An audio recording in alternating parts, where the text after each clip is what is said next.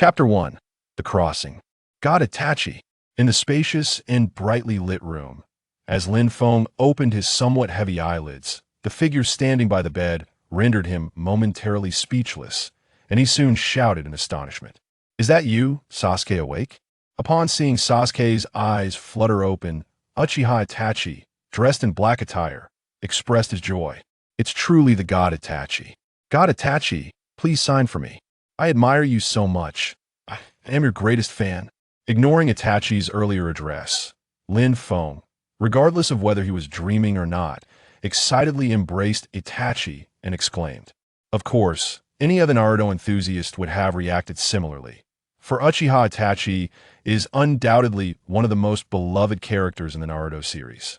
Some fans even chant slogans like, "In this life, I have no regrets loving Itachi. He is my only male idol in the two-dimensional realm." This clearly showcases their affection for him. God Itachi? Sasuke, doesn't seem a bit inappropriate to call your older brother that. Looking at Sasuke, who was clinging tightly to him, Uchiha Itachi found the situation somewhat amusing yet bewildering. "Sasuke?"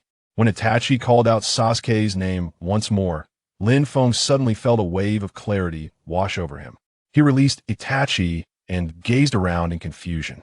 Using the mirror on the table to catch a glimpse of his reflection, Lin Feng was struck by a realization that caused his expression to shift dramatically.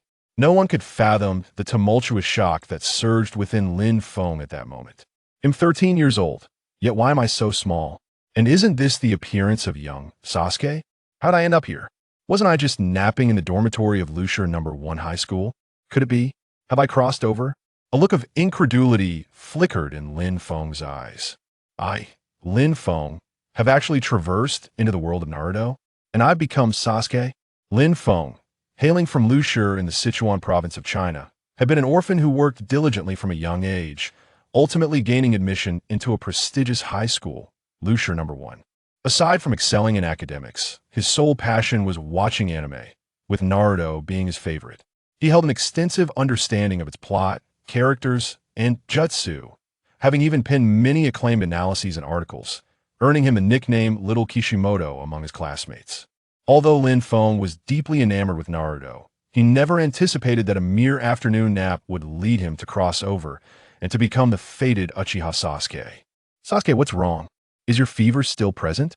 Are you feeling unwell?" Noticing Sasuke standing there in a daze with an unusual expression, Itachi placed his hand on Sasuke's forehead and inquired with concern. Today, Sasuke was ill, and Itachi had taken a day off from the Umbu to care for his younger brother.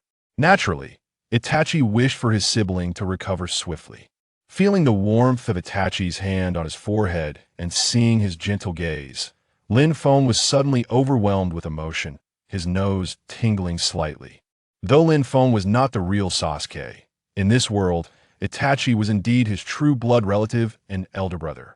However, before Lin Feng could respond to Itachi, the door creaked open unexpectedly. As the door swung open, a man and a woman appeared. The man wore the Leaf Village's guard uniform, his demeanor exuding a sense of sharpness and authority, while the woman donned somewhat simple clothing, her face exuding a gentle and warm beauty. They were none other than Sasuke and Itachi's parents, Uchiha Fugaku and Uchiha Mikoto. Upon witnessing Uchiha Mikoto's warm smile, Lin Feng felt his nose redden slightly, and his eyes began to moisten. In the world he once inhabited, he had often been taunted by classmates who would cruelly call him a bastard without a mother or father. Yet now, in the world of Naruto, he would no longer have to endure such painful words. "Father, mother." Wiping his eyes with the back of his hand, Lin Feng gazed at his parents with trembling voice. It is worth noting that in his earthly existence, he could only utter a few words in dreams, directed at indistinct figures, having never laid eyes on his biological parents. "Sasuke, for dinner, Mom will prepare your favorite eggplant and fish rice balls. Rest assured, you will recover soon."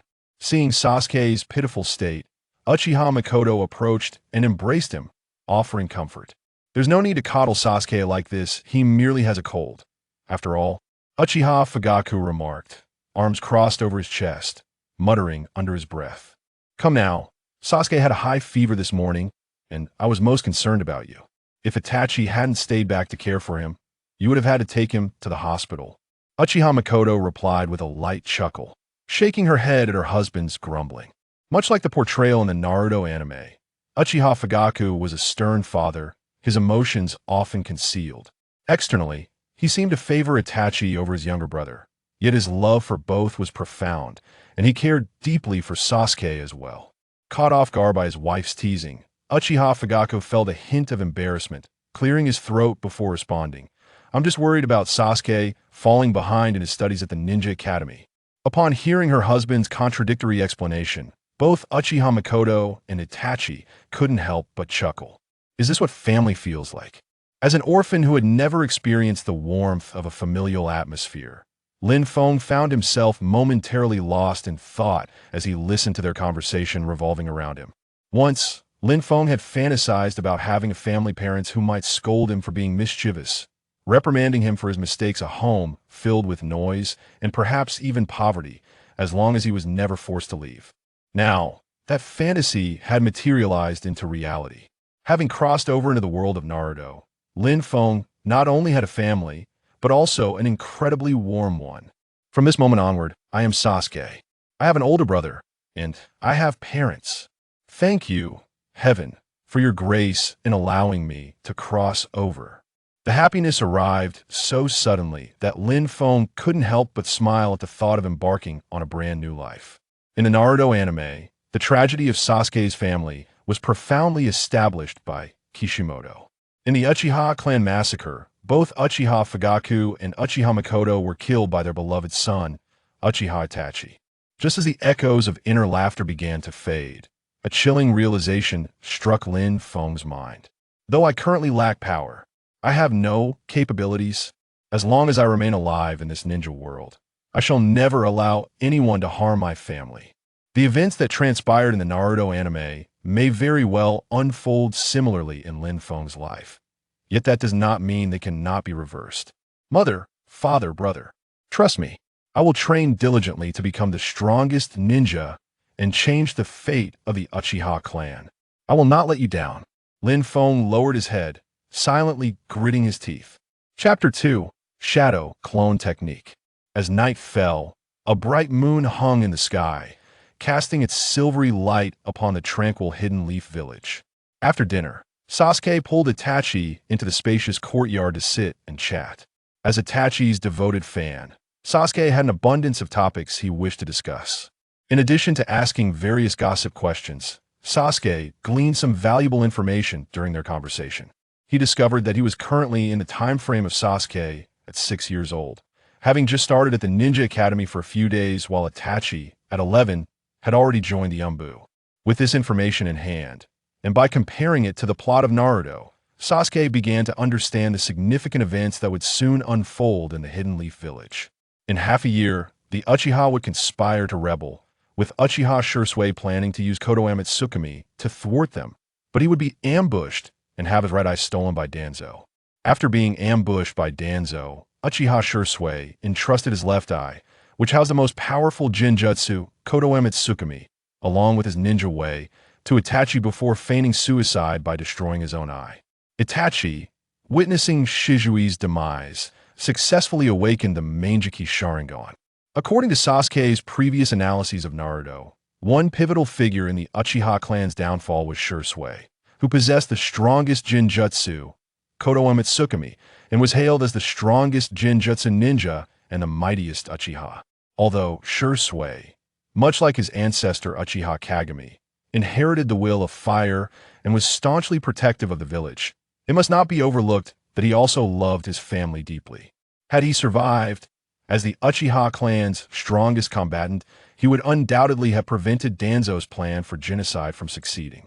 Another crucial aspect is that Uchiha Shisui's influence on Itachi was significant. If Shisui was a protector of the clan, it stands to reason that Itachi would also align himself with the same values.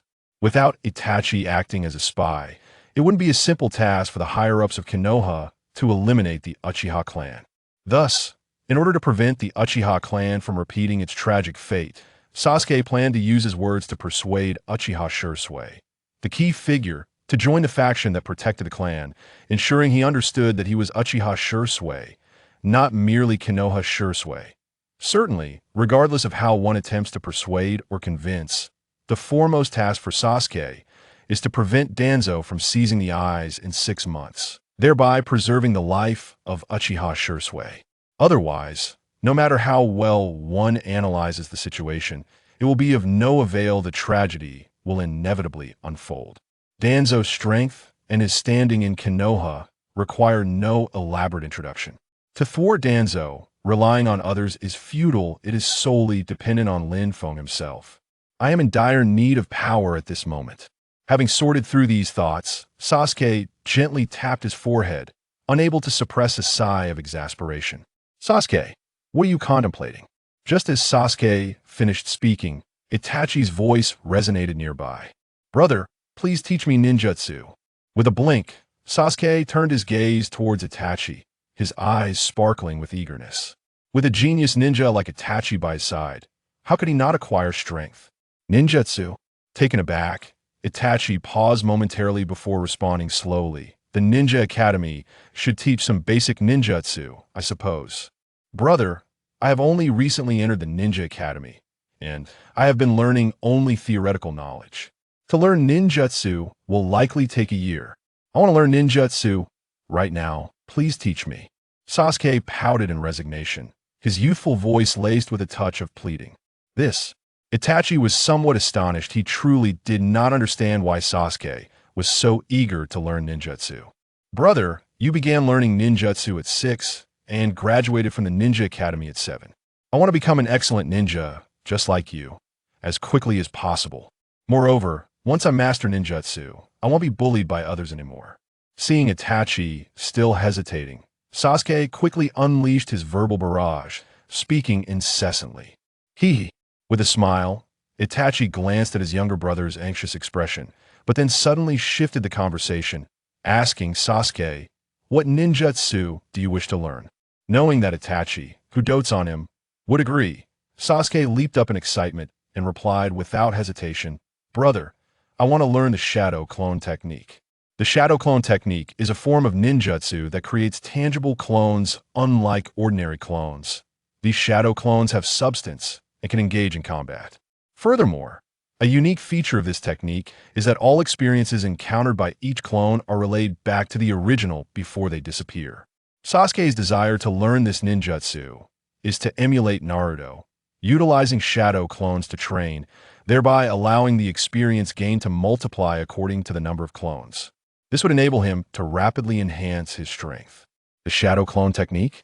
That is a rank ninjutsu, and it entails a certain level of difficulty to master. Itachi hesitated for a moment, then softly remarked, his dark eyes glimmering. Brother, do not worry, I will study diligently. With his eyes slightly narrowed, Sasuke grinned. Observing his brother's determination, Itachi smiled with satisfaction. He then raised his hands, aligning his index and middle fingers to form a cross. Shadow Clone Technique.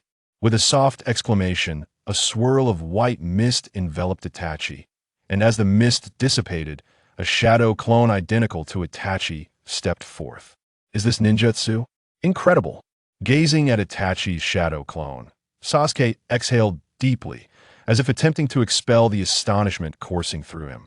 His voice, though striving for composure, betrayed a slight tremor. Previously, he had only witnessed ninjutsu through a screen. Experiencing it live filled Sasuke with exhilaration and awe. The hand seal for this technique is Jin. By evenly distributing half of your chakra, you can summon a clone. Paying no mind to Sasuke's astonishment, Itachi meticulously explained after demonstrating the technique in its entirety. I understand. After carefully reviewing Itachi's movements, Sasuke inhaled sharply and swiftly formed the Jin seal. Shadow Clone Technique. Upon completing the seal, Sasuke called out loudly. A cloud of white mist rose beside him. However, Sasuke's shadow clone appeared as frail as a piece of paper, ultimately collapsing to the ground. How could this happen? Staring at his weak, unsteady shadow clone, Sasuke stumbled back in fright.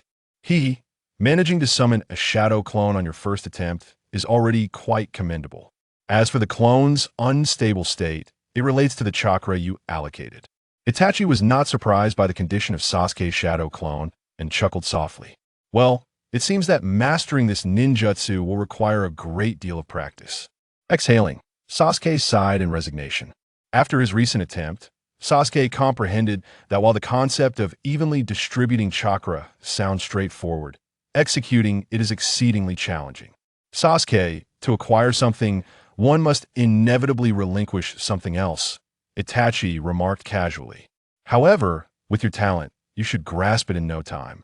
Upon hearing this, Sasuke nodded slightly, then gritted his teeth, once more channeling his chakra and forming the hand seals to activate the shadow clone technique.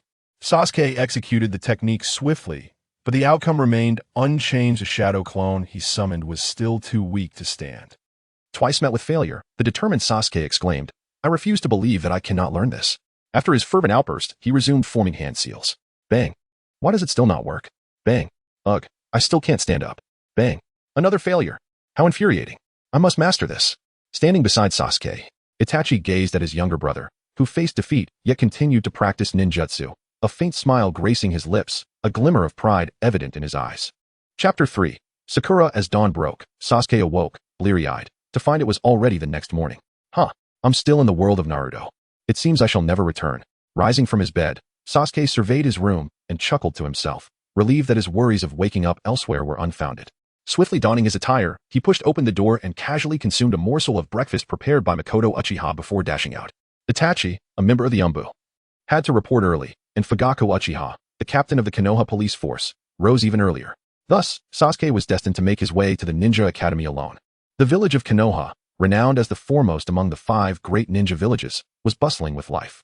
Despite the early hour, the streets were alive with a throng of people, creating a lively atmosphere.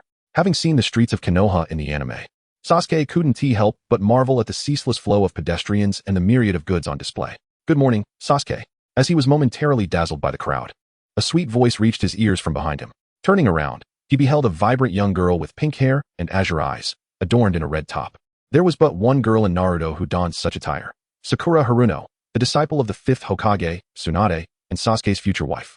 The Sakura before him radiated the vitality of youth, reminiscent of a lively girl from Earth, yet she possessed an extraordinary aura that set her apart from her peers. Reflecting on the countless times he had hurt Sakura in the Naruto series, Sasuke's gaze softened upon her youthful, cherubic face, and he made a pivotal vow in his heart: in this world, he would never harm her again, nor allow anyone else to do so. Good morning, Sakura. Out of courtesy, Sasuke quickly responded with a mysterious smile. Sasuke just called me Sakura? Is this real? Stunned by his address, Sakura's blue eyes widened as she gazed at the warm-eyed Sasuke, nearly leaping with excitement. From the moment she first laid eyes on him, Sakura had harbored a secret crush on this handsome boy. His exceptional performance at the academy only deepened her admiration. Like many other girls who admired Sasuke, Sakura yearned to train with him and share conversations. However, Sasuke often appeared aloof, exchanging few words and frequently rejecting her advances, leaving her feeling frustrated and disheartened. Yet today, Sasuke seemed transformed, even addressing her as Sakura, filling her with immense joy. Were it not for her desire to maintain a ladylike demeanor in his presence, she would have clenched her fists and shouted with glee, "Sakura, shall we head to school together?" Noting her stillness and wondering what occupied her thoughts, Sasuke shrugged and spoke with a hint of exasperation. Upon hearing the invitation to accompany him to school, Sakura's cheeks flushed crimson. After all this time, it was the first time he had invited her. Yes, she replied, shyly nodding, her hands clasped behind her back as she followed Sasuke toward the academy. Sakura, you must know that after we graduate from the academy, we will be assigned to different teams and tasked with missions under our respective teachers, Sasuke remarked, casually strolling with his hands behind his head as a thought struck him. Yes, Irika-sensei mentioned that, Sakura replied softly, her pace steady. Do you wish to be in the same class as me? Sasuke instinctively inquired, a question that seemed futile, yet he felt compelled to pose it for the sake of his plans. Without a moment's hesitation, Sakura Haruno joyfully replied, although it was rather premature to discuss class assignments. She fervently hoped that Lady Luck would favor her, allowing her to be placed in the same class as Sasuke. This way, she could remain by his side for an extended period. I plan to graduate from the Ninja Academy within 3 months. If you truly wish to be in the same class as me, then let us strive together. Sakura's response was predictable, prompting Sasuke to halt and earnestly address her. He did not wish to dismantle the trio of Naruto, Sasuke, and Sakura, so he aspired for them to graduate together and become genin as a united front. What? Graduating from the Ninja Academy in just 3 months? After Sasuke's words fell, Sakura Haruno opened her small mouth, her delicate cheeks slightly stiffened, and her eyes widened in shock as she stared at Sasuke. If these words had not come from Sasuke himself, she would have thought him mad.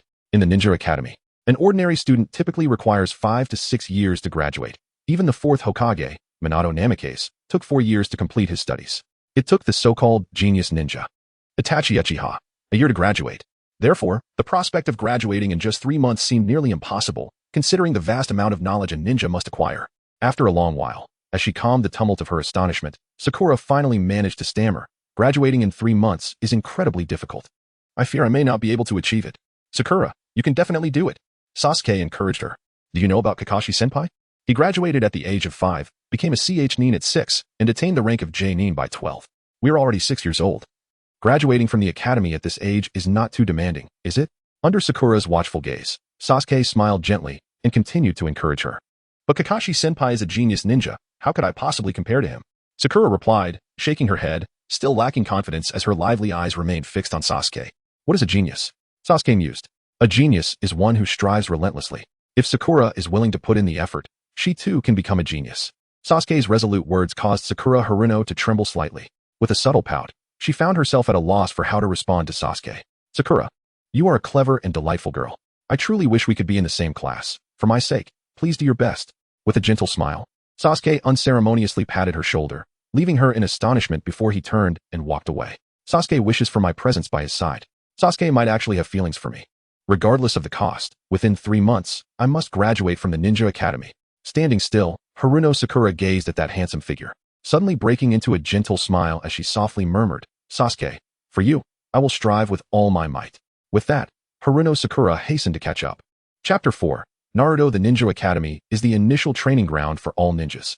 After completing foundational studies at the academy, aspiring ninjas take graduation exams to be assigned to different classes, where they will follow their respective teachers and undertake tasks suited to their skill levels. The Konoha Ninja Academy was established by the second Hokage during a time of conflict, leading to its hasty construction. After decades of development, the academy has expanded significantly, with an increasing number of enrolled students. When Sasuke and Haruno Sakura arrived at the academy, a lively atmosphere enveloped the place. In the center of the training ground, a group of students, mostly around 7 or 8 years old, had gathered. Through the throng, a robust upperclassman was facing off against a short boy with spiky blonde hair. It was immediately clear that the boy with the golden hair was Naruto, the protagonist of the Naruto series, prompting Sasuke to pull Haruno Sakura closer. "Hey, Taizen. How dare you bully a lower classman? Don't go too far." Naruto glared at the upperclassman in anger. The situation unfolded as follows. Naruto had arrived at the academy that morning to find Taizen harassing a younger student. As someone who always stood up for the underdog, Naruto immediately challenged Taizen. What can you do about it? I can take you all down with a single punch." Taizen, appearing to be about 10 years old, crossed his arms and sneered at the furious Naruto. Damn it. Clenching his small fists tightly, Naruto gritted his teeth and charged at Taizen. "You're asking for it." Upon seeing this, Taizen swung his fist, and their fists collided. Naturally, Naruto's strength paled in comparison to Taizen's, and the backlash sent him tumbling to the ground, rolling twice before coming to a stop. Scrambling to his feet, disregarding the dirt covering him, Naruto defiantly looked at the unmoving figure of Taizen and declared, "Taizen, I won't give up that easily. Haha, I only used a fraction of my strength just now. This time, I'll make you stay home for days." Taizen laughed triumphantly, charging forward with a burst of speed, closing the distance between them in a few strides. He tightened his fist, aiming directly at Naruto's chest. A faint rush of wind accompanying his attack. Danger. The surrounding students could all sense that Taizen was unleashing his full power. If Naruto were to be struck, he would undoubtedly be severely injured. However, they were not close to Naruto, and thus, did not dare to risk getting hit just to save him, opting instead to watch coldly from a distance. This is it. Taizen's sudden assault caught Naruto off guard, leaving him no time to defend himself as he internally lamented. Yet, just as Naruto was enveloped in despair, a figure surged through the crowd, swiftly grasping Taizen's fist and flipping the hefty upperclassman onto the ground. Perhaps the impact with the ground was too severe, as Taizen immediately lost consciousness. Incredible. The unexpected turn of events left everyone momentarily stunned. As they turned to see who had intervened, admiration gleamed in their eyes. Sasuke's explosive strength was indeed formidable. It was evident that his exceptional performance at the academy stemmed from countless unseen efforts. Having easily taken down Taizen, Sasuke felt a surge of power still resonating within him, prompting an involuntary reflection. Growing up under the genius aura of his brother Itachi, Sasuke faced strict expectations from his father, who at times overlooked him due to Itachi's brilliance. Perhaps Sasuke's relentless training was his way of seeking familial recognition. Sasuke, are you alright? Observing Sasuke, who had just defeated Taizen, Haruno Sakura approached with concern. Nodding at Haruno Sakura, Sasuke pointed to the unconscious Taizen on the ground and softly instructed. Take him to the infirmary. Understood. A few other students nearby said little else as they lifted Taizen and departed. Hey Sasuke, how could you take down Taizen? He was my opponent. After Taizen was carried away, Naruto suddenly walked over to Sasuke, voicing his grievances. Naruto's competitive nature had long regarded the illustrious Sasuke as his primary rival, and he was naturally displeased to have been saved by him today. Before Sasuke could utter a word, Sakura Haruno, disregarding her image, furiously retorted, Naruto, you fool. If it weren't for Sasuke intervening, you would have been knocked down long ago. How dare you shout at him? She continued, I do not care about anything else. Since Sasuke has defeated my challenger, he shall be my opponent. Perhaps intimidated by Sakura's formidable presence, Naruto's voice diminished considerably. Gazing at this protagonist, who shares a brotherly bond with Sasuke in the Naruto anime. Sasuke beamed with a radiant smile. At that moment, as a seasoned fan of the series, Sasuke had countless words he wished to share with Naruto. But the dreaded school bell interrupted them. Naruto, we must return to class now. After school this afternoon, I will give you an explanation. With no other recourse. Sasuke could only raise his hands in resignation. I will be waiting for you this afternoon. Naruto scoffed, turning away with an air of fearless determination. Naruto. Seeing Naruto's intention to provoke Sasuke further, Sakura, unable to tolerate his unreasonable antics, appeared ready to lash out. Observing this, Sasuke quickly interjected, Sakura. Your current demeanor is not very charming. Sasuke, I am a gentle girl. I merely intended to scare Naruto a little. As soon as Sasuke finished speaking, Sakura Haruno instantly transformed, playfully sticking out her petite pink tongue, exuding an undeniable charm. I understand. Let us proceed. Sasuke chuckled softly and shook his head, then, accompanied by Sakura Haruno, made his way to the classroom. At the Ninja Academy, the curriculum primarily comprised theory, training, insights, and practical application.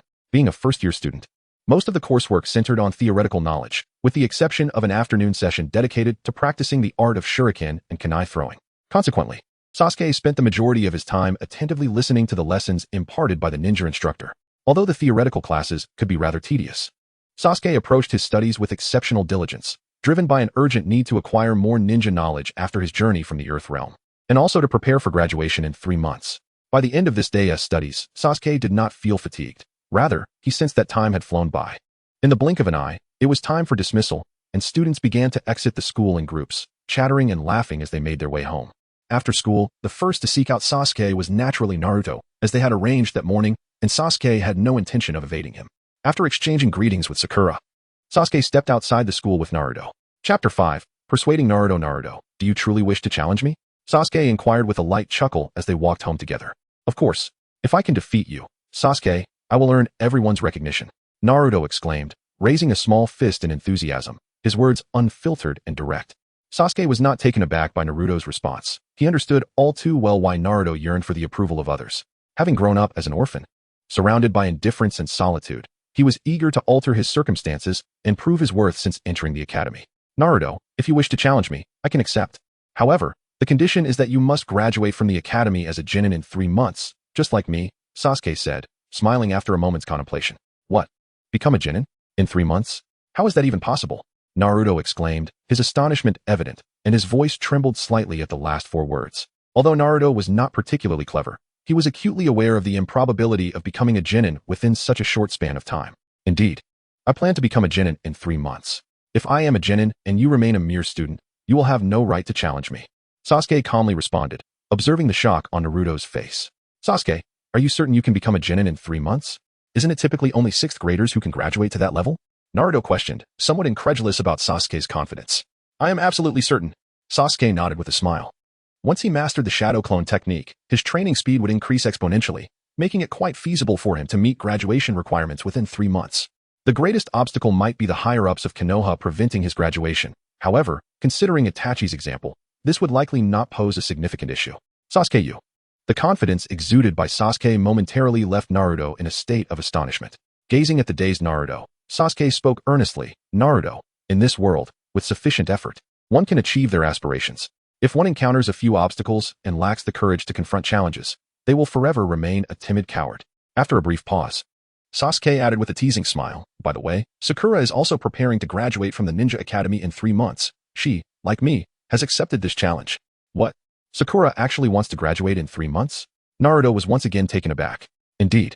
Therefore, Naruto, Earning the recognition of others requires demonstrating one's strength. It is not merely about empty words.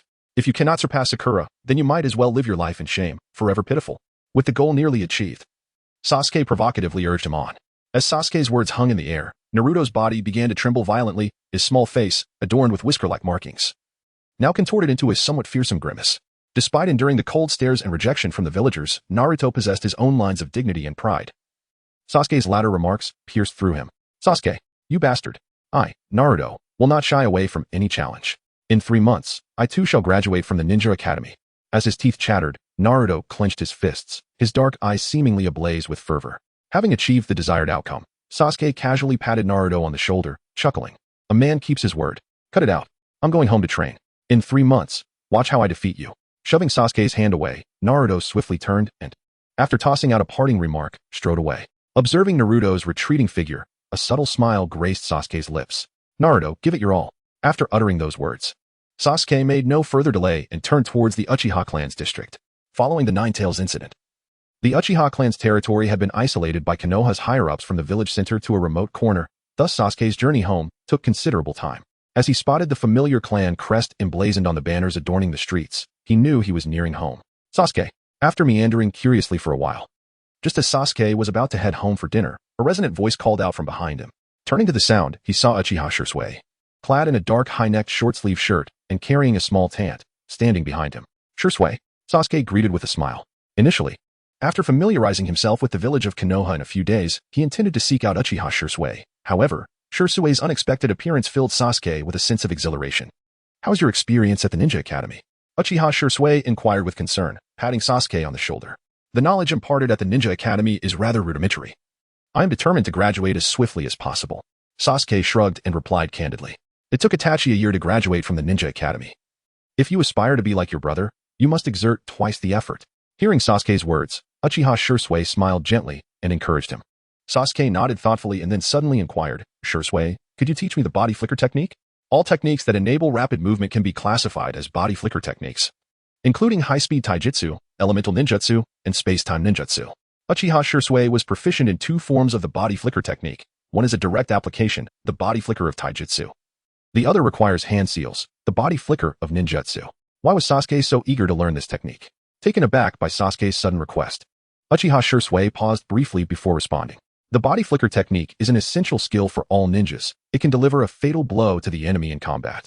And even if one cannot win, escaping using the body flicker technique is a commendable option.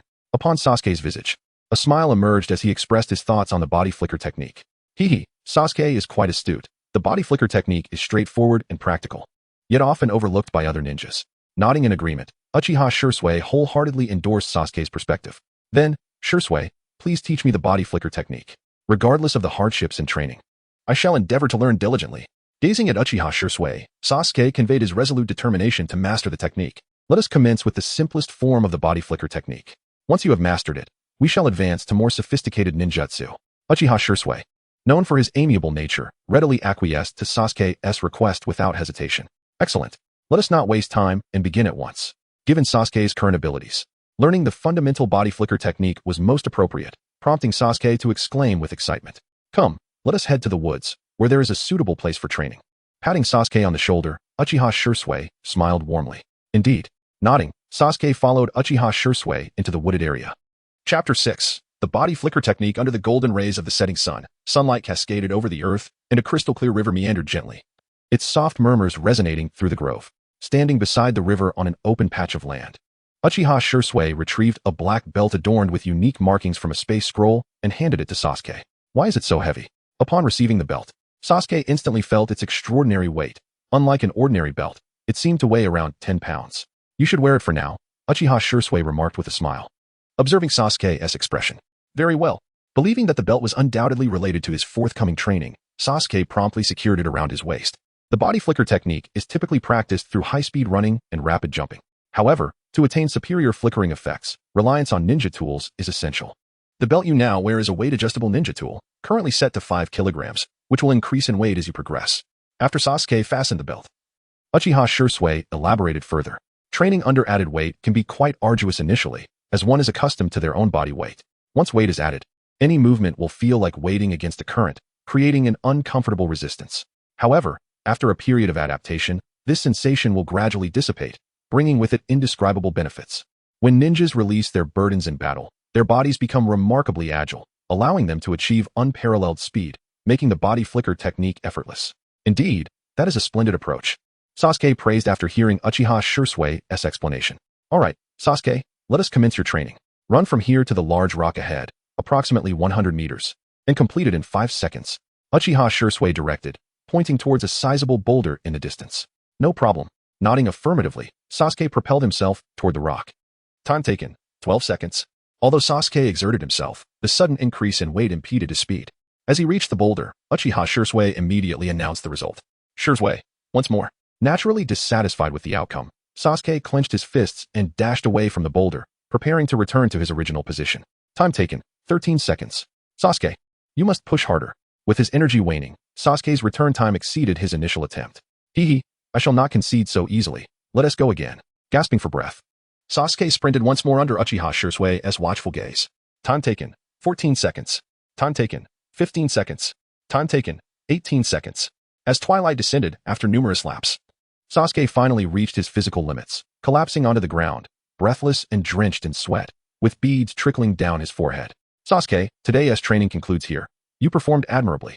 Approaching Sasuke, Uchiha Shirsui smiled at his fatigued state. I believe my performance today was dismal. I hope to fare better next time. After several heavy breaths, Sasuke's voice emerged somewhat hoarse due to his exertion. During my first training session, I was not as capable as you. Uchiha Shirsui chuckled, patting Sasuke on the shoulder. Thank you, Shirsui. Sasuke could sense the comforting nature of Uchiha Shirsui's words and expressed his gratitude. Rest well, we shall continue tomorrow. The dedication and character exhibited by Sasuke deeply resonate with Itachi Uchiha, who naturally wishes to mentor his younger clan member. Rising from the ground, Sasuke, alongside Itachi, ambled toward the nearby Uchiha family area, exchanging laughter and conversation. Above, the night sky was adorned with a luminous moon, casting its silvery light upon the earth. After enjoying dinner and a brief respite, Sasuke urged Itachi to practice the elusive shadow clone technique in the courtyard. Although the essence of the technique had been elucidated the previous night, Itachi reiterated its critical aspects to prevent any missteps, as the technique was indeed forbidden. An excessive allocation of chakra could lead to dire consequences. Shadow clone technique. Following Itachi's guidance, Sasuke formed the necessary hand seals, attempting to summon his shadow clone. With a soft thud, a puff of white mist rose beside him, and as it dissipated, a lackluster and trembling shadow clone materialized. Let me try again. Shadow clone technique. Anxiously, Sasuke made another attempt, only to yield the same disappointing result. Undeterred, he persisted. However, a series of failures ignited frustration within him. Brother, I truly am useless, he exclaimed, dispersing his feeble clone with a decisive punch. Although the clone was stronger than the one from the previous night, it lacked any combat capability, leaving Sasuke dissatisfied. Sasuke, mastering ninjutsu requires patience. Considering you only began practicing yesterday, achieving this level today is commendable, Itachi reassured, observing his brother's dispirited expression. Brother, I understand the need for gradual progress, but I have too many responsibilities and cannot afford to waste time. With thoughts of the impending confrontation with Danzo looming in 6 months, Sasuke felt compelled to enhance his strength swiftly. Gently tapping Sasuke's forehead, Itachi chuckled softly. Sasuke, at your age, you should not bear such burdens. Sasuke had intended to utter a few words, yet Itachi interrupted him directly. Brother, no matter what challenges you encounter in the future, I shall always protect you. For now, my only wish is for you to grow up happily. Itachi's heartfelt declaration instantly conjured memories in Sasuke's mind of the words Obito had spoken to him in the Naruto storyline. He had slain their clan, murdered their parents, and taken the life of his beloved, yet he had spared you, his dearly cherished brother. In your brother's eyes, your life holds greater significance than the safety of the village. Brother, I will strive diligently and ensure that you do not bear the burden of sorrow alone. Fully grasping Itachi's love for him, Sasuke could not help but embrace Itachi tightly, his voice hoarse yet resolute. In that moment, Sasuke resolved that even if he were to perish in the Naruto world, he would alter Itachi's tragic fate. Sasuke, then let us continue your training. Although he did not fully comprehend the meaning behind Sasuke's subsequent words, Itachi gently stroked Sasuke's forehead and smiled. Nodding, Sasuke's earlier frustrations and tempestuous emotions vanished entirely. Regardless of how many times he had failed, he patiently practiced the shadow clone technique throughout the night. Chapter 7. The Multiple Shadow Clone Technique. As sunlight bathed every corner of Konoha, a new day was on the horizon. Sasuke, remember to return early. Mother, I'm off. Hearing the voice of his mother, Makoto Uchiha, calling from behind, Sasuke waved goodbye with a beaming smile as he stepped out. Secured around his waist was the belt from yesterday's training, and he dashed toward the ninja academy with utmost speed, considering it a form of physical training. Perhaps due to his early arrival, there were no students entering or exiting the academy gate, but upon reaching the training ground within the academy, he was met with a shocking sight. As he drew closer, he saw Naruto bent over, gasping for breath, sweat pouring down his forehead like rain, with shurikens embedded in the target not far in front of him, indicating that Naruto had been training for quite some time. No surprise there, Naruto trains harder than I do. Realizing that Naruto's relentless effort was likely tied to their agreement from yesterday, Sasuke smiled slightly and approached him. Huff, huff, breathing heavily, Naruto straightened up. I cannot afford to slack off. To graduate from the Ninja Academy in 3 months, I must train with all my might. His identity as an orphan and a painful childhood had instilled in Naruto the most crucial values: perseverance and diligence. These qualities would be his means to surpass his peers. Shadow Clone Technique. With swift hand seals for the signs of the snake, boar, and tiger, Naruto shouted. Boom. With a soft sound, Naruto successfully summoned a clone. But its condition was poor, causing it to dissipate immediately. The Shadow Clone Technique is an E-rank ninjutsu, a fundamental skill and one of the components of the graduation exam, which creates an illusory copy using chakra, thus not being a physical entity. Its primary function is to confuse an opponent's line of sight. Damn it. I must master this ninjutsu.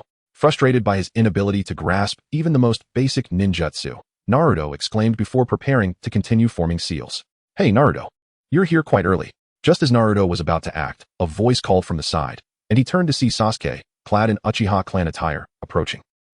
While I may not be a so-called genius ninja, I understand the principle of a dull bird flying early. Upon seeing Sasuke, Naruto snorted in response. Even genius ninjas are forged through effort. However, Naruto, I noticed you were practicing the Shadow Clone Technique and seem to have encountered some difficulties. Sasuke's tone shifted as he smiled faintly. Naruto's face flushed with embarrassment, and he pouted, I just executed the seals too quickly. I can definitely master it. Haha Naruto. Don't misunderstand. What I meant to say is that the Shadow Clone Technique, being the most basic ninjutsu, may not suit you. You should aim to master the more advanced multiple Shadow Clone Technique.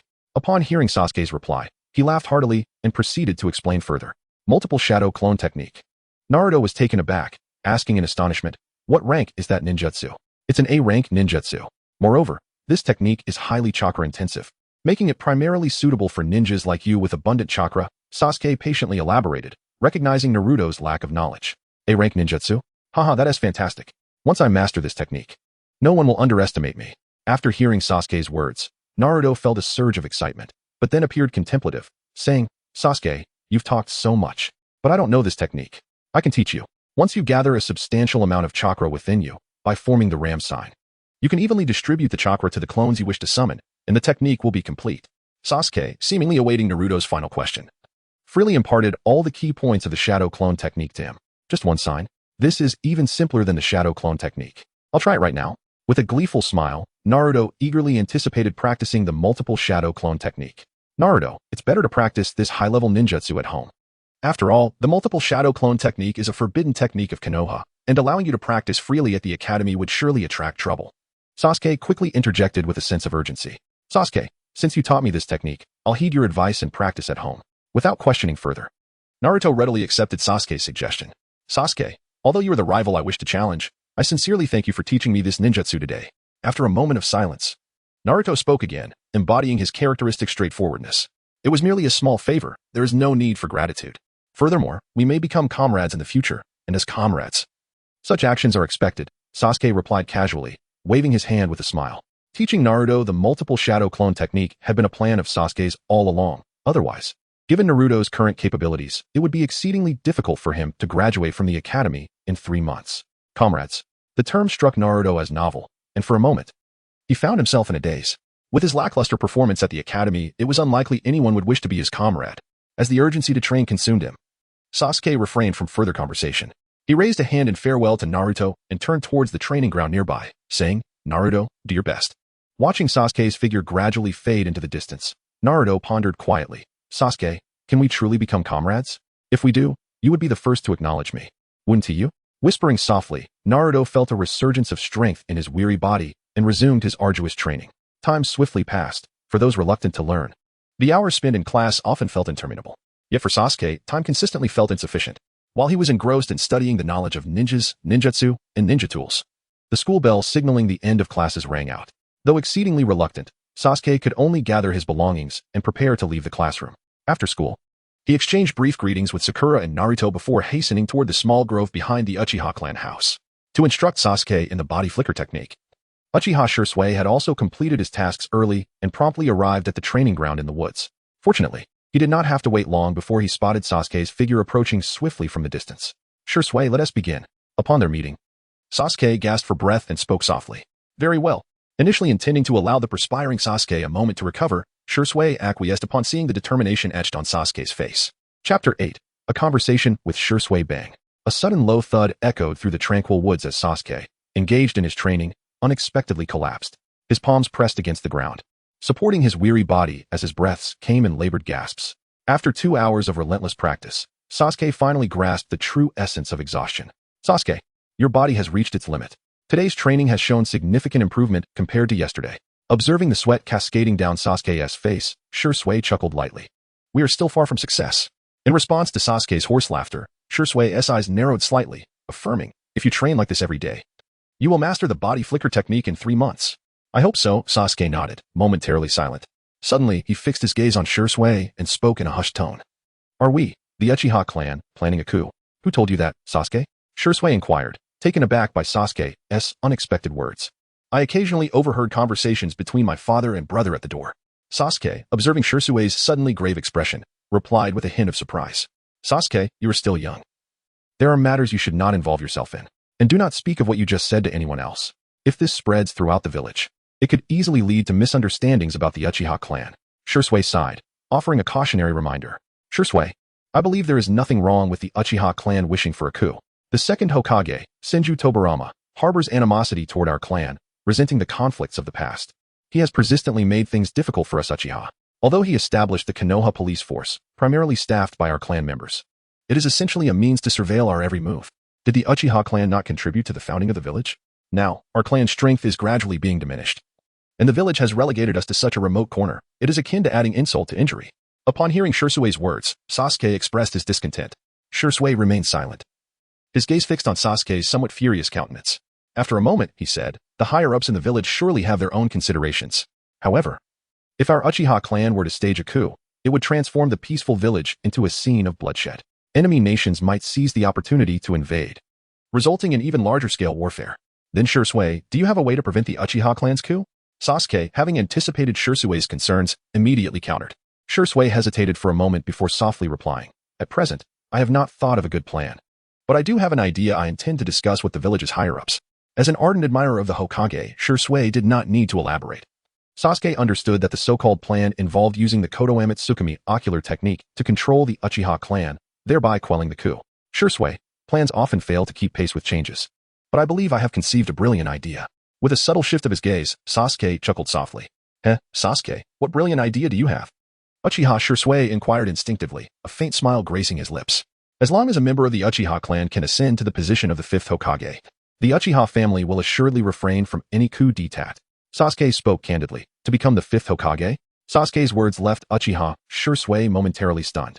Indeed, the Uchiha clan yearned for respect, fame, and power. If a member of their lineage were to ascend to the position of Hokage, these issues would be resolved. Nodding confidently, Sasuke remarked that the Uchiha clan's coup was merely a struggle for power, and if one among them were to become Hokage, there would be no further problems.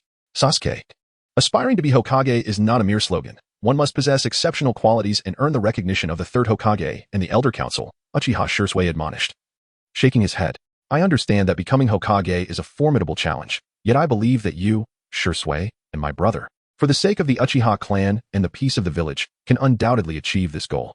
Sasuke slowly rose to his feet, a smile gracing his lips. Uchiha Shisui discerned that Sasuke harbored hopes for both himself and Uchiha Itachi to ascend to the position of Hokage.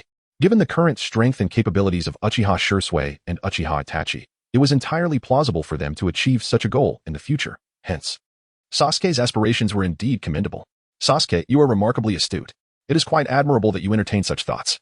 I shall convey your ideas to Itachi and mention them at the clan meeting," Shisui remarked, gently patting Sasuke on the shoulder with a smile. "Indeed, my intentions are entirely feasible. However, Shisui, please refrain from prematurely reporting the Uchiha clan's coup to the higher-ups of Konoha." In truth, Sasuke's primary objective in conversing with Shisui was to secure his allegiance. In the narrative of Naruto, Shisui had pondered numerous strategies, ultimately revealing the information regarding the Uchiha clan's coup to Sarutobi Hiruzen and the council out of sheer necessity. It was precisely due to the presence of dual spies, Shisui and Itachi, within the Uchiha clan that Danzo was able to eradicate the Uchiha clan with such ease. Naturally, Sasuke was aware that numerous Umbu members were surveilling the situation, and the leak regarding the Uchiha clan's coup was merely a matter of time. Sasuke, you have truly impressed me. You have even discerned my thoughts. Shirsui's eyes sparkled with a hint of disbelief as he gazed at Sasuke. In recent days, Shirsui had conferred with Itachi and was contemplating revealing the plight of the Uchiha clan to the higher-ups of Konoha. Then Shirsui kindly acquiesced to my request. Sasuke internally mused. It would be a stroke of genius if not for my familiarity with Naruto. He continued. As long as your ideas gain approval at the clan meeting and can stabilize the current urgent situation surrounding the Uchiha clan's coup, I shall refrain from reporting it. After a moment of earnest contemplation, Shirsui slowly responded. Haha, that is splendid. Upon hearing Shirsui's agreement to his request, Sasuke was filled with exhilaration. Sasuke held a significant degree of confidence that his ideas would gain approval at the clan meeting, for not all members of the Uchiha clan were warlike. Many cherished peace and did not wish to seize power through bloody conflict. Otherwise, such discord would have erupted during the tenure of Senju Tobirama. The hour was growing late, and not wanting to worry his mother, Sasuke decided against further idle chatter, softly saying, I shall return home now. See you tomorrow. Shirsui replied with a gentle smile, waving farewell. As he watched Sasuke's figure gradually dissolve into the shadows of the forest, Shirsui mused, if becoming Hokage could solve all problems, I believe Itachi would pursue that goal with unwavering determination, just as I do. With that thought, Shirsui's form vanished in an instant. Chapter 9. The Shock of Naruto and Sakura. The night enveloped the ground, and the cool moonlight cascaded down, imparting a refreshing sensation. Shadow Clone Jutsu. In the spacious courtyard, Sasuke chose not to rest despite his fatigue. Instead, he practiced the Shadow Clone Jutsu, which he had yet to master. With Itachi away on a mission, Sasuke felt no inclination to relax. He persisted in his training, determined to continue despite repeated failures. Shadow Clone Jutsu. Boom. After countless unsuccessful attempts, Sasuke completed the hand signs once more, and a plume of white mist enveloped the ground beside him. As the mist dissipated, a clone identical to Sasuke slowly materialized. Unlike the previous failed attempts, this clone exhibited remarkable vitality and spirit. The unexpected development startled Sasuke. I've finally learned it. Testing the capabilities of his new clone, he found it remarkably similar to himself. Excitement welled within him. He had invested considerable effort to acquire this technique, and more importantly, its mastery would significantly expedite his training. If only my brother knew I had learned this technique, he would surely be pleased.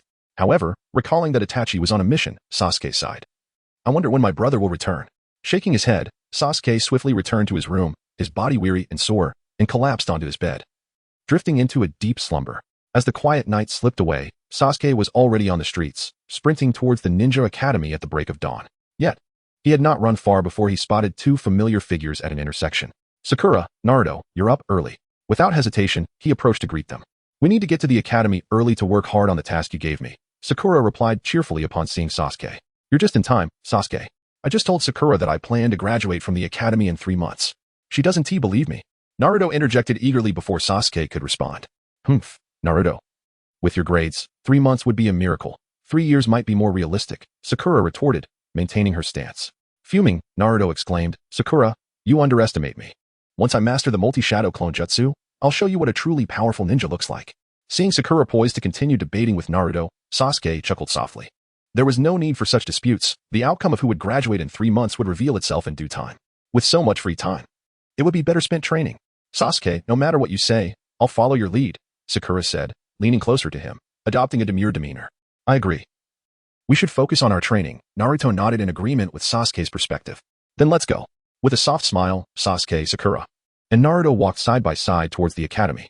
That morning, the first class for the first-year students covered theoretical knowledge, including ninjutsu and the ranking of ninjas. Finding the material overly simplistic, Sasuke did not pay much attention, instead contemplating his training plans. Time flew swiftly, and the first class soon concluded. Seizing the break, Sasuke called over Naruto and Sakura to the practice field for a chat, hoping to strengthen their bonds. Found you. However, before Sasuke could say much, a tall, burly boy appeared, clenching his fists, followed by 3 older students who seemed to be part of his gang. Taizen, what do you want? Recognizing the imposing figure as Taizen, who Sasuke had previously defeated, Naruto immediately scolded him. What do I want? Today, I plan to teach you a lesson, Taizen declared, swinging his fist toward Naruto. As Taizen made his move, his 3 upperclassmen wasted no time. 2 charged at Sasuke, while 1 prepared to attack Sakura. Naruto, Sakura, you 2 get out of here. Not wishing for them to be harmed, Sasuke shouted as he engaged the 2 older students in combat with his taijutsu. Despite facing 2 opponents, Sasuke's agility allowed him to hold his ground.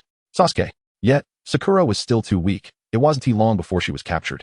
Her cries for help echoing in the air. "Let Sakura go, you scoundrel." Sasuke seethed with rage at the sight of Sakura struggling. "Kid, you'd better take care of yourself first." Seizing the moment of Sasuke's distraction, the two upperclassmen swiftly grabbed his arms.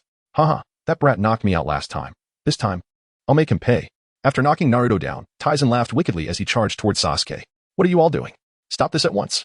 At that critical moment, Irika and two teachers from the academy arrived. Upon seeing Taizen bullying his students, Irika shouted urgently. An arrow once released cannot be recalled. Taizen was already upon Sasuke, his fist slicing through the air with a fierce wind aimed straight at Sasuke's head. "Sasuke! Sasuke!" Naruto and Sakura shouted in unison, alarmed. With the fist looming larger in his vision, Sasuke attempted to break free, but the combined strength of his captors rendered him powerless. Bang!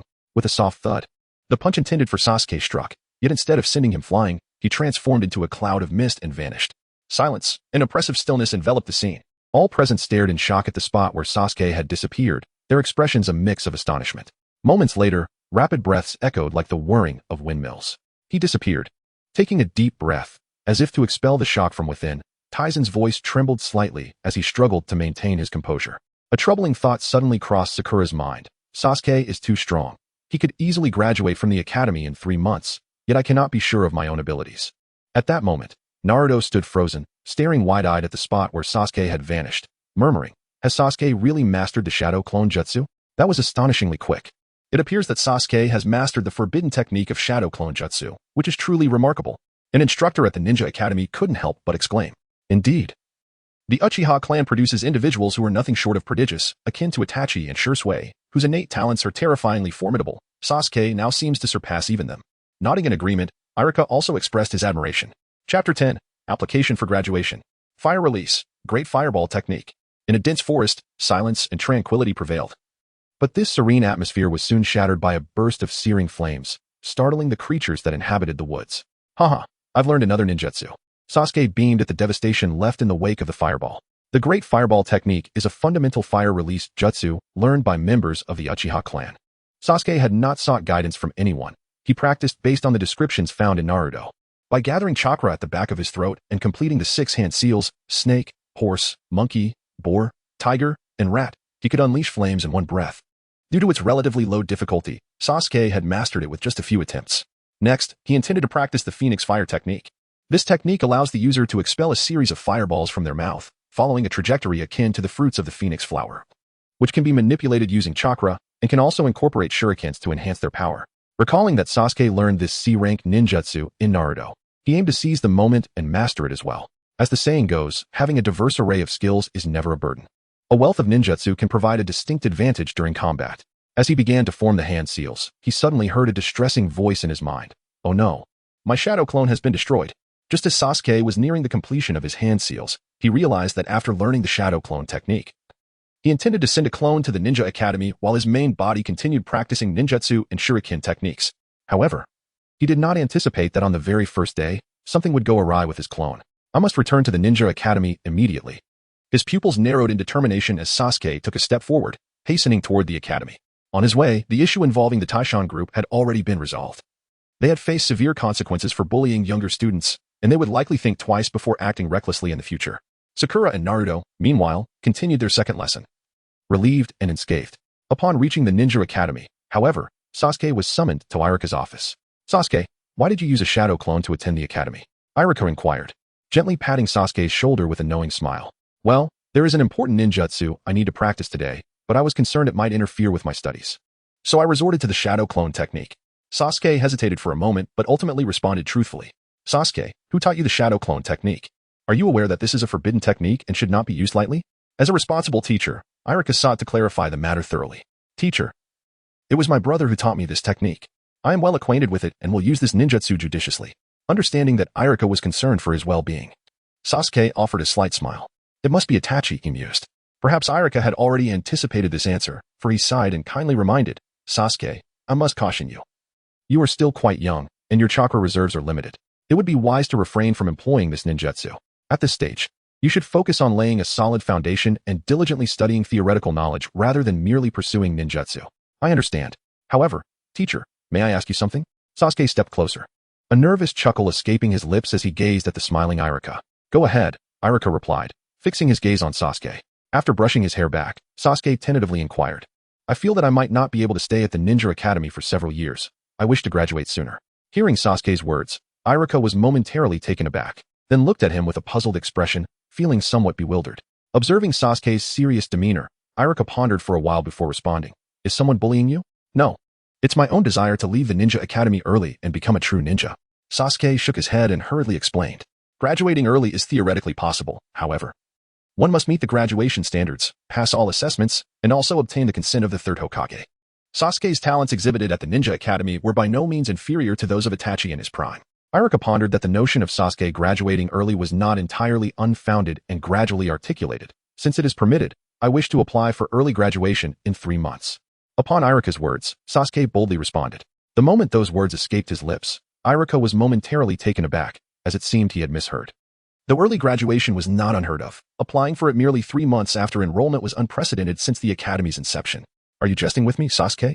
Iruka questioned, bemused. Graduating in just 3 months was beyond any student's capability. No, teacher.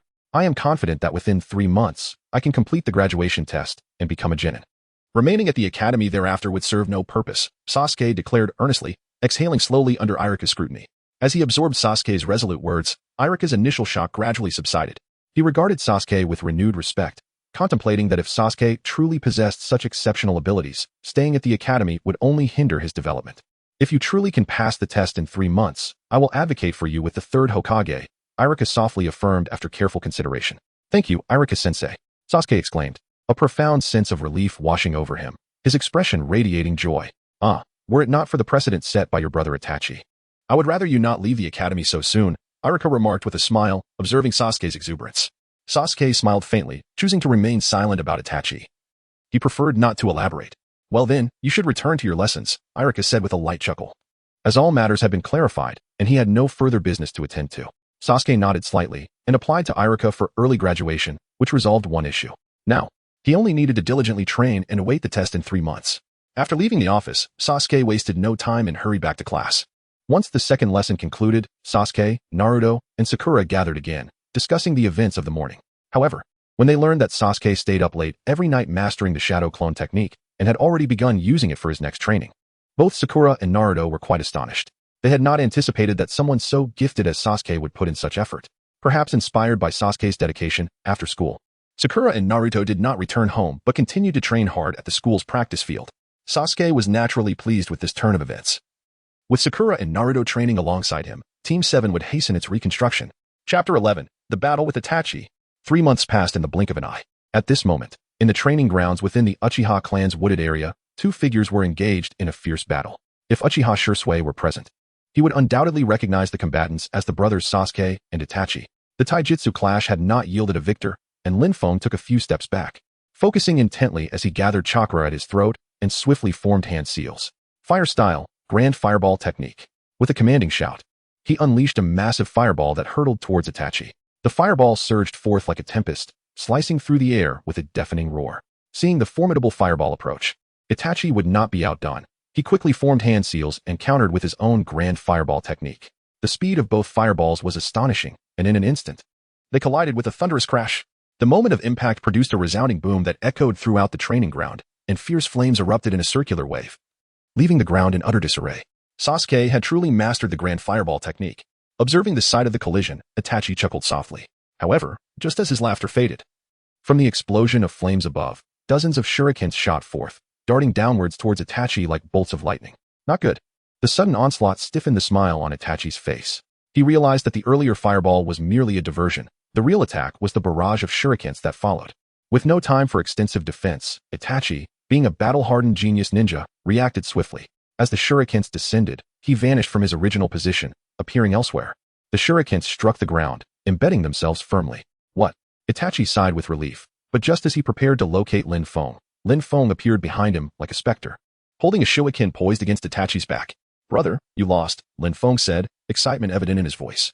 In the past few days, he had sought out Itachi for sparring, but the outcome had always been defeat. Yet, Lin Feng's resolve only strengthened with each setback. He analyzed the reasons for his failures and challenged Itachi again. Finally, his perseverance paid off, and he felt a surge of joy at having triumphed over Itachi. With the combination of the fireball and the shuriken attack, He had successfully executed the body flicker technique.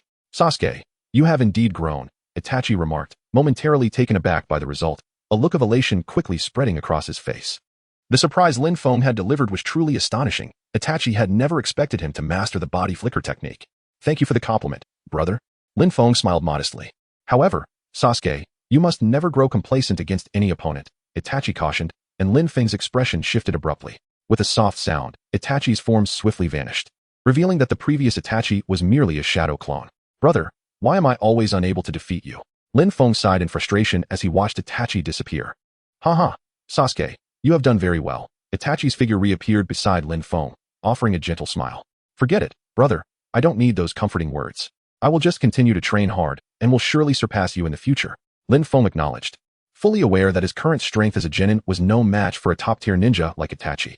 His earlier discouragement dissipated as he recognized his own limits. Sasuke will undoubtedly surpass me one day, Itachi mused with a slight smile before recalling something. I heard from Mom and Dad that you passed the graduation test yesterday. Haha, not just me. Both Naruto and Sakura from our class passed the test too.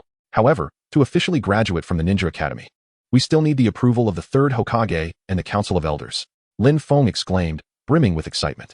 He had been worried about Naruto and Sakura during the test, but to his delight, they had both passed without any issues. To celebrate, he treated them to a delightful meal at the food street with his saved pocket money. Passing the graduation test in just 3 months is indeed a remarkable achievement for your class, Itachi acknowledged with a nod. Compared to your accomplishments, we are still far behind. Lin Feng replied with a playful smile, touching his nose. Let us head home, Itachi suggested, gazing fondly at his beaming brother. Brother, carry me home.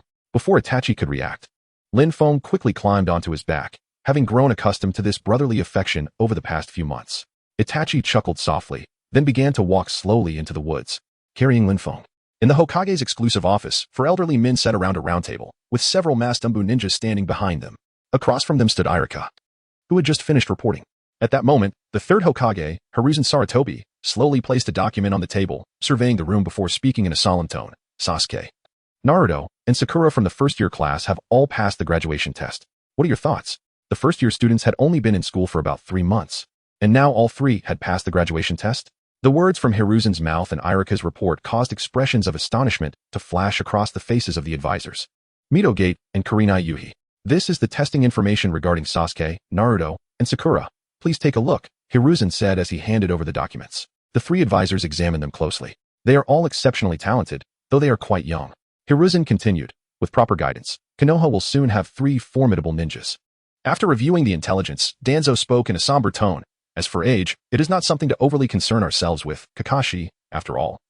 Both Itachi and you graduated from the Ninja Academy at a young age. Yes, if they are young, let them undertake more C and D rank missions. Mito Minion replied with a slight nod.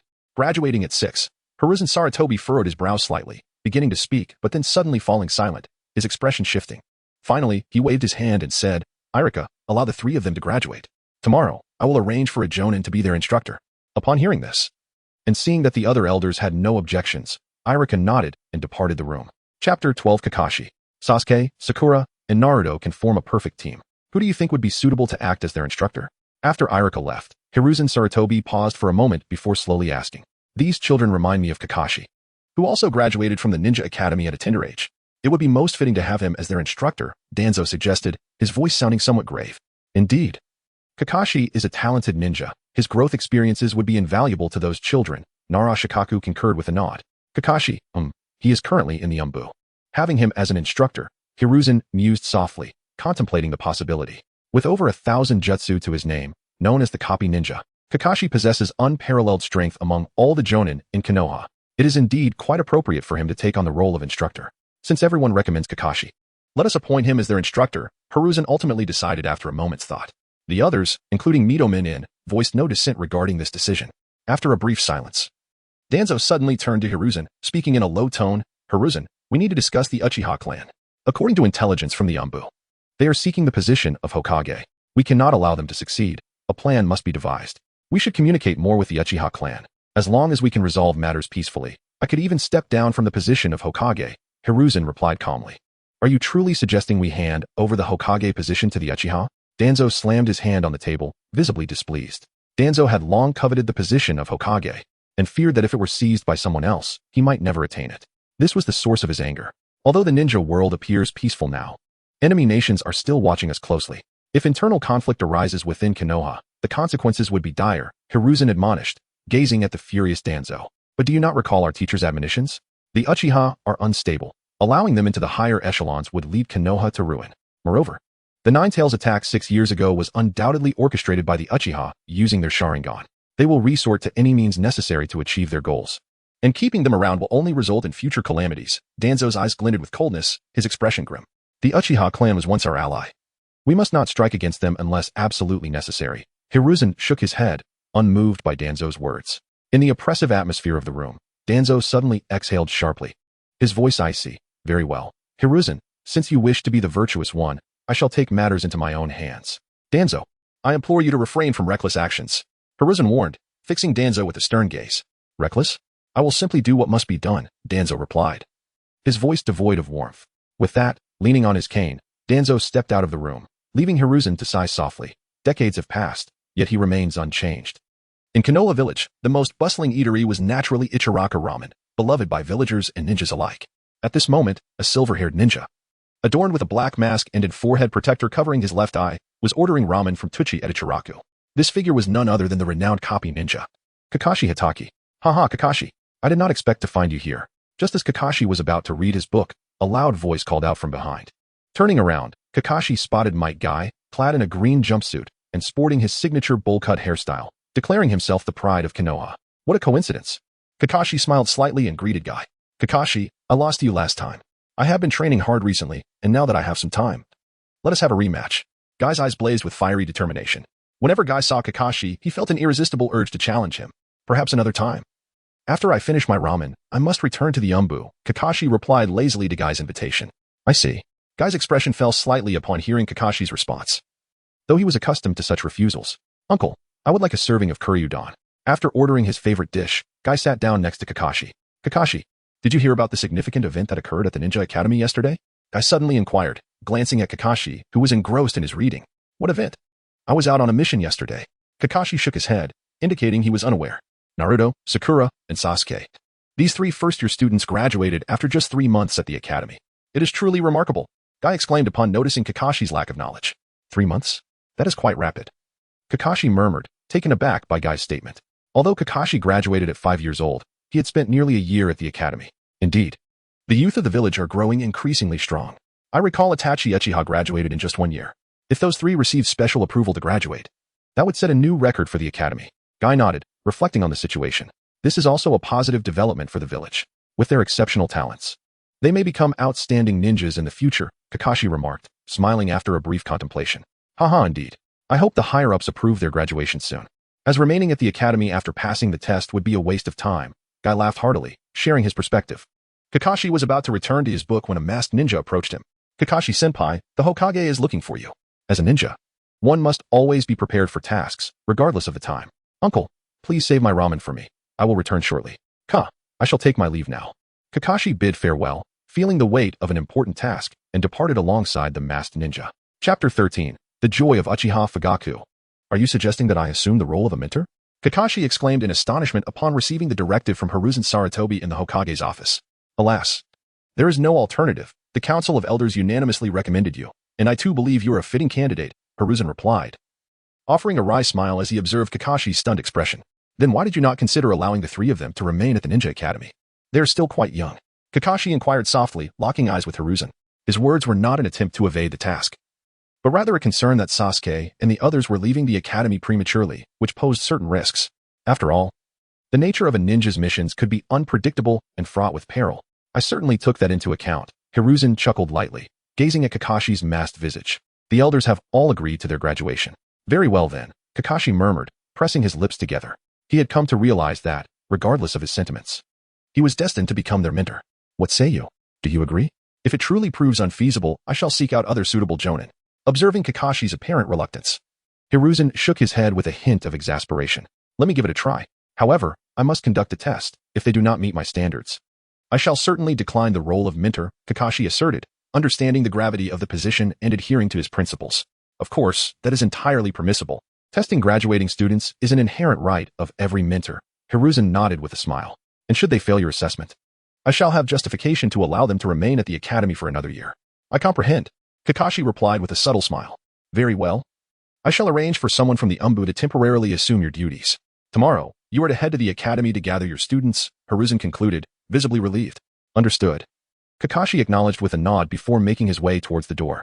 Having received the third Hokage's approval, Irika extended an invitation to Uchiha Fugaku to visit the Ninja Academy, as Sasuke required parental consent for his early graduation. This process was one Fugaku was well acquainted with, and he swiftly completed the necessary formalities for Sasuke's graduation. As evening approached, the Uchiha family gathered around the dining table for dinner, with Fugaku's beaming smile remaining undiminished since leaving the academy. Previously, Itachi had graduated in a year, a source of immense pride for Fugaku, but now Sasuke had accomplished the same feat in merely 3 months. As the father of 2 prodigies, Fugaku was naturally elated and proud. Sasuke, how did you manage to graduate from the academy in just 3 months? Fugaku inquired, setting down his chopsticks mid-meal, a playful smile dancing on his lips. Taken aback by his father's question, Sasuke paused momentarily. Father, there are no shortcuts to success. It simply requires hard work, and others can achieve it as well. Furthermore, my brother often provides me with guidance during my training, which has accelerated my progress, Sasuke responded, shaking his head before smiling back. Sasuke's swift graduation from the Ninja Academy is undoubtedly linked to Itachi. However, Itachi is acutely aware that his assistance has not been the primary factor. Sasuke's own diligence remains paramount. Itachi's current prowess may have surpassed my own, and your training under him will undoubtedly be advantageous. Nodding, Uchiha Fugaku spoke softly. My brother is my idol. I will certainly heed his advice. Upon hearing this, Sasuke smiled faintly. Do not let today's accomplishments inflate your ego, nor allow them to lead you to neglect your training.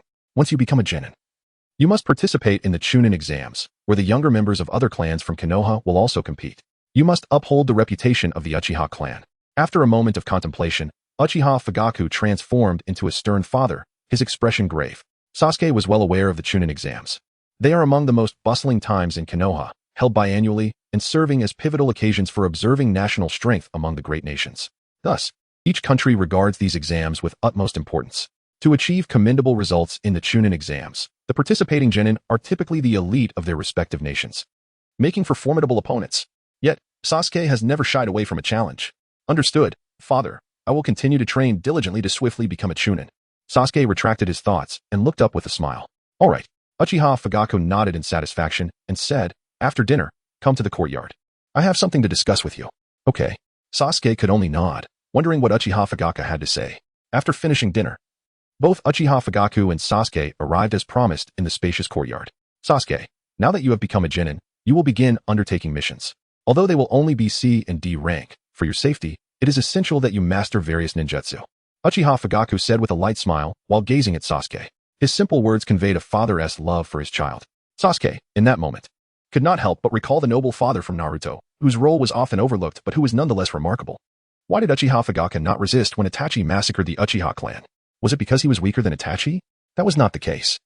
His strength had long been acknowledged to become the clan leader.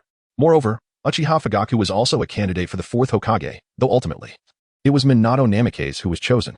If Uchiha Fugaku had chosen to resist, Itachi and Obito would have found it difficult to kill him. However, such an act would have led to Itachi being punished for failing his mission, and even if Sasuke survived, he would have nowhere to go. For the sake of his 2 children, Uchiha Fugaku willingly accepted his fate. He was indeed an extraordinary father. Therefore, tonight I will teach you the most fundamental ninjutsu of the Uchiha clan. As Sasuke pondered these thoughts, Uchiha Fugaku added, the most basic ninjutsu? It can't be the great fireball technique, can it? Upon hearing the latter part, Sasuke's heart immediately began to speculate. Sasuke, pay close attention. Fire release, great fireball technique.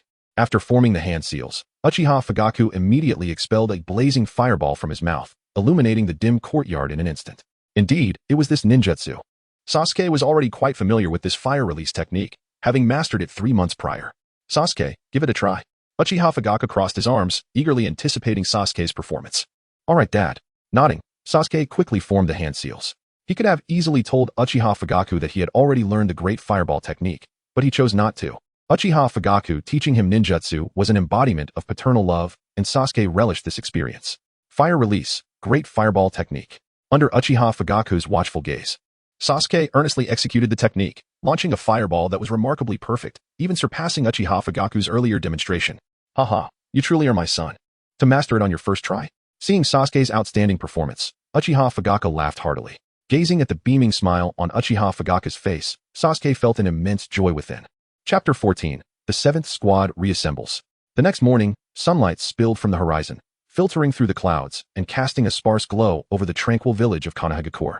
Unlike the other students attending class at the Ninja Academy, Sasuke, Naruto, and Sakura were currently waiting in their room for their instructor.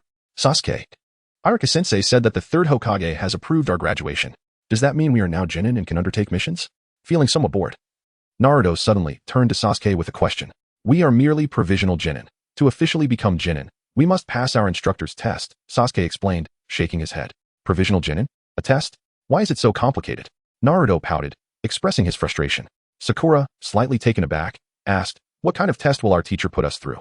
To assess our teamwork abilities, they will likely have us try to snatch bells from our instructor. Of course, it could also be another type of test. If our instructor is Kakashi, then it will definitely involve the bells, but with other Genin, it could vary, Sasuke speculated with a light chuckle. Haha, that sounds too easy. As long as I use the multi-shadow clone technique, I can send dozens of clones to grab any bells. Naruto laughed heartily, brimming with confidence. Naruto, you fool. The instructors are seasoned Genin. How could it be so easy to defeat them? Sakura scoffed at Naruto's naive thoughts. As usual, Sasuke was impressed by Sakura's sharp intellect. What's so great about Genin? I will become Hokage one day. During the test, I will defeat him and seize those bells. With a confident grin, Naruto ignored Sakura's comments. Naruto, Sakura has a point. Our instructor is not an ordinary person. To pass the test, we need a plan. We should also dedicate an afternoon to practice, Sasuke stated, interrupting the brewing tension. What plan? Naruto asked, intrigued. Sasuke had already devised a strategy to confront their instructor's test, confident that they could succeed regardless of the challenge. He began to explain his plan to Naruto and Sakura. That battle plan is impeccable. Sasuke, you are truly brilliant. After hearing Sasuke's strategy, Sakura's cheeks flushed with admiration. What a perfect plan. I'll be the one doing all the hard work, Naruto grumbled, noticing how close Sakura was to Sasuke. Naruto, you are the most crucial person in this plan. So it will be up to you to take the lead. Sasuke replied with a gentle smile, understanding Naruto's feelings as a fellow orphan. Haha. As long as it's for our team, I am willing to bear any burden. Sasuke's words brought a sense of comfort to Naruto, who scratched the back of his head and chuckled in response. Hello, everyone. You all arrived quite early. Just as Naruto's laughter faded, a tall figure strode through the doorway. It was indeed Kakashi-sensei. How splendid. Upon seeing the familiar silver hair and the black cloth covering his face, Sasuke leaped up in excitement. Since this morning, Sasuke had fervently wished for his guiding teacher to be Kakashi. While he wouldn't mind if it were Asuma or Guy, any fervent admirer of Naruto would undoubtedly yearn for Kakashi, for only then could Team 7 be considered truly assembled. Was it really such a source of joy just to see their guiding teacher? Sasuke's sudden excitement took Naruto and Sakura by surprise, having known him for so long. It was their first encounter with such a spirited side of him. Higi, let us start with self-introductions, he said. You can share your likes, dislikes, interests, and dreams. Kakashi merely smiled at Sasuke's enthusiasm, then spoke in a light tone. I'll go first. My name is Naruto Uzumaki. I have a fondness for ramen, but I detest the waiting that comes with it. My dream is to become Hokage, so that everyone in the village acknowledges my existence. Adjusting the forehead protector on his head, Naruto proudly declared his introduction. A commendable dream. All right, next. Kakashi nodded, turning his gaze to Sakura, who stood in the center. I am Sakura Haruno. Rather than discussing my likes, I would prefer to mention someone I admire.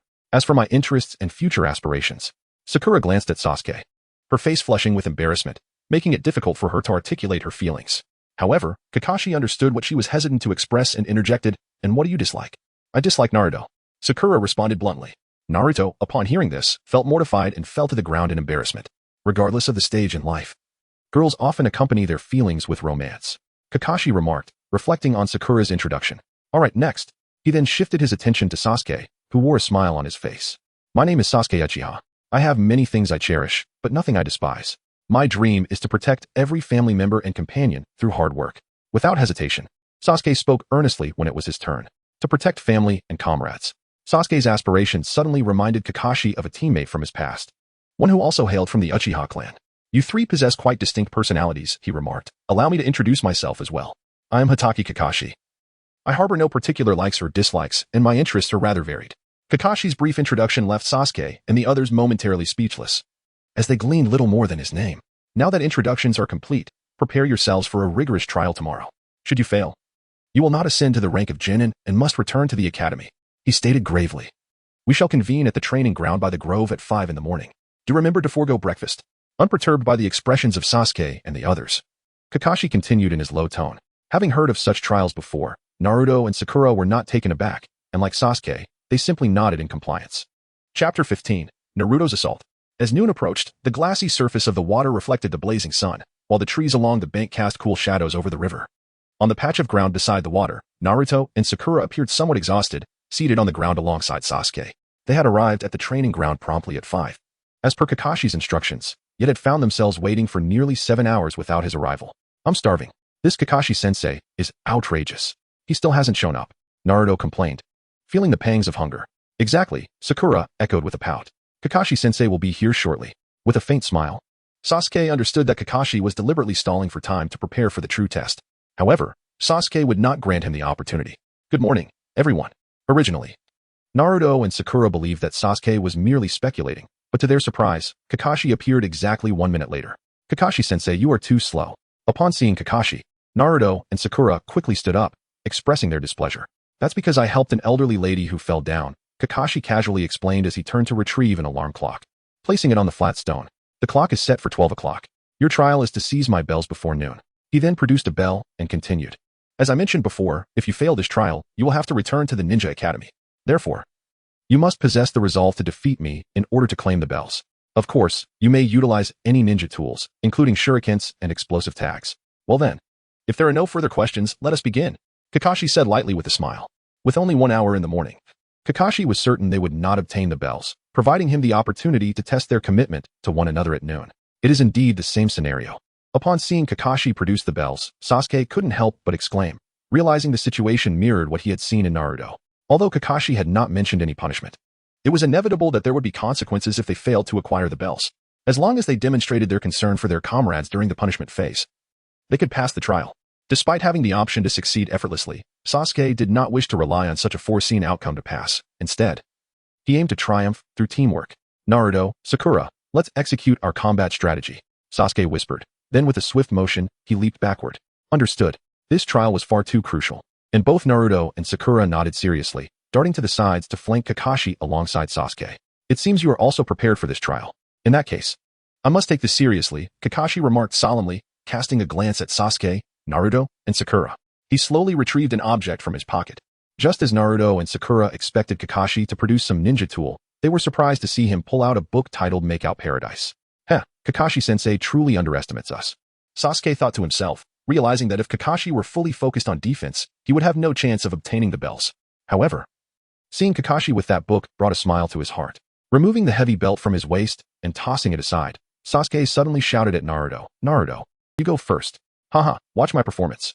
Naruto laughed loudly, drawing a kunai and charging toward Kakashi. Kakashi paid no mind to Naruto's assault, his gaze fixed on Make Out Paradise. Kakashi-sensei, you are too dismissive. As he approached Kakashi and saw him still ignoring him, Naruto yelled angrily, then began to slash wildly with the kunai. Although Naruto's attacks were executed skillfully, Kakashi simply evaded them with ease. Having experienced countless battles, such minor attacks posed no threat to Kakashi. Damn it. Frustrated by his repeated failures to land a hit, Naruto swung the kunai again, aiming mercilessly at Kakashi's neck. In response to this sudden strike, Kakashi stepped back and avoided the attack, then steadied himself and landed a punch squarely on Naruto's chest. With a pained cry, Naruto crashed heavily to the ground. Naruto. Sakura called out anxiously from a distance. In this state, becoming Hokage is impossible. Kakashi, mindful of his strength, ensured he did not seriously injure Naruto. Listening to Sakura's shout, he continued to read his book, then deliberately taunted, TCH, I'm not so easily defeated. The real show has just begun. Kakashi's words caused Naruto to grit his teeth and rise again, forming hand signs with both hands. Shadow Clone Jutsu. With Naruto's furious shout, 8 identical shadow clones of himself appeared beside him. Shadow Clone Jutsu? And he can summon so many. Naruto's physique is indeed extraordinary. Seeing Naruto produce multiple shadow clones surprised even the typically calm Kakashi, as his own abilities allowed him to summon only a few. Naruto. The Shadow Clone Jutsu truly suits you, Sasuke exclaimed, unable to contain his admiration upon witnessing Naruto's effortless summoning of 8 clones. Due to his chakra limitations, Sasuke could only summon up to 4 clones thus far. Without comparison, there is no harm. Naruto's shadow clone technique was taught by Sasuke. Yet now Naruto's proficiency far surpassed Sasuke's own. Kakashi-sensei, be careful. Let's go, Naruto proudly declared, waving his hand as the shadow clones leaped into action toward Kakashi. I can't just sit back and read now. Closing Make Out Paradise, Kakashi had to take the attacks of so many shadow clones seriously. With agility and strength, Kakashi swiftly scattered the clones using his taijutsu. Haha, Kakashi-sensei, you fell for it. Just as Kakashi sighed in relief, believing he had eliminated all the clones, 2 more appeared from nowhere, ambushing him from behind, and successfully restraining him. Haha, Kakashi-sensei, you were too careless. You focused only on the front clones and forgot about your back. Seeing his clones succeed, the original Naruto laughed with exhilaration. Chapter 16, The Battle for the Bells. Never did Sakura expect that Naruto would display such cleverness. Observing Naruto capture Kakashi, her eyes widened in astonishment, clearly taken aback by Naruto's unexpected capability. Kakashi-sensei, how could you be captured so easily? Without a hint of excitement, Sasuke, watching from the sidelines, felt a surge of worry. Heh, Kakashi-sensei. I'm returning that punch you gave me. Just as Sasuke felt concerned, Naruto's expression sharpened, and with a firm stomp, he propelled himself toward Kakashi, fist clenched tightly, delivering a straightforward punch to Kakashi's chest. As Naruto barreled toward him, Kakashi struggled against the grip of the two shadow clones but ultimately had no choice but to watch helplessly as Naruto's fist descended. Under the watchful gaze of Sakura and Sasuke, Naruto's fist struck Kakashi's chest like a boulder, unleashing a powerful force. Kakashi's body, along with the two shadow clones, was sent flying back, landing heavily on the ground nearby. Bang! Immediately, two shadow clones of Naruto dissipated into white mist, while the protagonist Kakashi strangely transformed into a block of wood. Swish! In an instant, Naruto, Sakura, and Sasuke's gazes converged upon the wooden figure on the ground. A substitution technique? Both Naruto and Sakura exclaimed in astonishment as they beheld the wood. The substitution technique, one of the fundamental ninjutsu, allows the user to instantaneously swap themselves with a plant or animal to evade an attack. Kakashi had just employed this technique to escape Naruto's assault. Naruto, be careful. Just as Naruto stood there, momentarily stunned, a warped figure stealthily appeared behind him. Fortunately, Sasuke, ever vigilant, noticed in time and called out loudly. Upon hearing Sasuke's warning, Naruto swiftly leaped forward. Do you really think you can escape? Kakashi, now reappearing, smiled faintly at Naruto who had taken flight and prepared to strike. Fire style, great fireball technique. However, as Kakashi was about to launch his attack, a searing fireball hurtled towards him with alarming speed. The fireball raced through the air, creating a whistling sound as it sliced through the atmosphere. One could easily surmise that if this fireball were to collide with Kakashi, it would inflict severe injury. Is that the Uchiha clan's fire technique? Kakashi mused, glancing at Sasuke, who had executed the jutsu.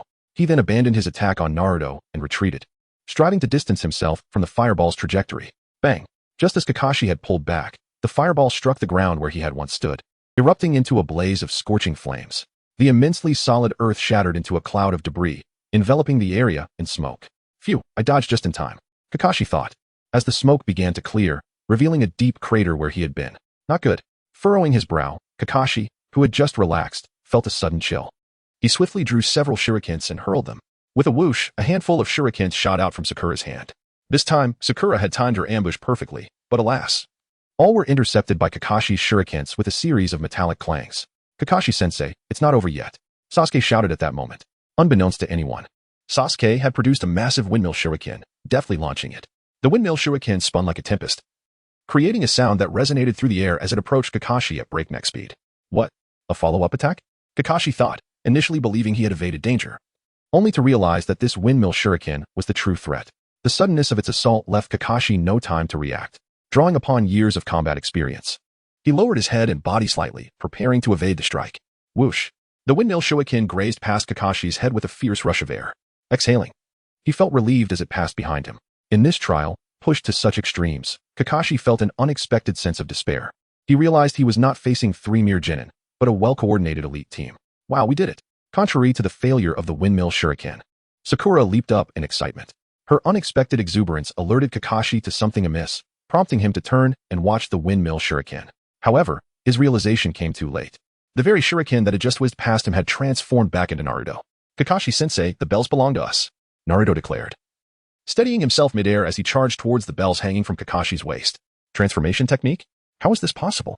The sound of Naruto's voice thundered in Kakashi's mind, as he struggled to comprehend how Naruto had transformed into the windmill shuriken. As Kakashi pondered when Naruto had executed the transformation, he suddenly noticed that the shadow clone he had assumed to be Naruto had vanished. Could it have been at that moment? Kakashi realized that while the explosion of the fireball had obscured his vision, Naruto had summoned a shadow clone to replace his true self, which had transformed into the windmill shuriken in Sasuke's hand, allowing Sakura to throw her shuriken afterward. In just 3 months since their graduation from the Ninja Academy, their prowess was truly remarkable. In a flash, Kakashi pieced together the flawless strategy orchestrated by Sasuke and the others, marveling inwardly at their exceptional coordination. Nonetheless, despite their brilliance, he would not concede defeat easily. Feeling Naruto's hand reaching for the bells, Kakashi concentrated all his chakra into his feet, intending to leverage his speed to turn the tide. Dingling the moment Naruto's right hand touched the bells, they emitted a delightful chime. Just as Naruto prepared to grasp the bells and pull them down, Kakashi instantaneously distanced himself from him. Chapter 17, Kakashi's Shock. Kakashi-sensei, you're too despicable, Naruto screamed in fury, nearly on the brink of collapse as the bells slipped from his grasp. This is the price of growth, Kakashi thought, glancing back at the furious Naruto from midair, a faint smile gracing his lips. This exercise was nearing its conclusion. With lunchtime approaching, Kakashi planned to demonstrate his Genin prowess upon landing, aiming to defeat Sasuke, Naruto, and the others. Kakashi-sensei, the bells are ours. Just as Kakashi was lost in thought, a barely audible whisper suddenly reached his ears. What? This? How is this possible? Kakashi's pupils widened in shock. Dingling, a gust of wind rushed past him, and he felt a tugging force at his waist, only to see Sasuke's figure vanish like a ghost, clutching the bells. Sasuke just used the body flicker technique? No, that's impossible. How could he have learned that at his age? After safely returning to the ground, Kakashi immediately gazed at Sasuke, muttering to himself. Sasuke, you were amazing. Haha, we got the bells. As Kakashi pondered the technique Sasuke employed to acquire the bells, Naruto and Sakura were already surrounding Sasuke, exuberantly exclaiming their excitement. Sasuke, too, felt a surge of exhilaration at having secured the bells. Despite the fact that the trio had devoted an entire afternoon to strategizing, unforeseen circumstances inevitably arise during actual combat. Fortunately, they managed to obtain the bells without incident this time. However, Sasuke was acutely aware that this achievement did not necessarily reflect their prowess, had Kakashi not underestimated them. They might have faced total annihilation within mere minutes. Victory does not breed arrogance, nor does defeat extinguish determination. This was a phrase that resonated deeply with Sasuke. After a fleeting moment of excitement, he retrieved the fallen ninja tool belt from the ground and, alongside Naruto and Sakura, made his way towards Kakashi. But then, upon picking up the belt, Kakashi suddenly noticed peculiar marks on the ground where the belt had previously rested, suggesting it had been struck by a heavy object. The oddity of Sasuke discarding the belt before the skirmish gradually surfaced in Kakashi's mind. Why would Sasuke loosen his belt prior to combat? As he squinted thoughtfully, Kakashi's gaze fixated intently on the belt adorning Sasuke's waist. In an instant, his left eye narrowed sharply, and a sudden realization dawned upon him. Sasuke's belt is not merely an ordinary accessory, it is a training tool capable of altering weight. Taking a deep breath, Kakashi finally comprehended that Sasuke indeed seized his bell through his instantaneous movement abilities, not by employing the body flicker technique, but rather through his mastery of taijutsu. It seemed that these intricate attack plans were predominantly orchestrated by Sasuke. Reflecting on the entire process of the bell snatching, Kakashi suddenly grasped a few more insights. Not only does he wield the fire release technique, but he has also successfully honed the body flicker technique. Sasuke is truly astonishing, given his age. The breadth of his skills is remarkable, and Kakashi is acutely aware of Sasuke's formidable potential, provided he is granted sufficient time. Kakashi firmly believes that Sasuke's prowess will surpass his own, and it is highly probable that he may reach the pinnacle of Hokage. Kakashi-sensei, this is your bell. After approaching Kakashi, Naruto triumphantly shook the bell. Under the gaze of Naruto and the others, Kakashi paused momentarily in silence before a soft chuckle escaped his lips. Little ones, today's practical exercise has concluded, and you have passed. He continued, starting tomorrow, we shall officially embark on our missions, despite not having completed his own assessment. Kakashi felt immense joy, for the team's ability to collaborate seamlessly to defeat him had already affirmed everything. The supplementary tests were rendered unnecessary. Wonderful. We have become ninjas. Naruto and Sakura Haruno could no longer contain their elation and erupted into cheers. After nearly 3 months of relentless training, they finally reaped the fruits of their labor. How could they not feel overjoyed? Sasuke, I didn't expect you could also employ the body flicker technique. Securing the bell is truly commendable, Kakashi remarked as he patted Sasuke's shoulder in praise. Sasuke smiled faintly and remarked, Kakashi-sensei, obtaining the bells is a collective achievement. Upon hearing this, Kakashi silently nodded, acknowledging the humility displayed by Sasuke, which was commendable, unlike some ninjas who become boastful after completing tasks. Well then, you may go and have your lunch, Kakashi said, chuckling as he listened to Naruto's stomach rumbling incessantly. I'm off to Ichiraku ramen, Naruto exclaimed, his hunger intensified by the morning's lack of sustenance and the recent exertion. Without hesitation, he turned and hurried away. Sasuke, let us be on our way. After Naruto departed, Sakura smiled sweetly at Sasuke. I have some matters to discuss with Kakashi-sensei. You may head back first. Sasuke replied with a smile. Very well, I shall take my leave. See you tomorrow. Kakashi waved goodbye to Sasuke as Sakura gradually walked away. Once Sakura's figure vanished, Kakashi turned his gaze to Sasuke and softly inquired, Sasuke, what is it that you wish to discuss with me? Sasuke did not respond. He clasped his hands together and swiftly completed the 3 hand seals. What? Kakashi gazed in astonishment at the immense chakra gathering in Sasuke's palms, his mouth agape, and his eyes suddenly narrowed. The reason for Kakashi's shock was that Sasuke was executing the Chidori, a ninjutsu he had created, which had never been disclosed to others. This meant that, Whether in the Hidden Leaf Village or the entire ninja world, no one could have learned this technique. How could you know this ninjutsu, Sasuke? Kakashi attempted to calm the tumult within him and spoke slowly. The question was inevitable. Aware that Kakashi would inquire, Sasuke dissipated the chakra in his hands, took a deep breath, and replied, Brother Itachi told me that my chakra has a lightning affinity and then taught me this technique. Itachi taught you? But how could he know this ninjutsu? Kakashi questioned, puzzled. Kakashi-sensei, did you forget that my brother also possesses the Sharingan? Perhaps he observed you using Chidori. Sasuke blinked and smiled. I see. Hearing Sasuke's explanation, Kakashi nodded. Itachi joined the Umbu and was indeed part of Kakashi's team, executing missions alongside him. So it was plausible that he could have discerned Kakashi's ninjutsu using his Sharingan. Chapter 18. The Training of Chakra Nature Transformation.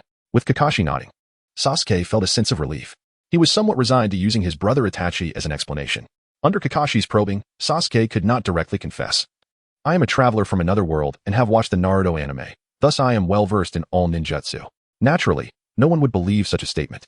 Regarding Itachi replicating his Chidori, the magnanimous Kakashi had no intention of pursuing the matter further. After all, this technique was destined to be passed down, and besides, Sasuke was now his disciple. Sharing it with him was merely a fortunate coincidence. Once the situation was clarified, Kakashi looked at Sasuke with a gentle smile and said, Sasuke, you have yet to master Chidori, have you? Yes, that is precisely why I sought you out, Kakashi-sensei. Nodding, Sasuke continued, I can gather chakra in my palms, but I cannot produce the effect of lightning. Kakashi immediately discerned Sasuke's issue, but chose not to respond. Instead, he clasped his hands together and swiftly formed the seals. Chidori. Accompanied by Kakashi's commanding voice, his right hand was instantly enveloped in brilliant, crackling lightning. Then, Kakashi's gaze suddenly sharpened, and with a swift step, he hurled himself towards a massive tree like a flash of lightning. Boom. Upon striking the giant tree, the dazzling lightning exploded, and the formidable trunk collapsed, sending splinters flying. This is the might of Chidori? Sasuke, rubbing his chest in awe, was somewhat shaken. Having only witnessed the terrifying destructive power of Chidori in the anime before, he was now overwhelmed by its ferocity in person. In truth, Chidori is a lightning-based ninjutsu that combines chakra nature and form transformation. If you genuinely wish to master Chidori, you must undergo training in chakra nature transformation. Successfully demonstrating Chidori, Kakashi observed Sasuke's astonished expression and gently spoke. Kakashi-sensei, please teach me. I am willing to pay any price. Sasuke exclaimed urgently, his fists clenched. Having practiced Chidori for nearly a month, Sasuke had only engaged in form transformation of chakra without the nature transformation, resulting in his Chidori lacking potency. While he had gleaned some understanding of wind nature transformation from Naruto's training in the anime, he was utterly clueless about lightning nature transformation. Appreciating Sasuke's eager desire to learn, Kakashi contemplated for a moment before saying, I can teach you, but you must agree to one condition. Kakashi-sensei, what is your condition? As long as it is not too difficult, I will comply. Sasuke's eyes sparkled with anticipation as he looked at Kakashi. My condition is simple. You must wait until you awaken your Sharingan before you can use Chidori. Without hesitation, Kakashi stated plainly. The Sharingan? The ocular technique of the Uchiha clan, which not only allows one to perceive chakra pathways and discern every subtle movement and hand seal of an opponent, but also enables the casting of genjutsu to control foes. Furthermore, higher-tier Sharingan grants even greater abilities, such as Susanoo, Amaterasu, and Izanami, among others. Members of the Uchiha clan inherently possess the potential to awaken the Sharingan. But the process typically requires a stimulus from a dire situation that often pertains to life and death. Why must I wait until I awaken my Sharingan to use it? Sasuke couldn't help but inquire again, noticing Kakashi's serious expression. You witnessed my Chidori earlier. Although it possesses formidable power, its speed is so rapid that it is exceedingly difficult to perceive an opponent's counterattack. Without the Sharingan, using Chidori would be perilously risky. Recalling the words of his teacher, the fourth Hokage, Minato Namikaze, Kakashi explained slowly. Oh. Kakashi's words reminded Sasuke of many of Chidori's weaknesses.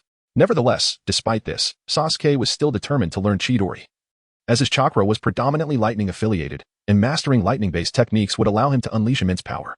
Kakashi-sensei, very well, I agree. Although uncertain of when he would awaken his Sharingan, Sasuke intended to master Chidori first, so he could later develop new techniques. Then let us commence your training. With Sasuke's agreement, Kakashi smiled. Yes. Nodding, Sasuke was eager to begin. Bang. A deep sound suddenly echoed across the serene training ground by the river as Sasuke collapsed weakly to the ground. An afternoon of chakra nature transformation training had utterly exhausted him. What an incredible little fellow. Observing Sasuke finally succumb to fatigue, Kakashi, who had been supervising, marveled. An hour prior, Sasuke's stamina had already waned, and Kakashi had intended to conclude the training. However, at Sasuke's earnest insistence, he pushed through for another hour, demonstrating remarkable perseverance that deeply moved Kakashi. Sasuke, would you like me to carry you back? Aware that Sasuke had reached his physical limits, Kakashi approached with a gentle smile. No need. I am not that weak yet, Sasuke replied with a smile, shaking his head. Sasuke, let us end the training here. Go home and rest well. We have a mission tomorrow, Kakashi instructed after hearing Sasuke's words. Absolutely. Sasuke smiled and said, all right. I shall take my leave now. Having to report to the Hokage about the recent trial, Kakashi nodded and vanished from sight. After Kakashi's departure, Sasuke slowly retrieved a red soldier pill from his pocket. This was a special pill crafted by Makoto Uchiha for Sasuke, capable of not only satiating hunger, but also restoring chakra and stamina in a short span of time. Consuming too many of these compressed foods could lead to indigestion. Thus, Sasuke typically refrained from indulging in them carelessly. However, given the current circumstances, he had no choice but to disregard such concerns. He swallowed the soldier pill and closed his eyes, feeling his energy gradually rejuvenate in his state of extreme fatigue. How fortunate it is to have a mother. As his stamina improved, a smile broke across Sasuke's face.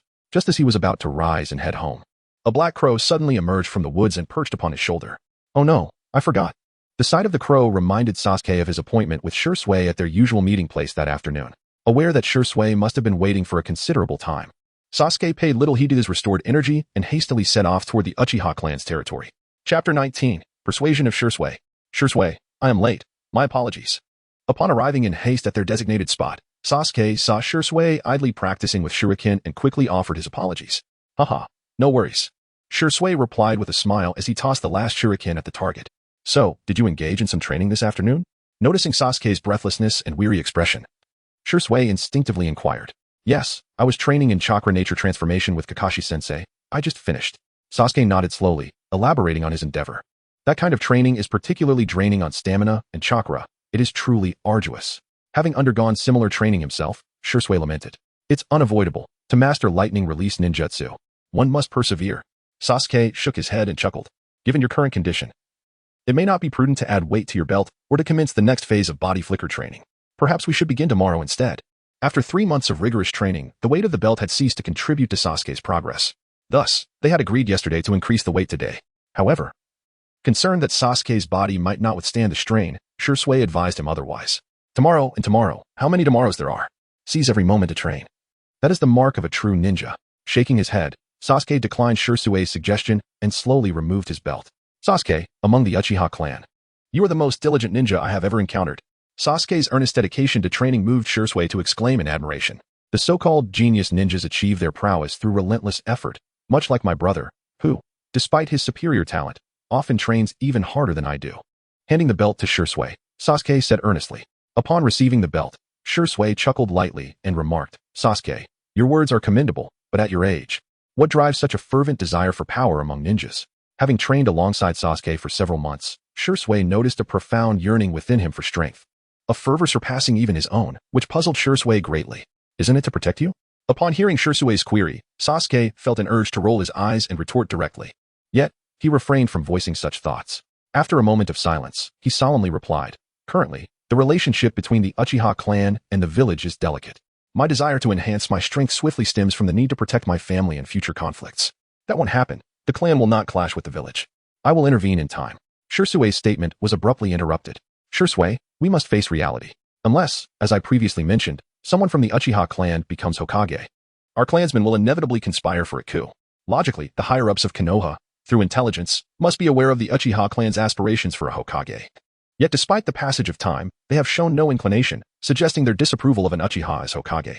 It is probable they are determined to eradicate the Uchiha clan. A confrontation between these two forces is inevitable. Naturally, I do not wish for a conflict between the clan and the village, but who can guarantee such a thing? Anticipating Shursui's next words, Sasuke swiftly responded, your reasoning holds some merit. Shursui nodded. As a former member of the Umbu, Shursui was well aware of their intelligence-gathering capabilities. The higher-ups of Konoha undoubtedly knew of the Uchiha clan's intentions. Shursui, tell me, if a conflict arises between the clan and the village, which side will you stand on? Sasuke pondered for a moment before suddenly inquiring. Shursui was momentarily taken aback, unsure of how to respond. While other members of the Uchiha clan might prioritize their family, Shursui possessed a mindset that transcended the confines of narrow familial loyalty, making him more inclined to choose the village. Shursui, you are a member of the Uchiha clan, with the blood of your ancestors coursing through your veins. Your Sharingan is a manifestation of our clan's unique bloodline. When the villagers come to slaughter your kin, will you remain indifferent? Sasuke pressed, gazing intently at the dazed Shursui. No, I would protect the members of the Uchiha clan. I will not forget my identity. Shursui quickly replied, shaken by the thought of his family being harmed. Then remember your words, and do not lose sight of who you are. Sasuke declared passionately, although I am but 6 years old, I possess the resolve to safeguard the Uchiha clan. As long as I draw breath, I will not allow anyone to harm my kin. Shursui, I have always regarded you as my brother. And I hope that together we can fight valiantly for the Uchiha clan. Seeing that his persuasive efforts were bearing fruit, Sasuke continued to rally. Though Shursui was unsure why Sasuke could express such fervent sentiments, he nodded without hesitation. Sasuke, rest assured, I will stand by you to protect the Uchiha clan. Very well. Let us commence our training. Sasuke smiled faintly. According to the previously conceived plan, he had successfully persuaded Shursui to join his ranks, and an overwhelming excitement surged within him. Excellent. Nodding slightly, after increasing the weight of his ninja tool belt to 15 kilograms, Shursui began to guide Sasuke in a more arduous practice of body technique and instantaneous movement. The following day, the crimson sun broke free from the confines of the horizon, casting warm rays of light upon the village of Konoha. Although it was still early, Sasuke, Naruto, and Sakura had already gathered at the Ninja Academy. Today marked their inaugural mission as ninjas, and thus, each was filled with anticipation. Even Kakashi, who was typically tardy, arrived promptly today. All right, everyone. We have 2 tasks to complete today. Let us first review the first one. Casting a glance at Sasuke and the others, Kakashi retrieved a mission scroll from his pocket and began to examine it closely. Kakashi-sensei, what is the task? I hope it involves some real combat. Naruto eagerly exclaimed, his gaze fixed on Kakashi. Cough, cough. The task is to clear weeds from the garden of the Kawadara family. With Naruto's eager anticipation in mind, Kakashi rolled up the mission scroll once more and offered a faint smile. Clearing weeds? Are you joking? Is this even considered a task? Upon hearing Kakashi's words, Naruto's earlier exuberance swiftly diminished. This task is so simple. Sakura chimed in, blinking her eyes in disbelief. It is indeed such a tedious task.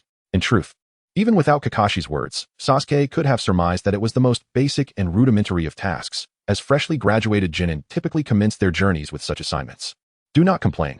Regardless of the task, executing it will yield valuable experience, which will greatly aid your future training. Although this task involves clearing weeds, one must observe carefully. Otherwise, it is easy to harm the flowers. Kakashi articulated his unique insights on this seemingly simple task in a low voice. Understood. Listening to Kakashi's words, Sasuke and the others could only nod in resignation. All right, let us not waste any more time. Let us set off. With a slight smile, Kakashi led the 3 of them towards the direction of the Kawadara household. Chapter 20. C-Rank Mission. On the bustling streets, a shadow suddenly darted swiftly from beneath the crowd's feet, followed by 3 figures positioning themselves for an encirclement. This is Sasuke. I have arrived at point A. Sasuke stood behind a wall, shouting into his earpiece. This is Sakura. I have reached point B. This is Naruto. I have arrived at point C. Shortly thereafter, the voices of Naruto and Sakura echoed through the earpiece. Do not alert the target. Perched atop a rooftop, Kakashi monitored the movements of the shadow below, listening intently to the reports. All right, the target has ceased movement. How far are you from the target? Kakashi inquired after a brief pause. 4 meters. Ready to engage at any moment. Naruto replied with unwavering confidence. You may proceed. Sasuke readily concurred. I am prepared as well. Sakura Haruno responded. Excellent. Then let us commence our mission. Following their affirmation, Kakashi promptly issued the command. Behold my prowess. With a swift motion, Naruto was the first to charge forth, swiftly ensnaring the shadowy figure. Woof, woof.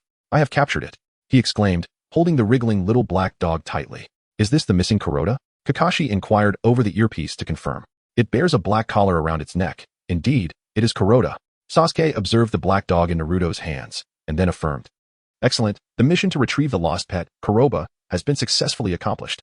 After leaping across several rooftops, Kakashi promptly declared upon landing, Kakashi-sensei, are there no higher-level missions available? Naruto exclaimed, gazing intently at Kakashi, his voice tinged with frustration. It had been 2 months since their first task, which involved assisting others with weeding. And now they found themselves still engaged in such rudimentary assignments, much to Naruto's growing impatience. Indeed, continuing with these tasks does little to enhance our skills. Sasuke nodded in agreement. Initially, he was able to accept low-level missions, but after 2 months of rigorous training, their hard-earned skills could no longer be utilized in such trivial tasks. I knew you would soon grow impatient, Kakashi remarked as he put away his earpiece. In truth, Kakashi felt equally helpless continuing with low-level missions. 10 days prior, he had requested a C-rank assignment from the 3rd Hokage, only to be rejected on the grounds that Sasuke and the others were still too young. Kakashi-sensei, our missions consist merely of cleaning, babysitting, and searching for lost pets. If this continues, I shall lose my mind, Naruto complained, hearing Kakashi's lament. Well then, let us go to see the Hokage. If he agrees, We can take on a higher-level mission, Kakashi replied with a sigh, unsure how to persuade the obstinate Naruto. Let us hurry, if the old man refuses. I'll use my sexy jutsu to charm him, Naruto exclaimed excitedly, cutting Kakashi off. Such words could only come from Naruto, prompting Sasuke and the others to roll their eyes at him. Yet, understanding Naruto's mischievous nature, they merely shook their heads in exasperation and proceeded towards the Hokage Tower. In the Hidden Leaf Village, the most famous landmark is Hokage Mountain, where the faces of the 4 Hokage are carved into the rock. Directly beneath Hokage Mountain lies the power center of the village, with the Hokage Tower prominently displaying a large kanji character for fire on its upper railing. The Hokage Tower is not merely an office for the Hokage, it also houses a mission hall open to clients, a jutsu storage room, and the Leaf Village Intelligence Department. At that moment in the mission hall, Sarutobi Hiruzen sat in a chair, pipe in hand, casting a glance at Kakashi's team, who had just completed a mission. He then stated blandly, "Your next mission is to procure sweet potatoes." "No, we refuse such tasks." Naruto protested loudly. "We wish to undertake more formidable missions." "You are all inexperienced novices. You must gain experience through the simplest of tasks," Hiruzen replied, taking a puff from his pipe. "But we have been doing mundane tasks for 2 months. Give us something else." Naruto responded in discontent. "Naruto, you should have learned at the academy that missions are categorized into 4 ranks. A, B, C, and D. The village receives numerous requests daily, and these missions are assigned to ninjas whose abilities are deemed suitable. As you have only recently become Genin, you are limited to D-rank missions," Sarutobi explained patiently, disregarding Naruto's dissatisfaction. "However, through diligent training, I have become stronger. I am not the weakling you envision. Please, grant us just one opportunity," Naruto insisted. His fists clenched as he stared earnestly at Hiruzen. "With Kakashi-sensei by our side, we can successfully complete a C-rank mission." Sasuke chimed in, feeling it necessary to support Naruto. "Huh, it seems the once mischievous child has matured," Hiruzen chuckled. "Very well, since you are so insistent, I will assign you a C-rank mission to protect someone." After a moment of contemplation, Hiruzen acknowledged Sasuke's words and smiled in response. "Really? Who are we protecting?" Naruto exclaimed, brimming with excitement and disbelief. Sasuke and Sakura exchanged a gaze, both harboring great anticipation within. Sarutobi Hiruzen instructed his subordinate to summon the client from the adjacent room. Shortly thereafter, accompanied by the sound of footsteps, a genial man entered, clad in a white apron and adorned with an assortment of seasonings. "Allow me to introduce you. This is the renowned grilled fish master from the land of waterfalls, Master Chuanwei." Upon his entrance, Sarutobi Hiruzen offered a brief introduction. A master of grilled fish? Sasuke, Sakura, and Naruto were momentarily taken aback. From this title, it was evident that the gentleman before them was undoubtedly skilled in the art of grilling fish. "A restaurant owner had offered a substantial sum to invite me to Konoha to impart my grilling techniques, and all the knowledge would be shared by this afternoon. Thus, I plan to depart from the land of fire and return to my homeland, the land of waterfalls," the esteemed chef politely remarked. "Haha, no problem. I will stake my life on ensuring your safe return home," Naruto declared resolutely with a hearty laugh. "Then I shall entrust this to you." The chef bowed respectfully toward Kakashi and the others, solidifying the assignment. Upon accepting this escort mission, Kakashi instructed Naruto, Sasuke, and Sakura to return home and prepare adequately. As the journey to the land of waterfalls would take several days, they needed to pack sufficient food, tents, clothing, and other essential supplies. With his mother, Mikoto Uchiha, taking care of the preparations, Sasuke utilized his free time to seek out Shisui in the training grounds, as he needed to inform him about the upcoming mission. Thanks to Chio Mingyue and the leader of the Du family for their generous rewards. Additionally, I have a request for everyone, whether on Chijian or QQ reading. Please help with the ratings. A simple review can contribute to the rating, and it is quite easy. A good book requires everyone's recommendation and promotion, so I hope you can share it with your friends or classmates. Thank you in advance. Chapter 21. The First Trial of Chidori.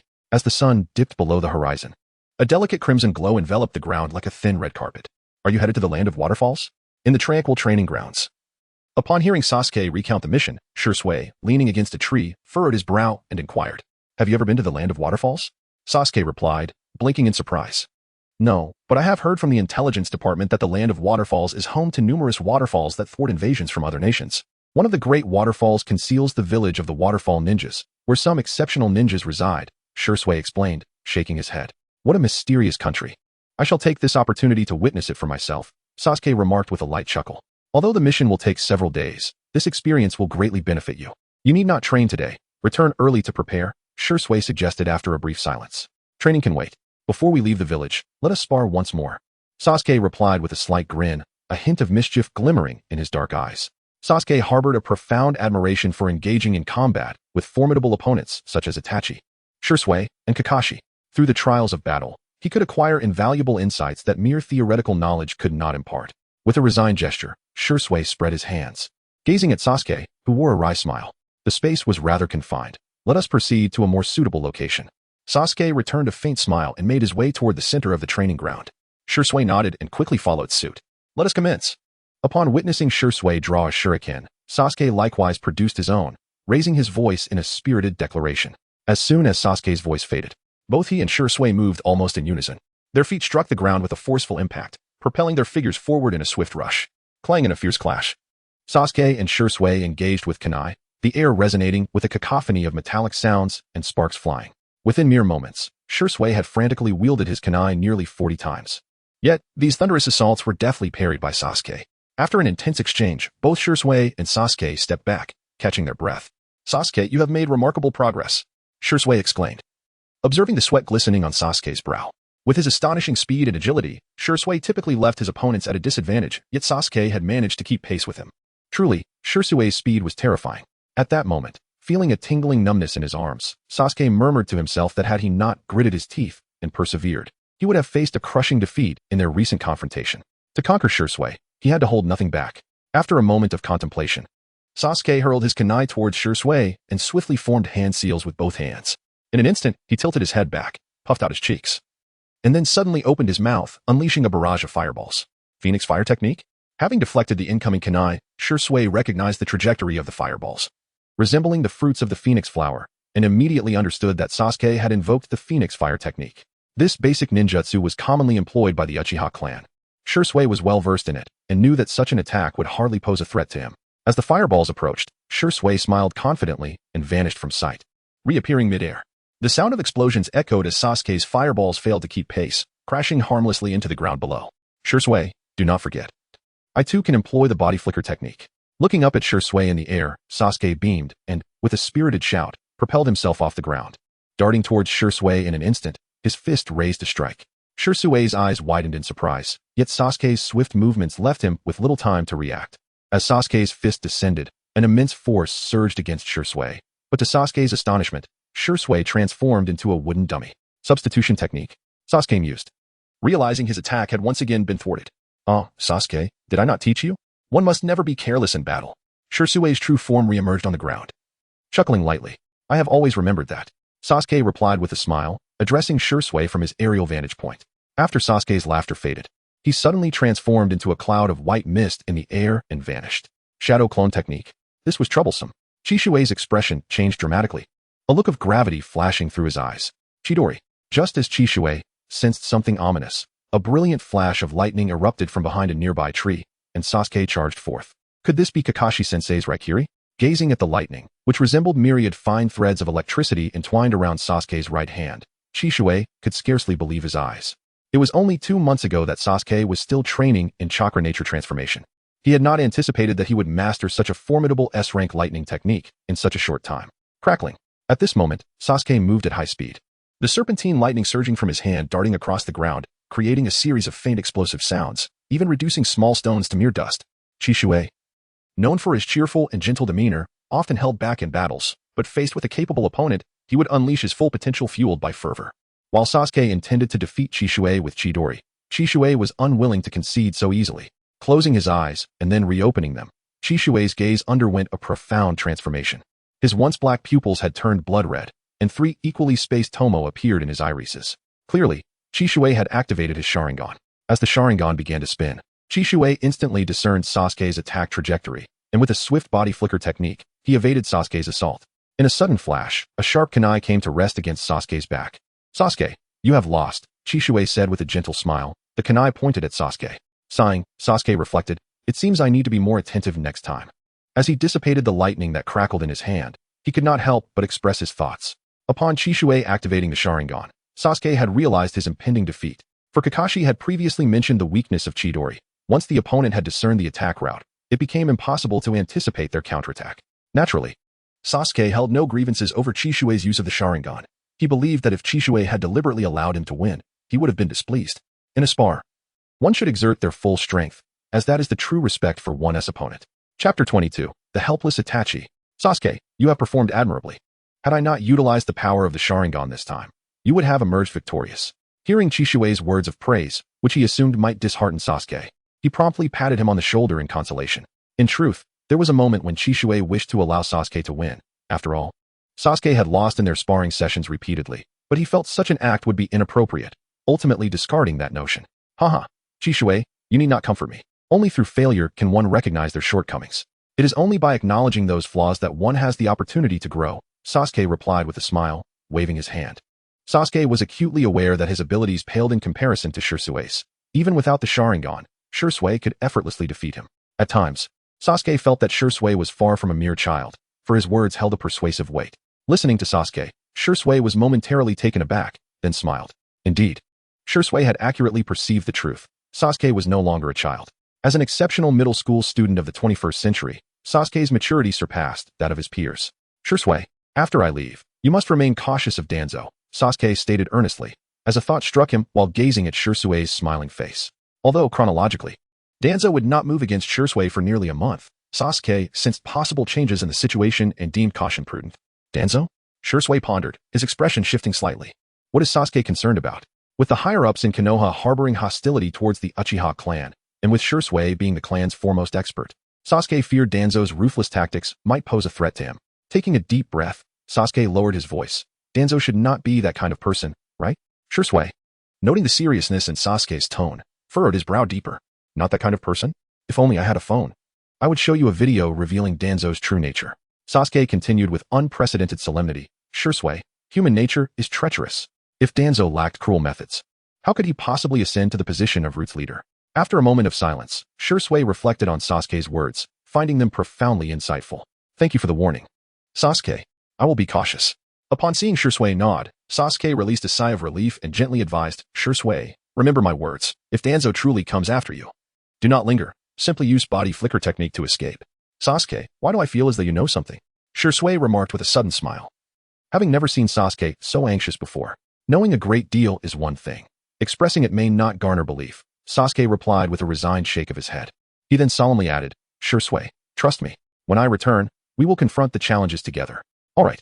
Though uncertain of the challenges Sasuke referred to, Shirsui nodded in agreement. Well then, Shirsui, I shall return home. With all that needed to be said expressed, Sasuke took his leave as the evening set in. As he gazed at Sasuke's retreating figure disappearing into the woods, Shirsui chuckled softly. Sasuke, you are becoming increasingly enigmatic. That night, the lights flickered like fireflies, multiplying in number, enveloping the village of Konoha in a dreamlike ambience. In the living room of the Uchiha household, the family of four gathered together for dinner. This evening's meal brought a sense of joy to Sasuke, as he was reunited with Itachi, who had been preoccupied with numerous Umbu missions for quite some time. As Itachi excelled in his duties within the Umbu, his assignments multiplied, and there were instances when he was away for over 10 days without returning home.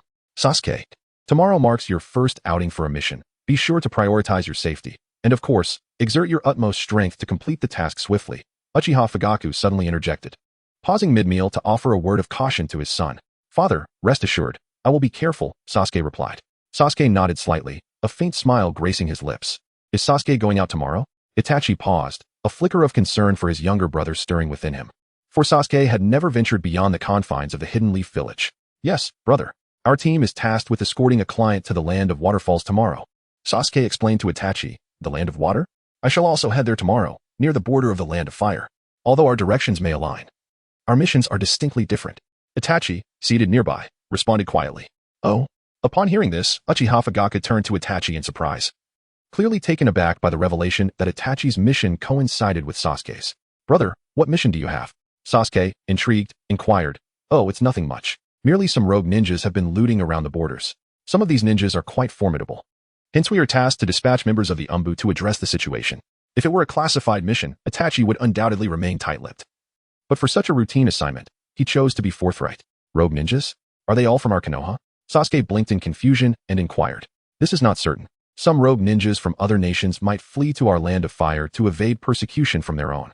In order to survive, they either become wandering ninjas resorting to theft, or they turn into mercenaries in the black market, committing nefarious deeds for others. Before Itachi could respond, Uchiha Fugaku elucidated the matter for Lin Feng. I understand now. Sasuke nodded, recalling that in the world of Naruto, Zabuza was a fugitive ninja who later became a mercenary, engaging in numerous assassinations. Stop chatting and eat quickly. The food is going to get cold, urged Mikoto Uchiha, noticing that the three of them were engrossed in conversation. With a subtle smile towards his mother, Sasuke resumed enjoying the delectable meal alongside Itachi and Fugaku Uchiha. After dinner, Itachi called Sasuke into his room. The bright chamber was softly illuminated by the gentle moonlight streaming through the window, casting a hazy glow. "Brother, did you need something?" Sasuke inquired, observing Itachi rummaging through a box. "Sasuke, take this signal flare with you," Itachi said, retrieving a signal flare from the box and handing it to Sasuke. Speaking in a hushed tone, "Brother, if something truly unexpected happens and there are no nearby reinforcements, the signal flare would be of no use, would it?" Sasuke replied, understanding the flare's purpose. "This signal flare is exclusive to Umbu members and is quite costly. Having it is better than not having it at all," Itachi remarked, shaking his head at Sasuke's reluctant expression. "All right, I will take it with me," Sasuke conceded. Sasuke smiled wryly and nodded. Although he understood that the signal flare's effectiveness was minimal, he could not refuse Itachi's kind gesture. The hour was late. It would be wise to retire for the night. Upon seeing Sasuke put away the signal flare, Itachi nodded with satisfaction and then smiled warmly. "Indeed, brother, you should also rest early." With that, Sasuke turned and departed. Sigh. After Sasuke departed, Itachi gazed out the window at the moon, letting out a sigh. In truth, Itachi longed to accompany Sasuke and protect him from the shadows. Yet he was bound to execute his Umbu missions, leaving him feeling utterly helpless. It is worth noting that Sasuke is merely 6 years old at this point, not the 12-year-old depicted in the anime. Thus the nature of the missions undoubtedly differs. Chapter 23, Grilling Fish. The tranquil night swiftly passed, as dawn broke the following day. With a creaking sound, the sturdy gates of Konohagakure swung open. Almost immediately, the figures of Kakashi, Naruto, Sakura, Sasuke, and Uncle CHG appeared at the entrance. "All right, let us set forth," exclaimed Naruto with enthusiasm the moment they stepped beyond the village gates. "What are you so excited about?" Sakura remarked, somewhat exasperated by Naruto's exuberance. Naruto looked around with wide eyes, responding, "Because I have never left the village my entire life. It takes a whole day's journey from here to the border. We must make haste." Paying little heed to Naruto's excitement, Kakashi replied coolly before proceeding forward. Sasuke, Sakura, and Uncle Chiharu swiftly caught up. "Hey, wait for me," Naruto shouted, having carelessly missed Kakashi's earlier words. As he looked around and realized he was alone, he quickly ran to catch up. "Uncle Chiharu, as a master of grilled fish, your cooking must be exquisite," Sakura inquired softly, feeling a bit bored during their journey. Regardless of the taste, it's the opinions of others that matter. One's own assessment holds little significance, Uncle Chiharu replied with a warm smile. Finding Uncle Chiharu's words quite reasonable, Sasuke joined the conversation, asking, "I've heard that the land of waterfalls is home to many waterfalls. Do you reside within one, Uncle Chiharu?" "Indeed, the waterfall serves merely as a barrier. Beyond it lies our village," Uncle Chiharu nodded with a smile. "Wow, what a magical place.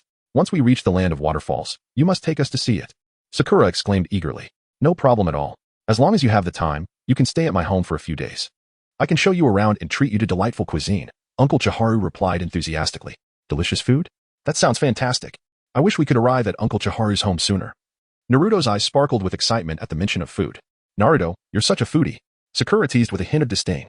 Yet, another side of her, much like Naruto, was equally thrilled at the prospect of indulging in delicious dishes.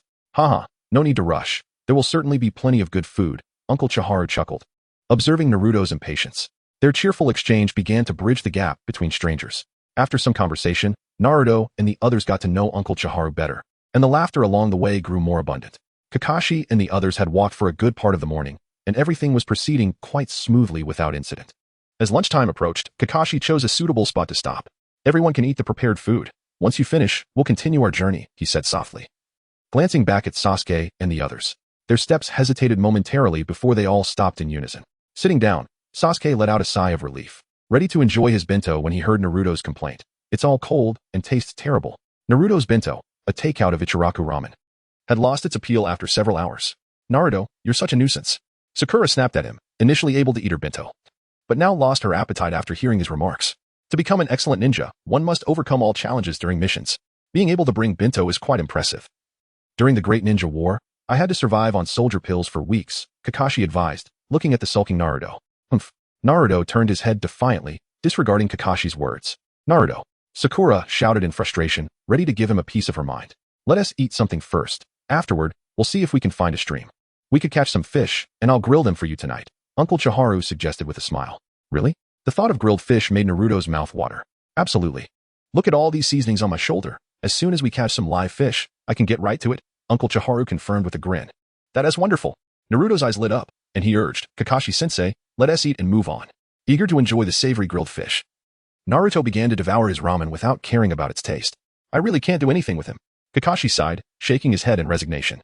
Fortune smiled upon Kakashi and his companions. After lunch, they had walked for a few hours and indeed stumbled upon a river of moderate size. Perhaps due to the absence of nearby villagers, the river teemed with fish. Excited, Naruto, with the help of Uncle Chiharu and Sasuke, caught several large fish in no time. After capturing the fish, Kakashi reluctantly found a suitable place to set up camp for the night, preparing for their stay. As night fell, the visibility in the camp diminished. Even with the flickering firelight, it remained limited to a small radius. The crackling sounds of the fire mingled with the enticing aroma of grilled fish wafting through the air. Uncle Chiharu, is the fish ready? Naruto inquired eagerly, his eyes fixed on the fish roasting over the fire. Not yet, just one last step. Uncle Chiharu, a true master of grilled fish, meticulously adjusted the seasonings, undeterred by the flame's heat. It's ready. Wiping the sweat from his forehead, Uncle Chiharu retrieved 3 grilled fish, handing them to Kakashi and the others with a smile. Sasuke savored the fish slowly, tearing off a small piece. Wow, this is delicious, Naruto exclaimed, devouring his meal rapidly. Uncle Chiharu, you're amazing. This grilled fish is incredible. Sakura echoed her admiration after only a few bites. It's really quite excellent. Kakashi gave a thumbs up to Uncle Chiharu, thoroughly satisfied with the flavor of the grilled fish. Though Kakashi had grilled fish himself during previous missions, it paled in comparison to this culinary delight. It seems we are in for a treat on this journey. Sasuke also relished the flavor of the grilled fish, subsequently smiling faintly. Haha, if you enjoy it, indulge a little more, he remarked, observing Kakashi and the others savoring their meal with such joy. CHMe laughed heartily in response. Yet, amidst the laughter, a flicker of barely perceptible malice flashed in CHMe's eyes, likely unnoticed by Kakashi, Sasuke, and the others due to their preoccupation with the grilled fish. Chapter 24. A turn of events. After a hearty meal and a refreshing sleep, Kakashi and his companions set out early the next morning. Following their journey the previous day, they were now less than 10 miles from the border of the Land of Fire. As they traversed the silent forest of rocks, Kakashi walked quietly, his vigilant gaze sweeping over the massive stones surrounding them. As a seasoned jonin, he remained ever cautious, prepared for any unforeseen circumstances. Uncle CHme, the grilled fish was exquisite yesterday. How about we have grilled fish for lunch again? Naruto exclaimed, his hands clasped behind his head as he reminisced about the taste of the fish. Who would prefer the unpalatable military rations when there's delicious grilled fish to enjoy? He added. I concur, chimed in Sakura with a smile. Haha, we were fortunate to catch fish yesterday. I doubt we will find any here. CHme replied with a wry smile, glancing at the towering rocks around them.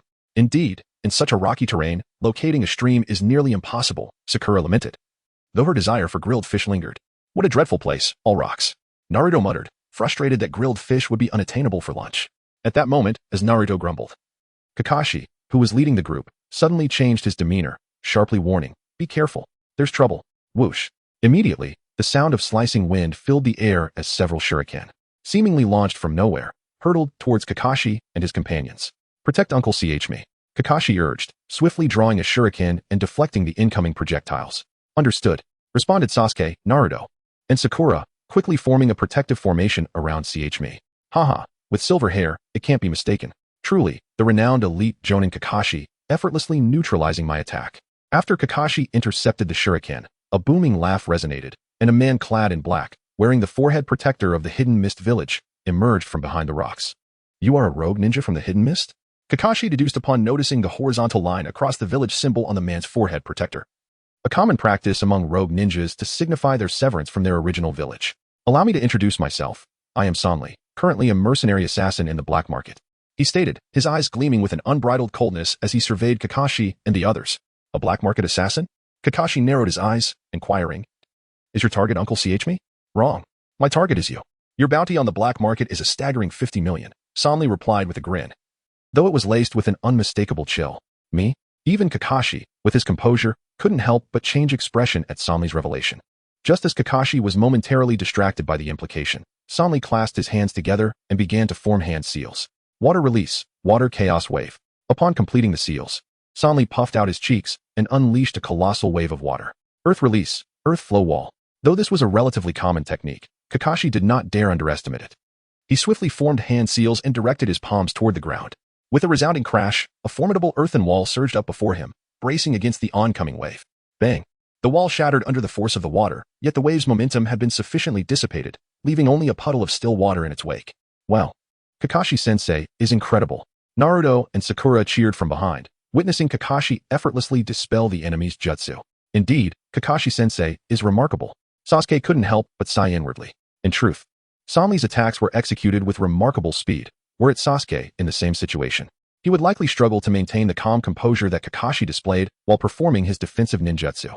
Regardless of your intentions, I shall not allow you to harm anyone, Kakashi declared, lowering the black cloth that obscured his left eye and raising his head with a serene demeanor, listening to the cheers of Naruto and Sakura. Heh, I am eager to see what skills you possess to protect them, Sanli replied with a sinister grin. However, at that very moment, as Sanli smirked, Kakashi's left eye abruptly opened wide, unleashing a powerful and formidable aura that surged forth from within him. Is that the Sharingan? Sakura exclaimed in astonishment upon witnessing Kakashi's left eye activate the Sharingan. Kakashi-sensei, how could you possess the Sharingan? Isn't it a bloodline limit exclusive to the Uchiha clan? Naruto questioned, equally perplexed. As ninjas of Konoha, both Naruto and Sakura were well aware that the Sharingan was a hereditary trait unique to the Uchiha clan, and thus they found it hard to believe that Kakashi possessed such an ability. Even if you possess the Sharingan, your fate today is singular, death. While other adversaries would be dismayed to see Kakashi activate the Sharingan, Sanli's expression shifted only slightly before he bellowed, Raikiri. Ignoring Sanli's proclamation, Kakashi swiftly performed the necessary hand seals, and a thunderous roar echoed in his mind. Instantly, his right hand was enveloped in dazzling lightning. Sanli did not appear to be a reckless ninja. What could possibly grant him such confidence in overcoming Kakashi, who wielded the Sharingan? A voice of surprise echoed in Sasuke's mind after Kakashi completed the hand seals for Raikiri. Sasuke surmised that Sanli must possess some hidden trump card, for he would not remain stationary otherwise. Just as Sasuke pondered Sanli's motives, a shadow suddenly emerged behind Kakashi, and without hesitation, a sharp kunai was thrust toward Kakashi's vital points. Kakashi-sensei, watch out. The scene before him caused Sasuke's expression to change dramatically, and he gasped in alarm. What? As soon as Sasuke's warning echoed, a chill ran down Kakashi's spine, and he sensed an overwhelming danger looming behind him. Too late. The shadow, aware of Kakashi's intent to evade the assault, hastened its movements. In an instant, a piercing sound filled the air, revealing a kunai embedded in Kakashi's back like a target. Its handle the only part visible, while the blade had fully penetrated his body. Blood gushed forth as Kakashi's lightning chakra dissipated, and despite the searing pain, he forced himself to break free and distance himself from his assailant. Chapter 25, The Water Prison Jutsu. After a certain distance, Kakashi's legs buckled, and he supported himself on the ground, blood cascading from his back. How could this happen? Ignoring his injuries, Kakashi turned to confront his attacker and was taken aback to find it was Uncle Qianwei. His pupils constricted in shock.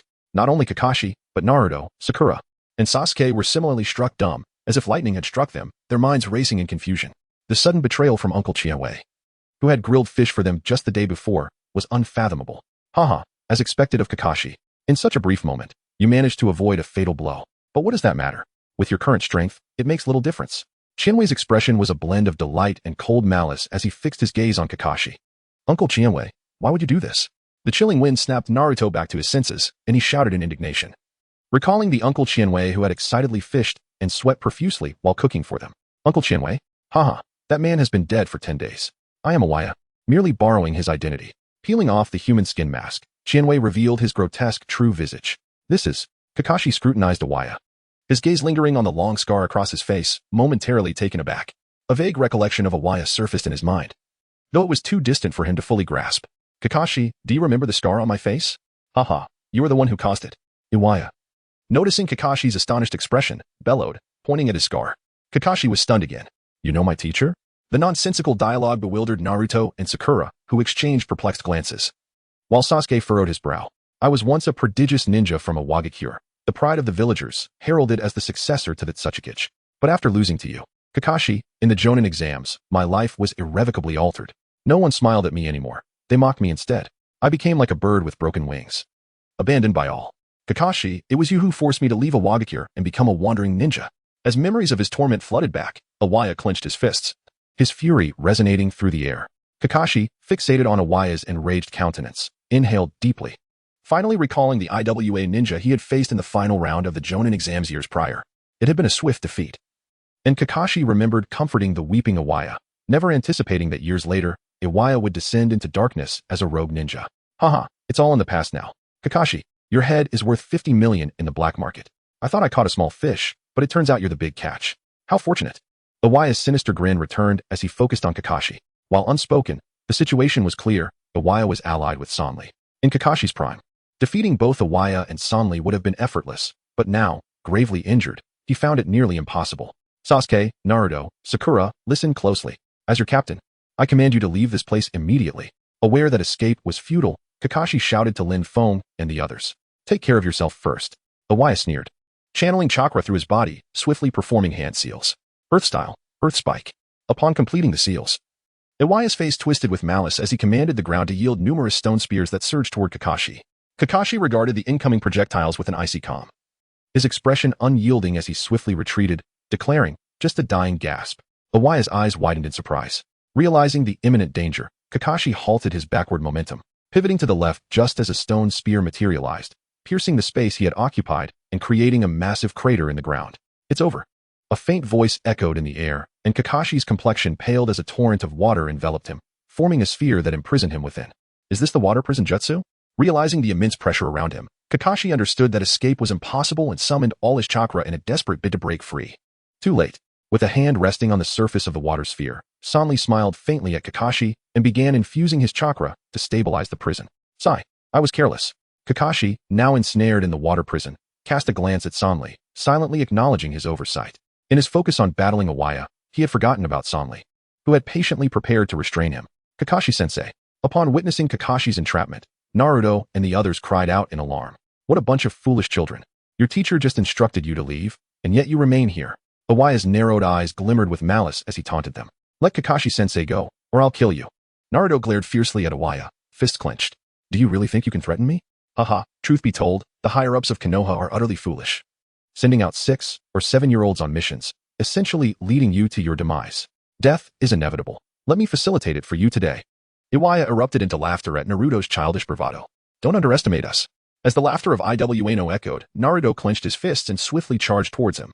Upon witnessing Naruto's reckless advance, Iwano smirked, and in an instant, he appeared behind Naruto with the swiftness of lightning. Naruto, be careful, Sasuke shouted urgently, recognizing the impending danger. Panic surged through Naruto as he attempted to alter his trajectory. However, Iwano's powerful fist struck him hard in the back without hesitation. A moment later, Naruto felt a blinding pain radiate from his back, as if he had been struck by a bull, causing him to lose his balance and fly through the air. He crashed heavily to the ground, raising a cloud of dust. Naruto, Sakura cried out in concern, witnessing his body curl up in agony like a shrimp. Ignoring Sakura's cries, Iwano's voice rang out triumphantly. Do you see? You are nothing but trash in my presence. After being defeated by Kakashi-sensei, you've become even less than garbage. Just as Iwano's taunts echoed, a feeble voice emerged from the distance. What? Turning towards the voice, Iwano's expression turned menacing as he fixed a venomous glare on Naruto. The frustration of failing to knock out the weak Naruto fueled a fire of rage within him, ignited further by Naruto's words. Isn't it true? As a man, you lack the courage to face defeat and choose to flee. Yet I, fully aware of my disadvantage, still choose to fight to the end. Naruto rasped, forcing himself to stand slowly under Iwano's intense gaze, his body trembling. As Naruto rose, Iwano noticed the blood trickling from his lips, and he looked up defiantly, his eyes filled with an unsettling determination.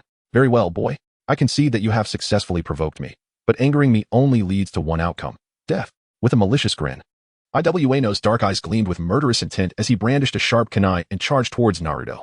In the water prison, Kakashi's face turned pale upon seeing Iwano prepare to strike Naruto. No. Sakura shook her head, paralyzed with fear, despite their frequent quarrels. She could not bear the thought of Naruto coming to harm. All eyes followed Iwano's movement, but just as he closed in on Naruto, Sasuke suddenly positioned himself in front of him. Fire style, fireball jutsu. With swift hand seals, Sasuke unleashed a massive fireball from his mouth. Is that fire style ninjutsu? How can a mere child perform it? Iwano momentarily froze, feeling the searing heat emanating from the fireball. To avoid injury, he had no choice but to abandon his assault on Naruto and retreat swiftly from the explosion's range. Boom. As Iwano retreated, a thunderous sound erupted from the spot he had just vacated, showering the area with sparks and smoke. Had he not acted in time, he would have been reduced to a bloody mess. Naruto, take this soldier pill to regain your strength. We will attack according to our previous battle plan, Sasuke advised softly, producing a healing pill amidst the chaos. Okay. Naruto nodded after swallowing the pill, but he then noticed Sasuke retrieving a long object from his pocket. Sasuke, what do you have there? This is a signal flare.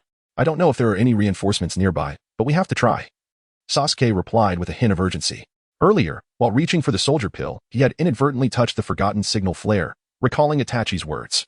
He resolved to use it in this dire situation, hoping for a stroke of luck. Boom. As the signal flare ascended and exploded in the sky, a cloud resembling flames rapidly took shape. Following the signal, the others immediately fixed their eyes on the fiery cloud. How does Sasuke possess a signal flare from the Umbu? Kakashi, once the captain of the Umbu, recognized the flare as one specifically crafted for the Leaf's Umbu members.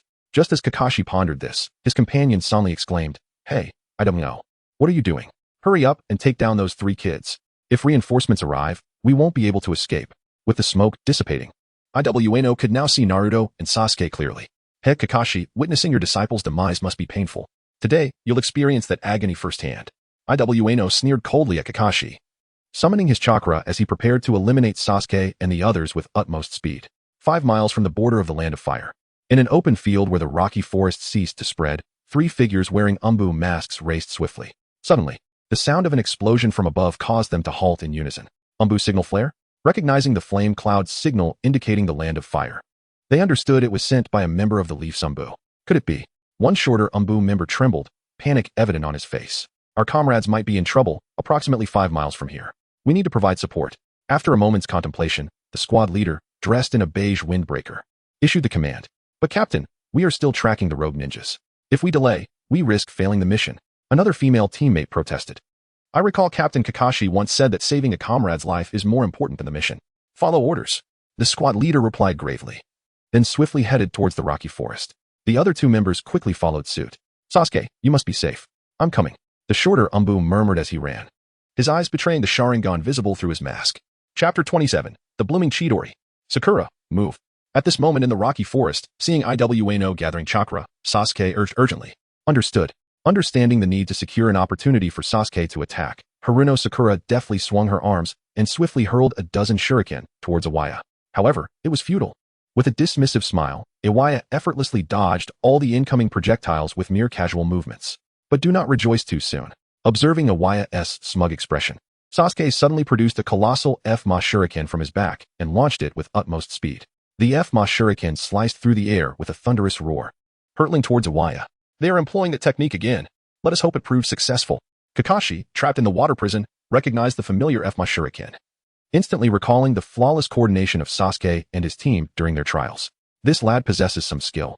He can even manipulate the F-Ma shuriken. Gazing at the approaching shuriken, Iwaya couldn't help but exclaim, but he is still somewhat inexperienced." Narrowing his eyes slightly, Iwaya crouched down and smirked. Drawing upon his combat experience, Iwaya deduced that Sasuke had thrown the F-Ma shuriken at a rather high angle, granting him an opportunity to evade. Had it been lower, he would have had no chance. Yet unbeknownst to Iwaya, this seemingly advantageous angle was precisely what Sasuke intended to create. Whoosh! The F-Ma shuriken narrowly grazed past Iwaya's head, prompting him to rise once more. "All right, kids, it's time to move." With his hands clasped together, Iwaya prepared to unleash a jutsu to eliminate Sasuke and the others. You are celebrating too soon." Just as Iwaya finished speaking, a dull thud resonated behind him, and the flying F-Ma shuriken suddenly transformed into Naruto's form. Success! At this moment, Kakashi, Sasuke, and Haruno Sakura exclaimed in unison. Naruto's action might just alter the current unfavorable circumstances. What? How is this possible? Iwaya turned around, astonished to find Naruto appearing behind him. Iwaya never anticipated that Naruto would employ the transformation technique to deceive him by becoming the F-Ma shuriken, Shadow Clone Jutsu, in that fleeting moment suspended in the air. Naruto, not daring to be careless, immediately created 6 shadow clones and commanded them to pounce upon Iwaya. Damn it! Just as Iwaya attempted to react, he was seized by Naruto's shadow clones, rendering him immobile. Although Iwaya's strength far exceeded Naruto's, the sheer number of Naruto's clones provided a distinct advantage. "Sasuke, it's your turn." Once the shadow clones restrained Iwaya, Naruto, landing back on the ground, shouted out, "Chidori." Even without Naruto's reminder, Sasuke knew precisely what needed to be done. As he completed the hand seals, a shimmering silver lightning appeared in his right hand. The lightning coiled around him, radiating an exceptionally brilliant glow that enveloped his entire being, emanating an extraordinarily violent wave. Indeed, he has resorted to Chidori. Gazing at the dazzling lightning in Sasuke's hand, Kakashi murmured to himself. Kakashi had known that Sasuke would employ this jutsu the moment he began forming the seals. Although he had previously insisted that Sasuke needed to activate his Sharingan to use this technique, he understood the necessity behind Sasuke's current predicament. Sasuke is impressive. Watching Sasuke, who was partially obscured by the lightning, Haruno Sakura whispered with a smile. When did Sasuke learn such an impressive technique? I must ask Kakashi-sensei to teach me next time. Staring in awe at Sasuke as he unleashed Chidori, Naruto then chuckled with a hint of jealousy. Hey, Iwaya, be careful. Although they were at a distance, the trio could still sense the extreme danger emanating from the lightning in Sasuke's hand, prompting them to shout a warning. This kid can also use lightning release. At that moment, Iwaya's expression grew serious as he gazed at the gathered lightning in Sasuke's hand, tension evident in his eyes. As a earth element ninja, Iwaya knew that lightning overcomes earth. Even if he were to petrify his body with chakra, he would still be unable to withstand Sasuke's attack. You shall pay the price for harming my comrades. With a grim declaration, Sasuke surged forward, infused with an overwhelmingly domineering and fierce lightning aura, charging recklessly toward Iwaya. As Sasuke unleashed his lightning, the ground beneath was brutally etched with a profound scar. The lightning surged, rapidly magnifying within the gaze of the rock ninja. Yet bound by Naruto's shadow clones, he found himself unable to evade, his eyes fixated with a chilling intensity on Sasuke's form. With no other option, he resolved to employ that technique. However, the rock ninja did not resign himself to fate. He began to form hand seals in preparation to counter the impending strike. Die! Sasuke blinked and arrived, gazing at the hand signing Iwaya. His arm suddenly trembled, and the lightning crackling from his right hand radiated an aura of destruction as it surged toward Iwaya's heart. However, just as Sasuke was about to strike, Iwaya's body underwent a dramatic transformation, swiftly darkening until it morphed into a mud figure. The unexpected change left Sasuke momentarily astonished, yet before he could collect his thoughts, the Chidori in his hand crashed violently into the mud figure. The deep rumble of thunder echoed through the rocky forest as the mud figure was utterly obliterated by the lightning's power. Simultaneously, the terrifying force of the lightning also annihilated Naruto's shadow clone, which instantly dissipated into white mist. Oh no, he escaped. As Sasuke gazed at the shattered ground, his eyes narrowed and his heart sank. Alas, with the use of the earth clone, Iwaya's strength was formidable. Observing Sasuke's futile effort, Kakashi, trapped in the water prison, sighed softly. Through his left Sharingan, he had clearly witnessed Iwaya utilizing the earth clone to evade capture in that fleeting moment. At that moment, Sanli smiled faintly and glanced at Sasuke, remarking, "This little brat has managed to force Iwaya to resort to using an earth clone. It's the first time I've seen such a thing in years." Sasuke, where did that guy go? Realizing Iwaya had used a certain ninjutsu to escape, Naruto raised his head, scanning the surroundings. Sasuke, however, paid no heed to Naruto, as he was intently searching for Iwaya's figure. Any lapse in vigilance could lead to a surprise attack. While Sasuke searched, Naruto suddenly let out a blood-curdling scream, followed by an invisible force crashing into him and sending him hurtling backward, ultimately smashing against a distant rock. With a thunderous impact, Naruto collapsed to the ground. Having been gravely injured previously, this latest blow left him completely unconscious. Naruto, concerned for Naruto's condition, Sasuke shouted as he prepared to rush toward him. However, just as Sasuke was about to move, that same invisible force struck him squarely. Under the forceful impact, a flush spread across Sasuke's face, and moments later, he spat out a mouthful of crimson blood, his body plummeting toward the ground like a kite severed from its string. With several pairs of eyes watching, Sasuke skidded across the ground for dozens of meters before finally coming to a halt, revealing the tremendous weight of the force he had just endured. Sasuke! Sakura cried out in anguish, her heart aching at the sight of his disheveled figure. She would have preferred to take that blow herself. If only I hadn't been restrained. Kakashi, witnessing Sasuke's downfall from the water prison, sighed in resignation. Ordinary individuals might not comprehend why Naruto and Sasuke were inexplicably attacked, but Kakashi, with his Sharingan activated, clearly understood. It was Iwaya who had utilized a stealth technique to launch his assault. To perish beneath my camouflage technique. You should feel proud. After Kakashi's lament, Iwaya's transparent body returned to normal, and he smirked ominously. It is not over yet. I cannot perish here. Shursui, brother, father, mother are all waiting for me to return home. Hearing Iwaya's sinister laughter, Sasuke's dazed mind began to clear, and trembling, he slowly rose to his feet under the scrutiny of several piercing gazes. How tenacious! Watching Sasuke struggle to stand, a sinister smile crept across Iwaya's face as he retrieved a kunai and approached Sasuke step by step. Yet, after only a few paces, a frail figure swiftly positioned herself in front of Sasuke. From this moment on, I will not allow you to harm Sasuke, Sakura declared coldly, drawing forth her own kunai. Sakura, get away. Sasuke gazed at the scene before him, wiping the blood from the corner of his mouth, and shouted urgently. He was acutely aware that with Sakura's abilities, confronting the formidable Iwaya was tantamount to courting death. No need to shout. I have already foretold that you would embark on this journey together today. Iwaya chuckled at Sakura's bravery in stepping forward to protect Sasuke, then swiftly charged towards her. As Iwaya approached, Sakura chose not to evade but instead swung her kunai to engage him in combat. The sharp, resonant sounds of their weapons clashing filled the air. The disparity in their strengths became evident. After several exchanges, Sakura was unable to withstand Iwaya's relentless assault. Observing Sakura's struggling defense, Iwaya smirked coldly. And in the blink of an eye, he appeared before her. Without hesitation, his kunai transformed into a streak of darkness, piercing towards Sakura, who was unable to evade in time. With a piercing sound, Iwaya's kunai embedded itself deep into Sakura's left arm. Left with no choice, She used her arm as a shield to fend off his attack. Though I am weak, I will fight on to protect my comrades. Enduring the pain in her arm, Sakura mustered her strength to shout, then shook her arm violently, driving her kunai forcefully towards Awaya. Due to their proximity, this was Sakura's singular opportunity to strike Awaya. Caught off guard by her sudden assault, Awaya, a seasoned warrior, quickly regained his composure and stepped back. Die! After evading Sakura's attack, he swung his right leg with ferocity, delivering a heavy kick to her abdomen. A dull thud resonated as Sakura coughed up blood and was sent flying as if struck by a raging bull. Sakura! Sasuke, witnessing the frail figure tumbling through the air, cried out, his heart aching. In the next instant, disregarding his own fragile state, he leaped forward, catching Sakura mid-air. Sakura, are you alright? Once back on solid ground, he looked down at her pale face, panic rising within him. I'm sorry, Sasuke. Sakura managed to utter with the last remnants of her strength as she gazed at his anxious expression. I did my best. Her consciousness began to fade, and her feeble whisper dissipated as her eyelids slowly closed. Damn it. I must break free. Inside the water prison, witnessing Sakura's plight, Kakashi exerted all his effort to escape, attempting to break free while Sasuke and the others fought fiercely against Awaya. Yet, each attempt was met with an even greater force of water pressure. This time, the pain inflicted by the pressure nearly caused Kakashi to lose consciousness. Still struggling, are we? Sani sneered upon sensing the commotion within the water prison.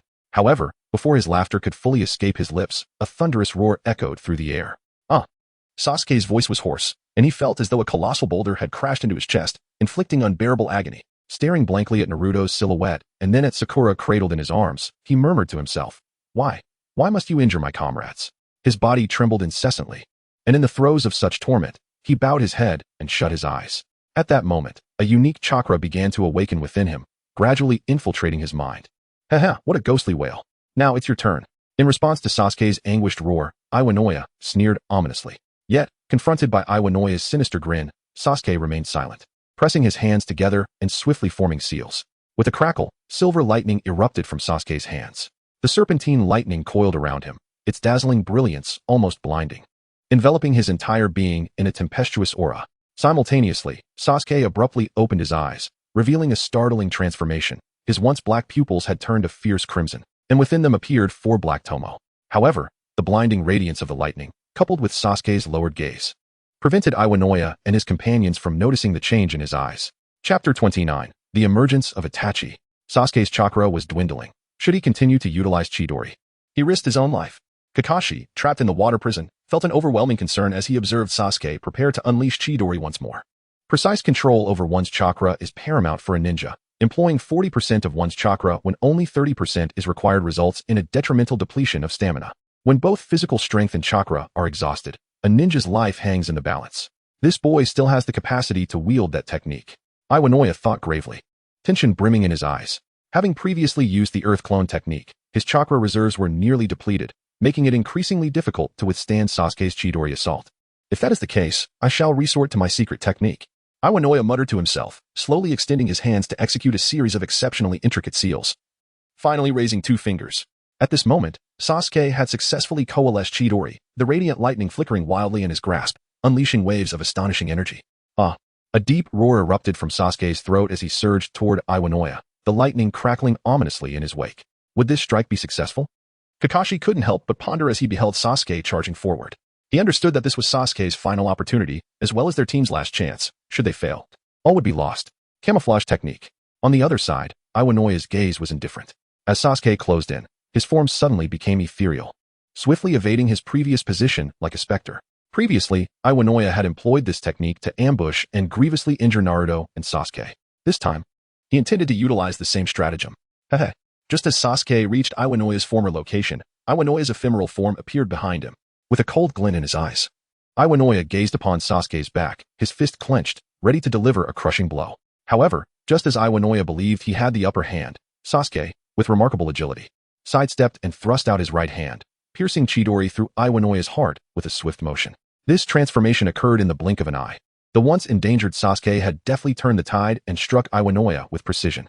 Pooh! A spurt of blood erupted from Iwanoya as he gazed, wide-eyed, at the youthful visage before him, the malevolence radiating from Sasuke's eyes now more pronounced than his own, revealing the dreaded Sharingan. I never imagined you were of the Uchiha clan. The expression on Iwanoya's face morphed into one of sheer terror as he comprehended why Sasuke could see through his invisibility. But it was far too late for words. Iwanoya. From a distance, Sanli's pupils constricted in disbelief as he shouted, Sasuke, Sasuke has awakened the Sharingan. Swallowing hard. His parched throat betraying his shock, Kakashi stared at Sasuke's blood-red eyes, hesitating for a moment before murmuring to himself, You shall perish. Fixating on the doomed Iwanoya, Sasuke withdrew his right hand, clenched his fist, and struck fiercely at Iwanoya's chest. Pooh! A torrent of energy surged from Sasuke's fist, and Iwanoya emitted a muffled groan, laced with pain, before spewing forth another mouthful of blood. Ultimately, Iwanoya's body was sent hurtling to the ground, as if struck by a raging bull. Having endured the fatal blow of Chidori, Iwanoya lay motionless, devoid of any signs of life. Dead, under the watchful gazes of Sanli and Kakashi. The nearly J-level Iwanoya had been utterly defeated by Sasuke. In that moment, a profound shock enveloped Sanli's features as he regarded Iwanoya's lifeless form, his heart racing with disbelief. No one had anticipated such an outcome, nor could anyone fathom it. Sanli had thought Sasuke's earlier declaration, that those who harmed his comrades would pay a price, was mere bravado, yet the youth had truly delivered, unleashing an incredible power to protect his friends. As Sanli remained lost in astonishment, he suddenly heard the sound of wind slicing through the air behind him. A masked figure brandished a short blade, lunging toward him with lethal intent. Not good. Sanli sensed the imminent danger, retracting his hand from the water prison and hastily evading the attack. As Sanli withdrew his hand, Kakashi breathed a sigh of relief. Had he delayed any longer, he too might have succumbed to suffocation from the lack of oxygen in the water prison. Reinforcement squad. Casting a glance at the figure that had just ambushed him, Sanli gritted his teeth and ran without hesitation. He was astute enough to realize that reinforcements typically comprised several members, and he was no match for them. Retreat was his best option. As he fled a considerable distance, Sanli instinctively turned to look back, noticing that no one was pursuing him, which sparked confusion within him. Just as doubt began to creep in, a searing pain pierced through his chest. Slowly turning around, he found yet another masked figure before him, a blade mercilessly thrust through his heart. So swift was the assault that he could not utter a word before his vision blurred, and his body crumpled to the ground. Am I truly going to die? As soon as Sanli collapsed, Sasuke, who had been struggling to support his body, couldn't help but let out a bitter smile. He felt many of his internal organs gradually ceasing to function due to the depletion of chakra. Even the beating of his heart had weakened. In the world of Naruto, I have a father, a mother, an elder brother, and companions. I truly do not wish to die. However, it would be wonderful if I could see my brother before I depart. With a soft sigh, a wave of weakness washed over him, a pervasive sense of fatigue quietly enveloping his heart. Moments later, his legs buckled, and Sasuke fell backwards. Sasuke, just as his body was about to hit the ground, a familiar voice reached his ears. His eyelids slowly drooped. Faintly, it seemed that he saw Itachi standing before him. Yet, as his eyes closed, Sasuke ultimately lost consciousness. Dear brothers and sisters, thank you for your understanding. I can only repay you by writing sincerely. Thank you all. Chapter 30, Sasuke Awakens. 5 days later, in the hospital of Konohagakure, in the quiet hospital room, Sasuke lay on the bed with his eyes tightly shut, and after a long period, a faint breath escaped him. Sasuke still hasn't woken up. Glancing at Sasuke's still pale face, Sakura Haruno frowned and expressed her frustration. Indeed, it has been 5 days. Nodding, Naruto felt that Sasuke's injuries were quite severe. After all, both he and Sakura had also sustained serious injuries, yet after medical treatment, they had been discharged from the hospital after just 2 days. Let us go out for now. We shouldn't disturb Sasuke's rest, Kakashi said softly, shaking his head in resignation before leading Sakura and Naruto out. Not long after the door closed, Sasuke's fingers suddenly twitched slightly, showing signs of awakening. As his fingers trembled, his shallow breaths grew stronger. After a while, his eyelids fluttered, struggling to rise, and finally, his eyes slowly opened. Where am I? The bright light pierced his eyes painfully, and as he glanced around the room, Sasuke mumbled to himself in confusion. Taking a few shallow breaths, he began to regain clarity, and a flood of memories surged forth from the depths of his mind, reminding him of certain events. I wonder how Kakashi-sensei, Naruto, and Sakura are faring? He murmured, recalling the battle with Uchiha. Sasuke, you've finally awakened. As he spoke to himself, the door to the room opened, and a familiar voice suddenly echoed. Sakura quickly rushed to Sasuke's side, her face radiating joy. Sakura, it's a relief to see you're all right. Sasuke smiled warmly at Sakura, feeling overjoyed. As long as Sakura was safe, it meant their team was also unharmed, alleviating his earlier worries. Haha, Sasuke, you're so pathetic. You've been asleep in the hospital for 5 whole days. If it were me, I would have been up and about on the same day. At that moment, Kakashi and Naruto entered, and Naruto teased Sasuke. Hee, I admit my recovery skills are not as impressive as yours. Sasuke replied with a smile. Sasuke's words were not uttered lightly. Naruto, bearing the seal of the 9 tails within him, possessed an almost indomitable resilience akin to that of an unyielding insect, endowing him with extraordinary recuperative abilities. By the way, what transpired in the end? How did we escape our peril? Gazing at Kakashi, Sasuke suddenly recalled this crucial matter and hurriedly inquired. Thanks to your signal flare, a team of Konoha Zanbu arrived to assist us, one of whom possessed medical ninjutsu, which ultimately saved your lives, Kakashi replied with a light chuckle, observing the immediate relief wash over Sasuke's countenance. He then added, Itachi was also part of that Zanbu team. Momentarily taken aback, Sasuke exclaimed in astonishment, is it truly my brother? Sasuke retained a vague recollection of the moment he finally succumbed, recalling a hazy vision of Itachi. At that time, he mistook it for an illusion, never anticipating that it was indeed his brother. How fortuitous that was. Kakashi nodded slightly, a smile gracing his lips as he remarked, your return from the brink of death is largely thanks to Itachi. Had he not tirelessly carried you back to Konoha, the consequences would have been unimaginable. Kakashi's words were not mere hyperbole. Sasuke had been at the very edge of his life. Although an Zanbu member had employed medical ninjutsu to stabilize him, it merely prolonged his life temporarily. Ultimately, Sasuke was transported to the ninja hospital.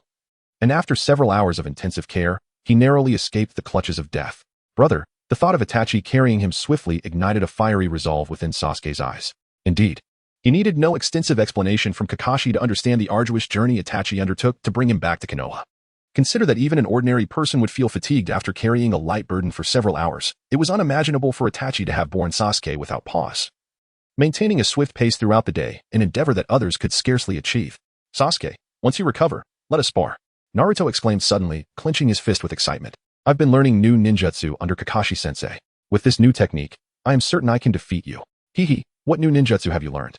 Sasuke gazed intently at Naruto, inquiring with keen interest. Kakashi-sensei mentioned a technique called Rasengan, which apparently took the 4th Hokage 3 years to develop, and it is classified as an A-rank jutsu. Naruto replied, shrugging his shoulders. Rasengan, indeed. I eagerly anticipate your swift mastery of it. Sasuke responded, momentarily taken aback, before breaking into a smile. He was not particularly surprised by this revelation, as Naruto was known to be a ninja hesitant to perform hand seals. Naturally, the astute Kakashi would guide Naruto towards practicing the Rasengan, a technique that relies solely on chakra, which also explains why Jiraiya would teach Naruto the same in the anime. Yes, Naruto nodded, brimming with confidence in his ability to master the Rasengan swiftly. After conversing for a while longer, noticing Sasuke appearing somewhat fatigued, Kakashi led Naruto and Sakura Haruno away. Sasuke's body had not completely recovered. After a brief conversation, he felt an overwhelming fatigue, and, once Kakashi and the others departed, he closed his eyes and drifted into slumber. It was not until midday that he awakened to the presence of Fugaku Uchiha and Mikoto Uchiha. Like Kakashi and his companions, Fugaku and Mikoto visited Sasuke daily. However, Sasuke had shown no signs of waking for 3 or 4 days, which caused them considerable concern. Fortunately, today he had awakened, bringing them immense relief. From Itachi, they had already learned of Sasuke's ordeal, and Fugaku felt an immense pride that his son had triumphed over a rogue ninja possessing J-level strength, maintaining a smile throughout their conversation. Mikoto, less loquacious than Fugaku, prepared a variety of delicious and nutritious dishes for Sasuke, hoping he would eat well to aid his recovery.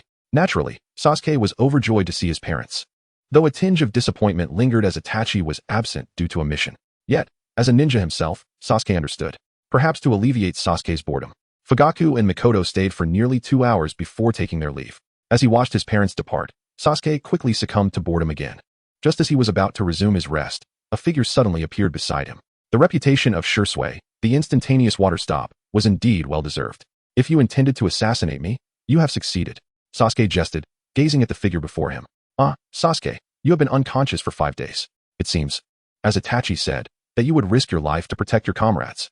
Shursui replied with a light chuckle, ignoring Sasuke's teasing. Well, in dire situations, one must exert their full strength or face demise. Sasuke smiled faintly in response to Shursui. Indeed, great calamity often brings great fortune. Did you not also gain the power of the Sharingan through this crisis? Upon hearing Sasuke's words, Shursui suddenly smiled. Sasuke's awakening of the Sharingan was communicated to Shursui by Itachi. Upon hearing this revelation, Shursui found it difficult to believe, given Sasuke's tender age and the fact that he had only recently graduated from the Ninja Academy. Of course, Shursui understood that the ability of Uchiha clan members to awaken the Sharingan was not contingent upon their age. Yet the reality of Sasuke's achievement left a profound impact on him. The Sharingan? Shursui paused momentarily, and it was only after his earlier hint that Sasuke recalled the change in his eyes during his final attack on Iwaya with Chidori. Otherwise, how could he have perceived Iwaya, who had employed the camouflage technique? Aha! I have finally awakened the Sharingan. The realization that he had unlocked this power nearly made the exuberant Sasuke leap from his bed. Any avid fan of fire would understand the significance of the Sharingan. As one of the three great dojutsu, it is a coveted power sought after by every ninja. Sasuke, who was in dire need of strength, had long dreamt of awakening his Sharingan. However, Sasuke, possessing the Sharingan does not guarantee success. To become an exceptional ninja, one must engage in diligent training. Concerned that Sasuke might become complacent with his newfound ability, Shisui promptly cautioned him. Understanding Shisui's intent, Sasuke smiled gently, reassuring him, "Don't worry, Shisui. I was merely overwhelmed with joy. I will not let this lead to arrogance." "Very well, awaken your Sharingan, and let me see." Shisui nodded and spoke softly. Without questioning why, Sasuke immediately complied with Shisui's request. He closed his eyes, focused intently, and activated the Sharingan, then opened his eyes. How could this be? Upon witnessing the double tomo within Sasuke's pupils, Shisui was taken aback in astonishment. "What is it?" Noticing Shisui's expression, Sasuke was startled, fearing something was amiss with his Sharingan. Sasuke, when members of the Uchiha clan awaken the Sharingan, their eyes turn red, and a tomo appears within the iris. This is the initial form of the Sharingan. Yet your Sharingan has directly manifested as a double tomo state, which is truly rare. At least, this is the first time I have encountered such a phenomenon. Shisui pondered for a moment, calming his astonishment before speaking slowly. Double tomo state? Sasuke swiftly seized the mirror from beside his bed, gazing in astonishment at his own double tomo Sharingan, his heart filled with disbelief. In the Naruto series, Sasuke first awakened his Sharingan in its single tomo form. Could it be that his transmigration had altered this? At this moment, Sasuke was unaware that after his arrival in this new world, he had diligently trained with shadow clones, ultimately benefiting this body immensely. Every aspect, from the bones and meridians to the chakra within, had gradually strengthened through intense practice. His newfound prowess, coupled with the intense stimuli he had experienced, made it entirely plausible for Sasuke's Sharingan to manifest in additional tomo, much like Obito, who awakened his double tomo Sharingan in a desperate bid to save Rin. "Sasuke, do not fret. Although the reason for your sudden awakening of the double tomo Sharingan remains unclear, it is undoubtedly advantageous for you," Shisui reassured him. Bear in mind that evolving from the single tomo to the double tomo state typically requires considerable effort to enhance one's chakra and frequent utilization of the Sharingan. Upon hearing Shisui's words, Sasuke eagerly inquired, "Does evolving to the triple tomo Sharingan also necessitate arduous training?" Having watched Naruto, he understood that the double tomo Sharingan could perceive certain ninjutsu and replicate various techniques, yet it was not the ultimate form. In order for Sasuke to possess the full capabilities of the Sharingan, he must evolve into the three tomo state. This is undoubtedly true. Furthermore, the transition from the two tomo state to the three tomo state presents a challenge that far surpasses the previous evolution. Thus, one must mentally prepare for this arduous journey. It is certain that mere days or even weeks of training will not suffice for such an evolution. Nodding in acknowledgement, Shisui responded candidly. Sasuke furrowed his brow, contemplating the protracted duration required for the evolution of the three tomo Sharingan. Even with the aid of shadow clones to expedite his training, it would likely take a month. With the imminent conflict brewing between the Uchiha clan and Konoha, he could hardly afford to waste time. What are we waiting for? Let us hasten our training. Upon resolving these thoughts, Sasuke sprang to his feet and called out loudly. However, the moment he stood, a wave of heaviness enveloped him, causing his legs to buckle and his body to collapse back onto the bed.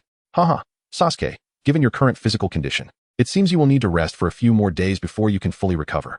Perhaps it would be wise to set aside the notion of training for now, Shisui remarked with a gentle smile, observing Sasuke's predicament. I will come to the training grounds to find you the day after tomorrow. With that, Sasuke's vision darkened, and he succumbed to slumber. The recent activation of his Sharingan had drained his energy, and sleep was his only remedy. Seeing Sasuke fall asleep so swiftly, Shisui chuckled and shook his head before vanishing from the room. The medical standards at Konoha's ninja hospital were exceptionally high. After 2 days of recuperation, Sasuke's health was entirely restored. Early the next morning, he completed his discharge procedures and left the hospital, officially rejoining his team. In light of the recent Iwagakure incident, the third Hokage had assigned Kakashi's team a D-rank mission for safety's sake. Although Naruto vehemently opposed this decision, he ultimately had no choice but to acquiesce under the old man's authority. Sasuke did not oppose the execution of D-rank missions, as upon their completion, he would be able to train alongside Shisui, preparing for the evolution of his Sharingan. After successfully completing 3 consecutive D-rank missions in the morning and meeting the team's requirements, Kakashi led Sasuke, Naruto, and Sakura into the woods in the afternoon to practice chakra control by climbing trees. Perhaps due to their experiences in life and death battles and their desire for greater strength, Sasuke and the others trained with exceptional diligence. From the beginning to the end of their training, they exhibited no signs of slackening, which greatly pleased Kakashi. After concluding their trainings, Sasuke bid farewell to Kakashi and proceeded to the training ground to meet Shisui, who had shown considerable concern for Sasuke's progress and was waiting there ahead of schedule. Upon seeing Sasuke arrive in good condition, Shisui conducted a test of the body flicker technique to arrange the subsequent training. The test was remarkably swift. taking merely half an hour, yet Shui was astounded by the results.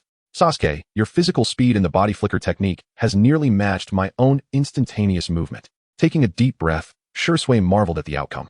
This was, of course, without Sasuke having removed his belt. If he were to shed that weight, his speed might indeed become even more formidable.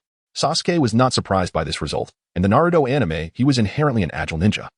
And after dedicating 6 months to rigorous practice of the body flicker technique, it was only natural for him to receive such high praise from Shui. Having mastered the body flicker technique, could you teach me a set of taijutsu techniques as well? I have realized that I lack this offensive capability in battles. Sasuke recalled his fight with Uchiha, rubbing his forehead and grimacing at the thought. Taijutsu? Shui was momentarily taken aback, not expecting Sasuke to be aware of this. Generally, the execution of ninjutsu requires the refinement of chakra followed by hand seals, while the initiation of taijutsu does not necessitate either. However, the distinctive characteristic of nin taijutsu is that it requires the refinement of chakra without the need for hand seals, except in certain special cases. With a smile, Sasuke remarked that Shui was indeed an elite ninja, undoubtedly well-versed in numerous ninjutsu techniques. You little rascal, he added, there's no need to flatter. Shui, somewhat amused yet exasperated, shook his head in resignation. After a brief pause, he unexpectedly drew the small blade from his back and softly stated, Sasuke, in conjunction with your body flicker technique, I believe the Uchiha-style Gale Sword is particularly suited for you. The Uchiha-style Gale Sword? It sounds quite formidable. Sasuke was eagerly anticipating the confrontation. Shui offered no reply. With a swift motion of his foot, he instantly appeared suspended in midair, and then, wielding his tanto, he forcefully struck towards a colossal tree. Why did Shui fail to make contact? Sasuke wondered, observing that Shui's tanto was still a distance away from the tree. Boom. As soon as Sasuke's voice faded, a resounding explosion echoed, and under his gaze, a colossal blade of flame suddenly manifested before his short sword, cleaving the massive tree into charred remnants. Gazing at the swirling blackened remnants, Sasuke swallowed hard, exclaiming in awe, incredible. How about it? Would you like to learn this technique? Chuckled Shui, observing Sasuke's astonishment as he landed gracefully. Of course I want to learn. Sasuke replied eagerly, nodding enthusiastically. Although the Gale Blade was not a ninjutsu, its power was undoubtedly comparable to that of an A-rank technique. Shui explained patiently that the essence of the Gale Blade lay in channeling fire element chakra into the ninja sword, subsequently unleashing a massive blade of flame. The Gale Blade has an extensive attack range, allowing one to utilize body flicker technique to ambush foes, making it exceedingly difficult for them to evade, Shui added with a smile. This is truly an exceptional ninjutsu. I must master it. Sasuke was deeply inspired by Shui's explanation, eager to harness the Gale Blade immediately. Then begin your training, Shui encouraged, handing the short sword to Sasuke. Without hesitation, Sasuke took the sword and leaped into the air, attempting to replicate Shui's earlier movements as he aimed a powerful strike at a tree. Despite his precise execution, the outcome was disappointing. The sword failed to manifest a formidable blade of flame. Only a thin layer of fire flickered on the blade's surface before extinguishing. Sasuke, your fire element chakra is insufficient, Shui quickly pointed out, discerning the reason for Sasuke's failure. I understand. Sasuke nodded slightly, recognizing that the path to power was fraught with challenges. Casting aside his emotions, he gradually calmed his mind and, after a moment, summoned the fire element chakra once more, leaping into the air to strike again. Although he failed a second time, the flames on his sword intensified considerably due to his earlier experience. Witnessing this progress, Sasuke practiced with renewed vigor, persisting through failure without a hint of complaint. Time slipped by quietly in the training ground. Since Sasuke entered his focused state, Shui had not disturbed him, granting Sasuke a remarkably tranquil environment for his practice. Gale Blade. After countless repetitions, accompanied by a shout, a fierce flame surged forth from Sasuke's short sword. Just as he hoped the flames would coalesce into a blade, they dissipated like a fleeting flower. What a pity, Shui remarked, his disappointment evident. Returning to the ground, Sasuke shook his head in frustration, plopping down on a stone. Panting heavily, the chakra required for practicing the Gale Blade was so immense that he could not sustain his efforts indefinitely. After consuming a few soldier pills, he readied himself to rise again. Sasuke, it seems you have fully recovered. Just as Sasuke prepared to leap, a familiar voice called from behind. Turning, he saw Itachi returning from a completed mission. Upon seeing Sasuke, a rare, warm smile illuminated Itachi's face, emanating a heartfelt radiance. Thank you, brother. Sasuke rushed forward and embraced Itachi tightly, his voice trembling with emotion. If it weren't for you, I might have perished. All is in the past. Regardless of the challenges you may face in the future, I will always protect you, Itachi reassured, patting Sasuke on the shoulder with a gentle smile. Sasuke nodded in happiness, removing the concealed blade from his back. Itachi suddenly spoke. Sasuke, the ninjutsu you are practicing requires a sword. I shall gift you this blade. Itachi had witnessed Sasuke's earlier practice with the Gale Sword and, knowing that the small tanto in Sasuke's possession belonged to Shui, He intended to present a new sword to his brother. No, how can I accept brother's sword? Sasuke shook his head and promptly declined. The missions of the Umbu are inherently perilous, and a blade is of paramount importance to an Umbu member, often playing a crucial role in life and death battles. Sasuke, it matters not. You can confidently keep it. Itachi could retrieve another blade from the Umbu whenever he wished. Before Itachi could respond, Shursui approached, chuckling softly. In truth, Itachi's decision to withhold the sword from Sasuke was inconsequential. Shursui had originally intended to present the Tanto to Sasuke upon the completion of his training. Brother, is that true? Upon hearing Shursui's words, Sasuke turned his gaze towards Itachi, inquiring. Indeed. A gentle smile graced Itachi's face as he nodded. Hee. Then let this sword serve as my birthday gift from you this year. Returning the Tanto to Shursui, Sasuke accepted the blade from Itachi, smiling lightly. Shursui and Itachi exchanged glances and shared a laugh. Chapter 33, The Ninja of Grass Hidden Village.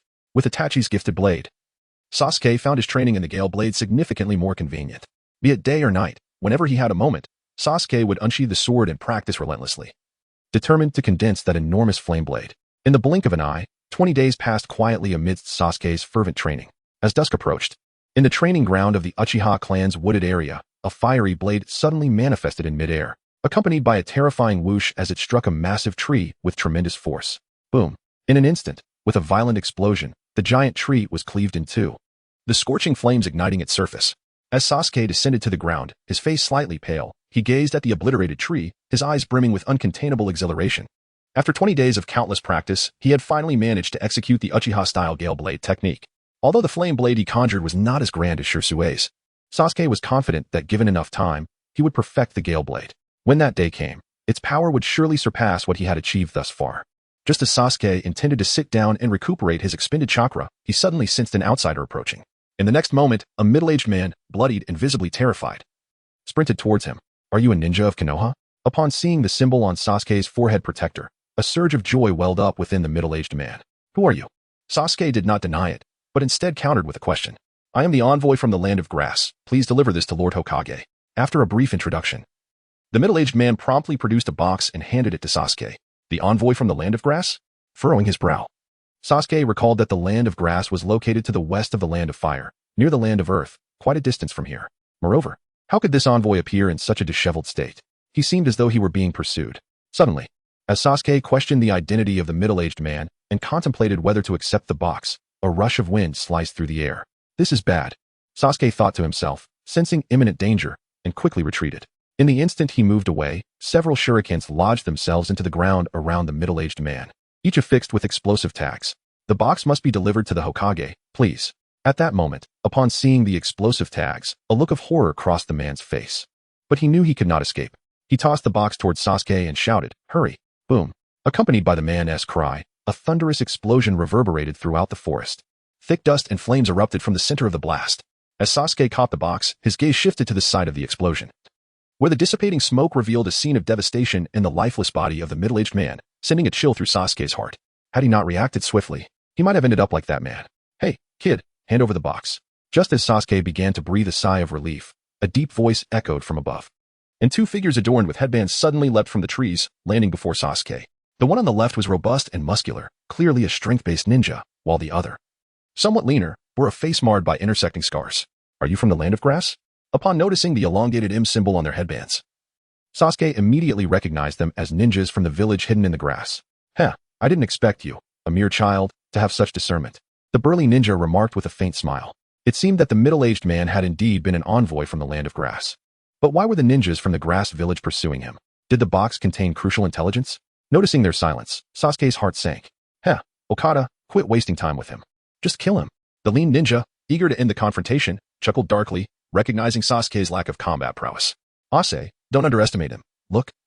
The kid also wears a headband, indicating he is a ninja. To have become a ninja at such a young age certainly implies some level of skill, Okada cautioned. Clearly not a simpleton.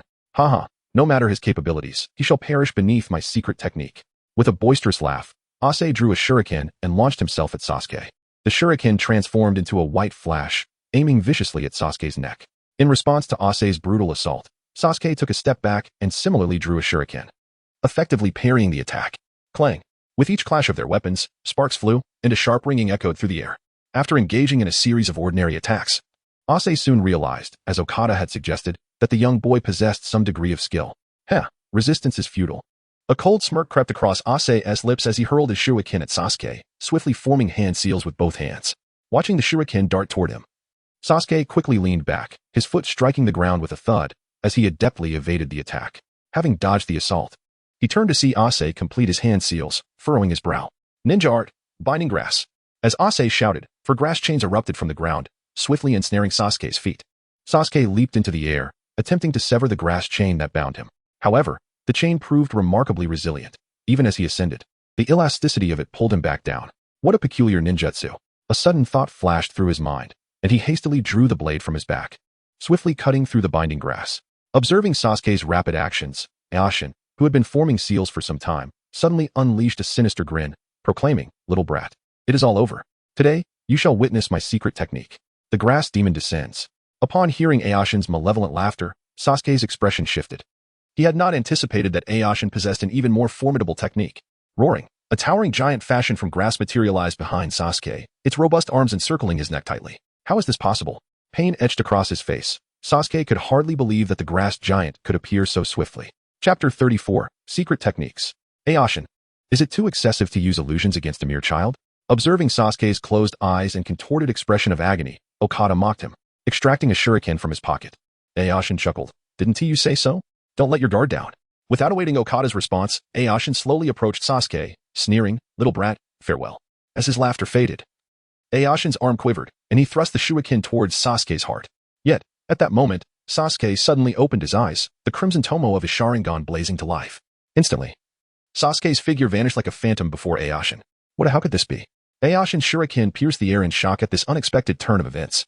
In that fleeting instant, Sasuke, wielding his blade, had already arrived behind Aoshin, softly murmuring, "Since you have come to Konoha to kill, you must be prepared to be slain yourself." With those words, Sasuke's long blade unhesitatingly pierced Aoshin's body. The dull sound of the thrust echoed, causing Aoshin's pupils to constrict in horror as bright blood gushed forth from the wound. Such is the cruelty of the ninja world. With a resigned sigh, Sasuke withdrew his blade. Ah! A cry of anguish escaped Aoshin as he staggered forward. But his legs buckled, and he collapsed, his face still bearing a look of terror as he closed his eyes. Heh. I truly did not expect you to possess those eyes. Aoshin's illusions are ineffective against you. Ignoring the death of his companion, Okada gazed at Sasuke's Sharingan with a smirk. Even without the Sharingan, you cannot kill me. The fact that Okada remained unfazed and even amused by his comrade's demise left Sasuke momentarily taken aback before he finally responded. What an intriguing little fellow you are. If it weren't for the box you possess, I truly would prefer not to kill you. With a playful grin, Okada stripped off his shirt, revealing his well-defined muscles. Is there something of great importance hidden within that box? Sasuke tentatively inquired. Indeed, if you were to hand me over to the Hokage, the hidden grass village might face annihilation. A profound, killing intent flickered in his eyes as Okada spoke candidly, unrestrained by any pretense. In that case, I shall become serious as well.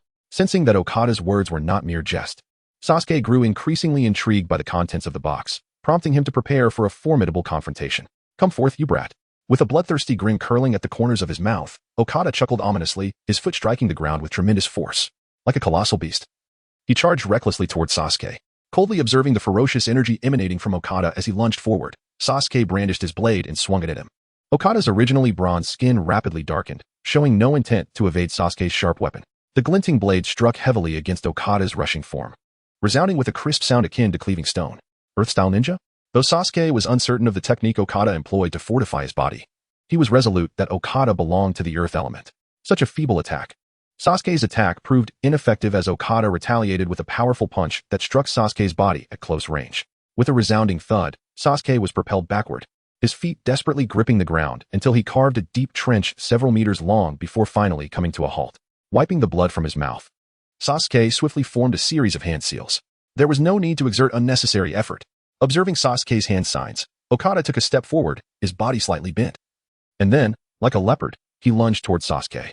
Fire release, great fireball technique. Just as Okada charged, Sasuke unleashed a massive fireball from his mouth, resulting in a direct collision with Okada. Boom. The impact resonated through the ground like thunder, sending a cacophony of sound echoing across the arena. With countless fragments of stone and flames bursting forth from the swirling dust, Sasuke stood motionless, clutching a short blade, his visage as pale as parchment. His chakra was severely depleted, and at this moment, he could only hope that his fireball would be sufficient to defeat Okada. However, Sasuke's aspirations were abruptly shattered as a shadow emerged through the swirling dust. Ha ha! Physical attacks are utterly futile against me, Okada declared with a triumphant smile. Stepping forth from the haze, his confidence palpable. Do not be so arrogant. Every technique possesses its weaknesses. Upon hearing Okada's boastful laughter, Sasuke furrowed his brow slightly and responded with a measured tone. Then we shall see what you are truly capable of. With a dark gaze fixed on Sasuke, Okada swiftly formed hand signs. Earth release, mudboard coffin. He intoned, his voice deep and resonant. Instantly, the ground beneath Sasuke erupted with several slabs of compacted earth, swiftly constricting him within their grasp. The ninja of the grass-hidden village excelled in mimicking the techniques of other nations, and Okada's mudboard coffin was a replication of the rock-hidden village's rockboard coffin. Although its power paled in comparison, it was nonetheless a commendable ninjutsu. Everything is over. Okada cackled menacingly as he beheld Sasuke completely ensconced by the mud slabs, a sinister grin stretching across his face, his voice chillingly resonant. You think you can bring about my demise? It will not be so easy. Yet, just as Okada prepared to depart, a low voice resonated through the air. Impossible. That little brat clearly. Sasuke has already been buried. How can he still speak? Hearing that somewhat familiar voice, Okada was immediately taken aback and cried out in shock. He then turned around. Chidori. Although it was merely a fleeting moment, as Okada pivoted, Sasuke's face was already within arm's reach, his right hand crackling with lightning, ready to strike. Do not kill me. I concede, spare me. A chill ran down Okada's spine. His body filled with an instinctive dread as he sensed an overwhelming aura of death, prompting him to shout. Based on past experiences, Okada believed that uttering this phrase would cause his adversary to pause, giving him the opportunity to exploit their momentary lapse and counterattack, thus turning the tide in his favor. However, Sasuke's expression remained impassive, showing no intention of halting. The Chidori in his hand transformed into a bolt of lightning, mercilessly piercing through the location of Okada's heart. Do not treat me like a child. Even if I spare you, you will still kill me. The excruciating pain surged through him, accompanied by Sasuke's low, murmuring voice in his ear. Chapter 35, Uchiha Obito. Without a hint of hesitation, Sasuke struck, leaving Okada astonished. The young ninja before him exhibited no trace of reluctance as he unleashed his assault. The searing pain in Okada's chest made it painfully clear that survival was no longer an option. His voice, tinged with unyielding defiance, echoed in Sasuke's ears. After attacking you with a fireball, I merely summoned a shadow clone, Sasuke explained, retracting his hand, ensuring Okada's demise was met with closed eyes. What an extraordinary child. He mused as darkness swiftly enveloped his vision, Okada's body gradually collapsing to the ground. Alas, such is the fate of a ninja, Sasuke lamented. Having reluctantly eliminated 2 shinobi from the grass village, he wished for a different outcome, yet he understood that mercy would only seal his own fate. Taking a deep breath to steady his emotions, Sasuke approached a large tree and slowly retrieved a box from his pocket. What could possibly be inside? He murmured, hastily opening the box. Within, he discovered 2 golden scrolls. Extracting one, he untied the delicate cord binding it and carefully unfurled the scroll. The leader of the grass village, Bailu Yu, is exceedingly greedy, imprisoning the daimyo and controlling the finances of the land of grass. Sasuke exclaimed upon reading the contents. The scroll served as a commission request from the daimyo of the land of grass, imploring the 3rd Hokage to dispatch elite teams to eradicate the rampant Bailu Yu. Naturally, the promised reward for this mission was exceptionally high, potentially surpassing 2 months' worth of commissions from Konoha, given that the mission had reached an SSS rank. It seemed the daimyo had been biding his time, gathering intelligence that undoubtedly required considerable effort. Setting the commission aside, Sasuke opened the 2nd scroll, revealing a detailed map of the land of grass, along with intelligence on Bailu Yu and his subordinates. Armed with this information, the appropriate ninjas could be dispatched, significantly increasing the likelihood of mission success. Ah, these 2 are indeed present. A cursory glance revealed Okada and Ase's profiles on the scroll. Okada's specialty lay in utilizing the hardening technique to fortify his body, while Ase was adept in illusion techniques. The precision of this intelligence was unmistakable. No wonder Bailu Yu had sent 2 skilled shinobi to pursue the messenger, should these scrolls fall into the Hokage's hands, and he consent to undertake the mission. Bailu Yu's reign would swiftly meet its end. After all, the grass village was merely a minor force, incapable of withstanding Konoha's advance. Piecing together the events, Sasuke finally grasped the rationale behind Okada and Ase's pursuit of the messenger. Perhaps one day I'll deliver this to the old Hokage, he contemplated. Although he initially intended to analyze whether Sarutobi Hiruzen would accept the task, he decided it was of little concern to him, muttering to himself, safeguarding the 2 scrolls. And noting the encroaching dusk, Sasuke turned to depart toward the Uchiha clan's district. As dusk descended upon the Uchiha territory, the cerulean and white sky was streaked with mottled red clouds, resembling splatters of blood upon the gray sea. In stark contrast to the azure above and the fiery crimson of the evening glow, the ground lay shrouded in darkness. Having returned from the training grounds, Sasuke found himself in the Uchiha district, pausing to glance at the solitary shrine ahead. Before Sasuke stood the Southie Shrine, a site of profound significance to the Uchiha clan. Beneath the seventh tatami mat from the innermost right side of the main hall lay the entrance to the Uchiha's secret meeting place. Moreover, the shrine's basement housed stone tablets inscribed by the Sage of Six Paths, containing many esoteric secrets that expanded in content according to the progression from Sharingan to Mangekyou Sharingan to Eternal Mangekyou Sharingan. However, having watched Naruto, Sasuke no longer required any special ocular prowess to comprehend the tablet's contents. Kaguya Otsutsuki's resurrection was manipulated by Kaguya's will, who incited a decisive battle between Uchiha Madara and Shinja Hashirama while altering the sage's messages at the Southeast Shrine, steering the world toward the infinite Tsukuyomi. If Black Zetsu had not tampered with those inscriptions, one could only wonder how the ninja world might have unfolded differently. A twinge of lament crossed Sasuke's mind upon realizing the tablet's contents had been corrupted. In that moment of reflection, a mysterious figure clad in a single-eyed orange-black striped mask and a flowing black cloak appeared on the stone steps of the main shrine. Who could that be?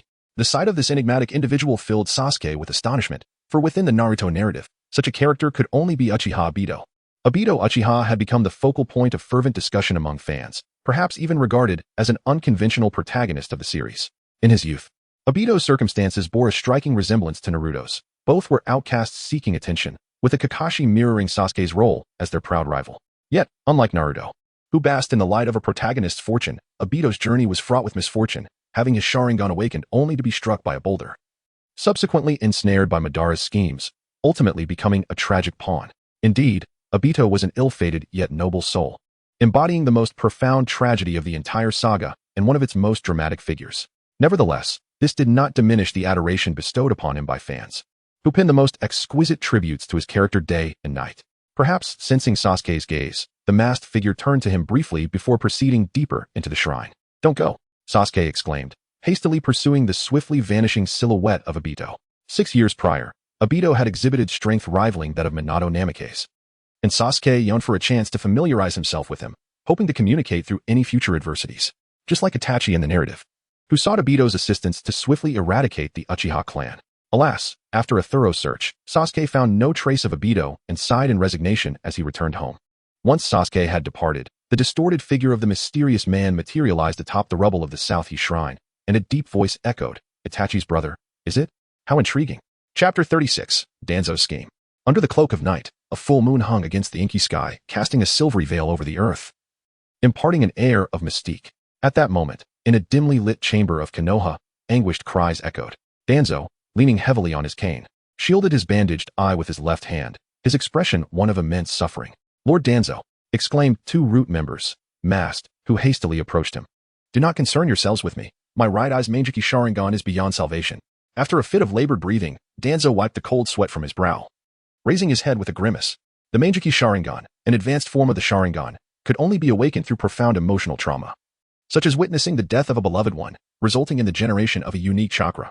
It not only significantly enhanced the powers of the Sharingan, but also bestowed formidable techniques. However, the Mangekyou Sharingan's immense power came at a steep price, with each use leading to gradual deterioration of vision, hastening the onset of blindness. "And what of the intelligence I tasked you to gather?" Danzo inquired, slowly settling himself onto a stone chair. "According to the reports from our spies embedded within the Uchiha clan, Uchiha Shirsue's Mangekyou Sharingan indeed possesses an extraordinarily powerful genjutsu, Kodo Amatsukami. This technique can infiltrate the target's mind unnoticed, altering their will," replied one of the masked members. "Kodo Amatsukami." Danzo's left eye gleamed with intrigue, an expression of uncontainable excitement flitting across his face. "Such formidable power is precisely what I require. Is Uchiha Shirsue's Mangekyou Sharingan truly that powerful?" Another masked member asked in a hushed tone. "Indeed, the Mangekyou Sharingan is the pinnacle of ocular jutsu, shrouded in countless mysteries." Danzo, having experienced its might, chuckled greedily. "Tomorrow, I shall summon Shirsue. You will inform the root members to prepare for battle. He must not escape." Perhaps too eager to acquire Shirsue's eyes, Danzo quickly organized the plan. Understood, the 2 members nodded in agreement. "Additionally, keep a vigilant watch on the Uchiha clan. Report any intelligence immediately," Danzo commanded, his voice firm. "Yes," they responded, fully aware of the gravity of his orders. "Now, return and prepare. We cannot afford any errors tomorrow," Danzo instructed solemnly. The 2 members nodded and withdrew from the chamber. "Once I obtain Shirsue's eyes, who in Konoha would dare oppose us? Even Sarutobi will be powerless against me." Danzo's twisted visage in the dim room hinted at a sinister resolve. The following day, as the dawn broke through the clouds, casting light upon the earth, Konoha erupted into a flurry of activity, a vibrant atmosphere swiftly enveloping the village. "I have good news for everyone. Next month, we can undertake C-rank missions. Furthermore, Today there are no other tasks. You may all relax. Kakashi announced, surveying Sasuke and the others with a smile. Fantastic. Finally, no more tedious tasks. Naruto exclaimed, the first to voice his excitement. After the upheaval of Uncle CHG's mission, they had been engaged in nearly a month of D-rank assignments. Were it not for Naruto practicing the Rasengan in his spare time, he would have sought out Hiruzen Sarutobi for a theoretical discussion. All right. I have matters to report to Lord Hokage. You may arrange your time as you see fit. Kakashi chuckled lightly at Naruto's enthusiasm before swiftly departing. Sasuke, Naruto. I am heading to the ninja hospital. Should you need anything, feel free to find me there. After Kakashi's departure, Sakura Haruno turned to Sasuke and Naruto, who smiled sweetly and prepared to leave. Naruto practiced the Rasengan while Sasuke honed his skills with the Gale Sword, not wanting to fall behind. Sakura chose to learn medical ninjutsu during her spare time. In her eyes, medical ninjutsu held immense importance, as it could sometimes save the lives of comrades. Thus, despite her desire to be with Sasuke today, Sakura resolved to continue her practice at the hospital. Acknowledging her decision, both Sasuke and Naruto nodded in agreement. Once Sakura departed, Naruto summoned a shadow clone using the shadow clone technique, and with a grin, he exclaimed, Sasuke, behold the fruits of my training. With that, Naruto opened his right palm, and the shadow clone swiftly scratched atop it, culminating in the formation of a beautiful sphere of chakra. Witness my Rasengan, he shouted as the chakra ball, resembling a miniature typhoon, materialized. He then tossed it against a nearby tree. With a loud crash, the tree's trunk was marred by a swirling gash from the Rasengan's impact. Impressive, Sasuke remarked, taken aback by the destructive power of Naruto's Rasengan. If that had struck a person, they would either be dead or severely injured. Haha, Naruto chuckled at Sasuke's admiration. Thank you, Sasuke. I've finally mastered the Rasengan. Sasuke, genuinely pleased for his friend, patted Naruto's shoulder and smiled. Haha.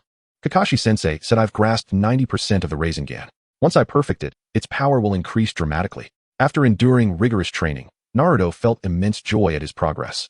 Bursting into laughter, Sasuke, contemplating the Rasengan's other form, the Utama Rasengan, suggested, Naruto, your Rasengan is too small.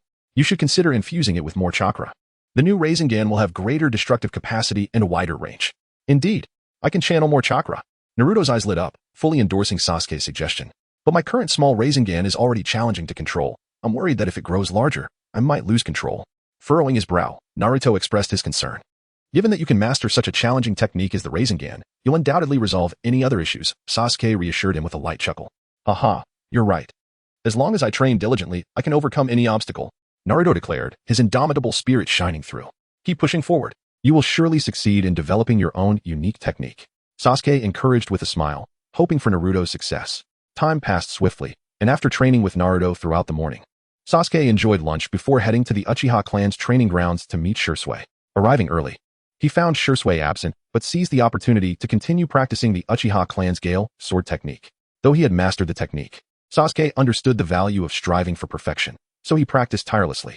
A few hours later, Shisui finally appeared at the training grounds, though he remained hidden at first. After Sasuke completed another round of the Gale Sword, Shisui stepped forward. Shisui, you're here. Sasuke greeted with a slight smile. Sasuke, you are remarkable. In less than a month, you've mastered the Gale Sword.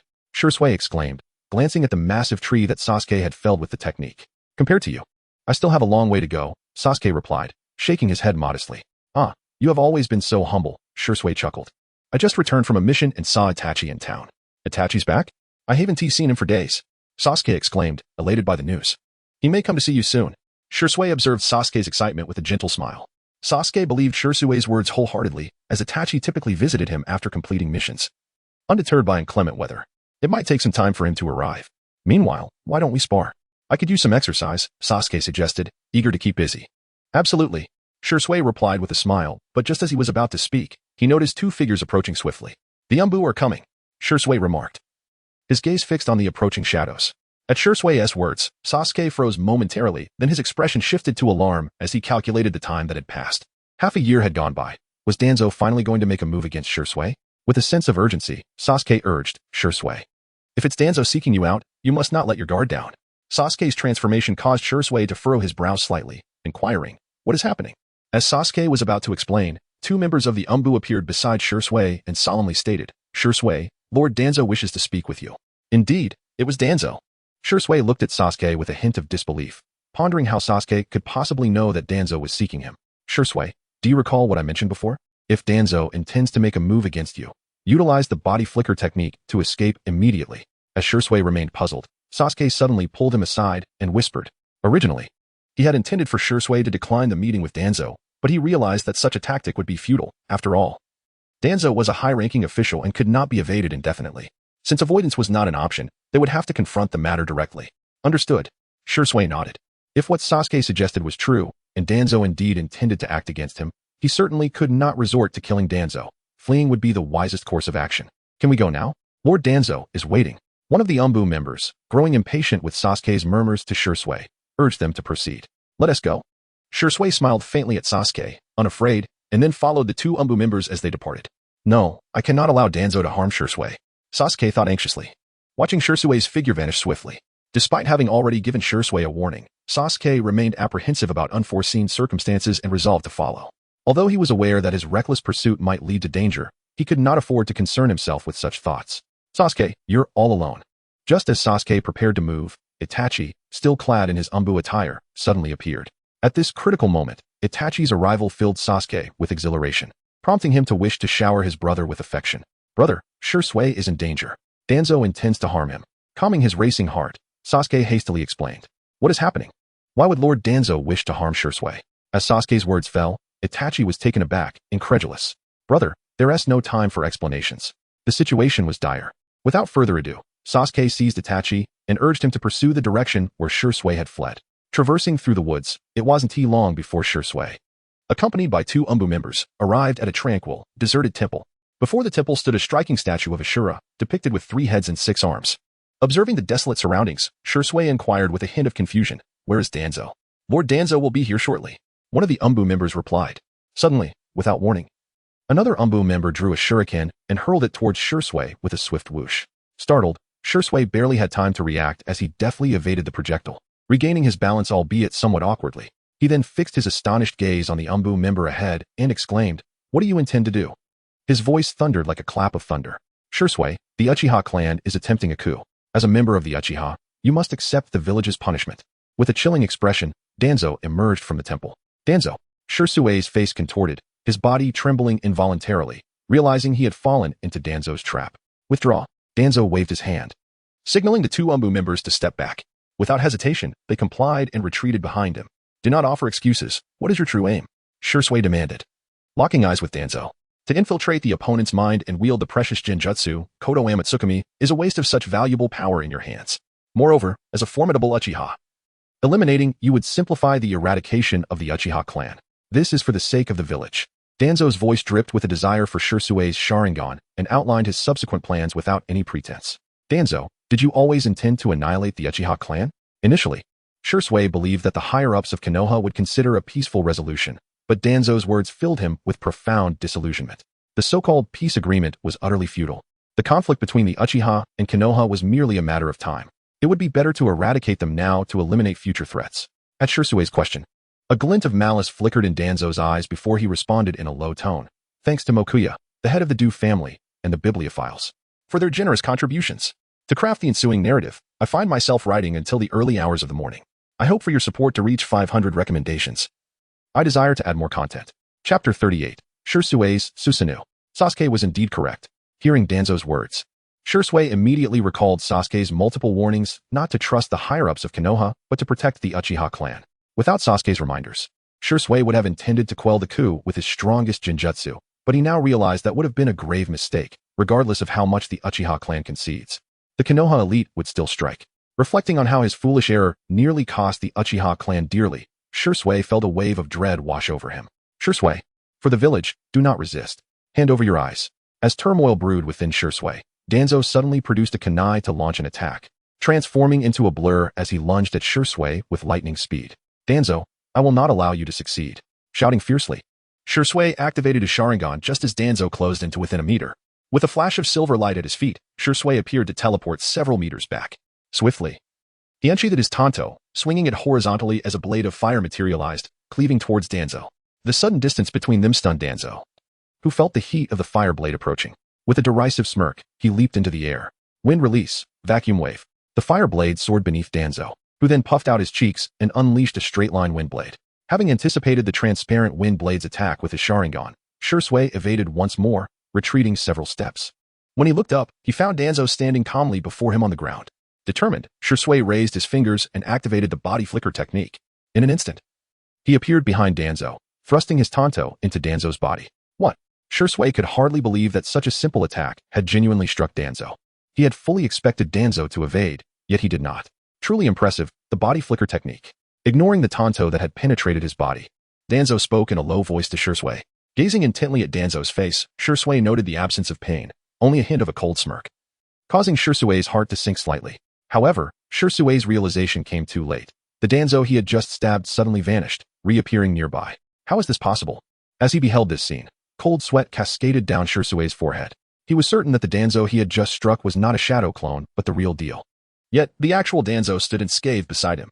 The shock lingered in Shui's mind for only a few breaths, but as clarity returned, a powerful gust of wind roared around him. Die. At such close range, Shui had lost all chance to evade. His face was now a mask of horror and despair. With a swift thrust, Danzo's kunai pierced the air, plunging into Shui's astonished chest. A searing pain erupted from his chest, and Shui's face flushed crimson with shock. Moments later, he could no longer contain himself and spewed forth a torrent of bright red blood. Enduring the excruciating pain, Shui staggered back, attempting to continue the fight. Danzo, stepping forward slowly, regarded the pallid Shui with indifference as his calm voice echoed through the air. Eliminate him. As soon as Danzo's command was uttered, a dozen root members clad in masks surrounded Shui, unleashing a barrage of kunai and shuriken aimed at ending his life. As the countless weapons rained down upon him, Shui's Sharingan underwent a transformation, the once three-tomo red pupils morphing into a pattern resembling a four-leaf clover. An overwhelming number of kunai and shuriken struck the ground around Shui, raising clouds of dust that enveloped his position in an instant. Is it over? A root member gazed intently at the dust-laden area where Shui had stood, murmuring to himself. Danzo narrowed his eyes, and after a brief moment, he darkly remarked, "This fellow is indeed not so easily dealt with." As the words of Danzo fell, the swirling dust gradually began to dissipate, ultimately revealing a colossal green silhouette under the gaze of numerous eyes. The enormous green figure stepped slowly out of the dust-filled zone, and as the members of Root caught sight of its imposing stature, a wave of astonishment washed over them. This skeletal-shaped apparition, enveloped in a cloak of chakra, towered majestically, wielding a gigantic spiral sword in its right hand. Within the immense green figure, the weary and visibly weakened Shui stood, gasping for breath. Gazing upon the azure energy giant that materialized before them, an eerie silence enveloped the area. Although the members of Root could not fully comprehend the situation, they instinctively recognized the imminent danger posed by the behemoth. Could this be the other power of the Mangekyou Sharingan, Susanoo? The brilliance in Danzo's eyes flickered, and after a moment of contemplation, he murmured, "Susanoo, the third power that could only be unlocked with a pair of Mangekyou Sharingan, was also known as the power of the gods. The essence of Susanoo is a materialized chakra, forming a humanoid figure that surrounds the user. Susanoo possesses terrifying destructive capabilities and formidable defensive strength, along with the ability to unleash jutsu. Naturally, the abilities of the Mangekyou Sharingan vary from individual to individual, leading to different appearances and techniques associated with Susanoo. For the Uchiha clan, I shall not concede to you, Danzo," Shui declared, a hint of determination surfacing on his pale visage as he slowly raised his head and shouted. As Shui's voice echoed, the chest armor of his Susanoo suddenly opened, unleashing a flurry of green chakra arrows aimed at Danzo and his associates for a ranged assault. "Retreat. Do not let the green arrows strike you." Realizing the potential peril posed by the green projectiles, Danzo quickly warned his subordinates. Understood. The members of Root responded in unison, promptly retreating without hesitation. Witnessing Danzo's command, Shui clasped his hands together, swiftly forming seals, and his Susanoo expelled a massive fireball. The fireball descended like a meteor from the heavens, crashing heavily into the ground. Thanks to the donations from the deceased, LOL. Shui's Susanoo was said to be the most magnificent. One could search to confirm. If we reach 500 votes, I will add more chapters. Let us strive together. Chapter 39, The Fleeing Shui. Boom. The colossal fireball erupted, followed by a thunderous roar that resonated through the sky, as scorching flames surged forth from the point of the explosion, engulfing everything. With a flick of his robe, Danzo dispelled the wave of heat that threatened to engulf him. Squinting as he observed the flames spread outwards, hesitant to advance, the explosive storm came swiftly and departed just as quickly, leaving the ground in ruins before the engulfing flames gradually waned until they completely dissipated. As the storm subsided, the previously overcast sky returned to clarity, leaving behind a scene of devastation. Lord Danzo, Shui is nowhere to be found, a member of Root reported, scanning the area where Shui once stood, now devoid of any presence. Shui, severely injured, cannot have gone far. Pursue him. Danzo, his face darkened by disbelief at Shui's unexpected escape, commanded sharply. Yes. Following Danzo's orders, several members of Root vanished into the foliage. removing the bandage that obscured his right eye, revealing the pale, sightless orb beneath. Danzo's left eye suddenly opened wide. To inflict severe harm upon Shisui, he had utilized his Anaji to evade Shisui's prior attack, but his right eye had been rendered permanently blind. Having believed he could swiftly eliminate Shisui, he was now confronted with the reality that Shisui had escaped using Susanoo, a fact that was difficult for the proud Danzo to accept. Raising his head slightly, his gaunt face twisted into a mask of rage and madness. Shisui, I must obtain your eyes. In the dense, tranquil forest, the atmosphere remained undisturbed until it was abruptly shattered by a disheveled figure. The figure kicked against a tree trunk, executing a somersault in midair before kneeling on one knee, hands pressed against the ground. With a gasp, Shisui coughed up blood, feeling his vision fading, without timely treatment. His life would soon reach its end. He fled with all his strength, not out of fear of death, but rather to prevent Danzo from acquiring his Manjiki Sharingan and to transfer his ocular powers to the Uchiha clan. The two individuals he trusted most were Sasuke and Itachi. No matter what, I must see Itachi and Sasuke, he murmured softly, casting a glance back at the darkened woods behind him. Ignoring the pain, Shisui surged forward, propelling himself into the depths of the forest. As Shisui departed, silence enveloped the area once more. Approximately 5 minutes later, 3 shadows suddenly burst forth from the thicket. This must be left by Shisui. He is just ahead. Let us pursue. One member of Root observed the bloodstains on the ground and spoke softly, nodding in agreement. The other 2 members swiftly followed suit, racing ahead. In the forest, Shisui darted swiftly between the tree trunks, each time lightly tapping the branches to propel himself forward over great distances. However, behind him, 3 figures pursued with equal determination, their speed surpassing his, narrowing the gap between them. Damn it. I didn't expect the Root members to be so relentless. Shisui muttered through gritted teeth, glancing back at the pursuing figures. Were it not for his injuries, he could have dispatched them in a minute. Attack. As Shisui entered the attack range, a member of Root produced several kunai inscribed with explosive tags and hurled them swiftly towards him. Whoosh. The sound of slicing air sent a chill through Shisui's heart, and he instinctively dodged. Boom. Flames erupted in the air with a deafening blast, shaking the entire forest and startling the wildlife into a frenzied escape. At the opposite end of the forest, upon hearing the explosion, Sasuke and Itachi, who were leaping between the branches, suddenly halted. Brother, there's trouble over there. Let us investigate. Concerned that Shisui might be in danger, Sasuke urged. We are close. Itachi nodded, then cautioned, Sasuke, be careful. Do not rush in recklessly. The memory of Sasuke's previous injuries still haunted Itachi, prompting him to protect his younger brother at all costs. Brother, do not worry. I will not hold you back. With a slight smile, Sasuke instantly activated his double Tomo Sharingan, fully aware that Danzo's subordinates were elite ninjas, and he would not underestimate them. Upon seeing Sasuke awaken his Sharingan, Itachi remained silent, and the two accelerated towards the direction of the explosion. As the sound of the explosion gradually faded, the forest once again fell into a profound silence. 3 members of Root descended to the ground, beginning a meticulous search confirming that Shisui, who had not been killed by the explosive tag, was nearby, though his exact location remained concealed. Scanning the surroundings. The eerie stillness caused a member named Tuorong to feel a shift in mindset. Logically, Shisui, who could not escape, should emerge for a decisive battle, as delaying would only worsen his situation. After all, the recent explosion would attract more members of Root. However, while Tuorong was lost in thought, a rustle from a nearby shrub caught his attention, and suddenly, a kunai shot forth. Is he there? As the commotion in the bushes ensued, Tuorong quickly sensed the danger and deftly evaded the kunai's attack. He speculated that Shisui was hiding within, so he cautiously approached the thicket, preparing for a surprise attack. Yet, before Tuorong could take more than a few steps, a chilling scream pierced the air as one of his companions was stabbed by the revealed Shisui. Earth release, earth binding. Tuorong was taken aback by Shisui's speed and swiftly formed hand seals. Disaster struck. After swiftly eliminating a member of Root, Shisui intended to flee.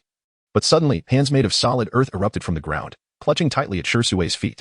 Under normal circumstances, Shisui's body flicker technique would have allowed him to evade this binding, but his chakra was depleted, forcing him to resort to close combat for survival. This was the end. Desperately attempting to break free from the earth's grasp, Shisui soon realized it was futile, and despair began to engulf him.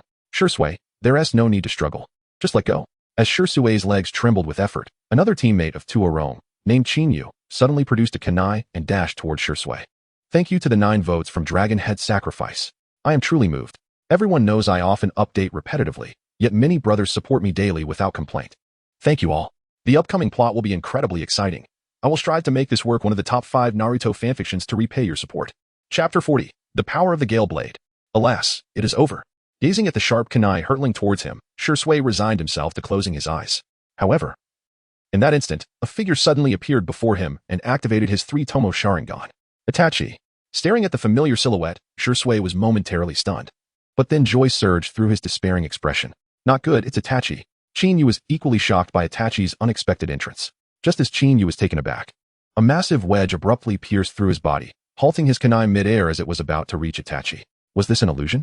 Although he recognized Itachi's Jinjutsu, Chin Yu found himself immobilized, experiencing pain that felt all too real. Currently ensnared by Itachi's Kagutsuchi technique, Chin Yu felt as if his limbs were being driven into a wedge, losing all freedom of movement while enduring an illusory physical torment. This technique could bind an opponent without hand signs, requiring only eye contact with the Sharingan to activate. With Chin Yu caught in his own Jinjutsu, Itachi swiftly drew his blade and pierced Chin Yu's heart. As a member of the Umbu, Itachi possessed the decisive means to eliminate threats. If he failed to deal with Chin Yu, Danzo would surely learn who had rescued Shursui, putting Itachi at a disadvantage.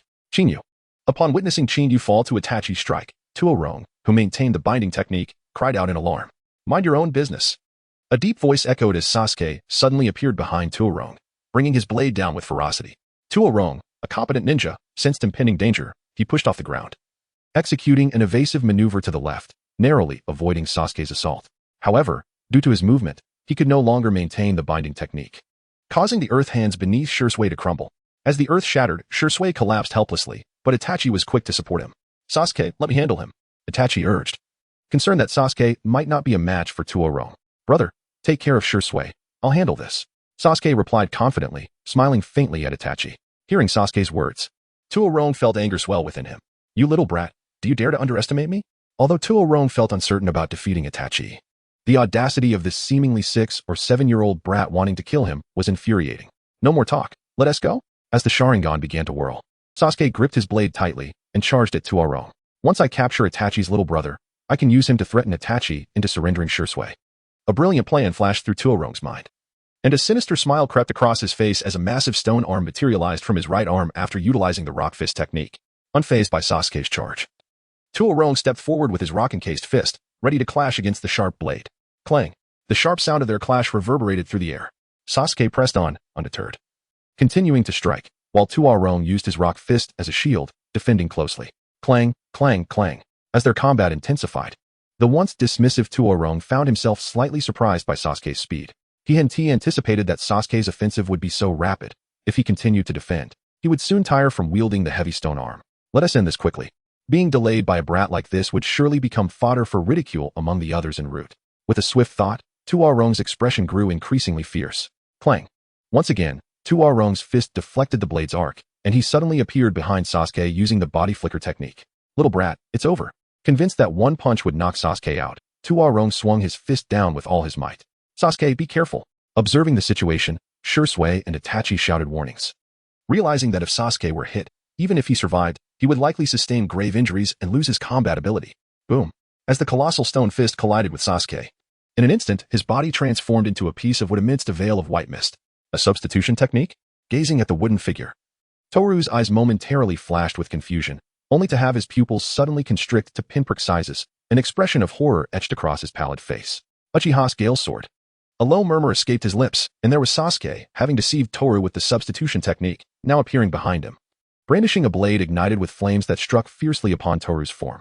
A piercing scream erupted, accompanied by Toru crashing heavily to the ground, his face still bearing a ghastly expression of shock as he lay before the onlookers.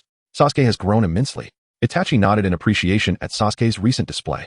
Your Gale Sword technique was executed flawlessly. Despite the pain coursing through his body, Shursui inhaled deeply and smiled at the approaching Sasuke. Shisui, I apologize for our tardiness. Observing Shursui's pale, injured visage, Sasuke's eyes reddened, his voice somewhat hoarse. Before Shursui could respond, his body suddenly convulsed violently, a copious amount of blood spilling from his lips. Brother, do you know who in the Uchiha clan possesses medical ninjutsu? Understanding the dire condition Shursui was in, Sasuke hurriedly inquired. Let us go find Izumi. Upon hearing Sasuke's words, Itachi swiftly hoisted Shursui onto his back and departed without hesitation. Unaware of the identity of the Izumi Itachi mentioned, Sasuke hurriedly followed. Once Sasuke and Itachi departed, the area fell back into silence, the lingering scent of blood a grim reminder of the fierce battle that had transpired. This silence did not last long, as the rustle of leaves was abruptly shattered by the sounds of wind slicing through the air. Moments later, numerous members of Root soared into view. At last, Danzo's figure slowly emerged onto the ground, his eyes wide with disbelief as they fixated on the three corpses before him. After a moment, he drew in a sharp breath. Lord Danzo, before his demise, Kiryu fell victim to a genjutsu. It's likely that it was members of the Uchiha clan who rescued Shursui. One member of Root meticulously examined the bodies and then swallowed hard, whispering. Upon hearing this, Danzo's eyes involuntarily narrowed, and when he opened them again, they glinted with a chilling resolve. The Uchiha clan. No one will ever learn of their existence again. With those words, Danzo turned and left, his expression ominously grim. Chapter 41, Uchiha Izumi. In a corner of the Uchiha clan's domain, a simple yet elegant wooden house caught the eye. At this moment, within the kitchen of the wooden house, a young girl dressed in a black dress was diligently preparing dango, though a small black mole adorned the corner of her right eye. It did little to overshadow her fresh and unique charm. I hope Itachi enjoys these. She wiped the sweat from her brow, her heart brimming with anticipation as she watched the dango nearing completion. Knock, knock, knock. Just then, 3 urgent knocks echoed at the door. Hearing the knocking, the girl furrowed her brow. Concerned that it might be an emergency, she hastily abandoned her dango and rushed to the door. Upon opening it, she discovered Itachi standing there, carrying the unconscious Shursui. The girl was taken aback, utterly stunned. At that moment, Sasuke, standing beside Itachi, was also momentarily dumbfounded, finally realizing the identity of the Izumi Itachi had mentioned earlier. In the anime, Itachi had saved Uchiha Izumi, and due to his charming talents, she held a deep admiration for him. After Itachi became a chunin, she had even bought dango as a gift for him. Izumi, Shursui has sustained grave injuries. Please use your medical ninjutsu to heal him, Itachi succinctly explained before stepping inside and placing Shursui in a comfortable spot. It's indeed very serious. Quickly following, Uchiha Izumi assessed Shursui's internal injuries, her voice barely above a whisper. In truth, Izumi was deeply shocked, for she recognized that Shursui was the Uchiha clan's foremost expert. To have injured him so severely, his opponent must have been exceptionally formidable. It's my fault for not arriving sooner, Sasuke said, bowing his head in remorse. As a ninja, it's inevitable to sustain injuries. Besides, with Izumi here, she will surely find a way to treat Shursui. Noticing Sasuke's self-reproach, Itachi gently ruffled his hair in comfort. Sasuke fell silent. After a brief moment, he gently nodded and spoke softly. Sister Izumi, I entrust this task to you. Uchiha Izumi nodded and slowly exhaled. Although Shursui's injuries were grievous, she had expended a significant portion of her chakra, and it seemed she could save him. She placed her hands over Shursui's wounds and declared, healing technique. As Izumi uttered her incantation, her gentle chakra immediately surged into Shursui's veins. The damage to his chakra pathways was severe, resembling countless cracked and desiccated rivers, with a looming threat of further deterioration. Fortunately, Izumi's chakra arrived just in time, akin to a warm spring slowly rejuvenating the parched land. With the continuous flow of Izumi's chakra, Shursui's veins and bones began to mend, ultimately restoring him to his former state. As his internal condition improved, the agony etched upon his face gradually subsided, and his curled body lay comfortably at ease. It is finally complete. Shursui should awaken by evening. Withdrawing her hands, Izumi wiped the sweat from her brow, seated beside him, and took a few deep breaths. Sister Izumi, you are truly remarkable. When I have the chance, I shall treat you to a feast at the food street. The moment Izumi finished speaking, Sasuke leapt up in excitement. Sasuke, remember, you promised. My appetite is quite substantial. Having successfully completed Shursui's treatment, Izumi felt elated, a soft smile gracing her lips as she playfully teased. No problem. As long as you aren't afraid of gaining weight, we could feast all day long. Sasuke felt considerably more relaxed and immediately responded with a smile. You haven't eaten yet, have you? I just made some colorful dango. Let's eat together. Upon mentioning food, Izumi suddenly recalled the 3-color dango she had prepared and, disregarding her fatigue, headed to the kitchen to retrieve it. Brother, is Izumi your girlfriend? Sasuke tentatively inquired after Izumi had left. Not just a regular friend, Itachi replied. Momentarily taken aback by Sasuke's unexpected question, and after some hesitation, he answered. Sasuke chuckled at Itachi's response and chose not to press further. As evening approached, four figures gathered around a square table in the Konoha high-level conference room. Danzo, is there something particularly urgent that requires your attention at this late hour? Asked a weary Tsunade, fixing her gaze on Danzo as she took her seat. Like Tsunade, Mito and Sarutobi also found themselves puzzled by the nature of Danzo's summons. In silence, Danzo slowly removed the bandage from his right eye, revealing the sightless orb beneath. What happened? The expressions on the faces of Sarutobi and the others were nothing short of astonishment as they gazed at Danzo's blind eye. You all should be aware that my Sharingan was a gift from our late comrade Uchiha Kagami, and I have used it to protect the village. He exhaled softly, speaking in a low tone under their scrutinizing gazes. Danzo, we are aware of that, but how could your Sharingan suddenly go blind? Sarutobi's shock was palpable, prompting him to ask immediately. This afternoon, I arranged a meeting with Uchiha Shursui, intending to discuss the coup within the Uchiha clan. Unexpectedly, Shursui attacked me, attempting to control me with his strongest Jinjutsu, Kodo Amatsukami. Left with no choice, I had to rely on his Anaji to escape. Danzo explained the afternoon's battle with a grave expression. What? Uchiha Shursui attacked you? The revelation stunned Tsunade and the others once more, clearly taken aback by the incredulous news. Danzo squinted his left eye, his expression darkening as he continued. I have always taken a firm stance regarding the Uchiha clan's coup. Had Uchiha Shursui succeeded in controlling me today, the Uchiha clan would not need a coup. They would become the new rulers of Konoha. This was undoubtedly a cunning plan by the Uchiha clan to seize power without a fight. Through this assertion, Danzo intended to convey to Sarutobi, Mito, and Tsunade the true objective of Shursui's actions that day. Sarutobi furrowed his brow in contemplation, having always hoped to resolve the Uchiha clan situation through peaceful means. However, the sudden aggressive maneuver by the Uchiha clan at this critical juncture began to shake his resolve. Although he harbored doubts regarding the authenticity of Shursui's attack on Danzo, he ultimately chose to trust Danzo's words, reasoning that Danzo would not deceive him at the cost of his own Sharingan. Tsunade, Mito, we must take measures against the Uchiha clan. If we continue to allow them to act freely while they prepare to strike first, it will be too late, Danzo urged, observing Sarutobi's silence. Let me ponder this a bit longer, Sarutobi sighed, feeling greatly conflicted. He particularly disliked being caught in such dilemmas. Reminiscent of the incident involving the Hyuga clan years ago, when the envoy from the Land of Lightning attempted to abduct Hinata, the eldest daughter of the Hyuga clan, and was subsequently killed, the Land of Lightning retaliated by demanding the head of the clan. In the end, Sarutobi had compromised, allowing Hyuga Hayashi to take the fall instead of Hyuga Hizashi. Though he had not wished for Hizashi's sacrifice, he had felt that failing to comply would lead to a war, resulting in even more casualties among the ninja and citizens of Konoha. Tsunade, Mito, if the Uchiha clan takes control of Konoha, will you still be able to keep your advisory positions? As Sarutobi contemplated, Danzo's voice cut through his thoughts. Tsunade and Mito remained silent. If that were to occur, it would indeed be a disaster for them. They had no desire to relinquish their decades-long positions to others. Furthermore, each of them had familial interests at stake. As long as they retained their esteemed advisory roles, their clans would prosper alongside Konoha. Thus, they were resolute in their opposition to any power grab by the Uchiha clan. Sarutobi, if the Uchiha clan dares to attack Danzo, they would not hesitate to target you as well. If anything were to happen to you, it would signify the end for Konoha. Weighing the pros and cons, Tsunade urged Sarutobi. Nodding in agreement, Mito added his support. Lately, the villagers have expressed significant discontent with the enforcement actions of the Uchiha clan's police force. It seems that the sentiments regarding the Uchiha clan's coup are escalating. In response to their gazes, Sarutobi's brow furrowed slightly, and he replied in a low voice. Although the Uchiha clan's power has diminished significantly in recent years, eradicating them will still prove quite challenging. Sarutobi's voice was not loud, but Danzo understood that Sarutobi had reached a decision.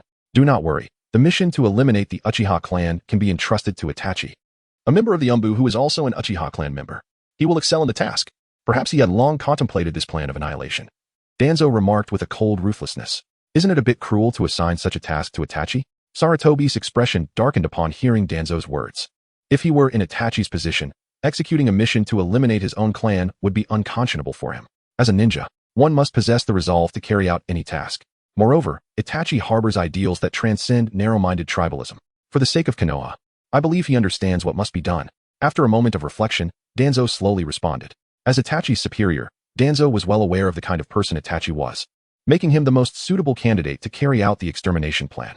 Sarutobi remained silent, his mind in disarray. He glanced at Tsunade and Mito, who both nodded in agreement. Taking a deep breath, he declared, "Very well, I entrust this to you." That night, the stars twinkled brightly in the sky, echoing the myriad lights of Konoha below. With a creak, the wooden door of the Uchiha Izumi's home swung open. "Shursui, you should rest more these next few days. It will aid your recovery." Gazing at Shursui, who had already stepped out, supported by Itachi and Sasuke, Izumi offered her gentle words of encouragement. After Izumi's healing, Shursui had regained consciousness. Although his complexion remained pale, he was now able to walk. "Izumi, thank you." Shursui expressed his gratitude with a smile, acknowledging that his survival from this dire situation was largely due to Uchiha Izumi. "It's nothing," Izumi replied with a sweet smile in response to Shursui's thanks. "Izumi, we shall take our leave now," Itachi informed her, as time was of the essence and he needed to assist Shursui back home. With that, he exchanged farewells with Izumi before departing with Sasuke. Izumi stood at the doorway, watching Itachi's retreating figure until it vanished from sight, and only then did she reluctantly return indoors. "Shursui, what transpired this afternoon? Why were those rogue ninjas pursuing you?" Itachi inquired, as they walked home, supporting Shursui along the way. He had refrained from discussing such a sensitive matter within Izumi's home. "Danzo summoned me today for a conversation. but his true intention was to acquire my Sharingan. Shui replied, momentarily taken aback before speaking in a somber tone. What? Itachi exclaimed, astonished. Clearly, he had not anticipated that Danzo, a high-ranking official in Konohagakure, would engage in such despicable conduct. I knew that scoundrel Danzo would resort to such measures.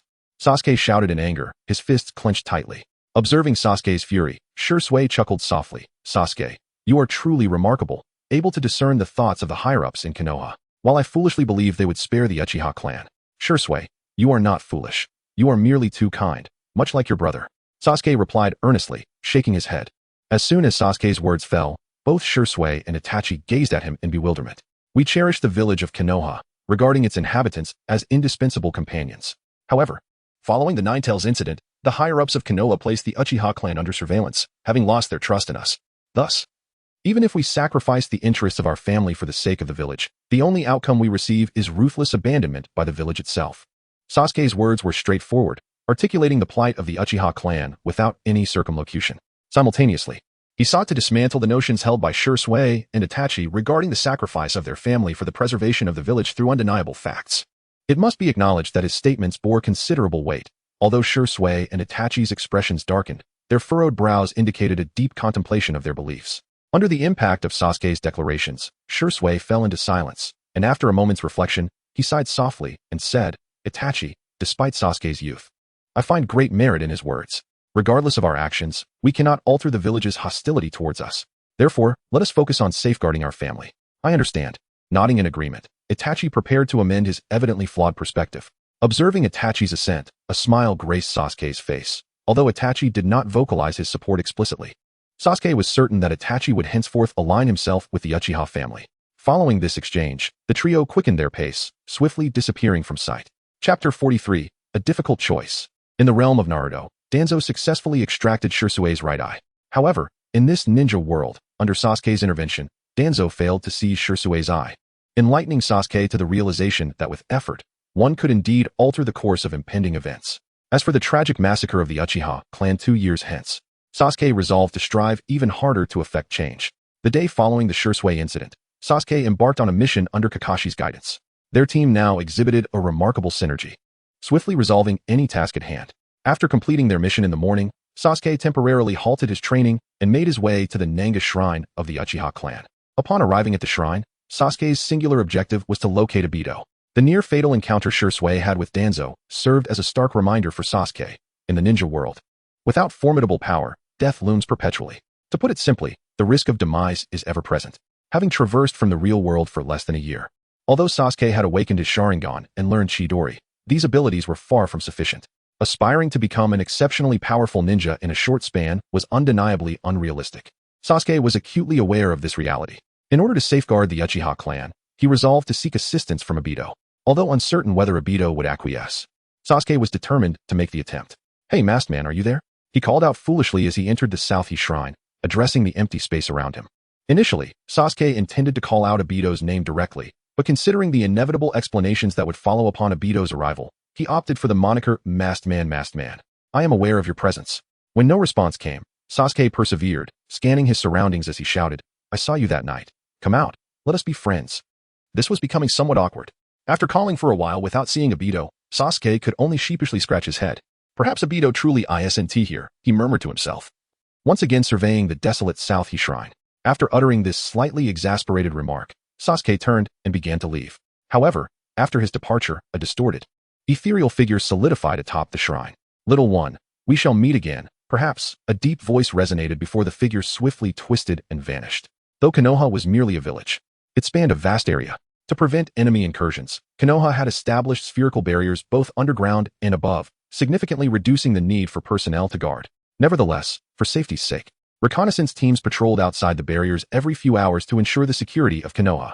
Since UMBU members frequently ventured out to familiarize themselves with the barrier's codes, they were sometimes assigned to patrol outside, even without special missions. As dusk approached, Itachi, returning from patrol, completed the handover with the oncoming ninja. Just as Itachi was about to report back to UMBU, 2 masked members of Root suddenly appeared. Itachi, Danzo-sama wishes to speak with you. Upon hearing the words of the Root members, Itachi's heart raced, and his mind began to whirl. Could Danzo be intent on seizing my Sharingan? After all, Danzo had only just acted against Shui the previous day, which explained Itachi's apprehension. After a moment of contemplation, Itachi nodded, deciding to meet Danzo, as he truly had no means to refuse one of Konoha's higher-ups. The dimly lit underground passage was cluttered with intricate pipes, though this location appeared inconspicuous. It served as the base for Konoha's important organization, Root. When the second Hokage took control of Konoha, he established Umbu, gathering many outstanding ninjas, while Root, organized by Danzo, represented the hidden side of Konoha. Although Konoha appeared vibrant and sunny, certain unsavory tasks were entrusted to Root. After escorting Itachi to this location, the two Root members quickly departed, leaving Danzo to emerge step by step from the shadows. Itachi, I understand you are perplexed as to why I summoned you. Danzo halted a distance away and spoke in a low tone. Itachi fixed his gaze on Danzo, remaining silent. Very well, let me be forthright. Danzo's left eye narrowed as he suddenly declared, last night, the third Hokage made a decision. Konoha will mobilize all its forces to annihilate your Uchiha clan. Annihilate the Uchiha clan? The words hung in the air, causing Itachi's body to tremble momentarily, his expression contorting with shock. Although he was aware that the relationship between Konoha and the Uchiha clan had deteriorated to an irreparable state, he could hardly believe the third Hokage would make such a drastic decision. Itachi, you must understand that given the current strength of the Uchiha clan, resistance against the village is impossible. Only annihilation awaits your clan, Danzo continued, observing Itachi's stunned and distressed expression. Despite his disdain for Danzo's earlier remarks, Itachi recognized their truth. Konoha boasted Umbu, the Root organization, as well as powerful clans like the Hyuga and Nara, among others. Collectively, these forces would easily overpower even the peak Uchiha clan. Then what is the purpose of your summons today? Itachi's gaze remained fixed on Danzo, his breath quickening and voice somewhat hoarse. Where there is conflict, there will be casualties. To minimize losses for Konoha, both the third Hokage and I hope you can undertake a task. With Itachi broaching the main subject, Danzo wasted no time. His expression solemn as he spoke to Itachi. A task? What task? Itachi's surprise was palpable, prompting him to counter. If the village takes action against the Uchiha clan, they will be eradicated, including your innocent younger brother. However, if you act preemptively to eliminate the Uchiha clan, your brother may yet be safe. Danzo's eyes glinted with a calculating intensity as he replied. Are you suggesting that my task is to destroy the Uchiha clan? Itachi questioned, though Danzo's implication was clear. This is the only way to save your brother, Danzo affirmed, adding weight to his assertion, knowing that Danzo was exploiting his affection for his brother. The impact of Danzo's words struck Itachi deeply. Are you threatening me? Itachi's fists clenched at the mention of Sasuke, his voice icy. I merely hope you will make the right choice. Should you complete the task, I assure you your brother will be allowed to grow in Konoha, and you can continue to live as a rogue ninja outside. The preservation of the Uchiha name and its bloodline rests solely in your hands, Danzo remarked, shaking his head as he observed Itachi. Taking a deep breath, Itachi felt a tumult of emotions, remaining silent for a moment before finally conceding. I cannot make a decision right now. I need to think. Itachi, you have one day. Danzo was unwilling to allow Itachi to procrastinate, responding coolly. After hearing Danzo's words, Itachi offered no reply, heavy-hearted as he turned to leave. Chapter 44. An urgent clan meeting. The sun hung in the sky, casting a gentle glow upon the forest, as if gilding it with a layer of gold. At this moment, Sasuke darted swiftly through the trees, having just completed the training assigned by Kakashi-sensei, and was hurrying toward the Uchiha clan's training grounds. As Sasuke's Sharingan was still in its double Tomo state, he sought Shirsui's guidance to hasten its evolution to the 3-Tomo Sharingan. Shirsui, you're here too, Sasuke exclaimed, having spotted Shirsui below as he landed on a sturdy branch. However, to his surprise, Itachi was also present. Shirsui, the third Hokage has resolved to eliminate the Uchiha clan, and Danzo wishes for me to take preemptive action to protect Sasuke. Originally, Sasuke intended to leap down and greet them, but the words that suddenly reached his ears halted him in shock. Itachi, Danzo's scheme is exceedingly ruthless. They aim to extinguish the Uchiha clan without shedding blood. After listening to Itachi's account, Shirsui spoke with palpable anger. Following Shirsui's declaration, Sasuke's fists clenched tightly, an ominous crimson hue spreading through his dark eyes. Moments later, a voice of unrestrained fury echoed within him. Danzo, you must perish. In Sasuke's view, Danzo was undoubtedly enraged for having failed to obtain Shirsui's eyes, subsequently resorting to insidious means to persuade Hiruzen Sarutobi to issue a decree to annihilate the Uchiha clan. This implied that the massacre, originally set to unfold 2 years later in the Naruto anime, had been hastened. Consequently, all of Sasuke's prior plans to save his family would inevitably crumble, as those strategies were predicated on his formidable strength, which, at present, seemed insufficient to stir any significant upheaval. The atmosphere grew oppressive and somber. Listening to Shirsui's furious remarks, Itachi sighed and, with resignation, inquired, what should we do now? At that moment, Shirsui fell silent as well. He understood Konoha's strength all too well. A confrontation between the Uchiha clan and the village would lead only to demise. Yet, to refrain from fighting would also result in death. Just when Sasuke was entangled in his inner turmoil, unable to devise a solution, Sasuke's figure descended from the tree. Brother, I heard everything you just said. And I believe that the fate of the Uchiha clan should not rest in the hands of others. Fixing his gaze upon Itachi, Sasuke inhaled deeply, forcibly suppressing his overwhelming rage towards Danzo, and then spoke in a subdued tone. Sasuke, what do you imply? Sensing that Sasuke might possess a more viable idea, Itachi immediately pressed for clarification. We must urgently inform Father about the higher-ups' intentions to act against the Uchiha clan, urging him to convene a clan meeting so that we may collectively devise a strategy. Sasuke indeed conceived a plan, but its execution necessitated the collaboration of the entire Uchiha clan, thus it had to be presented at the clan meeting. Sasuke's reasoning was sound, the more minds involved, the richer the ideas, especially since this concerned the future of the Uchiha clan, and a collective discussion was imperative. Nodding in agreement, Sasuke immediately endorsed Sasuke's proposal. Very well. Let us depart at once. With Sasuke's concurrence and no opposition from Itachi, he promptly responded. As his words echoed, the trio, Itachi, Sasuke, and Sasuke, hesitated not, swiftly leaving the training ground to seek out Uchiha Fugaku at the police force headquarters. Upon receiving critical intelligence from Itachi, the usually composed Uchiha Fugaku found himself in a state of disarray, leading him to urgently convene a clan meeting, typically held at the month's end.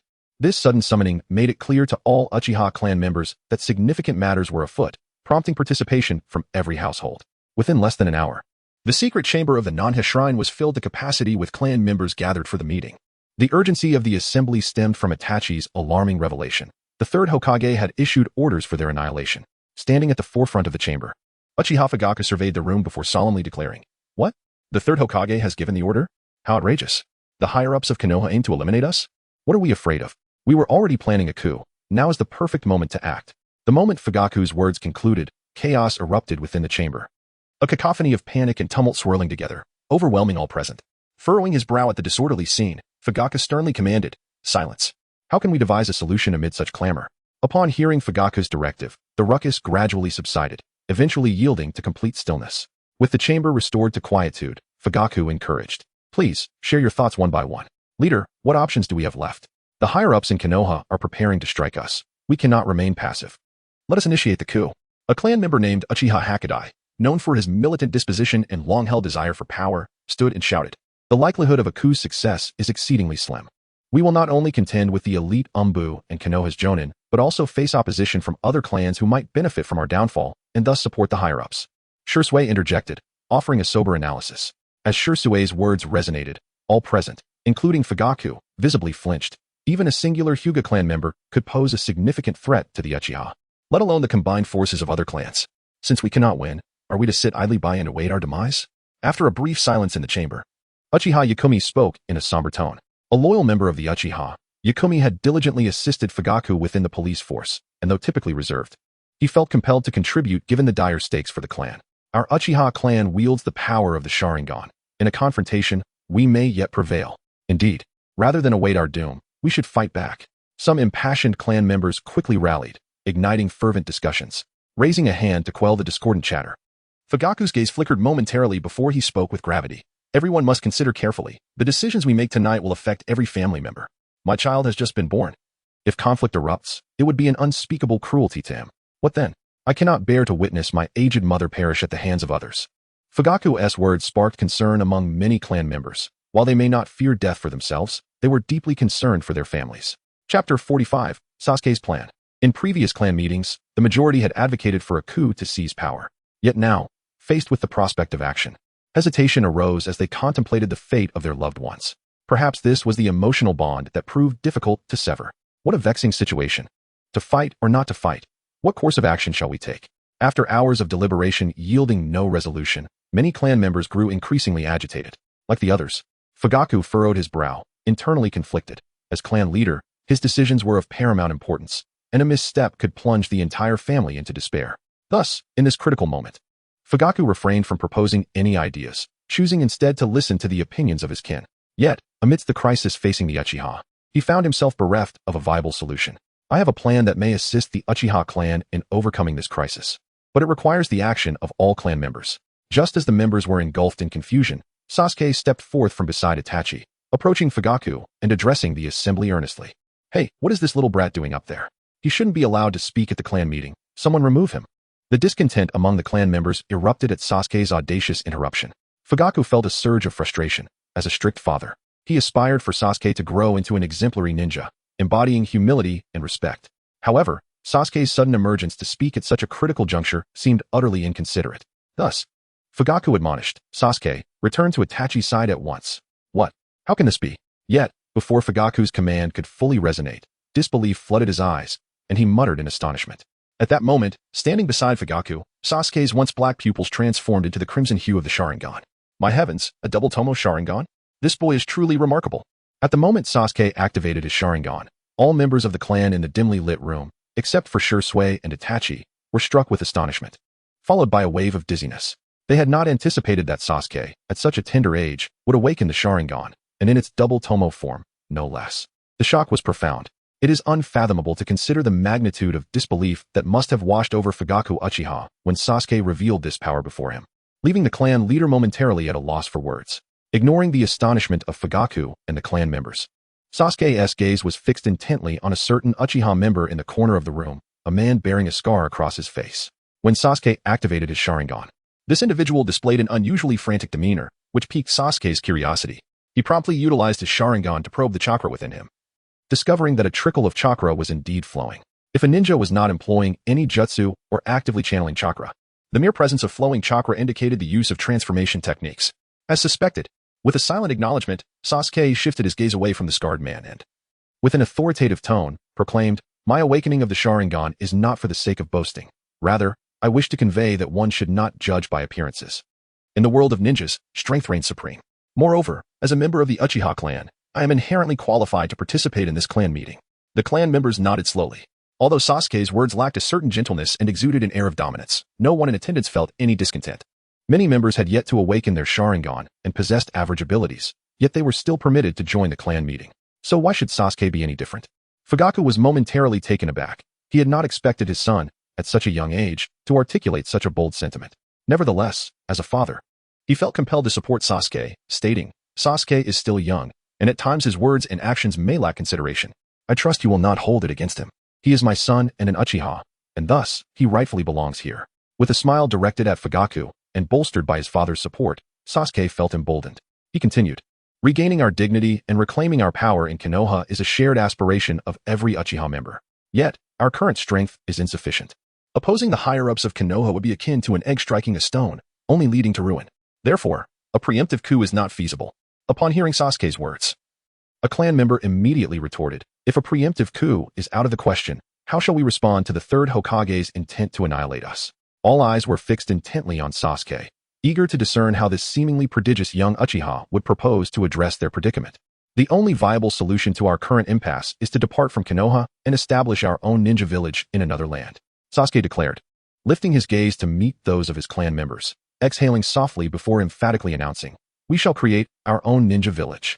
A profound silence enveloped the room, a stillness so thick it was almost palpable, including Sasuke and Itachi. All present gazed at Sasuke in stunned amazement, their expressions beyond words. It must be acknowledged that while Sasuke's idea was relatively straightforward, it was indeed highly pragmatic.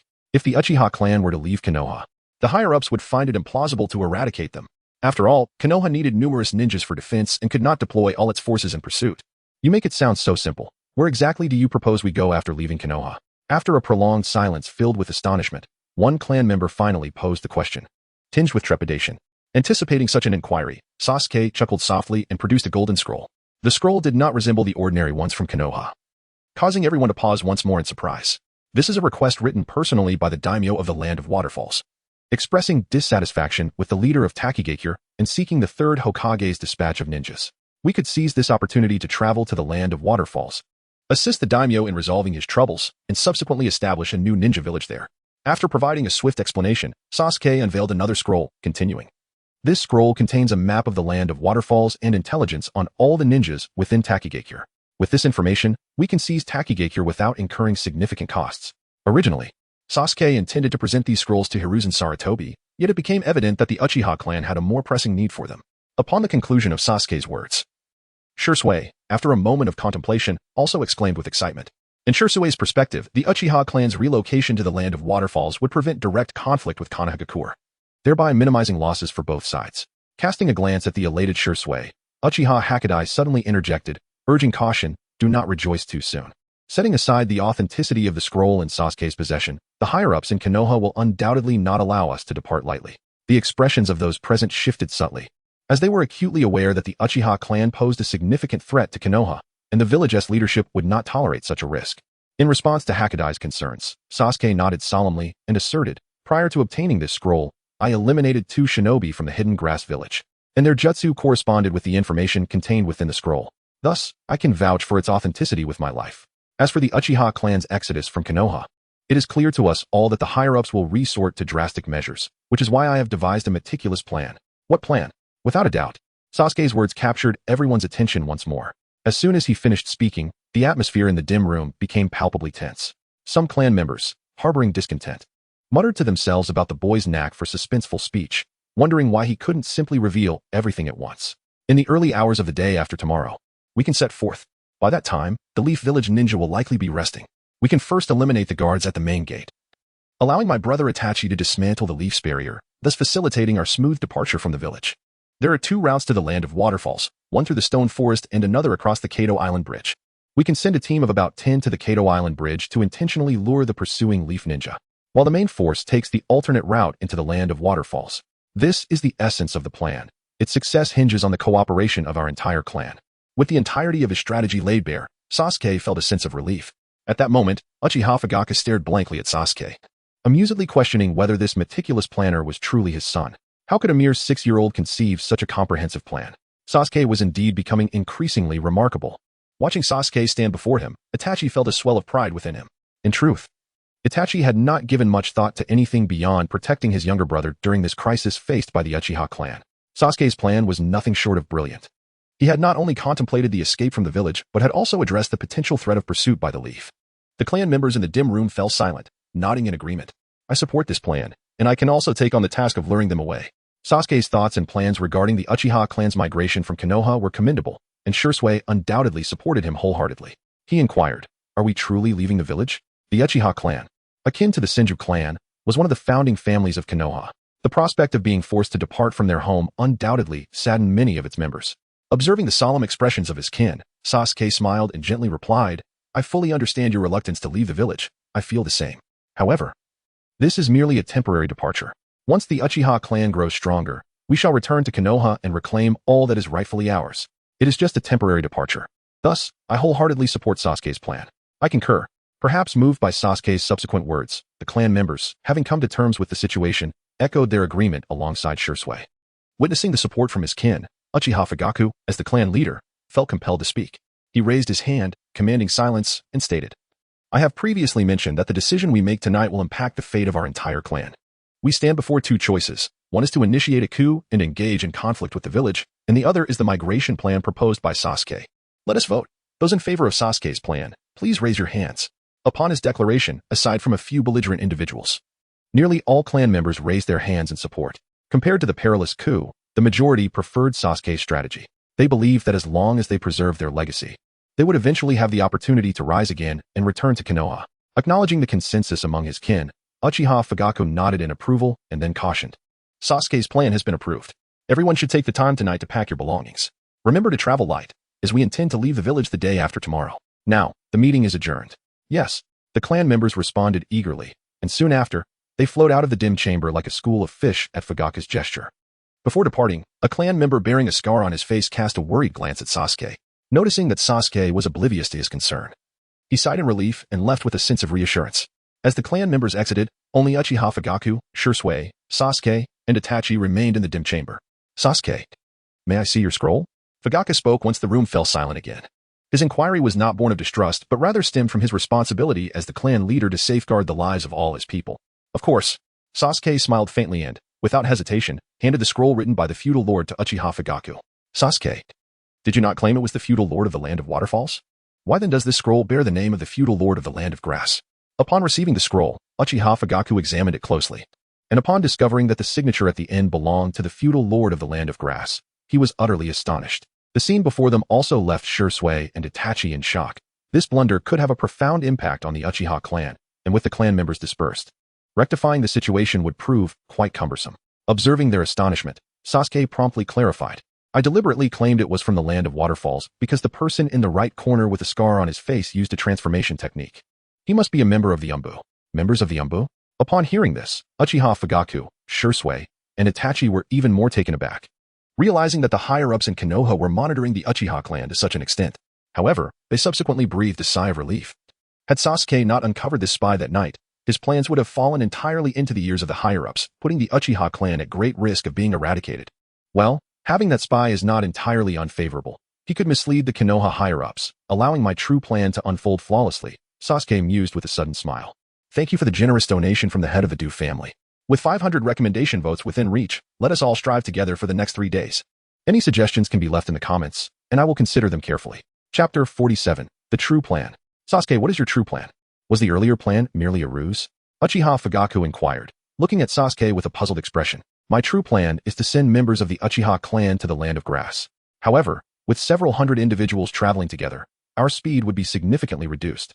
A journey that should take 1 day could easily stretch to 2 days, making it quite simple for the ninjas of Konoha to catch up.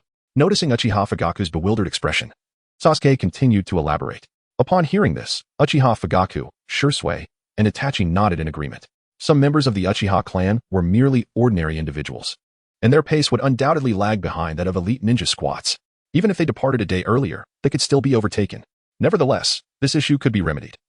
After receiving intelligence from the spy, the Konoha higher-ups would undoubtedly dispatch ninjas to set ambushes along the routes of the Rock Forest and the Kato Island Bridge, thus limiting the number of pursuers. Pondering this, Sasuke continued, no wonder you didn't expose that spy on the spot and even intentionally leaked a flawed plan. It was to address this very issue. After listening to Sasuke, Shursui finally grasped the situation. Sasuke, you may be underestimating the situation. Some ninjas possess exceptional tracking abilities. If they discover that no Uchiha clan members are on the road to the Land of Waterfalls, they will realize they have been deceived and will launch a broader search. Even if the Uchiha clan is already en route to the Land of Grass, they may still be pursued. At this moment, Itachi, who had remained silent, suddenly spoke up. Hearing this, Sasuke furrowed his brow. Itachi had a valid point. Within Konoha, the Inuzuka clan, the Yamanaka clan, and even the Akimichi clan possessed formidable tracking and searching capabilities. If they intervened, Sasuke's ploy of leaking the plan would be rendered futile. To ensure the safe departure of the Uchiha clan, we must dispatch 2 small teams to execute a diversionary tactic en route to the Land of Waterfalls.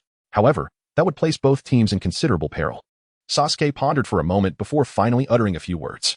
The task of luring the enemy could be described as perilous, fraught with the threat of ambush from ahead and pursuit from behind. Moreover, the 2 teams would need to engage with the pursuing ninjas from Konoha for nearly an entire day to secure the Uchiha clan's chance of escape. This placed considerable demands on the abilities of the team members. Should their strength prove inadequate, the Konoha ninjas could easily eliminate them within hours, rendering the luring mission a failure. Indeed, Sasuke, I had previously promised, so I shall lead the team for the luring mission. Shursui, fully aware of the immense danger, resolved to proceed. I can lead another team. Itachi also spoke up after Shursui's declaration, as long as it ensured the safety of their parents and beloved younger brother. Itachi feared neither death nor danger. Sasuke, brother, he addressed his closest companions, but for a moment, Sasuke was at a loss for words. Deep down, he understood that the most suitable candidates to lead the luring mission were Shursui and Itachi, yet the peril was so great that he hesitated to voice his thoughts. Sasuke, there is no need for further discussion. With great power comes great responsibility. We have long accepted this. Sensing Sasuke's reluctance to allow himself and Itachi to undertake the luring task, Shursui gently patted Sasuke's shoulder and smiled. Seeing the unwillingness etched on Sasuke's face, Uchiha Fugaku interjected. Sasuke, do not worry. Shursui and Itachi are the most exceptional ninjas of the Uchiha clan. With their prowess, they will undoubtedly emerge unscathed. After contemplating Fugaku's words, Sasuke ultimately relented, stating, Father, I mentioned at the clan meeting that we would depart the day after tomorrow at dawn. Please arrange for trusted clan members to notify the others to change it to tomorrow morning instead. Given the existence of that spy, Uchiha Fugaku nodded, fully aware of the necessary course of action. Once arrangements were finalized, Shursui smiled softly and turned his gaze towards Sasuke, suddenly saying, Sasuke, I must commend your intelligence. You have devised a plan to alleviate the Uchiha clan's crisis. If the entire endeavor succeeds and the Uchiha clan safely departs from Konoha, you shall be the true hero of our family. Not at all. It was merely a fortunate coincidence, Sasuke modestly replied. Sasuke, feeling somewhat bashful, scratched his head and spoke slowly. In truth, he did not wish to draw attention to himself, yet the blood of his clan flowed through his veins, making the protection of the Uchiha family an inescapable duty. In a brightly lit room within the Hokage building, Sarutobi Hiruzen, Danzo, and Tsunade sat at a long wooden table. Before them crouched a shadowy figure, illuminated by the light. This was Uchiha Boha, a clan member bearing a scar on his face, who had just returned from the clan meeting. Boha, you may release your transformation jutsu, Sarutobi Hiruzen said, fixing his gaze upon the figure. Nodding. Boha swiftly reverted to his true form, appearing even more handsome than before. Boha, please recount what you heard at the Uchiha clan meeting, Danzo urged, his tone heavy with urgency. Yes. Without hesitation, Boha, with his remarkable memory, recounted the details of the clan meeting, including Sasuke's plan in its entirety. Sasuke, at merely 6 years of age, devised such an excellent strategy. Sarutobi Hiruzen thought, recalling the ever-confident smile that adorned Sasuke's face, his eyes filled with disbelief.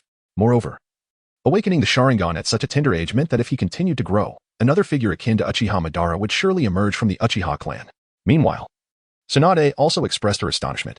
Suddenly, Danzo rose, muttering, let us not concern ourselves with that little brat for now. It seems Itachi, the traitor, has decided to side with the Uchiha clan. We must formulate a battle plan, originally intending to use Itachi to eliminate the Uchiha clan. Danzo was infuriated to learn that Itachi had shared the intelligence he received with the clan.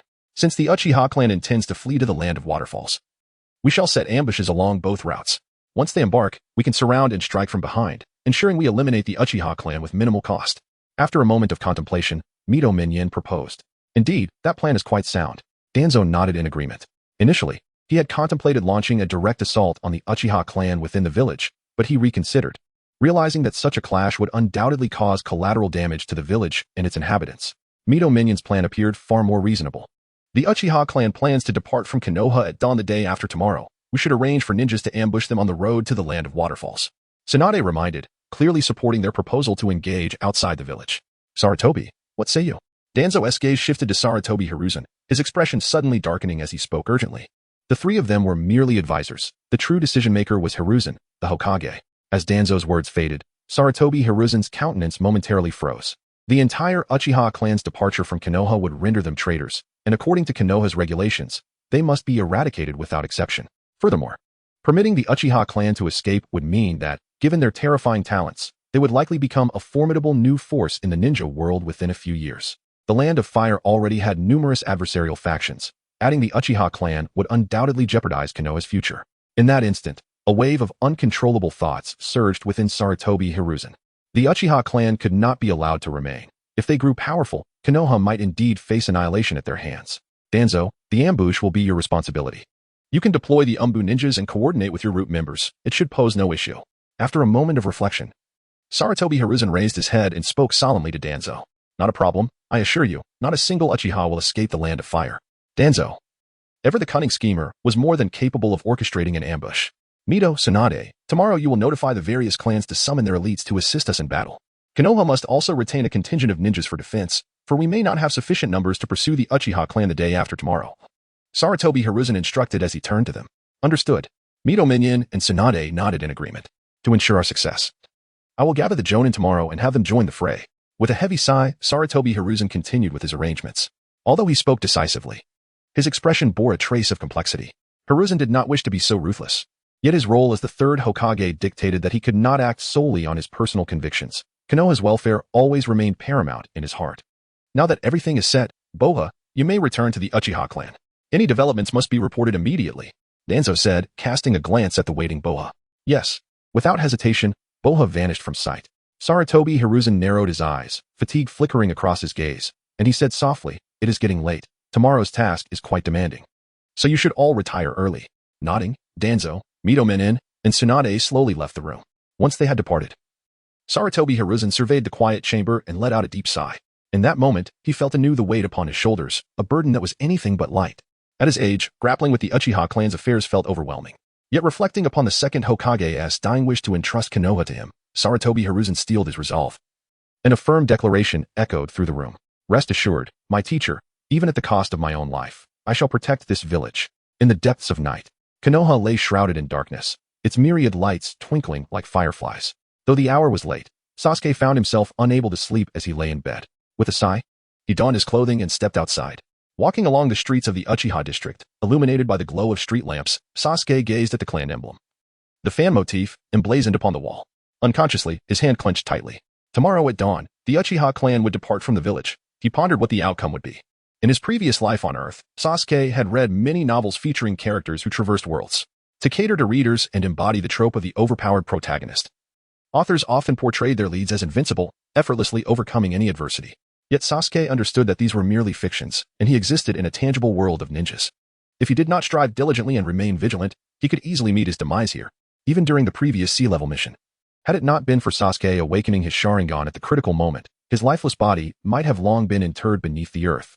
It is uncertain how long he has walked. The night breeze tousles Sasuke's hair, and he suddenly smiles, murmuring softly, "I never expected to return here." Before him lies the Southhi Shrine, the very site of the clan meeting that had just transpired. Feeling somewhat fatigued, Sasuke steps into the shrine and finds a stone step to sit upon. "Sasuke, this marks the third time. Do you truly desire to see me?" No sooner had Sasuke settled down than a ripple coursed through the space behind him, and a figure clad in a mask gradually materialized. Upon turning to behold the masked figure, a wave of astonishment washed over Sasuke's face. "Have you finally chosen to reveal yourself?" Unexpectedly encountering Uchiha Obito this evening. His body trembled slightly, and after a brief pause, Sasuke exclaimed with excitement, "Hihi, do you recognize me?" Hearing Sasuke's words, as though he were familiar with him, Uchiha Obito smiled faintly. "Of course I know you. Aren't you the Uchiha Obito, manipulated by Madara?" Sasuke silently reflected on this, shaking his head before replying. "Although I do not know you personally, I am aware that you belong to the Uchiha clan, and you are indeed formidable." In order to avoid complications, Sasuke refrained from revealing the true identity of Uchiha Obito. Some matters are indeed difficult to elucidate. "How did you ascertain that I am a member of the Uchiha clan?" The incredulity was palpable in Obito's voice as he promptly inquired. "It's quite simple. You frequently appear at the Southhi Shrine, a location rarely frequented by outsiders. Moreover, during your last sudden disappearance, I surmised that you had activated your Manjiki Sharingan, which is accompanied by the ability to traverse through time and space," Sasuke replied swiftly, fabricating a plausible excuse. "I never anticipated that you would have delved into the intricacies of space-time ninjutsu and the Manjiki Sharingan. That is indeed remarkable." Obito, not denying Sasuke's assertion, couldn't help but express his admiration. "Haha, it never hurts for a ninja to broaden their knowledge." Sasuke responded with a slight smile at Obito's compliment. "Very well, what is it that you seek from me?" Obito suddenly asked, crossing his arms over his chest. Without thinking, Sasuke was about to say no. But then the thoughts of the Uchiha clan flashed through his mind, prompting him to quickly amend his response. "Actually, yes. I would like to ask for your assistance." "Assistance?" After Sasuke's words fell, Uchiha Obito, perplexed, replied, "Due to the higher-ups of Konoha planning to take action against the Uchiha clan, and following a recent clan meeting where a decision was made to relocate the entire clan from Konoha, I am concerned that the pursuing ninjas will be particularly numerous. Therefore, I wish to request your assistance in secretly aiding us," Sasuke said with a gradually grave expression. "Ah. The higher-ups of Konoha will certainly not allow the Uchiha clan to leave easily, and many ninjas will undoubtedly be dispatched," Obito retorted. "Engaging in combat with ninjas entails risk. I cannot agree to assist you in this matter." Upon hearing this, Uchiha Obito smiled slightly, then plainly declined. Sasuke, however, was not overly disheartened by Obito's response. Had he been in Obito's position, he too would have refused. After all, who would risk their life to aid a stranger they had known for only a few minutes? Nevertheless, Sasuke was not inclined to give up just yet. He continued, "I know you possess formidable strength. You should have no problem dealing with some ninjas. Moreover, you are also a member of the Uchiha clan. Now that the clan is in peril, it is only right for you to lend your support. You need not invoke the ideology of the clan to persuade me. Although I am a member of the Uchiha clan, I have no ties to it anymore. Their life and death are of no concern to me." Obito responded coldly. Having lost his parents at a young age and having lived with his grandmother, Obito did not receive substantial support from the clan and held little emotional attachment to it. Furthermore, with his ambition to realize the Eye of the Moon plan and create a dream world, the current Uchiha clan was, to him, inconsequential. Even if they were annihilated, they could still be resurrected in the dream world. Upon hearing this, Sasuke could not help but frown. He understood that Obito's words were not mere rhetoric. In the narrative of the anime Naruto, Obito had shown no mercy when slaughtering members of the Uchiha clan. "Then, state your terms. What would it take for you to assist me?" Sasuke asked straightforwardly, realizing that further persuasion was futile. "What do you possess that is worth my assistance?" Obito countered without responding directly. As he activated his Sharingan, Sasuke took a deep breath and stated earnestly, "My most treasured possession is this pair of Sharingan. If you can help me, I would be willing to give you one." Sasuke was not jesting, in comparison to the safety of the Uchiha clan. What significance does a Sharingan truly hold? Sasuke's words plunged Uchiha Obito into a state of silence, his gaze wide with astonishment fixed upon the former. Within his heart, a tempest of emotions surged. It was common knowledge what the Sharingan signified for Sasuke. The willingness to relinquish such a precious gift for the sake of preserving his clan was utterly inconceivable. For the sake of a mundane family, is it truly worth it? After a moment of contemplation, Uchiha Obito finally chuckled softly. Worth it. In this world, the individuals I yearn to protect the most are my father, mother, and brother. As the clan leader, my father must safeguard his kin, and thus, assisting him in protecting the Uchiha clan is my duty. Naturally, the members of the Uchiha clan are also my kin, sharing the same bloodline. I recall what Kakashi-sensei's teammate once said, those who break the rules and laws are worthless. But those who fail to cherish their comrades are even less than worthless. I believe both kin and comrades are worthy of cherishment. Uchiha Obito received this affirmation with unwavering conviction, and Sasuke earnestly elaborated. Comrades. Upon hearing that those who do not understand the value of comrades are less than worthless, Uchiha Obito visibly trembled, murmuring to himself. Simultaneously, he reminisced about his former companions, Rin and Kakashi. The many years had passed. Those moments they shared remained indelibly etched in his memory. Sensing Uchiha Obito's introspection, Sasuke refrained from interrupting him, gazing at Sasuke's youthful and delicate features. Uchiha Obito remained silent for a moment before suddenly asking, Sasuke, you are only 6 years old, aren't you? Yes. Uncertain of the reason behind Uchiha Obito's sudden inquiry, Sasuke nodded nonetheless. You remind me of my younger self, always considering others in everything you do. A wave of nostalgia washed over Uchiha Obito as he spoke somberly. In that case, will you assist me? Clenching his palm slightly, Sasuke's expression tightened as he implored once more. With footsteps echoing, Uchiha Obito turned away without responding to Sasuke. Sasuke, only when you awaken your Manjiki Sharingan will it hold true value. However, this time I will help you fend off some of the pursuing ninjas. Consider it a practice session for me. With the final word leaving his lips, Uchiha Obito's form gradually faded from this realm. Splendid. Watching Uchiha Obito's figure vanish, Sasuke exclaimed in excitement. With the aid of such a formidable ally, the likelihood of the Uchiha clan safely departing the village had significantly increased. The weight of his worries lifted considerably, and Sasuke placed his hands behind his head, strolling leisurely back home. As the first rays of dawn broke through the clouds, casting light upon the vast expanse of Konoha village, the once desolate streets began to fill with the bustling presence of people. Atop the Hokage building, Danzo, leaning on his cane, suddenly opened his left eye. Before him knelt a silent assembly of 60 to 70 masked ninjas, all elite members of the Umbu Black Ops. Everyone, your mission to eradicate the Uchiha clan has been entrusted to you. Divide into 2 teams and lie in wait along the route. Remember, even if it means mutual destruction, do not allow a single member of the Uchiha clan to escape. The tranquil atmosphere was abruptly shattered by Danzo's low command. Yes, recognizing the chilling intent in Danzo's words, the ninjas hastily replied, swiftly transforming into shadows that disappeared into the air. As they departed, Danzo's expression twitched, a sinister glint flickering in his eyes as he murmured to himself, Itachi, you have made me waste a Sharingan. And now I shall demand the entire clan's Sharingan as recompense. With that, Danzo's figure vanished from the spot. Thank you to the readers for your generous support. A quick announcement regarding last week's recommendations. There were 180 votes on Chidian, meaning only about 25 votes per day in essence. Just a handful of brothers casting their votes. Such results are disheartening for me. Other authors would likely have given up. But I remain committed to crafting the finest Naruto fan fiction for all enthusiasts. Chapter 50, Sasuke's Contemplations. Rasengan. In the training grounds of a small grove, Naruto's palm cradled a spinning energy sphere, which, with a resounding crash, struck a moderately thick tree, causing fissures to erupt and the tree to topple with a loud thud. Though it was still early morning, Naruto had been training alone for some time. Before long, Sasuke's figure appeared beside him. Perhaps due to the late hour of his previous night's rest, Sasuke, who usually arrived early, was punctual for the first time. Sasuke, you must seize the opportunity to train. Noticing Sasuke's late arrival, Naruto wiped the sweat from his brow and halted his practice, smiling as he spoke. Has Kakashi-sensei and Sakura not arrived yet? Nodding with a smile, Sasuke inquired. Kakashi-sensei and Sakura came early today, but Kakashi-sensei was called away by a masked ninja, so he instructed us to train on our own. Sakura initially intended to wait for you, but seeing you were delayed, she went to the hospital. Naruto explained slowly in response to Sasuke's question. Kakashi-sensei was called away? Furrowing his brow, Sasuke murmured, beginning to speculate. Could it be that Kakashi-sensei is also involved in the mission to hunt down the Uchiha clan? Given Kakashi-sensei's strength, it is indeed plausible that the third Hokage would assign him to such a task. Let us not worry about them. We should focus on our own training. Sensing Sasuke's silence and introspection, Naruto called out loudly to remind him. Looking at Naruto, Sasuke's lips curved into a smile, and he then proclaimed with enthusiasm, Naruto, didn't you say you wanted to challenge me? Since we have free time today, let us spar. This evening, Sasuke would leave with the Uchiha clan, and before departing, he wished to help Naruto fulfill this aspiration, lest he miss the opportunity in the future. Sasuke, then let us go. Allow me to witness the gap between us. Naruto trained tirelessly day and night in pursuit of recognition, and defeating Sasuke was a personal goal he had set for himself, thus he clenched his fist in excitement. Laughing heartily, Sasuke smiled faintly, his toes barely grazing the ground as he swiftly darted into an open space, lifting his gaze intensely towards Naruto. Sasuke, let us begin. Multiple shadow clone jutsu.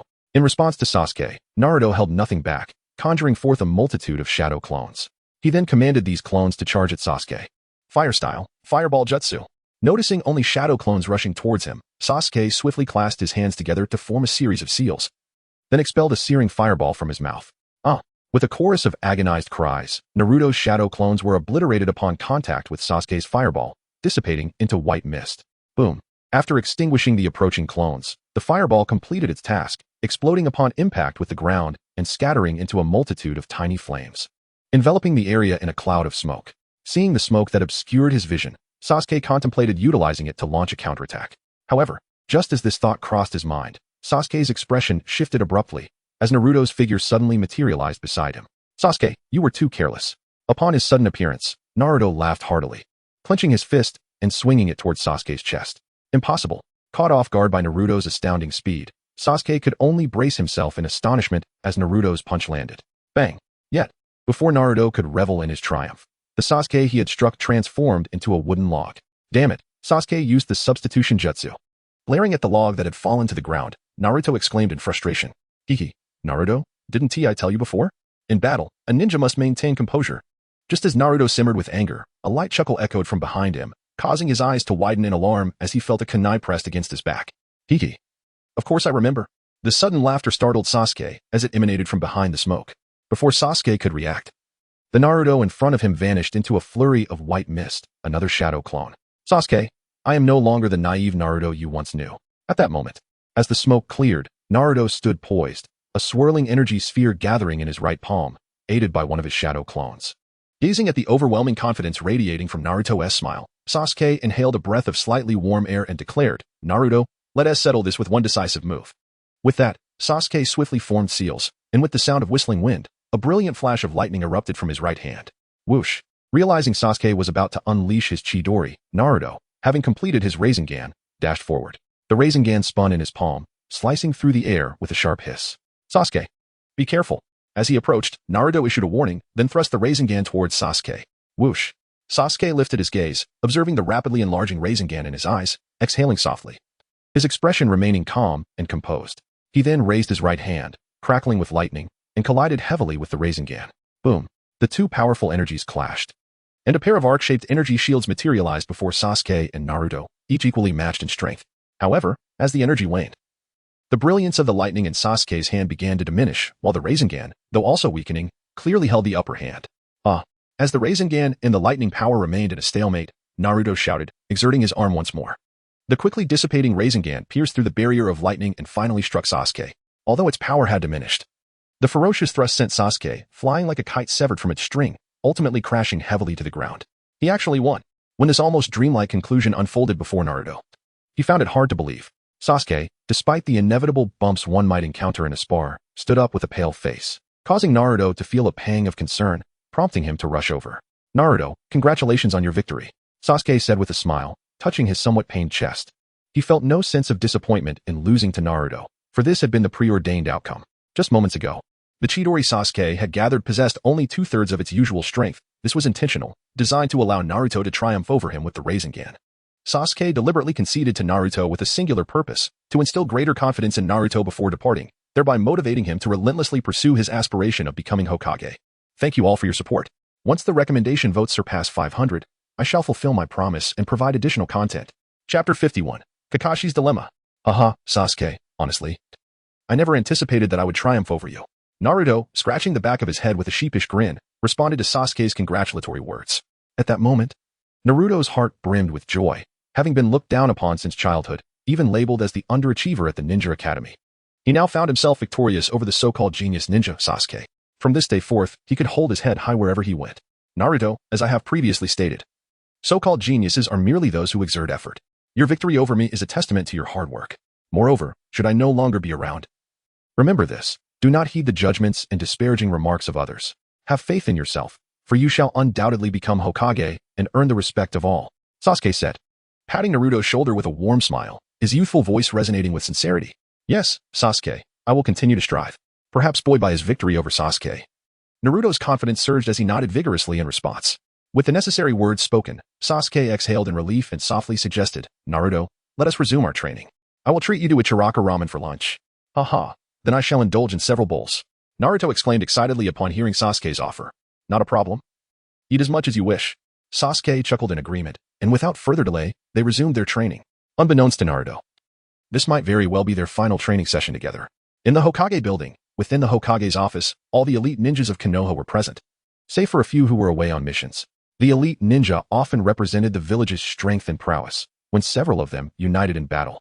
Their combined might would far surpass that of a single Kage-level ninja. The purpose of today's gathering was to announce critical intelligence. The Uchiha clan was planning a full-scale defection from Konoha at midnight tomorrow.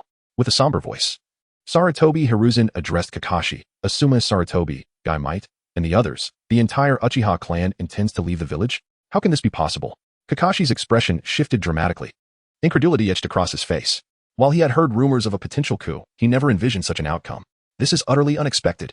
Why would the Uchiha clan resort to this? Murmured the other elite ninjas, their eyes filled with disbelief. Sarutobi Hiruzen's countenance darkened as he surveyed the shocked faces before him. After a moment, he reminded them, as ninjas, we must maintain composure in the face of unforeseen events. There is no need to dwell excessively on the Uchiha clan's defection. Understood, the elite ninjas nodded in agreement.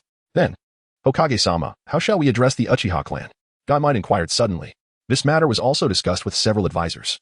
And we have concluded that we must follow the village's regulations and execute a decisive strike against the entire Uchiha clan. As Sarutobi Hiruzen's words fell, Might Guy swallowed hard. Exchanging glances of shock with the other elite ninjas, the Uchiha clan numbered in the hundreds. Annihilating them would be nothing short of a bloody massacre. While they could accept such measures against enemies from other nations, the Uchiha were their comrades, many of whom were friends. Carrying out such an act would be undeniably cruel. Kakashi remained silent, his expression darkening considerably. His thoughts were tumultuous. Sasuke, his student, was involved. Was he truly to take arms against Sasuke? At that moment, Kakashi yearned to leave the room, to pretend he had heard nothing. Unperturbed by Kakashi and Guy's expressions, Sarutobi Hiruzen retrieved a map and continued. The Uchiha clan intends to flee to the land of waterfalls. To minimize damage to the village, we must engage them en route. This morning, Danzo has already dispatched Anbu to lay an ambush along the two paths to the land of waterfalls. Your task will be to join the pursuit team. Once the Uchiha clan departs Konoha tomorrow, we shall apply pressure and drive them into the ambush before launching a full-scale offensive. As seasoned elite ninjas who had participated in the Great Ninja War, they understood Sarutobi Hiruzen's strategy and nodded in comprehension. Once the Uchiha clan leaves the village, they will no longer be our allies. I hope you will all commit to the mission entrusted to you by the village. Yes. The elite ninjas shivered at Sarutobi Hiruzen's resolute words, responding promptly. This matter is classified. Do not disclose it to anyone else. There are no further issues. So prepare yourselves for tomorrow's battle. With all arrangements made, Sarutobi Hiruzen sighed in relief and waved his hand. Save for Kakashi, Guy, and Shino Aburame. The others gradually exited the room. As they departed, silence enveloped the chamber once more. Hokage-sama, Kakashi began, gazing at Sarutobi Hiruzen's somber expression, but was interrupted. Kakashi, I know what you wish to say. You want to protect Sasuke, do you not? Though Sarutobi Hiruzen had discerned his thoughts, Kakashi pressed on. Hokage-sama, Sasuke is my student. His talents are exceptional, and he could become the most distinguished ninja in Konoha. If he is punished for his family's transgressions, I cannot accept this. Kakashi, I once had an outstanding student. You were likely aware of him. He inflicted great harm upon our village, and in the end, I could not bring myself to harm him and allowed him to flee. Thus, I can empathize with your feelings. However, you may not know this. The Uchiha clan's plan to defect was orchestrated by Sasuke himself. As he walked beside Kakashi, Sarutobi Hiruzen spoke gravely. Sasuke orchestrated this. How is that possible? Kakashi's shock was palpable, his body feeling as if struck by lightning, leaving him nearly paralyzed. It is indeed hard for me to believe, but it is the truth. Kakashi, do you truly think Sasuke will heed your guidance and remain in Konoha? Sarutobi Hiruzen shook his head, casting a wry smile at the dazed Kakashi. Kakashi remained silent, yet he understood clearly that if this plan were indeed Sasuke's, he would not remain. Kakashi, if you genuinely fear confronting Sasuke, I will permit you to abstain from tomorrow's battle, understanding the torment of facing one's own student in conflict. Sarutobi Hiruzen did not wish to pressure Kakashi. No, I will participate in the battle and fulfill my duty. A cool breeze wafted in through the window, jolting Kakashi from his reverie. With a pained expression, he uttered a solitary phrase before departing at a measured pace. Sighing as he watched Kakashi's retreating figure, Sarutobi Hiruzen gradually closed his eyes. Chapter 52. Farewell to Haruno Sakura. In the brightly lit practice room of the Konoha hospital, Haruno Sakura was diligently tending to an injured fish at the operating table. As a novice in medical practice, she initially worked with these small creatures, hoping to gain the skills necessary to treat humans and ninjas in the future. At last, it was healed. Through her efforts, the fish that had been on the brink of death was now lively and vibrant, prompting a proud smile from Sakura. After placing the recovered fish back into the tank, she wiped the sweat from her brow. Observing the darkening sky outside, Sakura decided it was time to head home. In truth, she had completed the task assigned by her medical instructor an hour prior. However, feeling a sense of rivalry with Naruto and Sasuke, whose abilities had surpassed her own, she took it upon herself to add more tasks, eager to master medical ninjutsu swiftly. After taking some time to tidy up the practice room, Sakura slowly exited the hospital. Noticing the sparse flow of people at the entrance, she turned to head in the direction of home. Sakura. Yet, she had scarcely taken a few steps when a familiar voice called out from behind her. Sasuke. Upon seeing Sasuke approach with his hands casually resting behind him, Sakura was taken aback. She had not anticipated encountering him there. I've been waiting for you for an hour. It's about time you came out. Sasuke remarked with a light chuckle as he observed Sakura lost in thought. Hearing that Sasuke had specifically waited for her filled Sakura with joy, and she responded with a smile. Sasuke, you could have come up to find me. I didn't want to interrupt your practice of medical ninjutsu, Sasuke explained, and then, pulling out a stuffed toy from behind him, he said, Here, this is for you, Sakura. The plush doll in Sasuke's hands is remarkably unique, as it bears an uncanny resemblance to him, signifying that it was custom-made. Upon seeing the doll, Sakura Haruno's eyes widened in disbelief. She never anticipated that Sasuke would gift her something, let alone a doll crafted in her likeness. Sakura, do you not like it? Sasuke inquired, bemused by her astonished expression. In truth, he had selected numerous gifts, but ultimately decided that leaving behind a piece of himself to accompany Sakura after departing from Konoha would be the most meaningful choice. Hence the decision to commission the doll. It is worth noting that Sasuke had spent an entire afternoon in front of the doll maker to ensure its perfection. Sakura, momentarily dazed, was jolted back to reality by Sasuke's words and, almost instinctively, snatched the doll from his grasp. Once the doll was in her possession, she realized that her eagerness may have been a tad excessive, as a faint blush crept across her porcelain face. Nevertheless, her affection for the doll was genuine. After a brief moment of shyness, she embraced it warmly and looked up at Sasuke with a radiant smile, exclaiming, Thank you, Sasuke. I truly adore it. That's wonderful to hear. Come, let me escort you home, Sasuke replied, a subtle smile gracing his lips, clearly pleased by her delight. Nodding enthusiastically, Sakura walked alongside Sasuke, their figures resembling that of a young couple, exuding warmth and intimacy. Sasuke, what prompted you to gift me something so suddenly? Sakura inquired, her smile unwavering as they strolled down the street. Well, consider it an early birthday present, Sasuke replied, hesitating briefly before offering an explanation. But my birthday is still quite far off. Sakura pouted adorably, believing that birthday gifts are best presented on the actual day. Hey, sometimes my missions are overwhelming, and I feared you might lack the time to prepare for your birthday. Sasuke offered a somewhat flimsy excuse, smiling sheepishly. Sasuke, you are too kind. Sasuke's ability to reach such a level deeply moved Haruno Sakura, her eyes curving into delicate crescent shapes as she smiled. Sakura, if I am not by your side in the future, I hope you will remain this joyful every day. Gazing at Sakura's radiant smile, Sasuke momentarily lost his composure, then expressed his hopeful wish. Sasuke will always be by my side. Shaking the plush toy in her hand, Sakura blushed and shyly responded to Sasuke. In response to her words, Sasuke could only smile gently.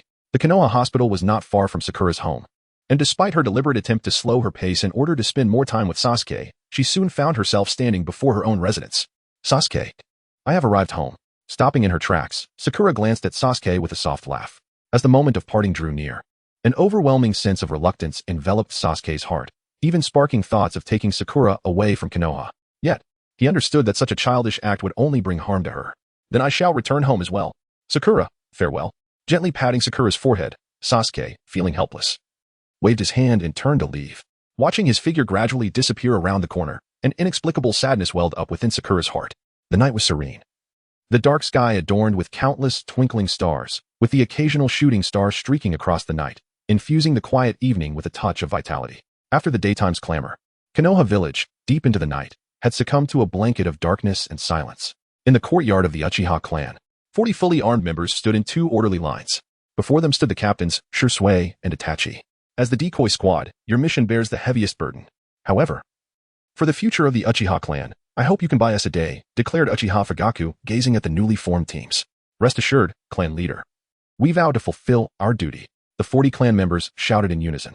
They were acutely aware that, in the face of several hundred elite ninjas from Konoha pursuing them, survival was nearly impossible. Yet they were willing to sacrifice their lives to protect the Uchiha clan. Standing beside Uchiha Fugaku, Sasuke felt a surge of passion upon hearing their resolute voices.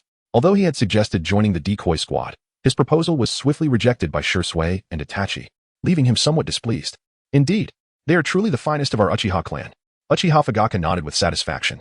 Turning to Uchiha Yakumi, he inquired, Yakumi, have you dealt with the spy as instructed? Are the members prepared? In accordance with your wishes, the spy has been dealt with and will awaken only tomorrow morning. He will not impede our actions. Additionally, all 471 clan members are fully prepared for night travel. Yakumi, known for his loyalty, promptly replied, very well. Now we await the dawn, Uchiha Fugako murmured, gazing up at the starry sky. Chapter 53, The Dawn Operation. At the break of dawn, nearly all the villagers of Konoha were enveloped in slumber. Yet, at the entrance of Konoha, 2 vigilant guard ninjas stood alert. Although their strength seemed somewhat lacking, this was merely the visible watch. Hidden sentinels in the shadows formed the true defense of Konoha's gates. At that moment, on a rooftop directly across from Konoha's entrance, a guard named Hu, clad in black and wearing night vision goggles, blended seamlessly into the darkness. His keen eyes scanned the vicinity of the village gate, prepared to signal at the slightest hint of an anomaly. Suddenly, while Hu was intently focused on his watch, a small stone rolled across the rubble behind him. Instinctively turning to investigate, he found nothing amiss and returned his attention forward. However, at that moment, a figure suddenly appeared before him, their Sharingan eyes fixated on him. What? Hu's vision darkened in shock as he silently collapsed. Following Hu's predicament, the other hidden sentinels met a similar fate. As the 4 sentinels fell without a sound, the 2 guards at the entrance succumbed to pain. Their assailant being the remarkably swift Uchiha Sasuke. With the guards down, 4 figures swiftly joined Sasuke, clearly the ones responsible for neutralizing the hidden sentinels. With a soft creak, the grand wooden door of Konoha began to open, revealing a neatly organized line of Uchiha clan members, young and old alike, led by Uchiha Fugaku. They moved silently through the street towards the gate. In a matter of 5 minutes, over 400 Uchiha members had crossed the threshold of Konoha. Upon seeing his clan members safely outside, Uchiha Fugaku let out a sigh of relief. Father, all the clan members have evacuated. Let us hasten our departure. Sasuke, standing nearby, urged anxiously, fearing unforeseen complications. Nodding, Uchiha Fugaku turned to Itachi and Sasuke, saying, I will lead the clan to the land of grass. The rest is in your hands. Understood. Sasuke and Itachi replied in unison. Sasuke, we must go. Uchiha Fugaku called to Sasuke, glancing at the moonlight before proceeding forward without hesitation. Brother, Sasuke, I'm off. Take care.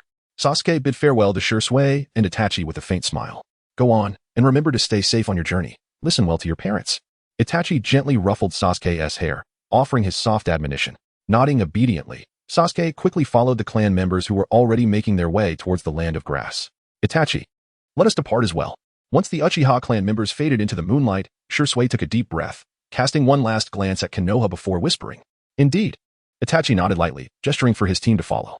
Simultaneously, Sasuke led his team, each member slipping into the shadows, departing from a different direction.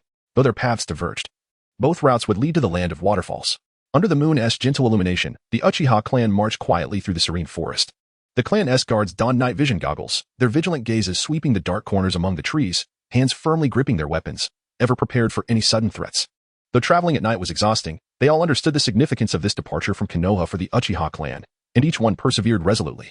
At the rear of the procession, Sasuke calculated the time and concluded that Itachi had likely set out. He intentionally slowed his pace, then utilized the body flicker technique to slip into the thicket to his left. I've successfully slipped away. Rising slowly, Sasuke grinned triumphantly as he noticed the main group moving further away. However, just as his laughter echoed, a graceful figure appeared before him. Izumi. What are you doing here? Sasuke asked, a hint of embarrassment coloring his smile as he gazed at Uchiha Izumi. Sasuke initially believed he could depart from the team without anyone noticing, but he was unexpectedly caught upon his emergence. Sasuke, are you trying to find Itachi? Uchiha Izumi asked, her eyes narrowing in mild irritation. Is that so? So impressive? Caught off guard by Izumi's intuition, Sasuke found it hard to believe.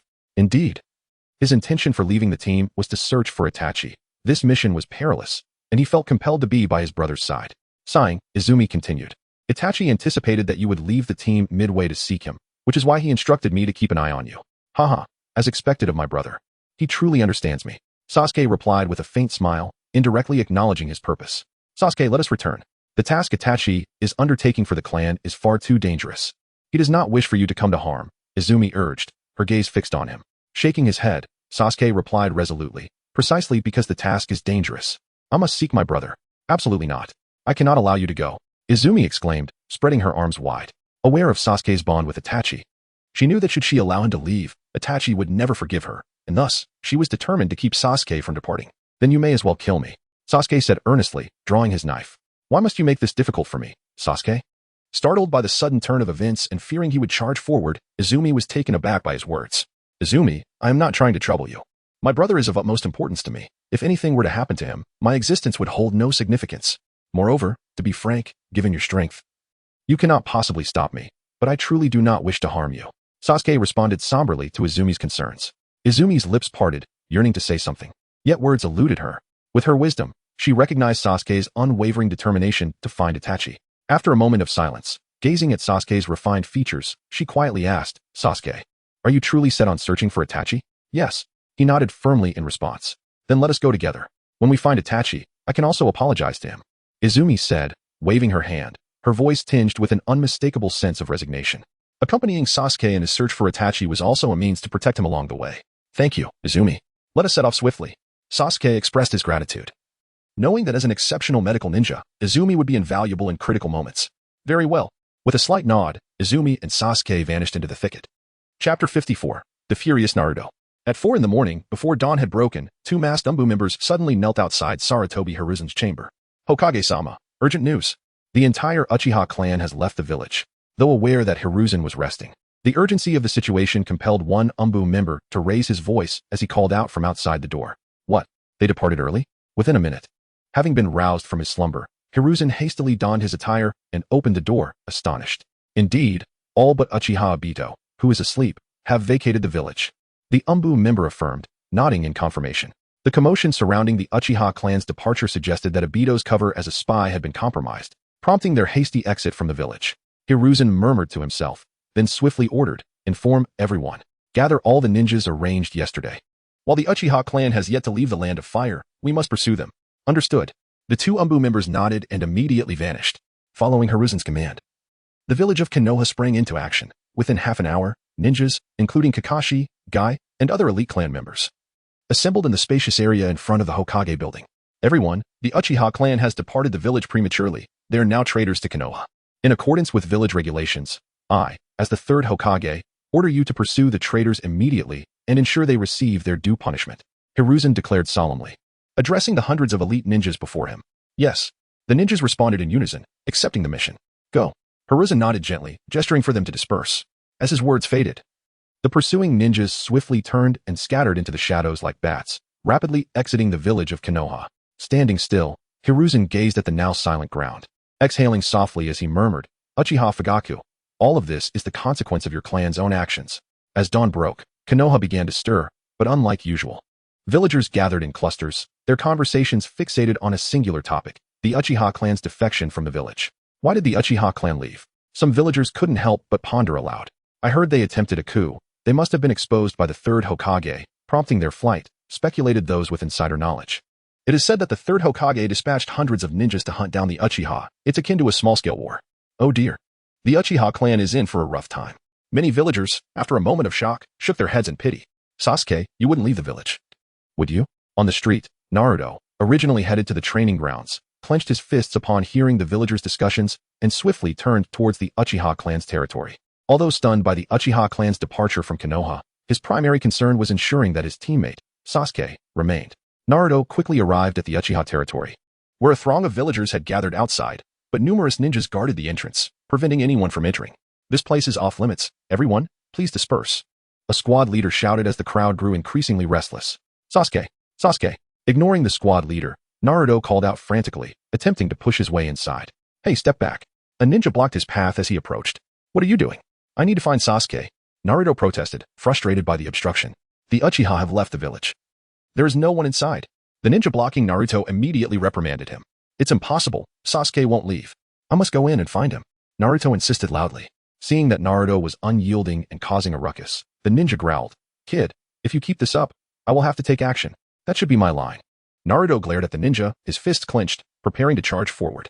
However, just as tensions were escalating, a graceful figure suddenly appeared and pulled Naruto away. Stopping in a corner not far from the Uchiha clan's territory, Naruto exclaimed excitedly, Sakura, why are you pulling me? I need to find Sasuke. At that moment, Sakura Haruno's eyes were slightly red, and her expression was grim, as if she had been crying moments before. Naruto, there's no need to search anymore. Sasuke has truly left the village. Despite her reluctance to accept this reality, Sakura spoke softly. How could Sasuke leave us? Upon hearing Sakura's words, Naruto's expression shifted noticeably. Sasuke came to see me yesterday afternoon and gifted me something. He said it was an early birthday present, but it was actually a keepsake for me. Under Naruto's unwavering gaze, Sakura hesitated for a moment, then finally murmured with a bitter smile. As Sakura spoke, Naruto recalled the scene from yesterday morning when Sasuke had invited him for a match, and how he had easily triumphed over Sasuke. Although not particularly astute, Naruto now understood why he had won so effortlessly. It was evident that Sasuke had intentionally lost to make him happy before departing. Sasuke, that jerk. He just left us. Naruto's fist slammed against the wall in fury. Naruto, don't be angry with Sasuke. I believe he didn't want to leave us either. After all, he is a member of the Uchiha clan and must adhere to their arrangements. Sakura, gazing at the furious Naruto, lowered her voice and spoke earnestly. Sasuke is my teammate.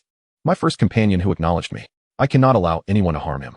As thoughts of the Hokage sending hundreds of ninjas to hunt down the Uchiha clan raced through his mind, Naruto trembled with urgency. Moments later, he abruptly turned, only to be hastily pulled back by Sakura. Naruto, where are you going? To find Sasuke. Without further ado, Naruto replied. Then I will go with you. Taken aback by Naruto's determination, Sakura quickly resolved, all right.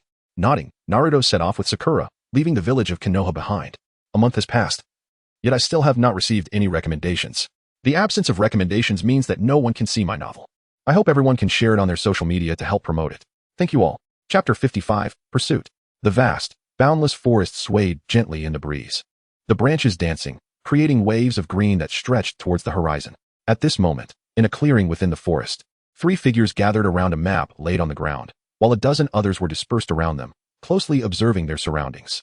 We have arrived at the endless forest, which is vast and difficult to track, making it an ideal location to evade our pursuers. Itachi said in a low voice, pointing to a spot marked with trees on the map. Although it will be challenging to hold out here until dawn, we have no other choice. Nodding in agreement, a clan member named Uchiha Huaha expressed his thoughts. Let's adopt a suicide tactic. When the pursuers arrive, we can let a few clan members stay behind to fight, while the rest continue to circle through the forest. Uchiha, standing beside Huaha, suggested in a hushed tone. Be careful. Someone is approaching. Before Itachi and Huaha could respond, a clan member seemingly sensed something and shouted, have the pursuers tracked us down here? The other clan members were taken aback, quickly drawing their short blades and preparing for battle. Itachi, Huaha, and you stood alert, ready for whatever may come. Haha, don't attack. We are allies. Just as tension filled the air, Sasuke and Uchiha Izumi suddenly leapt down from the branches, and Sasuke greeted them with a grin. Sasuke, Izumi? Upon recognizing them, even Itachi, with his composure, felt an overwhelming shock. Previously worried that Sasuke might stray from the group, Itachi had specifically instructed Uchiha Izumi to keep an eye on him. Yet he had not anticipated their arrival together. Brother, we finally found you. Sasuke approached Itachi's side, offering a faint smile. Izumi? Please, tell me what happened. Ignoring Sasuke, Itachi's expression darkened as he directed his gaze towards Uchiha Izumi. Momentarily taken aback, Uchiha Izumi averted her eyes from Itachi, apologizing. Itachi, I'm so sorry. I couldn't stop Sasuke. Brother, please don't blame Sister Izumi. I threatened her and insisted on coming here myself. Aware that Itachi might resent Uchiha Izumi, Sasuke quickly interjected.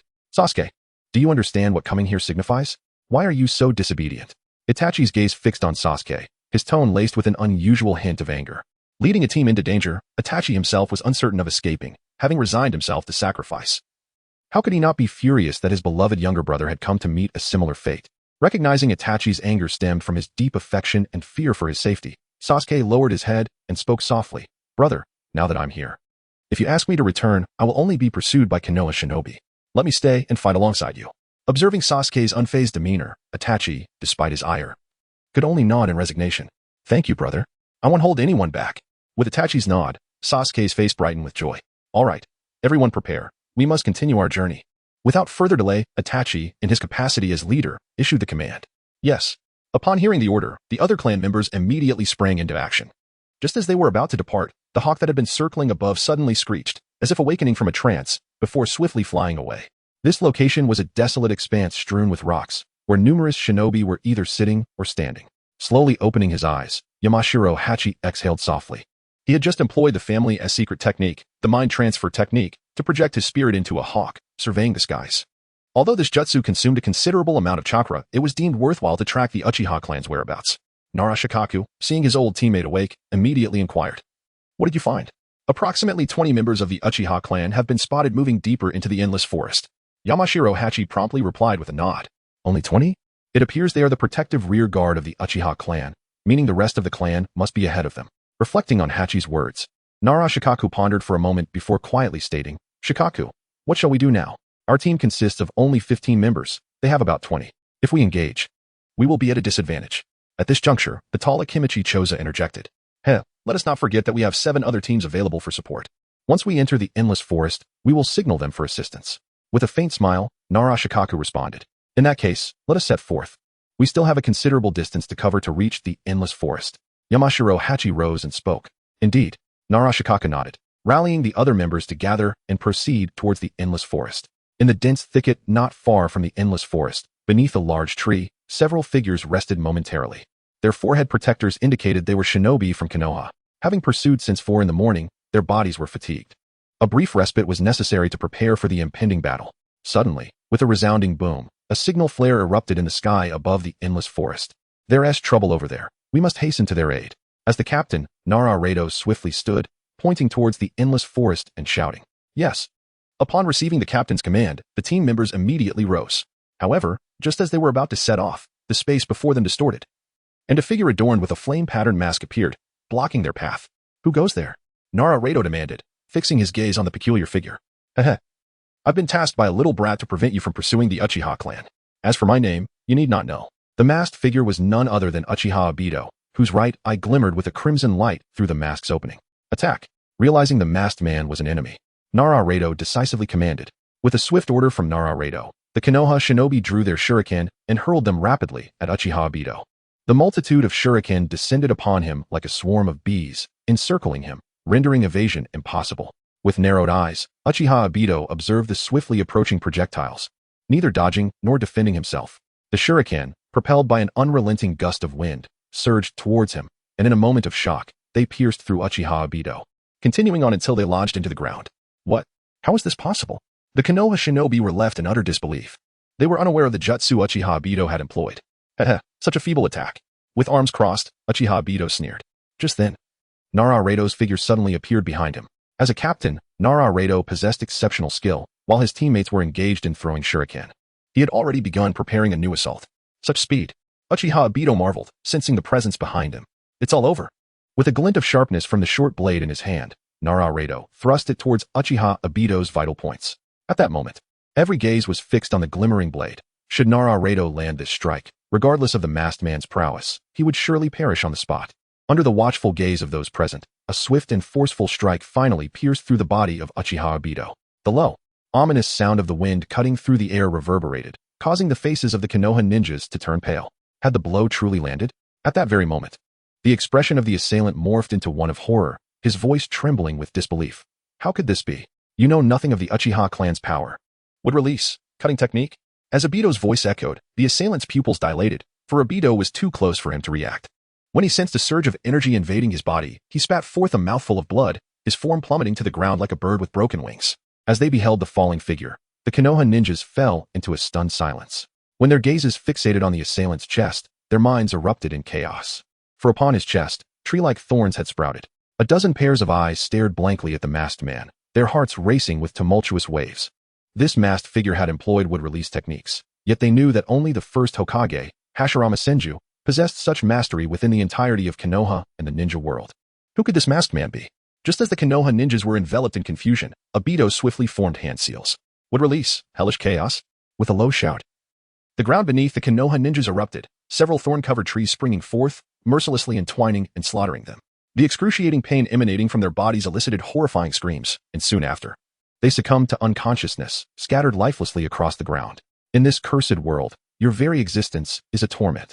Seek liberation swiftly, glancing at the corpses below. Obito uttered solemnly before his figure twisted and vanished. As noon approached, Itachi continued to lead his team like a torrential flood, racing through the towering trees of the forest. The palpable aura of danger deterred any foraging beasts from approaching, who could only watch from a distance with wary eyes.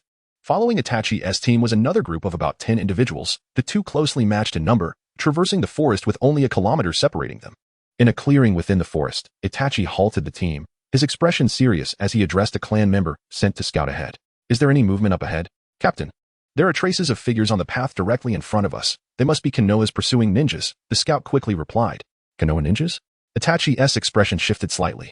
It seems the signal flare has alerted all pursuing teams to the endless forest. Their tracking abilities are formidable. We may soon find ourselves encircled. Uchiha Hino warned. If they were surrounded by Konoha's pursuing ninjas, the fate of the 20 or so of them would be sealed. Itachi, you must head right. I and the other 4 clan members will stay here to buy you time. Uchiha Yu declared resolutely, unafraid to make a sacrifice. You, Itachi, along with Uchiha Hino and Sasuke, turned to you, momentarily at a loss for words. Do not hesitate, go quickly. If you were fortunate enough to see our Uchiha village, I hope you will protect it well. With a wave of his hand, Uchiha Yu offered a faint smile to Itachi and the others. Move out. Though reluctant to leave you behind to face his fate, Itachi understood there was no other way to alleviate the current crisis facing the team. With a heavy heart, he signaled for the others to depart. Once Itachi and his team left, only Uchiha Yu and the 4 remaining clan members were left. Prepare for battle. We shall fight for the honor of the Uchiha clan. Uchiha Yu declared passionately as he surveyed the fearless faces of his companions. To defend the Uchiha clan with our lives. The 4 clan members responded fervently, their faces flushed with determination. Hearing the thunderous cries behind them, Itachi and the others glanced back, moved by the sight of Uchiha Yu. Meanwhile, Sasuke clenched his teeth, inwardly vowing, Sarutobi, Danzo, you shall pay for this blood debt. In the dense jungle, a dozen figures suddenly descended from the treetops, at the forefront of which stood the acknowledged strongest trio of Konoha village, Nara Shikaku, Yamanaka Inoichi, and Akimichi Choza, gazing towards a clearing just 100 meters away. Nara Shikaku spoke softly, Inoichi, sense for any movement. Understood. Yamanaka Inoichi nodded, raising his fingers to channel chakra and sense the surroundings. In an instant, the landscape within a radius of several hundred meters appeared vividly in his mind. I found them. On those trees.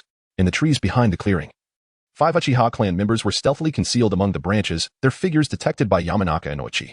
Then let us prepare for battle. Nara Shikaku signaled for an attack. His palm raised in a gesture of readiness. As they readied themselves for an assault, Uchiha Yu, perched upon the branches, observed the clearing below through the gaps in the foliage.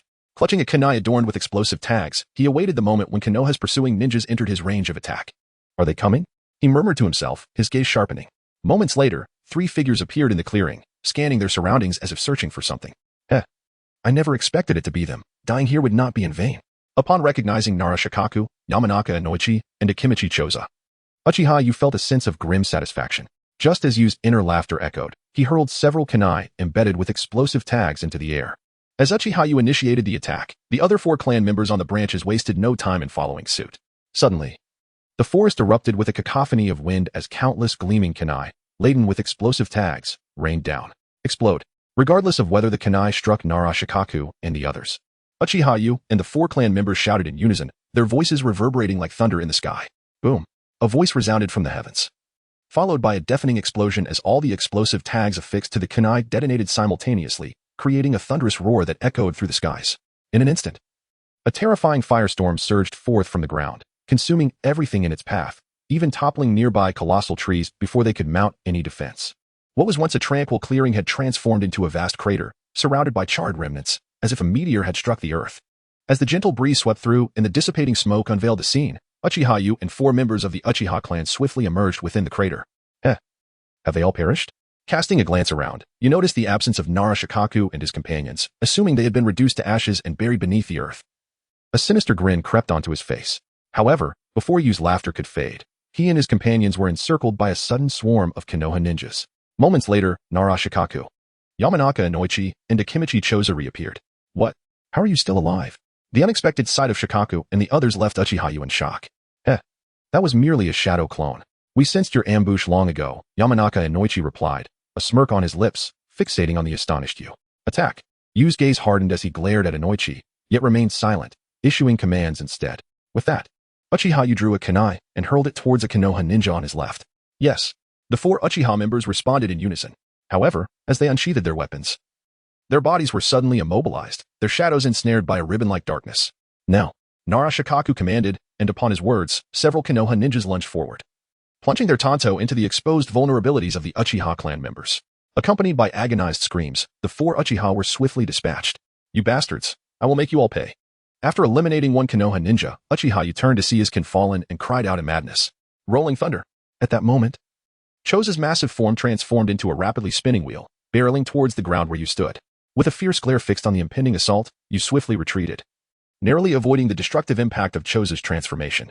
Once safe, you had no intention of remaining defensive. He clasped his hands and swiftly formed seals. Fire style, Great Dragon Fire Technique. Upon completing the hand signs, you inhaled deeply and unleashed a torrent of searing flames, coalescing into a ferocious fire dragon that surged towards Shikaku and his companions. Such a powerful fire technique would be challenging to evade, yet fortuitously. 3 ninjas from Shikaku's team specialized in water techniques. They quickly positioned themselves and formed seals. Water style, Water Chaos Wave. Upon completion, the trio unleashed a torrent of surging water. The fire dragon and the water wave, both manifestations of immense energy, collided violently, creating an explosive confrontation that illuminated the battlefield. As the two forces met, steam erupted, enveloping the area. Although the Great Dragon Fire technique was superior in rank, it was countered effectively. And soon the fire dragon's ferocity dissipated into mist. Damn it, I was so close to annihilating them. You lamented as he watched his concentrated fire technique extinguished. Suddenly, the mist was pierced by the sound of cutting winds. Realizing another assault was imminent, you withdrew his kunai and hastily deflected the incoming shuriken. In his focus on the projectiles, you failed to notice the creeping shadow beneath him. No, by the time he became aware, it was too late. The ribbon-like shadow had ensnared his own. Clearly, Nara Shikaku had employed the family's secret technique, the shadow binding jutsu, successfully capturing Uchiha. With a low rumble, blood gushed forth as 3 Konoha ninjas closed in, their blades piercing Yu's body. The excruciating pain rendered him incapable of uttering a sound, blood bubbling forth from his lips. Realizing he was beyond saving, Shikaku released the shadow binding. The shadow retreated into the ground. The 3 ninjas stepped back, their task complete. Freed from the shadow's grip, Yu collapsed to the ground, darkness enveloping his vision. Struggling to maintain consciousness, he pressed his arms against the earth, blood cascading from his mouth as he declared with a blurred yet resolute voice, "For the Uchiha clan, I will take you down with me." With that, Yu surged forward, determined to confront Shikaku and the others. Everyone, step back. He has explosive tags. Shikaku, recognizing the faint glow emanating from Yu, deduced that the explosive tags were primed to detonate and shouted urgently, leaping away to distance himself from Yu. Boom. Prior to Shikaku's arrival, Yu had adorned himself with explosive tags, intending to trigger them in his final moments. Suddenly, a cold, thunderous shout resonated through the air. Boom. The voice echoed across the skies, followed by an ear-splitting explosion that shattered the tranquility. A terrifying firestorm erupted, consuming everything in its vicinity. A few nimble Konoha ninjas managed to escape unscathed, while others, caught off guard, were engulfed by the flames. A few meters away from the explosion, Nara Shikaku, a Kimichi Choza, and the others descended from the sky, their appearances disheveled from the unexpected blast. Despite the chaos, their agility had spared them from severe injuries. Is everyone all right? Shikaku inquired, scanning the group. As they counted their number, Yamanaka and Noichi noticed a tinge of pallor in Shikaku's face. Despite the warning, 5 team members had perished. Alas, it was my negligence. Exchanging a glance with Yamashiro Kaichi, Nara Shikaku felt a twinge of guilt. He had initially planned to lift the shadow binding technique after Uchiha-Yu's demise, thereby avoiding the recent mishap. Suddenly, Kaichi sensed an unexpected presence. "Someone's coming," he exclaimed. As he turned his gaze forward, relief washed over him upon recognizing Kakashi and Guy, accompanied by their squad. "Have we encountered members of the Uchiha clan?" Kakashi inquired, surveying the remnants of fierce combat around them. "Indeed, we encountered 5 Uchiha clan members who had laid an ambush here," Shikaku responded. 5 clan members? It appears the main Uchiha force is along this route. We must pursue them immediately," Guy announced, aware of the 2 main paths leading to the land of waterfalls. "Agreed. Let us move together."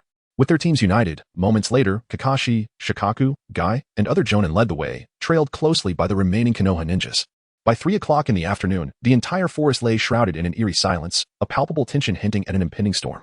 High atop several towering trees, Itachi directed his team to remain concealed. After hours of evasion, they found themselves surrounded by Konoha's pursuing squad, prompting Itachi to prepare for a frontal breakout. The silence lingered until, at a certain moment, Itachi abruptly opened his eyes, his gaze sweeping across the towering trees before him, where several figures emerged into view. "Everyone be cautious. They are approaching," he whispered. Hearing Itachi's words, Sasuke, Uchiha Haken, and Uchiha Izumi opened their eyes, nodding slightly as they braced for the impending battle. Shortly after Itachi spoke, the distant woods suddenly quivered, and a flurry of shadows dashed forth, landing almost simultaneously on the ground. "Itachi, I know you're up there," called Yamashiro Aoi, the team leader, as he gazed at the lush canopy above.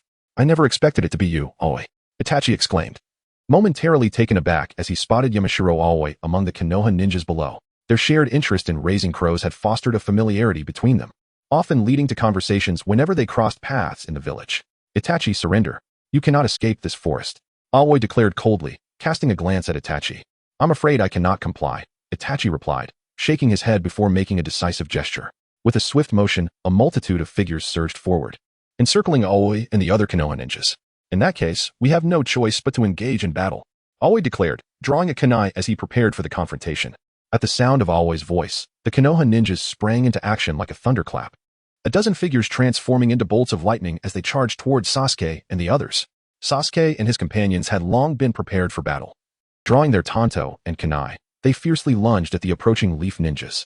Upon witnessing his teammates engaged in combat with the Uchiha clan members, Yamashiro always swiftly propelled himself forward with a leap, his body seemingly weightless, and in an instant, he stood before Itachi, with his arms spinning like windmills. The sharp kunai danced silently, creating a flurry of afterimages as they relentlessly pierced towards Itachi in a dazzling display of strikes. As a member of the Umbu, Itachi's reflexes were unparalleled. After Aoi's sudden appearance, he too unsheathed a kunai for defense. The clash of metal rang out, accompanied by sparks as Aoi's relentless assault was expertly parried by Itachi. In the aftermath of yesterday's vote count, a wave of disappointment washed over me. I had hoped for 200 votes, yet only received slightly over 100. My goal of 1,400 this week seems daunting. Yet I remain confident that my brothers will rally together. Chapter 59. Itachi Strikes. Itachi, the prodigious ninja. Aoi couldn't help but marvel internally as his attacks were effortlessly neutralized by Itachi. However, in that moment of distraction, Itachi's figure appeared like a specter at Aoi's back, and his kunai plunged mercilessly downward. Bang! There was no scene of bloodshed. Instead, Aoi transformed into a cloud of white mist and vanished, only to be replaced by hundreds of crows taking flight from the mist. Is this the thousand birds technique? As the dark crows surrounded him, obscuring his vision, Itachi's eyes transformed into the Sharingan. In this, as Itachi activated his Sharingan, Aoi re-emerged, brandishing his tanto, aiming a fierce thrust towards Itachi's heart. Swoosh! The sound of the blade piercing flesh echoed, and all the crows surrounding Aoi dissipated into mist. Why is this happening? Blood foamed at Aoi's lips, and he suddenly knelt, murmuring in horror as he realized the tanto he had aimed at Itachi was now embedded in his own chest. Aoi, I'm sorry. Behind Aoi, Itachi, with his Sharingan wide open, regarded him with a chilling indifference. The rapidity of this transformation was astonishing. A moment ago, Itachi was in peril, yet in an instant, he had turned the tide and struck down Aoi with uncanny precision. Thud! With a look of shock upon his face, Aoi's lifeless body slumped to the ground in response to Itachi's words. The sound of Aoi's fall was not loud, yet many leaf ninjas and Uchiha clan members took notice, their gazes drawn to the spectacle. The Uchiha members were elated, while the leaf ninjas were engulfed in panic. The death of Aoi, the team leader, was a significant blow to their morale. Despite the setback, the leaf ninjas chose to continue fighting rather than surrendering. Meanwhile, amidst the chaotic battle on the right flank, Uchiha Izumi swiftly dispatched a leaf ninja but failed to notice another approaching from behind, who struck her with a powerful blow. Thud! Reeling from the impact, Izumi was sent flying, crashing heavily to the ground, leaving a glaring mark in her wake. Die! With Izumi incapacitated, the leaf ninja seized the opportunity to attack, drawing his kunai and lunging toward her. His speed was astonishing, and in the blink of an eye, he was at Izumi's side, his kunai glistening ominously in her horrified gaze. Swoosh! A low thud echoed, blood gushed forth, and the leaf ninja's arm came to a halt as he slowly lowered his head to see the tanto that had pierced his heart, a spurt of blood erupting from his lips. Withdrawing the blade from his chest, the leaf ninja's body gradually crumpled to the ground. Sasuke turned to Izumi, asking, "Are you alright, Izumi?" "I'm fine. Thank you for saving me, Sasuke." Surprised to be rescued in such a dire moment, Izumi sighed in relief and expressed her gratitude. "Heh. No need to mention it. Who knows, maybe one day you'll be my sister-in-law." Sasuke teased, hoping to lighten the mood for Izumi. "Don't say such things." Upon hearing this, Izumi's cheeks flushed instantly, and she shyly responded. Yet deep down, she felt a surge of happiness. Understanding the nature of young girls, Sasuke offered a faint smile before rejoining the fray. The leaf ninjas continued to resist, but after Itachi dealt with Aoi, he too joined the battle. With the addition of such a formidable expert, the leaf ninjas were completely annihilated within minutes. After the battle concluded, Itachi assessed their numbers. Although they had achieved a decisive victory, they had still lost 4 clan members, leaving only 14 in their lure team. Through this conflict, Itachi's lure team had temporarily escaped encirclement, yet the passage of time meant that the pursuing squads of ninjas were closing in. This indicated that a greater peril was imminent. As a member of the lure team, Itachi understood the grim reality that awaited them. Determined to lead his team to safety, especially with Sasuke among them, he was even more resolute not to give up. "Let us go. We must evade our pursuers before nightfall." With a rallying cry to his clan members, Itachi surged ahead. Following his lead without hesitation were Sasuke, Uchiha Hokage, and Uchiha Izumi. Beneath the great trees, thick blood stained the earth, and the pungent scent of iron wafted through the air as cold corpses lay strewn across the ground. The atmosphere was eerily silent, save for the lingering aroma of blood that spoke of the fierce battle that had transpired. This stillness did not last long, as the rustling of leaves from the dimly lit grove on the left shattered the silence. Moments later, shadows darted through the air, and upon seeing the bodies on the ground, their expressions shifted dramatically. Were they completely annihilated? At that moment, a figure clad in sunglasses and tightly wrapped in attire descended slowly to the ground, gazing at the corpses with a mumbled lament. Captain Shirwei. The Yamashiro Aoi team has been wiped out. Captain Aoi has also fallen. A somewhat pale-faced leaf ninja approached Yamanaka Shirwei and whispered, "They shouldn't have gotten far." Shirwei replied grimly, and suddenly, a swarm of insects surged forth from his sleeves. The insects of the Yamanaka clan were renowned for their versatility among summoned creatures. Capable of offense, defense, insect clones, medical assistance, detoxification, and reconnaissance, all while being small and inconspicuous enough to turn the tide of battle unnoticed. Track them. I wouldn't allow them to kill and depart so easily. It seemed as if a conversation was taking place with the parasitic insects. As Y Ninja Shirwei's words fell, countless parasitic insects immediately flew toward the direction where Itachi had departed. Whoosh! As the insects took flight, Y Ninja Shirwei promptly followed with her team members. With the parasitic insects leading the way, Y Ninja Shirwei was assured of locating Itachi and his companions. Chapter 60. Surrounded. As dusk approached, a golden light cascaded down, painting the endless forest with its hues. Within the forest's embrace, Y Ninja Shirwei, Asuma, Kakashi, and Nara Shikaku, 4 teams converged at last. Having pursued the bait team, led by Itachi. At this moment, dozens of figures spread out in an arc, echoing each other as they chased the 14 figures that were merely a kilometer ahead. Among these 14, Itachi, leaping at the forefront, felt a tightening in his brow. In an attempt to evade the pursuing ninjas, he had changed direction several times, yet the pursuers seemed to anticipate his every move, relentlessly tailing him. After a grueling afternoon, exhaustion had overtaken Itachi and his companions, and the prospect of escaping through flight had become impossible. Itachi, if this continues, we shall all perish here. I will stay behind. In the midst of his internal turmoil, Uchiha Haken's deep voice reached Itachi's ears. Itachi was well aware of Haken's intentions, much like Uchiha Y. He wished to sacrifice himself to buy time for the others to escape. No, I am the captain. I shall stay. As the leader of the bait team, Itachi felt it was his duty to take such responsibility upon himself. I too have a brother, but he fell during a mission. After Itachi's words, Uchiha Haken solemnly replied, Haken, you.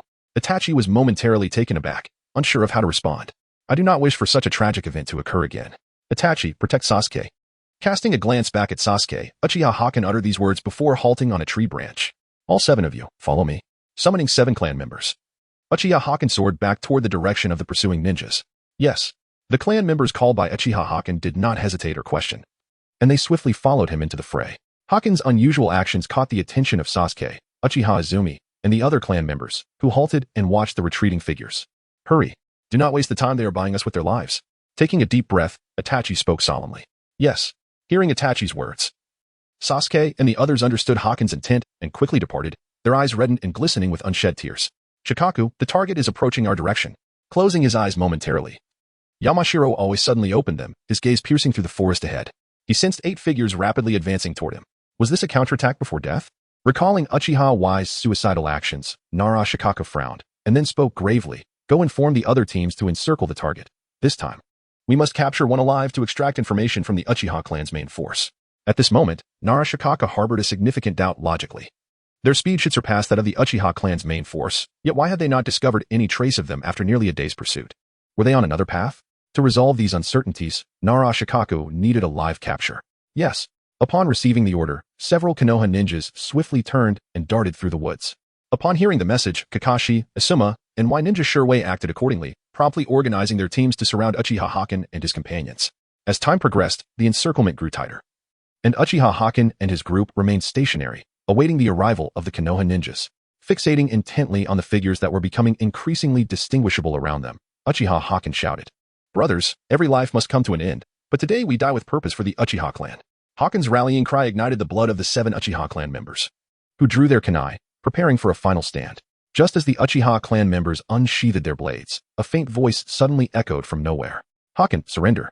Hearing this voice, Uchiha Haken's expression shifted slightly, and his gaze sharpened as dozens of figures swept in, encircling him and his clan in the blink of an eye. At the forefront stood Nara Shikaku, followed closely by Kakashi, Asuma Suratobi, Y Ninja Shirwei, and others, who swiftly emerged. I truly did not expect that so many Jonin would be deployed just to hunt down the Uchiha clan. Scanning the faces of Kakashi, Y Ninja Shirwei, and Might Guy, Uchiha Haken let out a surprised scoff. Haken, during the Shinobi World War, we were comrades. Why do you choose to betray the village? Might Guy shouted. His eyes locked onto Uchiha Haken. Betray the village? It is the village that has betrayed us. The Uchiha clan has served Konoha diligently. Yet the third Hokage and the higher-ups seek our destruction. Now we wish to flee the village, and you pursue us. Consider the right and wrong of this. Uchiha Haken retorted vehemently. It was your Uchiha clan that plotted a coup, prompting the third Hokage to make such a desperate decision. Nara Shikaku countered, his expression darkening. Enough. No matter what I say, you will side with the Konoha higher-ups. This argument is futile. Let's fight. Shaking his head, Uchiha Haken refused to engage further in pointless dialogue. Whoosh. Just as Uchiha Haken's words fell, Might Guy suddenly sprang into action, dashing like lightning toward Uchiha Haken. Humph. As Might Guy moved, Uchiha Haken, ever vigilant, let out a cold snort. His figure flickered, leaving behind an afterimage, while he himself appeared suspended in midair. With a swift motion, Uchiha Haken was joined by the 7 Uchiha clan members, who shielded him from behind as they charged toward Nara Shikaku and his team. Stop them. Nara Shikaku commanded with a grim expression, and several Konoha ninjas leaped into the air, rapidly closing in on Uchiha Haken. Clang! Clang! The air erupted into a fierce battle as both sides clashed, the sparks of metal colliding flying in all directions. Though many perceive my gratitude as mere formality, only I comprehend the profound sincerity behind it. Without your support and encouragement, perhaps I would have long succumbed to silence. The camaraderie of my brothers is indeed a source of greater pride than crafting my narratives. Chapter 61. The Great Fireball Hurricane Technique. Despite the presence of 7 clansmen providing cover, Uchiha Huaha was still assailed by 2 Leaf Village ninjas. Nevertheless, Uchiha Huaha swiftly dispatched them. After evading their onslaught, Uchiha Huaha bit his right fingertip and began forming hand seals. Summoning technique. Accompanied by a sharp command, Uchiha Huaha directed his right palm towards the ground, revealing a summoning array composed of a circle and 6 runic lines. This summoning jutsu, a form of space-time ninjutsu, relies on a blood contract to summon creatures to assist the ninja in battle. Boom. As the summoning array manifested, a swirling white mist emerged at its center. As the mist dissipated, a towering, crimson fire eagle, standing 3 meters tall, materialized. The fire eagle, an exceptionally unique summoning beast from the summoning island, could unleash massive fireballs upon its foes, instilling fear in ordinary summoning beasts. Since you dared to pursue, you must be prepared to face the consequences. In this battle, I shall demonstrate that the Uchiha clan will not be trifled with. At this moment, standing behind the fire eagle, Uchiha Huaha's eyes widened fiercely as he proclaimed. With his voice resounding, Uchiha Huaha placed his palm upon the back of the fire eagle. Instantly, all the wind chakra within him surged into the fire eagle. Simultaneously, the fire eagle opened its enormous maw, gathering an immense fireball that increased in size and began to spin rapidly as the wind chakra flowed into it. This is bad. Quickly disperse. Upon witnessing the colossal spinning fireball, Nara Shikaku's expression changed drastically, prompting him to warn his comrades. The other Leaf ninjas, sensing the imminent danger, looked up at the threatening fireball, and heeding Nara Shikaku's warning, they hastily retreated. Great Fireball Hurricane Technique. Observing their attempts to escape, Uchiha Huaha's face contorted in rage as he shouted. As his voice echoed, under the gaze of numerous eyes, the swirling fireball descended like a meteor from the heavens, exuding an aura of destruction. Boom. A thunderous explosion reverberated, shaking the forest within a 10-mile radius. The ground struck by the fireball transformed instantly into a volcanic eruption, with scalding flames radiating outward in an arc. In that moment, the earth trembled violently, massive fissures spreading across the terrain, while trees ignited, painting a scene reminiscent of apocalyptic devastation. Behind Uchiha Huaha, several Leaf ninjas gazed in shock at the cataclysmic spectacle. Even from a distance, they felt the air grow intensely hot. In their hearts, they marveled at the sheer destructive power of the combination technique wielded by Uchiha Huaha and the Fire Eagle. At that moment, on a tree several dozen meters outside the explosion's radius, Nara Shikaku, Kakashi, and others appeared, turning to survey the ravaged landscape, astonished by the searing heatwave that enveloped them. We were fortunate to retreat in time. Yamashita Hachi swallowed hard, his astonishment evident. Nearby, Nara Shikaku nodded solemnly. He recalled how during the Third Great Ninja War, Uchiha Huaha had used this very combination technique to eliminate many ninjas from other nations. Today, the demonstration of this technique left them in utter shock once more. Yet the casualties are substantial. Glancing at the numerous bodies sprawled across the ground and hanging from nearby trees, Kakashi murmured, "Alas, there was nothing we could do in such a dire situation. We could hardly save anyone." With a soft sigh, Nara Shikaku's gaze shifted to the gradually dissipating explosion, where the flames were finally beginning to wane. As time slowly passed, the fiery aftermath of the Great Fireball Hurricane technique gradually faded. The devastation, though anticipated, still prompted many to shake their heads in disbelief. As the flames subsided, the Leaf Ninja's attention returned to Uchiha Huaha, who, despite successfully casting his technique, appeared considerably drained, his previously steady breathing now somewhat hurried. However, compared to his breath, Uchiha Huaha's expression had darkened significantly, fury brewed within his eyes. At that moment, while Uchiha Huaha unleashed his technique, 7 of his clansmen had fallen at the hands of Sarutobi Asuma, Might Guy, and other Leaf ninjas, their bodies strewn across the ground. The third gate, the Life Gate. Open. Just as Uchiha seethed with anger at the loss of his clansmen, Might Guy suddenly shouted. His body radiated a vibrant green energy. Those familiar with Might Guy understood he was activating the 8 gates. The 8 gates is a formidable taijutsu technique. Each opened gate enhances one's power. And opening all 8 releases all bodily limitations, granting the practitioner strength far surpassing that of even the strongest ninjas. However, this power is fleeting, as fully opening the 8 gates ultimately inflicts severe damage on the body, leading to death. Come forth. Aware that Might Guy intended to engage him in close combat, Uchiha activated his Sharingan.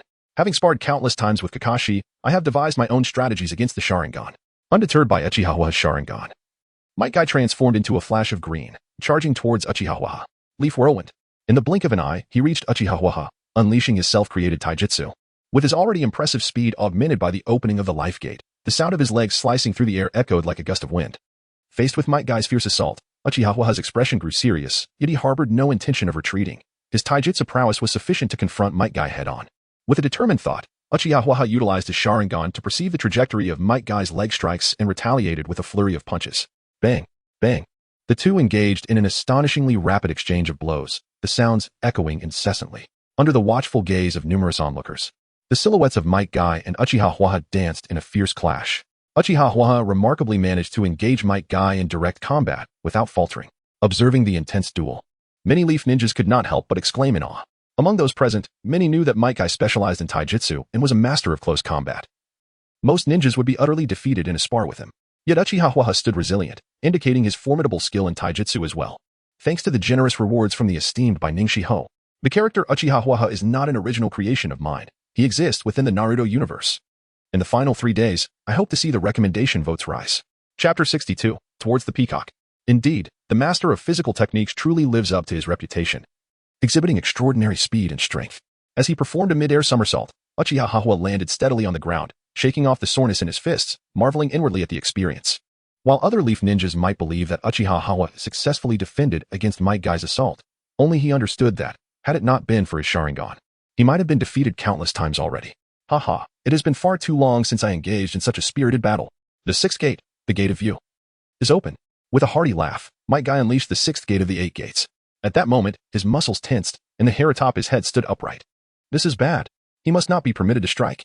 Observing Might Guy's sudden surge in power, Uchiha's expression shifted to one of grave concern as he began to form hand seals. Apologies for using you as a warm-up, he stated, lifting his head to offer a slight smile to Uchiha before his figure abruptly darted forward. In an instant, Uchiha barely registered the shadow passing before him when Might Guy's roar echoed in his ears. Morning Peacock. With that exclamation, Might Guy's fist surged forward, and amidst the gaze of numerous spectators, he unleashed a devastating blow into the air.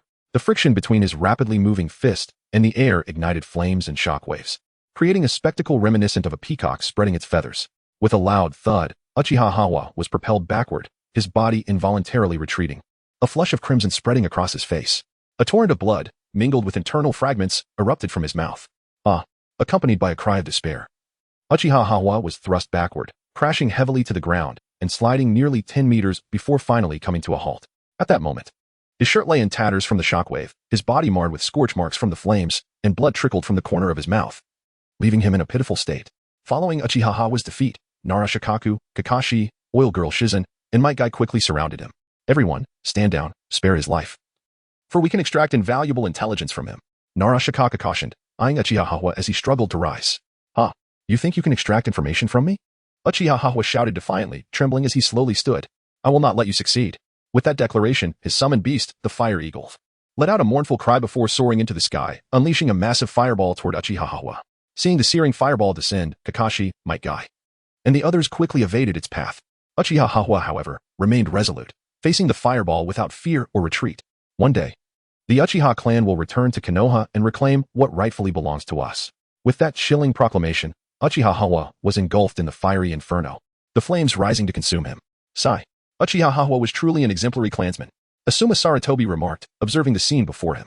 In a selfless act to prevent them from obtaining intelligence, Uchiha chose to end his own life, a noble sacrifice that moved the hearts of the other Leaf ninjas. Kakashi and the others shook their heads in resignation. They had no desire to force Uchiha to such an extreme. Yet Konoha and the Uchiha had become adversaries, and they were bound to obey the third Hokage's orders. With Uchiha's death, the blood contract with the Fire Eagle was rendered void. The Great Eagle, which could have returned immediately to the summoning realm, circled a few times before flying away into the distance. Let us proceed. We must continue pursuing the main forces of the Uchiha clan, Nara Shikaku urged as they watched the enormous fire eagle depart. Agreed. Oil Girl Shizune, Kakashi might guy? And the others nodded in unison, regrouping their team as they pressed onward through the endless forest towards the rock forest. In the dense thicket, Itachi, Uchiha Izumi, Sasuke, and the others leaned against the trunks of trees, taking a brief respite. They panted heavily, sweat streaming down their faces, their chest rising and falling rapidly. Having sprinted tirelessly through the endless forest for an entire day, they would have struggled to endure without the soldier pills to replenish their stamina. The sun was finally dipping below the horizon. Glancing at the sun, which had descended halfway, Sasuke let out a sigh of relief. As long as they could hold out until nightfall, the six of them would temporarily evade danger, as the pursuing team would slow their pace after dark. Everyone, consume some soldier pills to restore your energy. We must continue our journey tonight, Itachi announced, intending to utilize the safety of the night to guide his team out of the endless forest, addressing his fellow clansmen. Upon hearing his words, the three clansmen unhesitatingly retrieved soldier pills from their pockets and swallowed them. Sasuke retrieved a military food pill and placed it in his mouth, gently closing his eyes to feel the gradually swirling chakra within him. The muscles that had previously experienced a slight soreness seemed to ease considerably at this moment. In the distant sky, the slanting sun sank slowly, finally disappearing completely as Sasuke had hoped. Let us depart. After the sun had set, Itachi slowly opened his eyes, stood up, and commanded. Just as Sasuke and the others were about to leap into action, a sharp cry rang out from above them, followed by the descent of a massive red fire eagle that landed before Itachi. Upon seeing the fire eagle, Itachi was momentarily taken aback, but quickly recalled that the summoning beast of the Uchiha clan was indeed the fire eagle, and he immediately relaxed his guard. The fire eagle, unlike the high-level summoning beasts such as the great serpent, could not speak human language. It merely screeched incessantly before Itachi, seemingly attempting to convey something. I understand. Thank you. You may return to the summoning island, Itachi said in a low voice, having comprehended the fire eagle's message. With a final farewell cry, the fire eagle flapped its enormous wings and vanished in a puff of white mist. After the fire eagle's disappearance, Itachi stood still, a wave of heartache washing over his face. Although he was aware that the Uchiha clan's core would sacrifice itself, the true weight of the news left him unsettled. After all, it was he, the captain, who should have faced death. Brother, what's wrong? What was that giant eagle? Noticing Itachi's pained expression, Sasuke approached him with concern. It's nothing. Let us go. Upon hearing Sasuke's question, Itachi sighed, restoring his previously aloof demeanor, and then turned to leap away.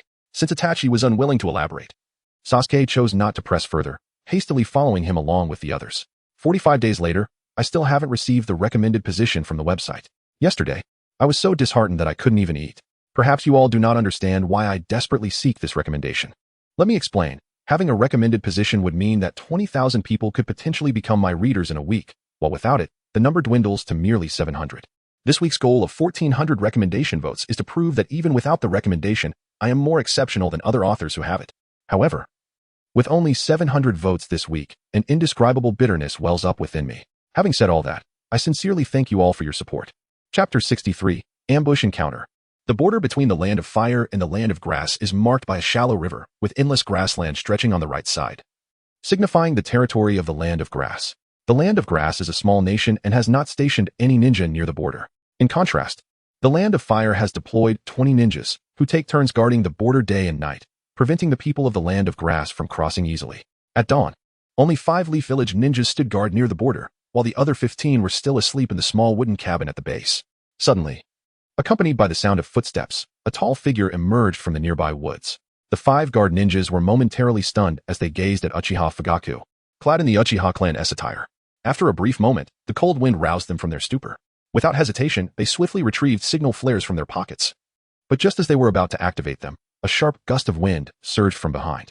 5 Uchiha clan members, appearing from nowhere, struck down with their short blades, and the 5 guard ninjas fell to the ground in agony. After silently eliminating the guard ninjas, more and more Uchiha clan members emerged from the woods behind Fugaku.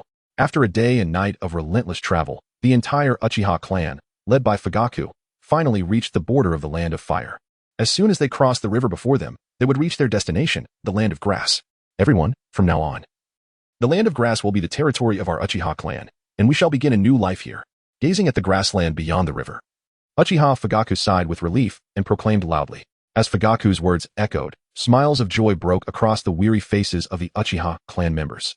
Upon reaching the land of grass, they would be able to escape the pursuit of Konoha. Nothing could bring more happiness than being alive. Let us go. With a wave of his hand, Fugaku wasted no time and directly commanded his clan members to cross the river. Under Fugaku's guidance, hundreds of Uchiha clan members crossed the river in an orderly fashion. Due to the shallow water, many clan members passed through with ease, while only the elderly and children required assistance. As the clan leader, Uchiha Fugaku naturally stayed behind to ensure everyone crossed safely before he would depart himself. Fugaku, what should we do? Sasuke hasn't returned yet. As the other clan members stepped into the land of grass, Uchiha Mikoto suddenly approached Fugaku with a worried expression. Hearing her question, Fugaku sighed. Ever since Sasuke had left the main group that night, he had been restless. The innate talent and brilliance exhibited by Sasuke have led Fugaku Uchiha to value him more than his own life. Therefore, as Sasuke departed from the main force, Fugaku found himself even more concerned than Mikoto Uchiha. After a brief silence, in an attempt to comfort Mikoto, Fugaku softly remarked, Sasuke must be seeking Itachi. Do not worry. With Itachi around, he will surely protect Sasuke. Itachi, Sasuke, may you both return safely. Nodding in agreement, Mikoto silently offered her prayers. After a night of relentless travel, Itachi and his group of 6 emerged from the dim confines of the endless forest, arriving at the rocky terrain near the border. Brother, had you not arrived in time last time, I fear I would have perished here. As they sprinted along, Sasuke felt a fleeting familiarity with the surrounding rocks, suddenly recalling their previous C-rank mission, and chuckled lightly. Itachi, too, smiled and replied, I happened to be nearby on a mission with my teammates. Otherwise, I would have been too far away to reach you even if I saw a signal flare. Have you been here before? Questioned Izumi Uchiha, glancing at the rocks with curiosity as she listened to their exchange. Yes, I was on a mission with Kakashi-sensei, and I never anticipated falling into the client's ambush here. Sasuke nodded, providing a brief explanation. Suddenly, the thought of ambush struck Sasuke, causing him to frown as he exclaimed, Oh no, I almost forgot. Perhaps due to the relentless pursuit, he had been overly tense and had forgotten that Konoha might also deploy ambushes along the route. As they approached the border, the likelihood of an ambush in the rocky area grew increasingly probable. Just as Sasuke was about to warn Itachi, a flurry of whistling sounds erupted from the vicinity of the rocks. Suddenly, several kunai adorned with explosive tags flew through the air. Quick, evade! Itachi's eyes twitched with suppressed shock as he swiftly dashed towards a nearby rock. Even a formidable warrior like him had to exercise caution in the face of explosive tags. While Itachi evaded, Sasuke and Izumi were startled by the sudden attack but managed to maintain their composure, retreating together. Boom! Although Itachi, Sasuke, and Izumi reacted swiftly, the other 3 Uchiha clansmen were a moment too late. The explosive tags detonated with a resounding blast. Accompanied by the explosion, searing flames surged forth, engulfing the entire area as if it had transformed into a steamer, the intense heat causing the ground below to ignite. Bang! Although Sasuke and Uzumaki Izumi had distanced themselves from the epicenter of the explosion, the shockwave that radiated outward still sent them hurtling away, causing them to crash awkwardly onto the ground. Sasuke, Izumi, are you alright? Upon seeing them fall, Itachi swiftly leaped over and inquired with concern. Sasuke. Uchiha Izumi stood up and quickly shook her head. Compared to the 3 clan members who had already perished in flames, their superficial injuries were insignificant. After the explosion of the explosive tags, Itachi, Sasuke, and Uchiha Izumi found themselves surrounded by over 30 masked leaf ninjas. We have fallen into an ambush, Itachi said in a low tone, scanning the surroundings filled with Umbu ninjas. Brother, there is no other way. We must force our way through, Sasuke declared fiercely, drawing the dagger from his back. Sasuke, Izumi, I will use the great fireball technique to create an escape route. You two take the chance to flee, Itachi instructed quietly, knowing that it would be impossible for all 3 of them to escape. Brother, what about you? Sasuke's heart raced at this, and he frowned as he asked. I will hold them off and buy you time. Sasuke, Izumi, remember, do not look back. A complex expression crossed Itachi's face as he spoke softly. On the final day of the week, the hope was to reach 1,000 recommendations, still needing over 200 votes. Come on, brothers. Chapter 64, Uchiha Obito's Reinforcement. Brother, if we're to die, we shall die together. I want to let you be left alone, Sasuke shouted loudly, understanding Itachi's intentions. Sasuke, you must listen to me this time, Itachi insisted firmly, as the life of Sasuke was at stake. No need to argue. You all cannot escape. Their exchange caught the attention of Kawaki, the ambush team leader, who signaled his team to draw their daggers. Heh, attacking with such numbers? It is not the Leaf Ninja style to overwhelm with numbers. Just as they prepared to attack, a mocking voice suddenly rang out. The expressions of everyone present shifted as they turned towards the source of the taunt, their pupils narrowing in shock upon seeing a man dressed in black and wearing a mask appear atop a massive rock. Obito truly came to help. Staring in awe at Uchiha Obito standing on the boulder, Sasuke leaped up in excitement. He had not seen Obito during their escape and thought he had failed to arrive. But now, in this life-or-death moment, he had finally caught up, filling Sasuke with exhilaration. Kawaki glared menacingly at Uchiha Obito, his voice cold as if it emanated from the depths of the abyss. Who are you? Do you wish to interfere with the affairs of the Leaf Village? Unfazed by Kawaki's hostile glare, Obito smiled and replied nonchalantly, "Is the Leaf Village so remarkable? 6 years ago, it was nearly destroyed by a demon fox. The current generation has grown increasingly arrogant." Upon hearing Obito's words, Kawaki's fury transformed into a derisive laugh. His voice laced with murderous intent. "I do not care who you are, but you must know, this rock forest will become your grave today. Sasuke, you all go ahead. I will handle this." Ignoring Kawaki's threats, Obito spoke lowly to Sasuke. "Fire release, great fireball technique." As Obito finished speaking, Sasuke swiftly formed hand seals and then puffed out a scorching fireball. What? The Umbu members blocking their retreat were taken aback by Sasuke's speed in forming the seals, their shock preventing them from reacting as the fireball hurtled towards them. "Quick, get out of the way." However, as skilled Umbu members, they quickly turned and fled in another direction just as the fireball was about to explode. With a loud bang, the fireball detonated, enveloping the area in thick smoke. As the wind blew, the figures of Itachi, Sasuke, and Uchiha Izumi vanished from sight. "Damn it, they've escaped. Hurry, pursue them." Kawaki shouted in anger upon realizing that Itachi and the others had fled. He had received a military order from Danzo, and if the Uchiha clan members escaped, he would face punishment. Yes, the other team members responded in unison. Itachi, Sasuke, and Uchiha Izumi had not gone far. They could still be caught. "You will face me." But just as they were about to move, Uchiha Obito suddenly appeared before them, having descended from the rock. "Take him down." In this situation, further discussion was futile, and Kawaki decisively issued the order. As soon as Kawaki's command fell, the other team members surged forward. Summoning technique. After his team engaged with Uchiha Obito, Kawaki quickly formed hand seals. With a soft thud, a giant eagle was summoned by Kawaki's summoning technique. "Zifeng, Shinmu, follow me." Kawaki shouted as he leaped onto the giant eagle's back. Without hesitation, 2 Umbu members named Zifeng and Shinmu jumped up as well. Once they were settled, the giant eagle flapped its wings and took off, pursuing the direction Itachi had gone. TCH. Too careless. Glancing up at the giant eagle flying overhead, Uchiha Obito could only let Kawaki's group depart. At that moment, he was surrounded by dozens of Umbu members and lacked the strength to intercept the giant eagle. Just as Uchiha Obito looked up, several more Umbu members lunged at him. Easily evading their attacks, a bloodthirsty grin spread across Obito's face as he murmured, "You wish to kill me, do you? Very well. If you seek death, I shall grant it." With that, Uchiha Obito commenced a bloody massacre. "Sasuke, do you know that masked man from earlier?" As they raced through the rocky forest, Itachi glanced at Sasuke beside him and inquired. "Yes. I met him at the Nanga Shrine. He is a formidable member of the Uchiha clan." Knowing that Uchiha Obito had not yet encountered Itachi, Sasuke nodded and replied with a smile. "A formidable member of the Uchiha clan?" Itachi paused slightly, as he was well aware of the power of several Uchiha clan members, none of whom had the habit of wearing masks. "Brother, do not worry. Those Umbu ninjas are no match for him. With him here, we can safely continue." Sasuke expressed his unwavering confidence in Uchiha Obito's abilities, speaking softly. However, just as Sasuke finished speaking, a giant eagle appeared above them, with Kawaki and his team standing on its back, leaving Sasuke momentarily embarrassed. "Itachi, you cannot escape." Upon spotting Itachi and the others, Kawaki commanded the giant eagle to descend closer to the ground before leaping down to block their path. Meanwhile, Zifeng and Shinmu remained on the giant eagle, encircling Itachi and the others. With their paths forward and back obstructed, Itachi, Sasuke, and Uchiha Izumi came to a halt. "Sasuke, protect Izumi." Aware that Uchiha Izumi was not skilled in combat, Itachi issued a reminder before charging towards Kawaki. "Sister Izumi, step back. I will handle them alone." After Itachi departed, Sasuke unsheathed his tanto and turned to Uchiha Izumi beside him. "Sasuke, are you alone?" Her face twitched, as if she believed she had misheard him. She then spoke in a hushed tone. "Sasuke, they are not ordinary ninjas. Let us defend together." "No need," Sasuke replied with a smile. "My brother specifically instructed me to protect you."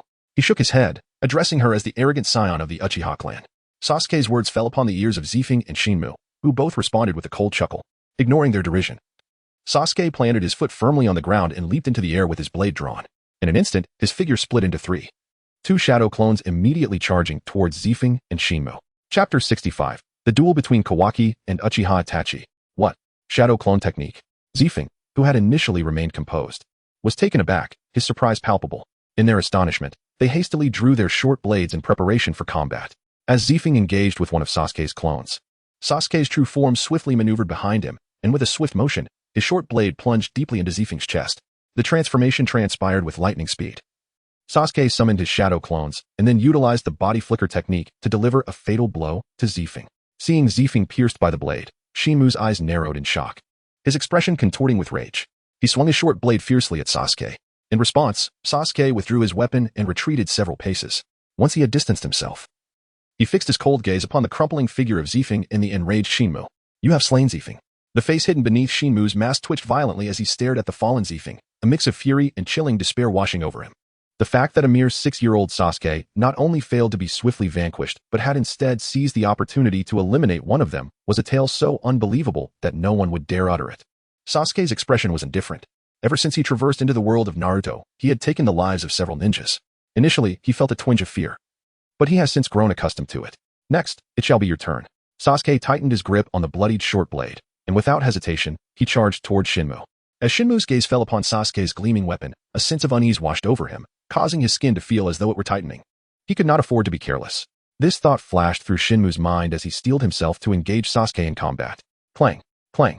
At the forefront, the battle between Itachi and Kawamuki had reached a fever pitch, their figures swirling like a tempest, with the sound of clashing metal resonating through the air. Itachi, your brother is fighting behind you. Are you not the least bit concerned? Kawamuki sneered, realizing he could not easily subdue Itachi, who had activated his Sharingan. His intent was clear: to distract Itachi, for a moment's lapse could grant him the opportunity to defeat him. Despite his youth, Sasuke possessed the prowess to contend with 2 Umbu ninjas. Undeterred by Kawamuki's taunts, Itachi replied in a low voice, "A mere child can contend with 2 Umbu members? Are you jesting with me?" At that moment, Kawamuki, intending to mock Itachi further, cast a glance toward Shinmu and was taken aback to see Zifeng lying motionless on the ground, a pool of blood beside him. What? How could Zifeng? The scene before him was unmistakable. Even a fool could deduce that Zifeng had likely been slain. Kawamuki could scarcely fathom that not only had Zifeng and Shinmu failed to eliminate Sasuke, but one of them had also perished. Upon hearing Kawamuki's stunned murmurs, Itachi turned to discover Zifeng's fallen form, and a spark of joy ignited within him. "Kawamuki, step aside. We once fought side by side in the Umbu. I have no desire to kill you." With Sasuke having dispatched one of the Umbu members, Itachi resolved to unleash his full power against Kawamuki. However, recalling their past interactions, he sought to reason with him. When I became an Umbu squad leader, you had yet to join. You think you can kill me? You are too naive." Kawamuki scoffed, swiftly forming a series of hand seals. Earth release, earth binding. With a cold command, Kawamuki summoned 2 earthen hands from beneath Itachi's feet, which swiftly ensnared his legs. With Itachi immobilized, Kawamuki rushed forward, his arm trembling as he thrust the short blade toward Itachi's heart. However, instead of bloodshed, Itachi instantly transformed into a flock of crows. As the crows scattered, they reformed into 2 Itachis. A crow clone? Kawamuki was momentarily taken aback, aware of Itachi's genius and the improbability of easily defeating him. Realizing this, Kawamuki swiftly formed hand seals once more. Earth release, earth lance. Upon completing the seals, he shouted. In an instant, sharp earthen lances erupted from the ground surrounding Itachi. Strangely, however, both Itachis chose not to evade, allowing the lances to pierce through them. Kawamuki watched in disbelief as Itachi transformed again into a swarm of crows, which coalesced into 4 Itachis. How is this possible? The scene left Kawamuki's body ice cold. Terror reflected in his eyes. Each ninja's chakra was limited, and the shadow clone technique could not be utilized indefinitely. Having already employed the crow clone technique once, Itachi should have lacked the chakra for a second, yet the reality before him forced Kawamuki to confront the impossible. "Itachi, I refuse to believe you can continue using the crow clone technique." Kawamuki's mind raced, but he managed to regain a semblance of composure, throwing a shuriken. Shuriken shadow clone technique. As the shuriken flew, Kawamuki formed seals once again. This technique, created by the 3rd Hokage, Sarutobi Hiruzen, was an A-rank jutsu with considerable offensive power, ideal for attacking multiple foes or large targets. By applying the shadow clone technique to the shuriken, he formed a rain of shuriken. As the multitude of shuriken soared toward the 4 Itachis, they, much like before, did not evade, allowing the shuriken to strike them. Damn it, Kawamuki cursed, feeling no joy that Itachi had not attempted to dodge. Rather, a deep sense of dread settled within him. Indeed, as Kawamuki feared, upon being struck, Itachi transformed into countless crows, which were formed into 8 Itachis. Itachi had now used the crow clone technique 3 times, and as the number of clones doubled, Kawamuki felt utterly powerless against this inexplicable phenomenon.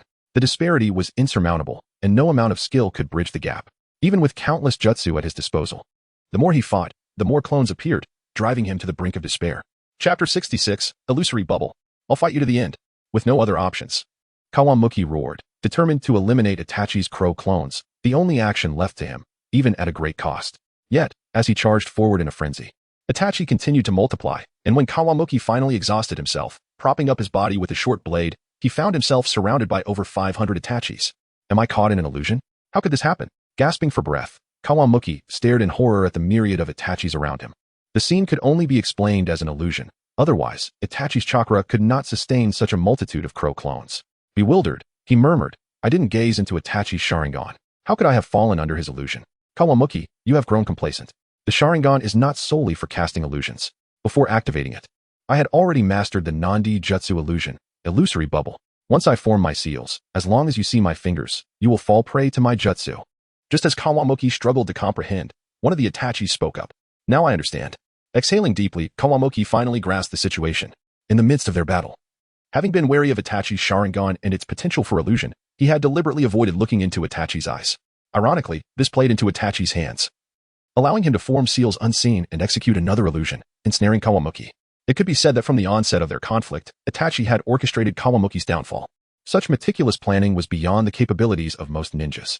Itachi, you truly deserve the title of Konoha's genius ninja. To lose to you is no shame, Kawamuki lamented, his realization coming too late. As his words faded, over 500 Itachis surged forward, though everything within the illusion was a mere fabrication. The pain Kawamuki experienced felt all too real. Thud. Returning to the realm of reality, Kawaki collapsed in agony before Itachi, although Kawaki had succumbed to genjutsu, rendering him powerless. Itachi nonetheless thrust his short blade towards Kawaki's vital points. A cry of despair escaped Kawaki's lips instinctively, and in the next moment, he felt himself re-emerging from the illusionary world. Yet, a sudden, excruciating pain enveloped his mind as darkness consumed his vision, causing him to fall backward. After ending Kawaki's life, Itachi expressionlessly withdrew the blade.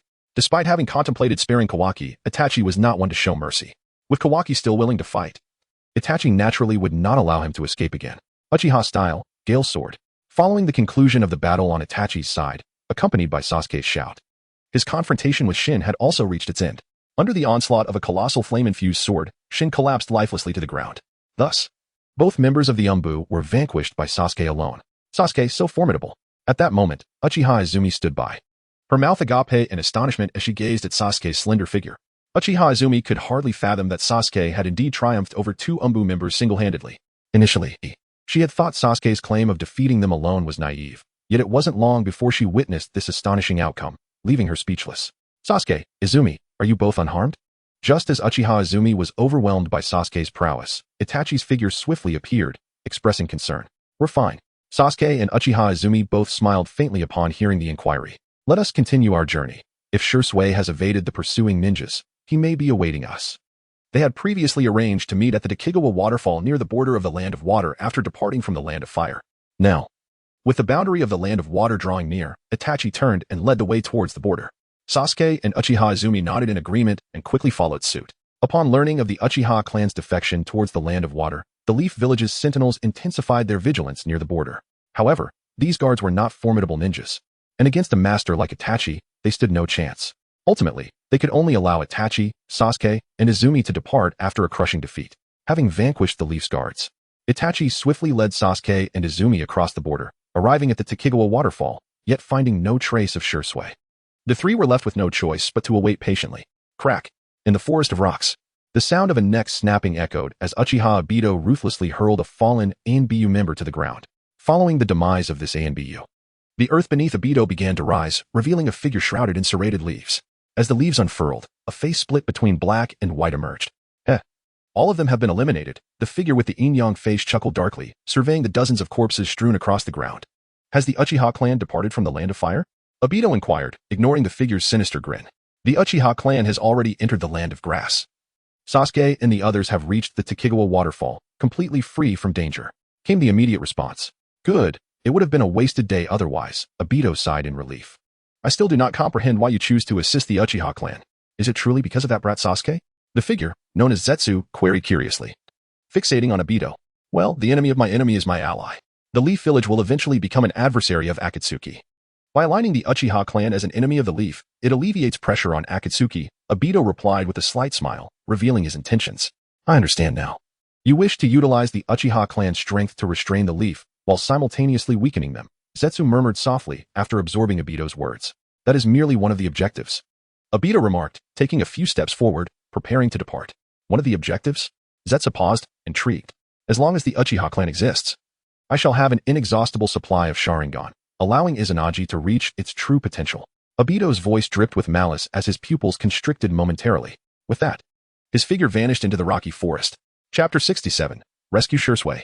Nestled within a lush forest, a small waterfall cascaded down from the peak of a mountain, producing a thunderous roar as it plummeted onto the rocks below, sending up a mist of water.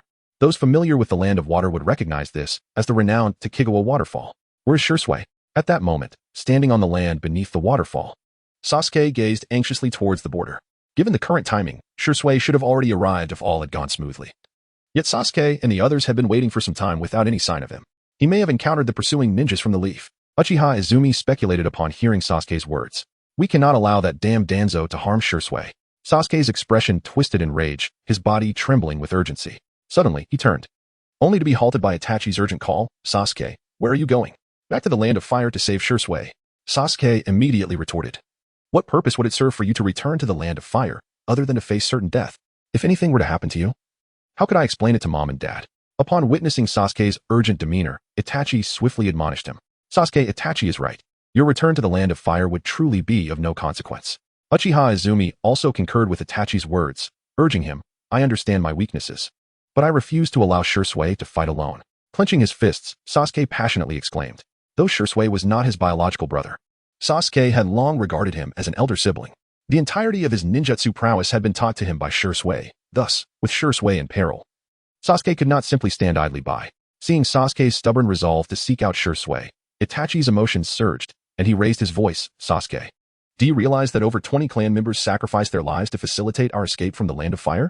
Now you wish to return. How do you justify this to those who perished? In truth, Itachi also yearned to find Shursui, but he understood that doing so would render their chances of leaving the Land of Fire nearly non-existent. If it were only Itachi, he would not mind the risk. However, with Sasuke and Uchiha Izumi by his side, he could not permit them to accompany him on such a perilous venture. Fixing his gaze intently on Itachi, Sasuke replied solemnly.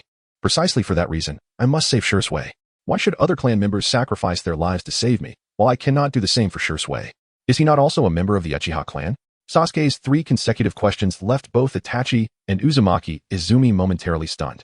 Brother, I understand your concerns for me, but if you truly do not permit me to seek out Shursui this time, I shall never find happiness in my life. That would be more unbearable than death. With his eyes glistening red, Sasuke continued, his voice imbued with a resolute determination. Upon witnessing Sasuke on the verge of tears, Itachi felt as if a sharp needle had pierced his heart, the sensation prompting him to inhale a deep breath of icy air. Sasuke, let us go. His love for Sasuke was overwhelming. Despite his reluctance, he ultimately consented. At that moment, even Uzumaki Izumi found it hard to believe as she gazed at Itachi, astonished that he had truly acquiesced to Sasuke's request. Gazing at Itachi, who stood so close, Sasuke suddenly threw himself into his brother's embrace, his voice hoarse as he exclaimed, Brother, thank you. In truth, Sasuke was aware that Itachi's decision was fraught with difficulty, and he could be said to have coerced him into it. Yet, Itachi was always one to shield others from sorrow. All right, Sasuke, if you wish to find Shursui, we must act swiftly. He gently caressed Sasuke's forehead, speaking softly. Yes, let us depart. Releasing his hold on Itachi, Sasuke abandoned any pretense, nodding in agreement. As Sasuke's voice faded, the trio set forth towards the Land of Fire, albeit not towards the rock forest, but rather along a path leading to the towering Angle Island Bridge. In the rock forest, a faint breeze carried a pungent scent of blood, lingering ominously in the air. Shortly after the disappearances of Uchiha Bido and Zetsu, several small teams emerged from the endless forest, arriving at the site recently ravaged by battle. The ground was strewn with dozens of corpses, each depicting a gruesome demise, painting a scene reminiscent of hell itself. Faced with the horrific tableau, the Konoha ninjas fell into a state of eerie silence, their faces ashen with disbelief at the sight of so many Umbu members lying dead. Nara Shikaku, his expression grave as he surveyed the blood and scattered bones, remarked, This must be the work of the Uchiha clan. Could it be that our Umbu team encountered a large force from the Uchiha? Might Guy interjected suddenly. Though not an Umbu member himself, he was well aware of the exceptional prowess of each Umbu operative. The sheer number of fallen Umbu suggested they had faced an overwhelming onslaught. No, this appears to be the handiwork of a single individual. At that moment, the astute Kakashi examined the slain Umbu and discerned that they had all succumbed to the same method of attack, slowly articulating his realization. What do you mean? A single person? How is that even possible? Kakashi's assertion stunned the elite Jonin present, including Inuzuka Tsume and Sarutobi Asuma. While they might have dismissed such a claim from others, Kakashi's words held undeniable weight. Around them, the Konoha ninjas gaped in shock, suddenly feeling an unsettling chill as they contemplated the implications. The Umbu were all highly skilled. The thought that dozens of them could be dispatched by one individual was staggering. Never underestimate the Uchiha clan. Some of their abilities defy conventional explanation. Kakashi lamented, without elaborating further. Just as many remained engulfed in disbelief. A ninja adorned with the Konoha headband suddenly soared towards them. Lord Nara, I didn't expect to find you here. The approaching ninja quickly spotted Nara Shikaku, and made his way over. Tianyi, weren't you stationed at the border? Shikaku inquired, puzzled by Tianyi's presence. I feel a bit ashamed to say this, but 3 Uchiha clansmen forcibly crossed the border, and I must return to Konoha to report to Lord Hokage. Without hesitation, Tianyi replied. Only 3. Shikaku's brow furrowed as he pressed for more details. Yes, and the leader is Uchiha Itachi. Tianyi confirmed with a nod. Itachi? The mention of that name caused Shikaku's expression to tighten, as did those of the nearby Konoha ninjas. Who could forget Itachi, the prodigious ninja of Konoha? Also an Umbu member, renowned throughout the village. Understood. Shikaku nodded thoughtfully after hearing Tianyi's response. Lord Nara, if there is nothing else, I shall return to the village. Tianyi stated, eager to report to Sarutobi Hiruzen. Yes, you may go, Shikaku replied softly. After Tianyi departed, Shikaku addressed the group. It is certain that the main force of the Uchiha clan is not in this vicinity, meaning our Umbu members were likely eliminated by a single individual, as Kakashi suggested. Could it be Itachi? If so, his strength is extraordinary to take down so many Umbu members alone. The surrounding ninjas erupted in speculation, postulating that the one responsible for the deaths of the Umbu was indeed Itachi. It can't be Itachi, but who within the Uchiha clan possesses such power? Could it be Uchiha Fugaku? As the Konoha ninjas debated, Kakashi internally pondered, recalling that Itachi had once been his teammate, giving him insight into Itachi's fighting style and techniques. Everyone, speculating on the identity of the assailant, is of little consequence now. Our mission is to pursue the Uchiha clan.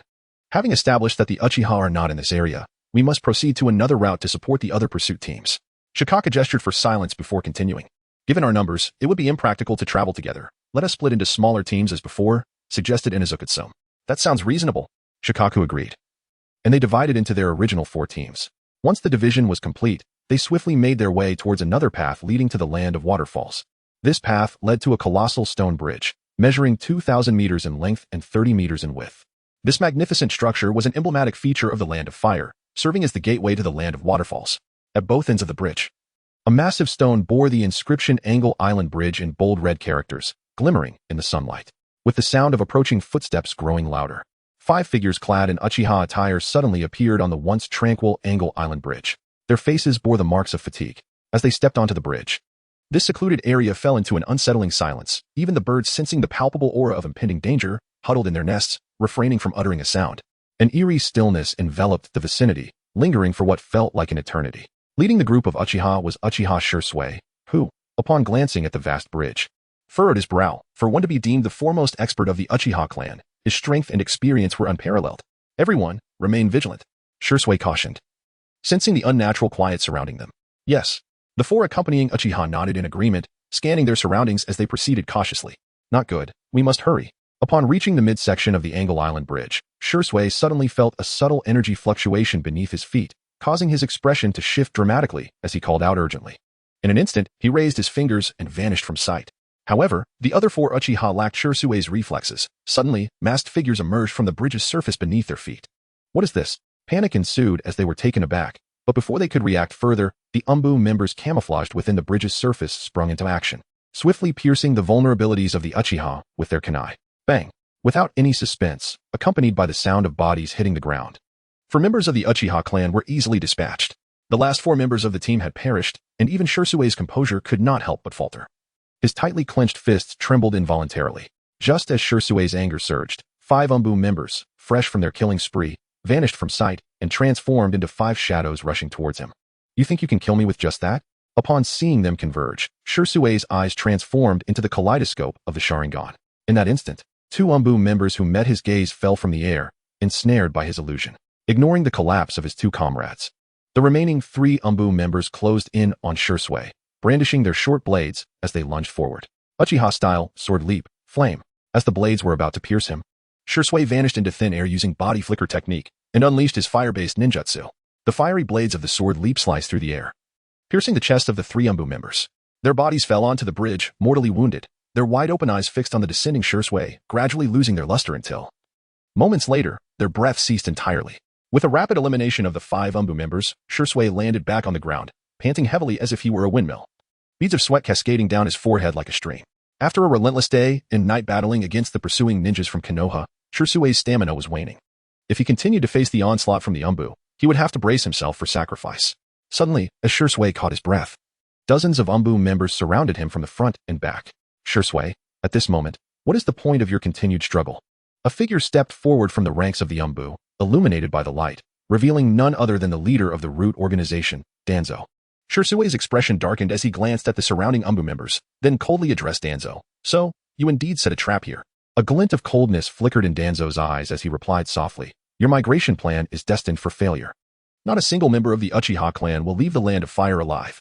Whether our plan has failed or not remains to be seen. Shirsue retorted with a smile.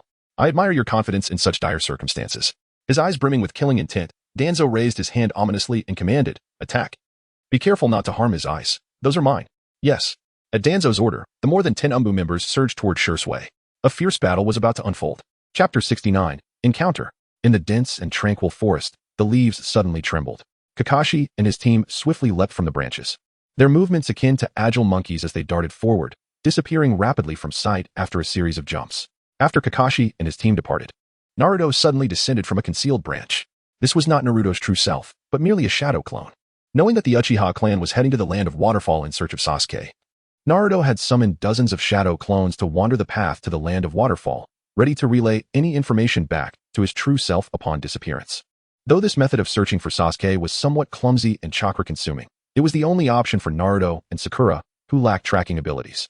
Seeing Kakashi-sensei's anxious demeanor, it was evident that he had discovered something. Otherwise, following him might lead them to Sasuke. Musing to himself, Naruto's shadow clone suddenly dissipated into a puff of white mist. Not far from Kakashi's team, Naruto and Sakura were sprinting with all their might. Stop. Suddenly halting in his tracks, Naruto's sudden stop caused Sakura to pause as well. Casting a puzzled glance at him, "What's wrong?" she asked, scanning the surroundings, but finding nothing amiss. My shadow clone spotted Kakashi-sensei. They seem to be heading somewhere. Naruto quickly explained. Kakashi-sensei? Have they found the Uchiha clan's trail? Sakura pondered for a moment before replying, it's possible. Right now, we're like headless flies. We might as well follow Kakashi-sensei, whose tracking skills are surely superior. After a brief hesitation, Naruto spoke up. Let us go. With Sakura nodding in agreement, Naruto led her in the direction where Kakashi's team had gone. In the forest, a profound silence enveloped the surroundings. Occasionally, distant low growls from unknown beasts echoed through the dense foliage, lingering in the air. Suddenly, a rustling sound shattered the tranquility of the forest, and a dozen figures burst forth. Captain Kakashi, 3 figures are approaching us, exclaimed a sensing ninja named Miyakaki, sprinting beside Kakashi. With outstanding perceptive abilities, Miyakaki sensed movements that others could not detect. He was one of Konoha's finest sensing ninjas, previously serving as a guard for the 3rd Hokage. This time, in pursuit of the Uchiha clan, Sarutobi Hiruzen specifically assigned him to Kakashi's team for assistance. 3 people? Everyone, conceal yourselves, Kakashi ordered. Assessing that the approaching trio could not possibly be from Konoha, given that their pursuers numbered at least 10. Upon hearing Kakashi's command, the other team members nodded slightly and swiftly darted into the thick underbrush below. About 6 minutes later, after Kakashi's team had concealed themselves, faint sounds of wind breaking the silence reached their ears. Gradually, 3 figures materialized, stopping just above the hidden location of Kakashi and his team, their sharp gazes sweeping through the serene forest. It was Sasuke. Peering through the gaps in the foliage, Kakashi's body trembled slightly upon recognizing Sasuke, Itachi, and Uchiha Izumi. The very scenario Kakashi dreaded had come to pass. He now had to confront Sasuke. At that moment, sensing Itachi had halted, Sasuke inquired, Brother, how many enemies are there? Unclear, but there should be around 11 or 12, Itachi replied. With a sweeping glance at the concealed location of Kakashi and the others, Itachi speculated. Since they preferred to remain hidden, I shall compel them to reveal themselves. Fixating intently on the lush jungle below, Sasuke retrieved several shuriken and spoke in a low tone. Sasuke, hold your hand. Just as Sasuke was about to take action, a gentle voice suddenly resonated. Shortly thereafter, a dozen figures flickered into view, appearing in a scattered formation before Itachi, with the central figure being none other than the white-haired Kakashi. Sasuke's gaze slowly swept over the figures that had emerged, finally resting upon Kakashi. Their eyes met, and for a moment, both were taken aback, then suddenly fell into a state of bewilderment. Kakashi-sensei? A chorus of astonished voices echoed from the quiet branches, filled with confusion, suddenly escaping from Sasuke's lips. Although Sasuke had contemplated the possibility of encountering Kakashi during his flight, the complexity of his emotions overwhelmed him when that moment finally arrived. Sasuke. Observing the somewhat flustered Sasuke, Kakashi, after a brief pause, seemed to understand something. He took a deep breath and said with a bittersweet smile, Sasuke, I never imagined we would find ourselves on opposing sides. In response, Sasuke managed to smile, Kakashi-sensei. I too did not foresee this outcome, but as ninjas, we must acknowledge that some circumstances are beyond our control. Sighing softly, Kakashi continued with a hint of struggle in his voice, Sasuke, my mission is to bring you all back to the village. If you resist, I will show no mercy. Although reluctant to voice such words, the weight of his duty as a Konoha Genin constantly reminded him that the village's interests were paramount. Kakashi-sensei, even if you were to take my life today, I would harbor no resentment towards you. With a faint smile directed at Kakashi, Sasuke suddenly turned to Itachi, saying, Brother, you should go ahead and draw the others away. Kakashi-sensei has tasked me with confronting him. Sasuke, please be careful. Initially inclined to decline Sasuke's suggestion, Itachi reconsidered upon reflecting on the relationship between Sasuke and Kakashi, ultimately nodding in agreement. Itachi believed that once he dealt with the Konoha ninjas, he could join forces with Sasuke against Kakashi. Engaging in direct combat at this moment would place them at a disadvantage, as Kakashi might target Itachi. And if Kakashi were to detain Itachi, Sasuke and Izumi would then be at risk of being overwhelmed. Our goal this week is 100 recommendation votes for an update. But we currently have only 550. Alas, I must continue to strive. Chapter 70, Kakashi vs. Sasuke. Fire Release, Phoenix Fire Technique. Upon Itachi's nod, Sasuke swiftly formed hand seals, then puffed up his cheeks, unleashing a barrage of small fireballs. Under Sasuke's command, the fireballs hurtled towards the Konoha ninjas. The speed at which Sasuke formed the seals caught the Konoha ninjas off guard, leaving most unable to defend themselves and forcing them to dodge the fiery projectiles. Seizing the opportunity while the Konoha ninjas were occupied, Itachi swiftly pulled Izumi along, their figures vanishing before anyone could react. Go after Itachi. I can handle this alone. After effortlessly evading the incoming fireballs, Kakashi immediately directed the others. Yes. Responding to Kakashi's command, the remaining Konoha ninjas dashed in pursuit of Itachi. However, Miyuki glanced back at Kakashi, a hint of concern in her eyes, before ultimately turning away to follow the others. Sasuke, do you truly wish to engage me in combat? Once the others had departed, Kakashi, his expression a complex blend of emotions, fixed his gaze upon Sasuke. Kakashi-sensei, I am sorry. I am Sasuke Uchiha, and I must lead my clan away. Sasuke responded with a voice that was slightly hoarse. In truth, he was reluctant to engage in a fierce battle with Kakashi. Yet he understood that as a Jonin of Konoha, Kakashi could not simply allow him to depart. Realizing this, he declared, Then let your strength be the means to defeat me.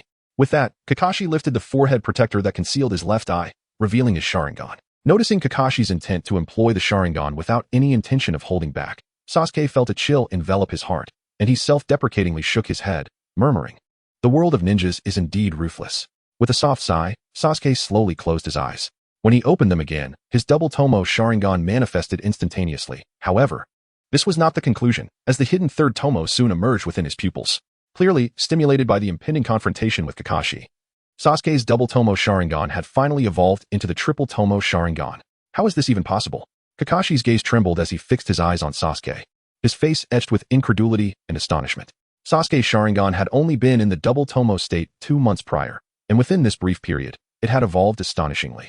This rapid progression was remarkable, especially considering that Kakashi had invested 6 months of diligent training to elevate the Sharingan gifted by Obito to the 3-Tomo state. Kakashi-sensei, let us begin.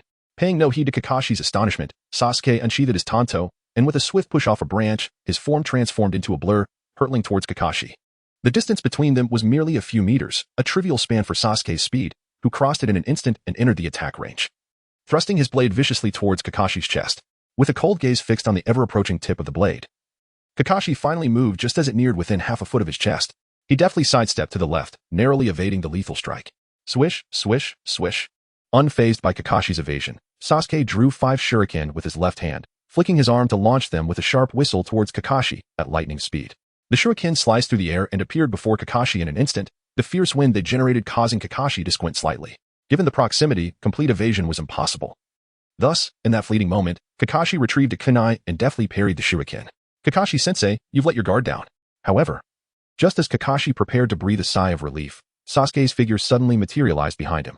Avoiding Kakashi's vital points, Sasuke aimed his Tanto at Kakashi's back with great force. Thud. With a soft sound, the struck Kakashi instantly transformed into a wooden log. Substitution jutsu? This is bad. Realizing Kakashi's speed in substitution was unexpectedly swift, Sasuke hurriedly vacated his previous position. Too late. As Sasuke attempted to flee, Kakashi had already appeared behind him and delivered a powerful punch to his back. Thud.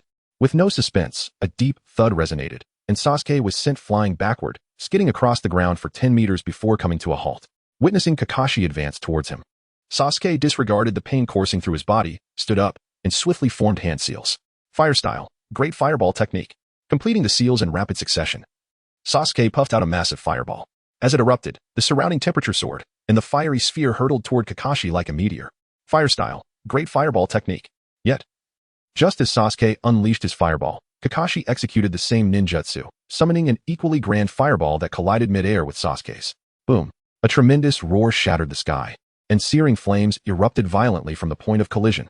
Stepping back to disperse the wave of heat that surged toward him, Kakashi squinted at the flames expanding outward, acutely aware that Sasuke could launch another attack at any moment. Just as Kakashi anticipated, once the fiery storm dissipated into a cloud of smoke, 3 Sasuke figures, each wielding a tanto, swiftly encircled Kakashi. Which one is the real one? Faced with the trio's agile movements, Kakashi struggled to discern the genuine Sasuke. An incorrect strike could expose him to attacks from the other two. In light of this, Kakashi resolved to use a decisive technique.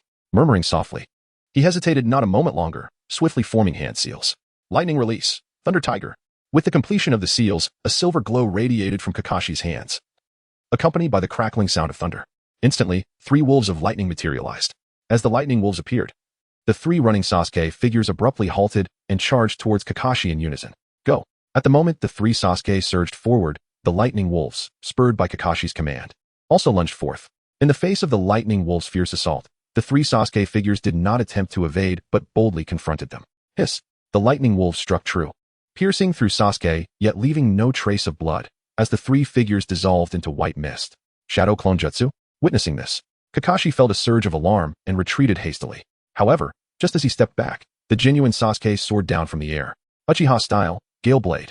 Channeling the Tanto's energy, Sasuke conjured a colossal fire blade and swung it downwards towards Kakashi. When did Sasuke master such a technique? The intense pressure and searing heat in the air caused a flicker of fear in Kakashi's eyes, for he had not anticipated Sasuke's power to have surged so significantly in just a few months. Gritting his teeth, Kakashi realized that contemplating other matters was futile. He needed to summon his chakra and swiftly form hand seals. Earth style, Earth Flow Wall.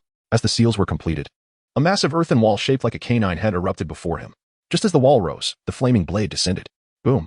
A deafening sound echoed, akin to an earthquake, as the wall and the fiery blade collided, forming an intricate web of cracks that spread until the wall trembled and ultimately collapsed. As expected of Kakashi-sensei, Sasuke thought, marveling at how Kakashi had managed to defuse such a sudden attack. Breathing heavily, Sasuke gazed at the rubble where the wall had stood.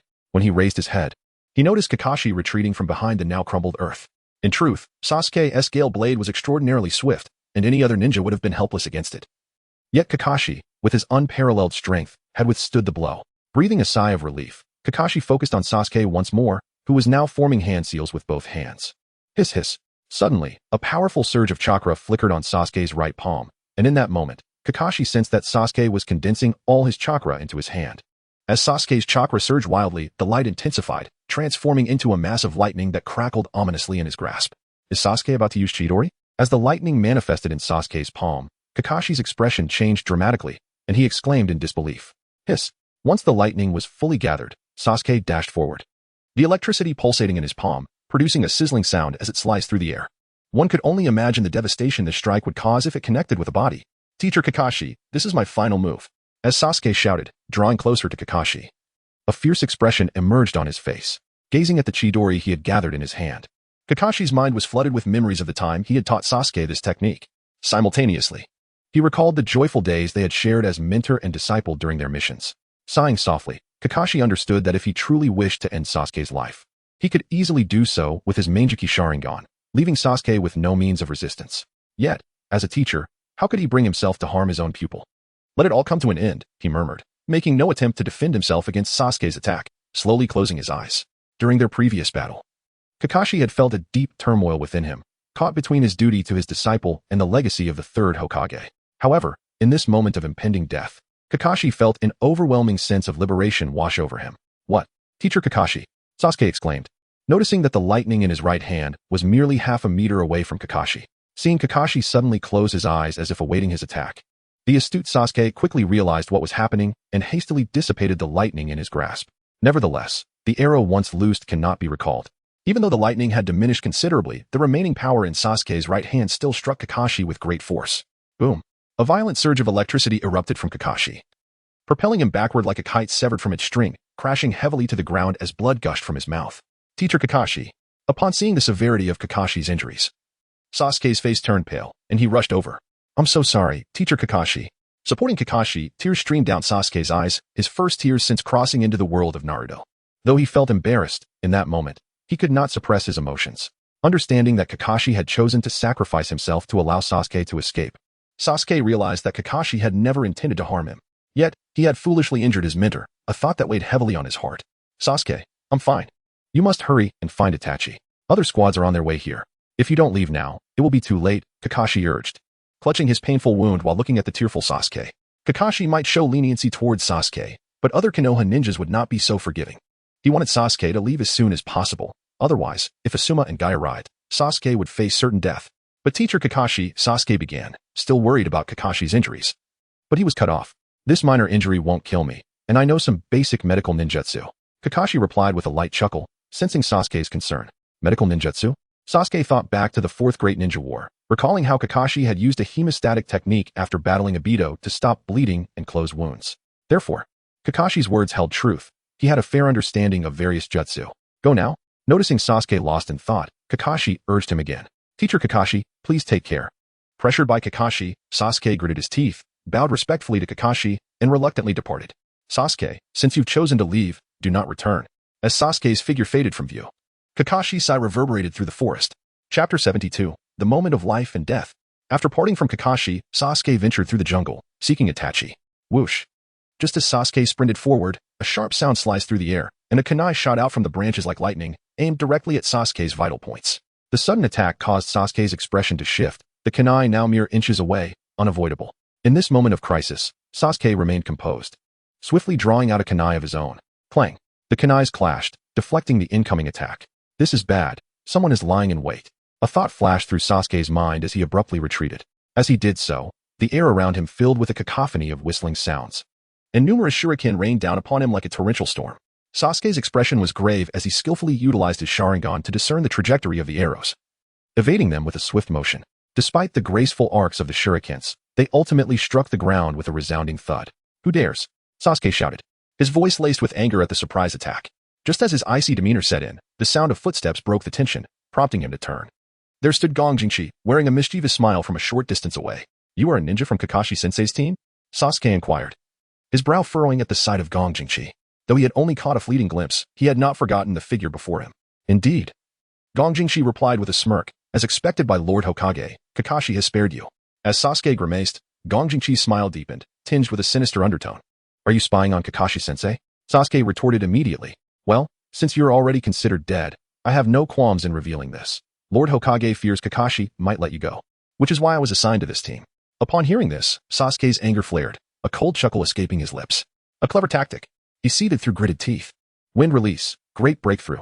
As Sasuke's words hung in the air, Gong Jingchi swiftly formed hand seals, exhaling a powerful gust of wind. This C-rank ninjutsu was designed to disperse enemies, providing a means of control rather than significant lethality. The suddenness of Gong Jingchi's wind attack caught Sasuke off guard, the force stinging his eyes, prompting him to shield himself with his left hand. In that fleeting moment, disregarding the toll on his stamina, Gong Jingchi stomped the ground forcefully. His body transformed into a streak of lightning, moving with astonishing speed towards Sasuke. Die brat. Gong Jingchi's velocity was such that he appeared before Sasuke in mere breaths. A kunai gleaming menacingly in his right hand, its tip glinting with lethal intent. Sasuke, too, sensed the astonishing attack looming before him, its proximity rendering escape nearly impossible. With no alternative, he gritted his teeth and raised his left arm as a shield against the incoming kunai, with a sharp sound of piercing. The kunai embedded itself into his left arm, and blood gushed forth from the wound. Sasuke blocked the shuriken with his arm, leaving Miyuki utterly astonished. In the past, when he employed this combination of techniques, most ninjas had succumbed in terror. Yet today, Sasuke had merely lost an arm. This young lad was indeed extraordinary. No wonder the third Hokage had decreed that he must not be spared. However, amidst Miyuki's shock, a mocking smile curled at the corner of Sasuke's mouth. Killing me will not be so simple. With that declaration, Sasuke clenched his right fist and launched it towards Miyuki's head. You seek death. Miyuki's gaze turned malevolent upon witnessing Sasuke's audacity to counterattack. He summoned the power within him, channeling it into his left arm, and with a fierce shout, he unleashed a punch. The impact was thunderous as their fists collided, sending both combatants hurtling backward. As Sasuke's form touched the ground, he did not pause for a moment. Drawing forth a shuriken, he launched himself towards Gong Jingchi with the swiftness of a leopard. Wind release, vacuum sphere. Yet, Gong Jingchi, being a formidable expert, was well prepared for the impending assault. He unleashed 5 waves of wind-based energy from his mouth. Alarmed by the sudden emergence of these 5 beams, Sasuke endeavored to evade their onslaught, but one wave struck him with brutal force. Upon impact, Sasuke was sent crashing to the ground, a sweet taste flooding his throat as he coughed up blood. Haha, struggling is futile. Gong Jingqi grinned wickedly, his sharp white teeth sending chills down the spine. I cannot perish here without finding Shursui. Sasuke's body trembled incessantly as he slowly raised his head, his gaze imbued with a terrifying stubbornness. Then, under the shifting eyes of Gong Jingqi, he shakily stood up. Let us see how you evade my attack this time. However, as Sasuke gritted his teeth to persevere, the nearby Gong Jingqi stared at him with contempt, drawing forth a small dagger and advancing towards him with measured steps. Her pace quickened, transforming into a blur as she lunged at the already gravely injured Sasuke. In that fleeting moment, Sasuke felt a chilling aura of murder emanating from her. Perhaps due to his recent injuries, his chakra was momentarily obstructed, rendering him incapable of performing ninjutsu, leaving him helpless to watch as the dagger hurtled towards him, devoid of any ability to evade. Brother, farewell. Gazing at the rapidly enlarging tip of the blade in his vision, a bitter smile slowly crept across Sasuke's lips, his eyes gently closing as he murmured to himself, I am still too weak. Rasengan. Just as the dagger was about to pierce Sasuke, a thunderous shout resonated through the air, emerging from an unknown direction. Naruto held a swirling sphere of energy in his hand and brought it crashing down upon Gong Jingqi's back. The rapidly spinning sphere struck her, causing her back to erupt in a vortex of cracks, followed by a piercing scream. In Sasuke's astonished gaze, Gong Jingqi was forcefully pinned to the ground, and the hard earth beneath her shattered instantaneously. Chapter 73, Parting. Struck by the Rasengan, Gong Jingqi, lacking any defense, succumbed to darkness, her consciousness fading in shock. Sasuke. As she collapsed, a familiar figure rushed forth, a well-known voice ringing in Sasuke's ears. At the sound of that call, Sasuke's body froze abruptly. With a slight gulp, he gazed in disbelief at Haruno Sakura before him. Sakura. After a prolonged moment, a low whisper escaped Sasuke's throat, carrying an ethereal sense of unreality. Sasuke believed that after escorting Sakura Haruno home that day, he would never see her again. To his surprise, in a moment of life and death, Sakura appeared alongside Naruto. Sasuke, you're injured. Let me assist you with your wounds. Sakura exclaimed, her gaze fixated on the kunai embedded in Sasuke's left arm, her heart aching for him. Haha. It's nothing, he replied. Sasuke smiled faintly, gradually taming the tumult of emotions within him. Upon encountering Sakura Haruno once more, he felt an overwhelming surge of vitality coursing through his veins, rendering any minor injury utterly insignificant. However, Sakura would not dismiss Sasuke's nonchalant remarks. She promptly assisted him in sitting down, first extracting the kunai embedded in his flesh, then employing medical ninjutsu to staunch the bleeding and heal the wound, before finally binding it with a bandage, allowing herself a sigh of relief. Sasuke, how could you leave the village without saying a word to us? That is truly inconsiderate. As Sakura tended to Sasuke's injuries, Naruto, who had been observing from the sidelines, immediately voiced his dissatisfaction. My apologies. I primarily wanted to spare you both from worry.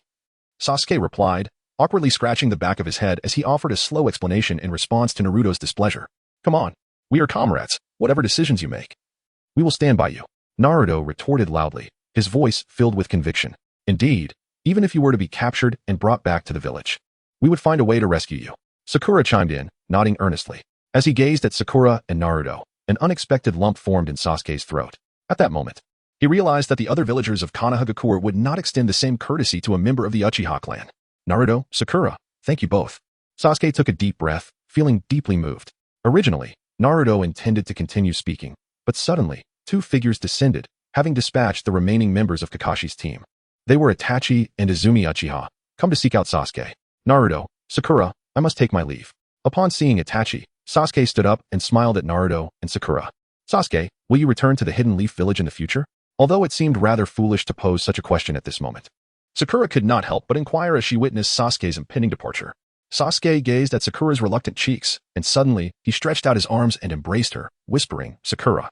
Once the relations between the Uchiha clan and Konoha improve, I will return. Taken aback by Sasuke's unexpected hug, Sakura's cheeks flushed with a youthful crimson. When she softly replied, Sasuke, I will always wait for your return, he nodded, releasing the bashful Sakura. He then turned to Naruto, saying, Naruto, while I am away, please take good care of Sakura. Without hesitation, Naruto earnestly promised, don't worry, I won't let anyone bully Sakura.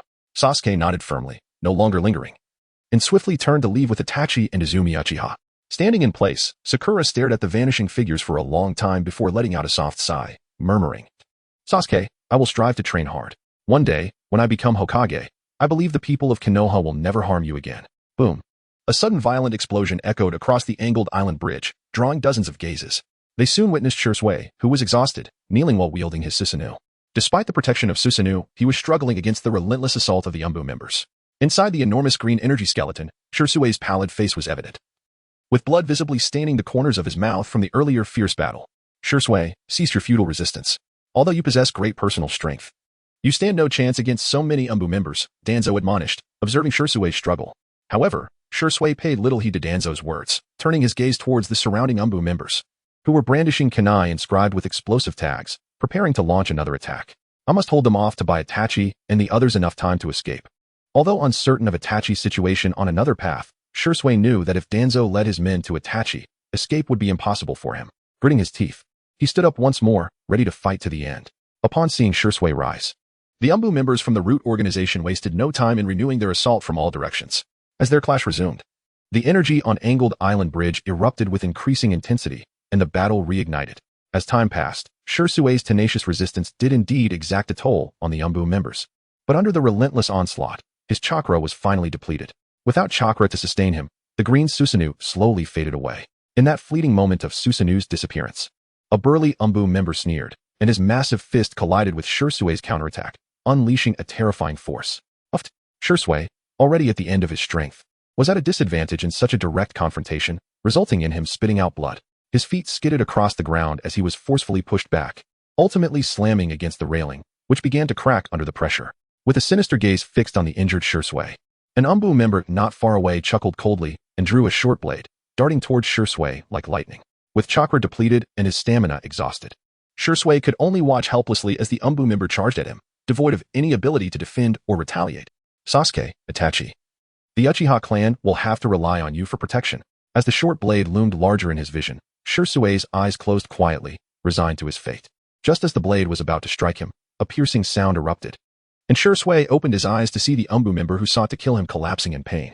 Shisui, are you alright?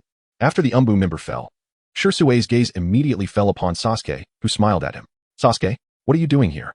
Staring at Sasuke with trembling eyes, Shisui's face, which had remained stoic in the face of death, was now filled with disbelief.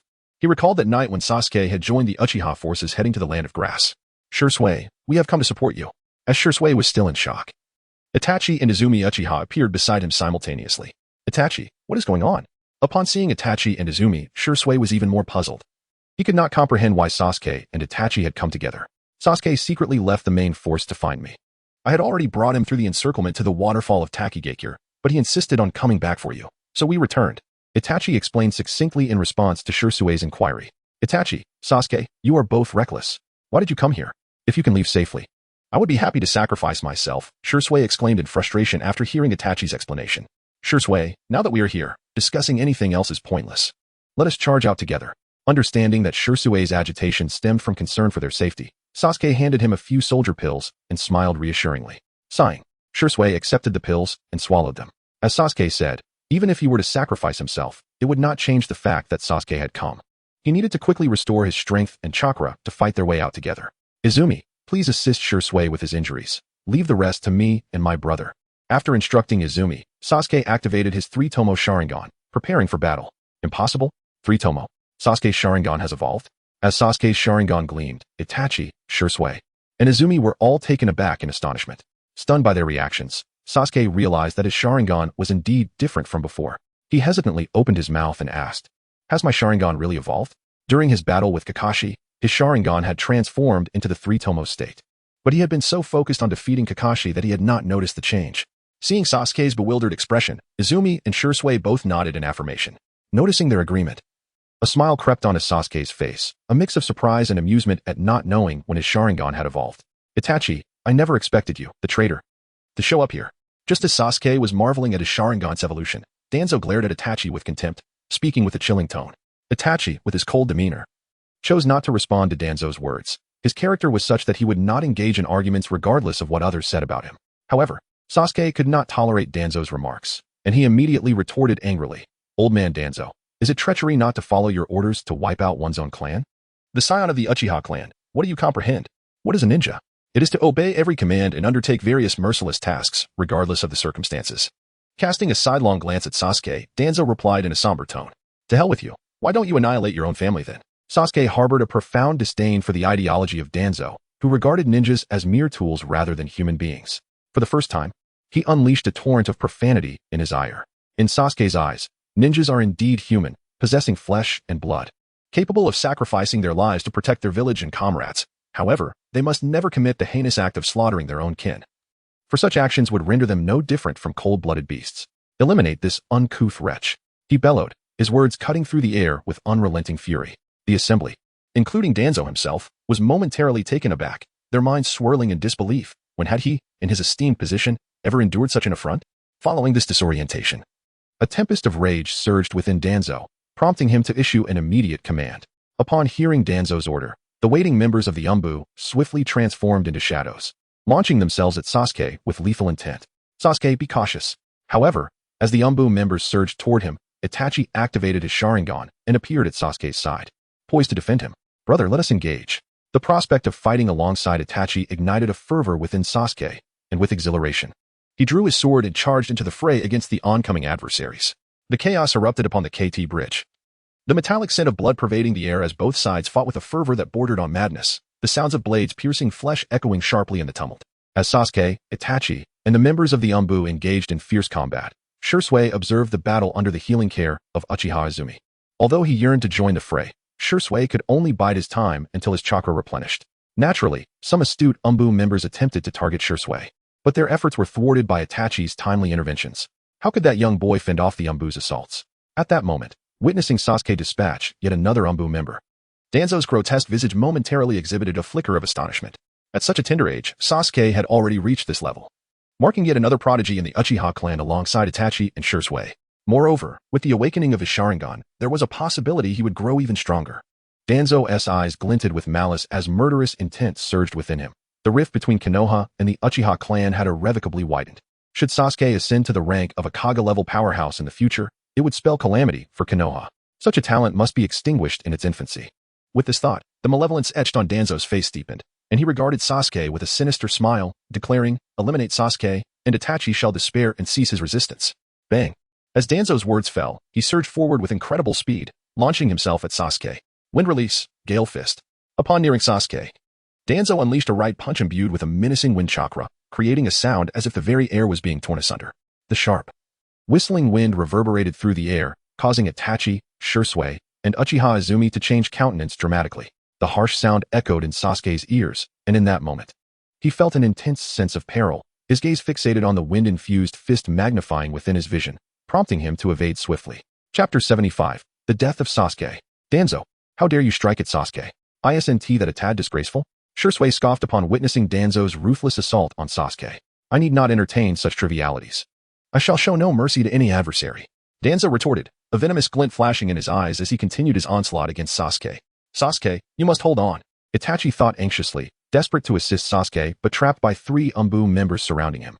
Although Danzo had aged, one could not deny that he was an extraordinary master. Despite Sasuke's advantage with the Sharingan, after several exchanges, he found himself at a distinct disadvantage. Earth release, falling earth cover. Just as Danzo cornered Sasuke with no avenue for retreat, an Umbu member suddenly formed hand seals, a low growl emanating from his throat. Buzz. The sky seemed to tremble at that moment, and a colossal green earth cover appeared to materialize from another realm, hovering in the air. The casting Umbu member's gaze darkened as he fixed his eyes on Sasuke. With a chilling glare, the massive earth cover began to vibrate ominously, followed by a cacophony of wind as it plummeted toward Sasuke. Sasuke raised his head, gazing at the rapidly enlarging earthen cover within his pupils, his expression darkening. At this moment, Itachi had already dispatched 3 Umbu ninjas. Seeing the colossal earth cover hurtling towards Sasuke, Itachi swiftly flew in his direction. However, just as Itachi was a few meters away from Sasuke, the enormous earthen cover crashed down with ferocity, striking Sasuke's body with a thunderous impact. Boom! The Kato Island bridge seemed to tremble at that moment, as onlookers stared in shock at the point of impact where dust billowed, obscuring their view. Yet they could still sense the terrifying force of the blow. Such a ferocious onslaught would have turned any opponent into a mere puddle of mud. Shursui watched anxiously as dust enveloped the area, his palms clenched tightly, while Uchiha Izumi shielded her eyes with her small hands. A gentle breeze swept through, gradually dispersing the dust, and all eyes converged on the sight. Soon, puzzled voices arose. Beneath the earthen cover lay a stone.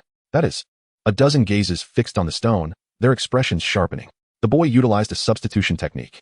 So that's it, but how could he perform it so swiftly? The members of the Umbu, including Root, began to murmur amongst themselves. Substitution technique?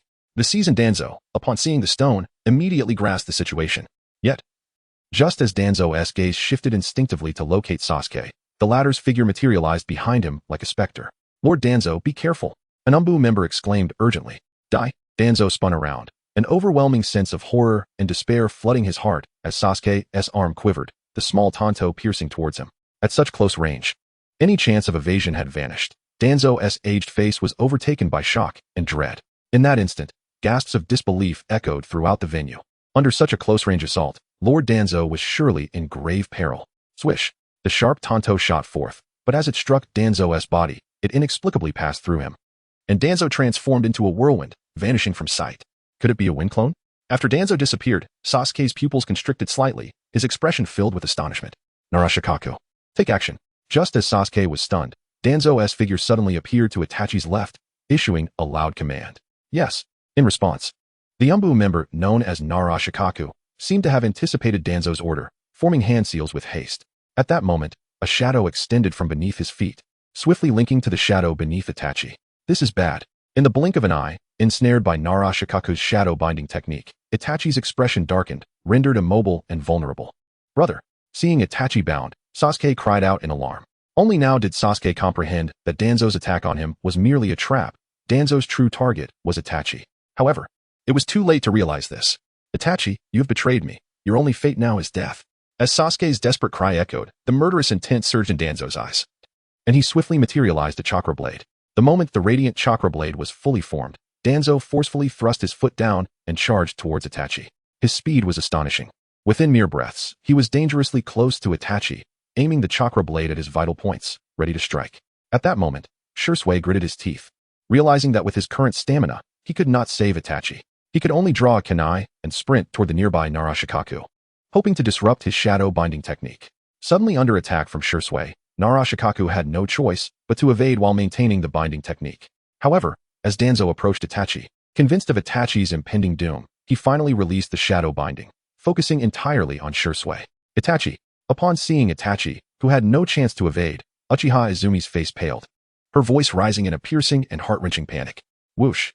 Just then, in this life-and-death moment, Sasuke's figure unexpectedly positioned itself in front of Itachi. Understanding that to save Itachi, he would have to sacrifice himself, Sasuke rushed forward without hesitation. "Sasuke, get away." Itachi's pupils constricted, a sense of foreboding washing over him as he shouted urgently. Sasuke, seemingly hearing Itachi's plea, slightly tilted his head, locking eyes with his brother. And a faint smile suddenly graced his youthful face. Swoosh! At that very instant when Sasuke smiled, Danzo's chakra blade plunged mercilessly into his chest, blood splattering everywhere. Itachi stared in shock at the figure pierced by the chakra blade, his eyes welling with tears, the crimson hue threatening to spill over. "Foolish child, you came here to die?" Danzo, frustrated that his lethal strike had been thwarted by Sasuke, muttered as he withdrew the chakra blade and quickly retreated. Always cautious, Danzo recognized that Itachi's binding technique had been released, and it would be unwise to risk continuing his assault. A temporary retreat was the more prudent choice. Notice, from now on, updates will change to around 8 in the evening. The previous morning updates were merely to encourage early voting for recommendations. I hope everyone continues to vote.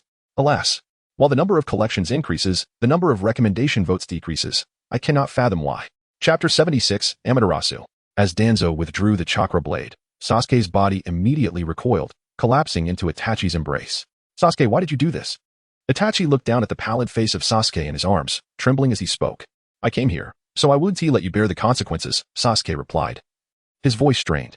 "Brother, don't burden yourself with this."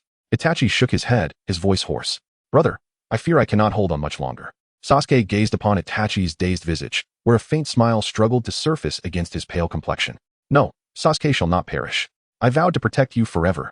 Tears cascaded down Sasuke's face as Itachi trembled incessantly. "Brother, can you promise me one last thing? You must survive." As consciousness waned, Sasuke felt as though he was stepping into a realm shrouded in darkness, and upon uttering his feeble words, he was engulfed by blackness, collapsing backward. "Itachi, how painful it must be for you to hold your dying brother. This is the fate of those who betray me, who betray Konoha." At that moment, observing Itachi's expression, one that seemed more agonizing than death itself, Danzo smirked coldly.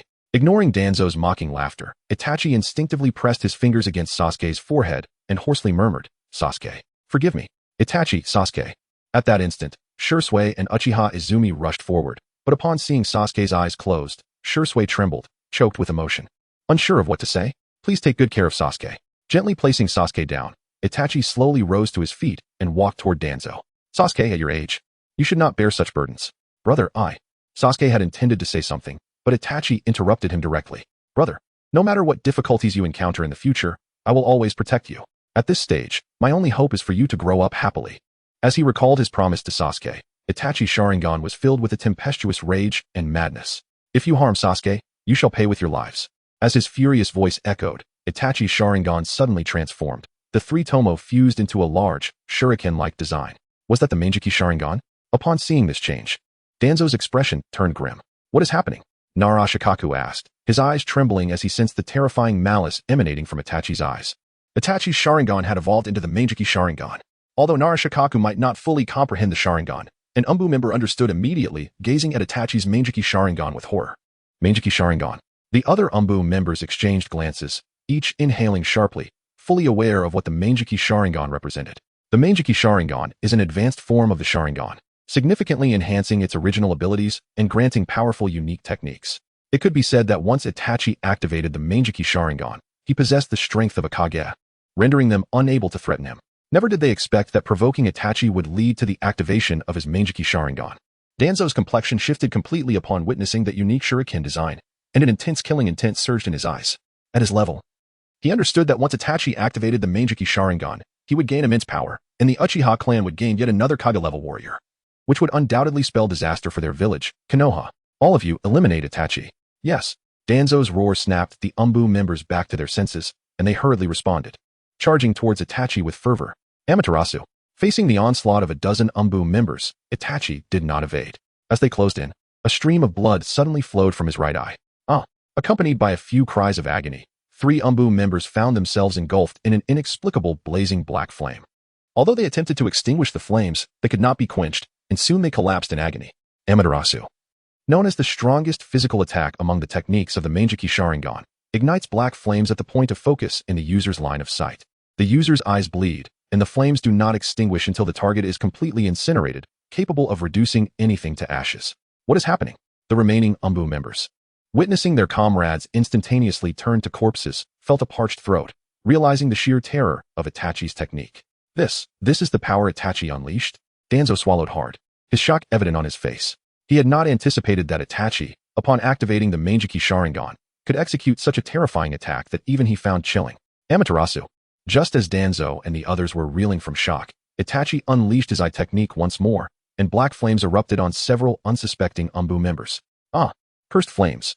The chilling screams echoed as the Umbu members, engulfed in black flames, rolled frantically on the bridge, yet within moments, they succumbed to the inferno. The sight compelled the remaining Umbu members to instinctively retreat, fearing that the black flames might engulf them as well. However, Itachi's expression remained icy as he charged forward wielding a small tanto. Fearful of Itachi, the Umbu members could not summon their full strength in battle. Each peculiar twist of his blade would glide past the neck of an Umbu member, leaving a trail of crimson and a spray of blood. With the dread induced by Amaterasu, Itachi initiated his merciless vengeance. Meanwhile, Uchiha Izumi tirelessly employed medical ninjutsu to treat Sasuke. Though Sasuke was on the brink of death, Izumi did not relent. Izumi, how is Sasuke doing? Shursui, observing Izumi drenched in sweat, could not help but inquire. There are no critical injuries. Sasuke still has a faint heartbeat. I'm doing my utmost to save him. Izumi replied softly to Shursui's question. Had it been anyone else, Izumi would have long given up, for the likelihood of reviving Sasuke was a mere 10%, even if she exhausted all her chakra. And she would also risk depleting her own chakra reserves. However, Izumi understood the significance of Sasuke to Itachi. For Itachi's sake, she was willing to gamble her life. Chapter 77, Itachi's Counterattack. Izumi, I entrust this to you. At this moment, the only one capable of saving Sasuke was Izumi, Shursui whispered. Understood. Izumi nodded, channeling her chakra into healing energy, continuously supplying it to Sasuke. After a prolonged struggle, the bridge was gradually littered with corpses. With a cold gaze, Itachi pierced an Umbu member's chest with his knife, scanning the surroundings, only to discover that the Umbu members who had once surrounded him were now all eliminated. However, Itachi had paid a price. His body was riddled with wounds, and his chakra was nearly depleted. Lord Danzo, should we initiate the explosion plan? Behind Danzo, only 5 Umbu members remained, and Narashikaku suddenly suggested. No, if we activate the explosion plan, I will not obtain the Mangekyou Sharingan. Now that Itachi is exhausted, he surely cannot unleash that black flame technique again. Allow me to confront Itachi. Danzo rejected Narashikaku's proposal, stepping forward and drawing a shuriken. Itachi, no matter how you resist, you cannot escape death. Fixing his gaze on Itachi, Danzo's voice was low as he placed the shuriken on his middle finger and blew. The shuriken, infused with wind chakra, immediately enlarged and began to spin at high speed. Woo! The shuriken whirled like a tempest in Danzo's hand, causing the air to tremble and resonate with a piercing sound. As Danzo's attack approached, Itachi remained unflustered, slowly sheathing his tanto on his back. His calm demeanor sent a chill through Danzo's gaze, prompting him to swiftly point his fingers. The prepared shuriken began to spin wildly, transforming into a lethal projectile that tore through the air with a thunderous roar, hurtling towards Itachi. The speed of the shuriken was astonishing. It merely flashed before appearing right before Itachi. With his Sharingan, he had already predicted the trajectory, leaping sideways and gracefully evading the attack. However, this was not the end. Unfazed by Itachi's dodge, Danzo raised 2 fingers. The spinning shuriken suddenly multiplied into 5, each whistling sharply as they shot toward Itachi in a lightning-fast assault. The 5 shuriken cut through the air with ferocity, almost instantaneously reaching Itachi. The fierce wind generated by their flight made Itachi narrow his eyes. He anticipated that Danzo would have set a trap within the shuriken. Itachi murmured to himself, recognizing that at such a close range, complete evasion was impossible. Thus, in that fleeting moment, he launched a few shuriken of his own from his fingertips, successfully intercepting the incoming projectiles. As Itachi landed safely, Danzo's gaze turned icy. Like a serpent, he slithered into Itachi's path, delivering a powerful punch directly to his chest. The impact was explosive. A torrent of force surged through Itachi, draining the color from his face as he coughed up blood. His body propelled backward, skidding across the bridge for several meters before finally halting. Itachi, Shursui watched the disheveled figure with a worried expression. This sudden turn of events elicited gasps from the Umbu members, realizing it was the first time Itachi had sustained a genuine injury since the battle began. Having wounded Itachi, Danzo's eyes gleamed with malice as he glanced at Itachi on the distant bridge, mocking, "Itachi, after the previous bloody struggle, you must be out of stamina and chakra." In Danzo's view, Itachi should have been able to evade his attack, but his diminished strength had led to this easy hit. "Then allow me to send you on your way. I shall take advantage of your weakness," he declared, observing Itachi still on the ground. Danzo clasped his hands together and swiftly performed a series of seals. Wind release, tornado. Upon completing the hand seals, a small whirlwind erupted from his mouth. Initially tiny, the tornado rapidly expanded, transforming into a towering vortex that roared violently, sucking up debris from the bridge and scattering it into the air. "Go." With a wave of his hand, the colossal tornado surged towards Itachi, accompanied by a cacophony of wind. The vortex moved with incredible speed, engulfing Itachi as he slowly rose to his feet. However, as the tornado consumed him, Itachi's form suddenly multiplied into hundreds of crows, swiftly emerging from the tempest. "What? How is this possible?" Danzo's pupils contracted in disbelief as he witnessed the transformation. "Crow clone? This technique requires chakra, yet Itachi has run out of chakra. How could he possibly use the crow clone? Did he allow me to hit him on purpose?" A wave of shock coursed through Danzo as he realized the implications. Just as Danzo grasped the situation, the real Itachi emerged from behind him, channeling his last remaining chakra. He swiftly formed hand seals. Fire release, Great Dragon Fire technique. In an instant, he completed the hand seals, unleashing a torrent of blazing flames that coalesced into the form of a dragon. As the fiery dragon surged through the air, it bore a cataclysmic aura and charged toward the defenseless Danzo. Sensing the impending doom, Danzo's heart raced as he recognized the terrifying might of the fire dragon. Cold sweat streamed down his face, fear etched upon his features. "Lord Danzo, move." At this critical moment, 2 Umbu members descended before Danzo, directing their hands toward the ground. Earth release, earth flow wall. With a commanding shout, they conjured thick earthen barriers to shield against the fiery onslaught. Although earth cannot extinguish fire as earth-style ninjas, they could only attempt to withstand the dragon's assault. The massive fire dragon crashed against the earthen wall with tremendous force, causing it to crack under the relentless pressure. As the dragon's might surged, the seemingly sturdy wall exploded, sending debris and flames flying through the air, enveloping the scene in smoke and chaos. A figure was violently propelled from the wreckage, crashing heavily onto the bridge. Itachi, weakened, could only support himself with his hands on the ground. As he collapsed, a violent coughing erupted from the injured figure, who slowly rose, looking far from the imposing leader he once was. Now, Danzo was not only tattered and bloodied, but also bleeding profusely from his waist, soaking the ground beneath him. Clearly, the earthen barriers summoned by the 2 Umbu had failed to completely shield him from the fire dragon's wrath, leaving him gravely wounded but avoiding fatal injuries. "Lord Danzo, are you all right?" Nara Shikaku and the remaining Umbu members rushed to Danzo's side, concern etched across their faces. Ignoring their queries, Danzo panted heavily, his once composed visage twisted in rage. "Itachi, you have forced me to this extent." He glared venomously at Itachi, his expression one of pure hatred. Itachi frowned slightly, responding in a detached tone, "Danzo, this is your own doing. I warned you, harm Sasuke, and you will pay the price." "Price?" Danzo laughed bitterly.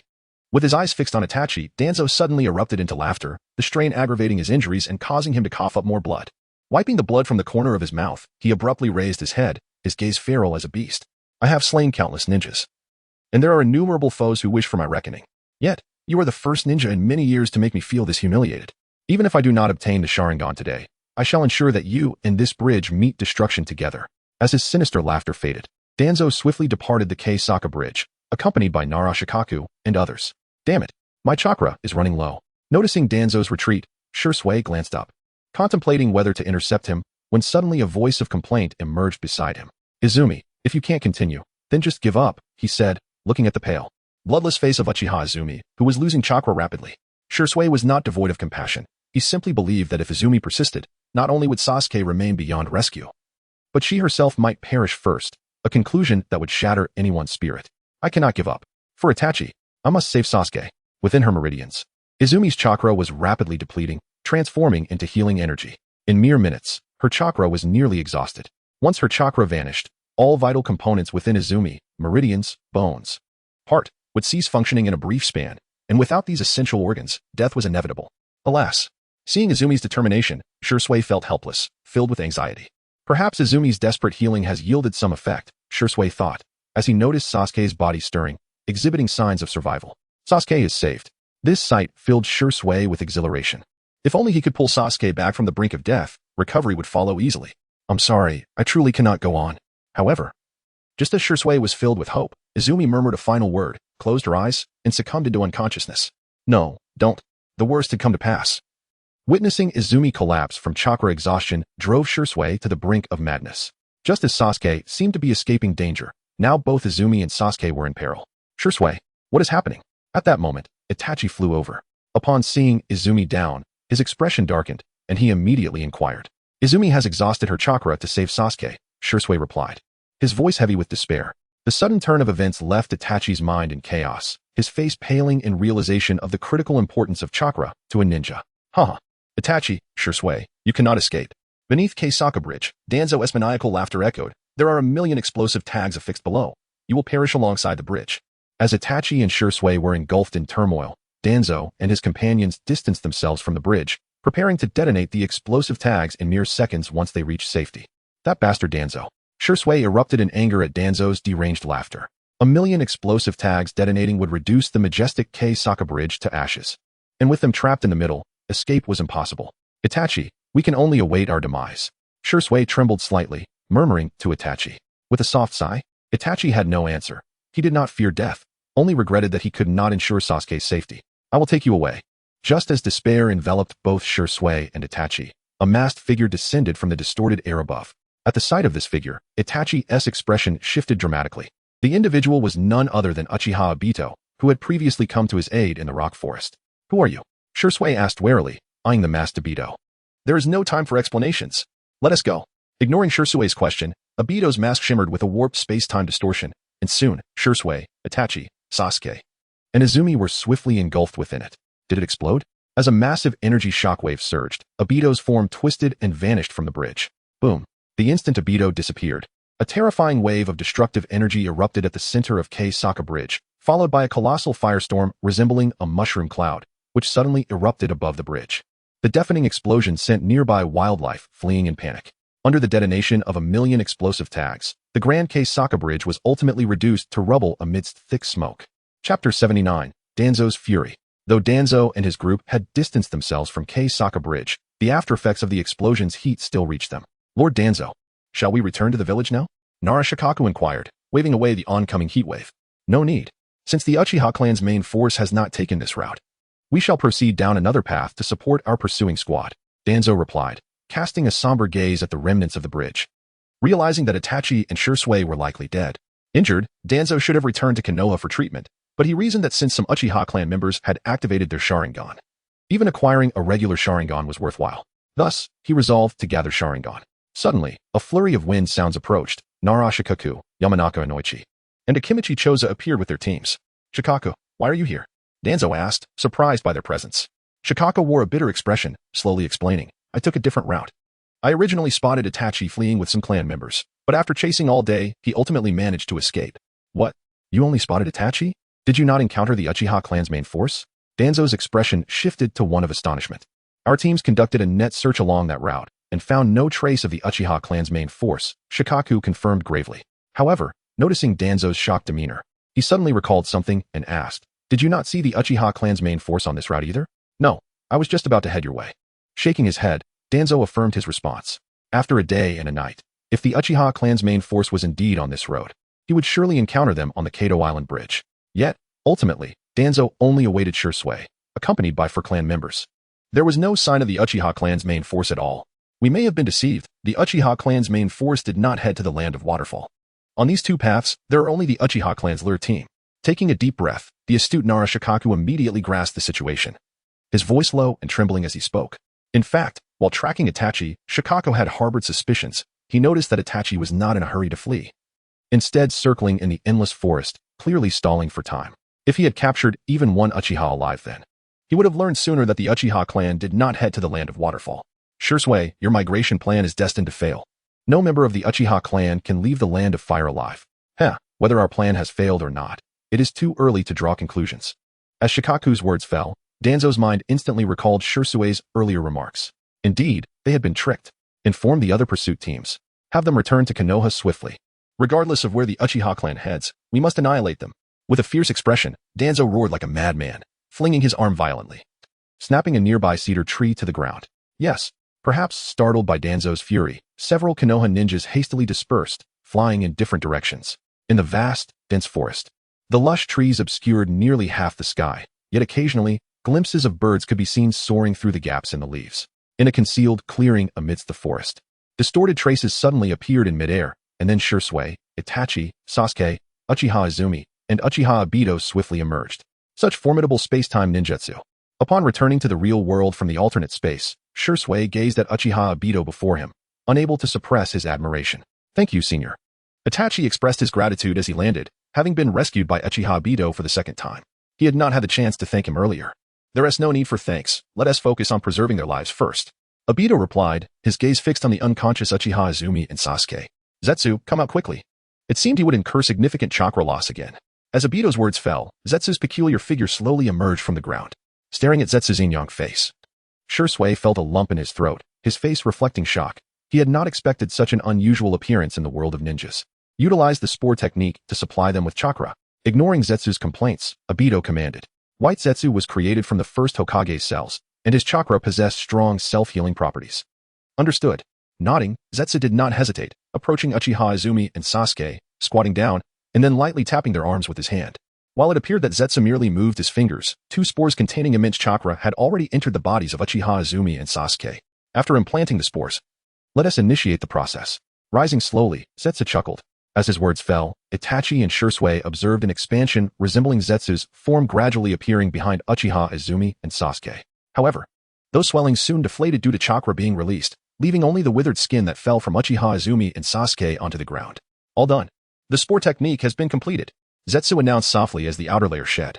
With Zetsu's chakra within them, Uchiha Izumi and Sasuke's previously pale faces now bore some vitality. With Zetsu's chakra, they will awaken soon. Glancing at Sasuke, whose complexion had improved somewhat, Obito mused. "Senior, I truly appreciate it." Having saved Sasuke, the heavy burden on Itachi's heart finally lifted, and he expressed his gratitude once more. Itachi was not one to easily say thank you. Yet today he had done so twice. However, some matters could not be resolved merely with thanks. Had it not been for Uchiha Obito's intervention, they would have already turned to ashes on Kato Island Bridge. Therefore, rather than mere gratitude, if Obito asked Itachi to kill, he would willingly oblige in return. Well, if there is nothing else, I shall take my leave. Nodding slightly, Uchiha Obito then vanished alongside Zetsu. Chapter 8. Sasuke Awakens. Itachi, do you know him? After Uchiha Obito and Zetsu departed, Shursui gazed at Itachi, puzzled. Sasuke knows him. Previously, when Sasuke, Izumi, and I were ambushed in the rock forest, he held off over 30 Umbu members, allowing us to escape safely. Shaking his head, Itachi slowly articulated.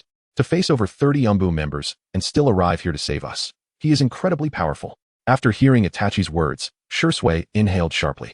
Umbu members were elite ninjas. Even experts like Itachi and Shursui would find it challenging to confront 7 or 8 of them. Yet Uchiha Obito had faced over 30 and emerged unscathed. How could this not astonish Shursui? He is the most formidable ninja I have encountered. Sasuke mentioned he is a member of the Uchiha clan. After a brief silence, Itachi spoke again. What? He is also one of us from the Uchiha clan? Since when did the Uchiha clan have such a powerful figure? As Itachi's words fell, Shirsue's mind raced through the notable members of the Uchiha clan, but he found none could possibly match the masked figure. Observing the look of astonishment and shock on Shirsue's face, Itachi sighed. Honestly, like you, I cannot guess who he is. Perhaps Sasuke knows. However, he went to great lengths to save us, so he must indeed have some connection to the Uchiha clan. Well, how could he know Sasuke? However, just as Shirsue was still entangled in thoughts about Uchiha Obito's personal information, Uchiha Izumi, with her eyes tightly shut, suddenly struggled and then abruptly opened them. Izumi, are you alright? Upon seeing Uchiha Izumi awaken, Itachi immediately inquired with concern. Itachi understood that had it not been for Uchiha Izumi exhausting her chakra to save Sasuke, he might have died long ago, so he was genuinely grateful to Izumi.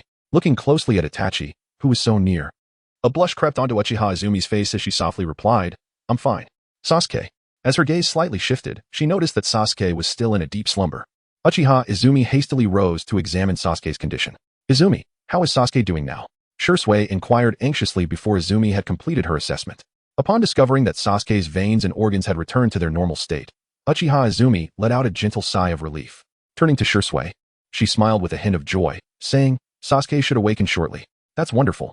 Shirsue responded with a smile. Although the journey was perilous, as long as we are all safe, that is the best outcome. Itachi nodded in agreement, his gaze fixed on Sasuke, as he fervently hoped for his brother to awaken soon. Sasuke's consciousness drifted aimlessly through the abyss, enveloped in a profound darkness devoid of any light. He lingered in a state of slumber, oblivious to the passage of time. This drifting seemed to persist indefinitely, until suddenly, a light began to emanate from the depths of the darkness. In the heart of that illumination, Itachi was seen bound, as Danzo approached him, brandishing a small dagger aimed at Itachi's vital points. No. Sasuke emitted a sharp cry, his body instinctively sitting up, his forehead drenched in cold sweat, and his eyes filled with apprehension. Had Sasuke awoken? Just as he was grappling with the haunting memory, a chorus of joyful voices surrounded him. Bewildered, he lifted his gaze to see Shirsue and Uchiha Izumi looking at him with elation. You're awake? Itachi's familiar voice, laced with surprise, reached him as he hurried over, visibly relieved to see Sasuke unharmed. Brother, Shirsue, Izumi, are you all dead? I thought I was in paradise, Sasuke lamented, rubbing his aching head. Sasuke, what nonsense are you spouting? You are not dead. Izumi used medical ninjutsu to bring you back. Shirsue gently patted Sasuke's head, smiling.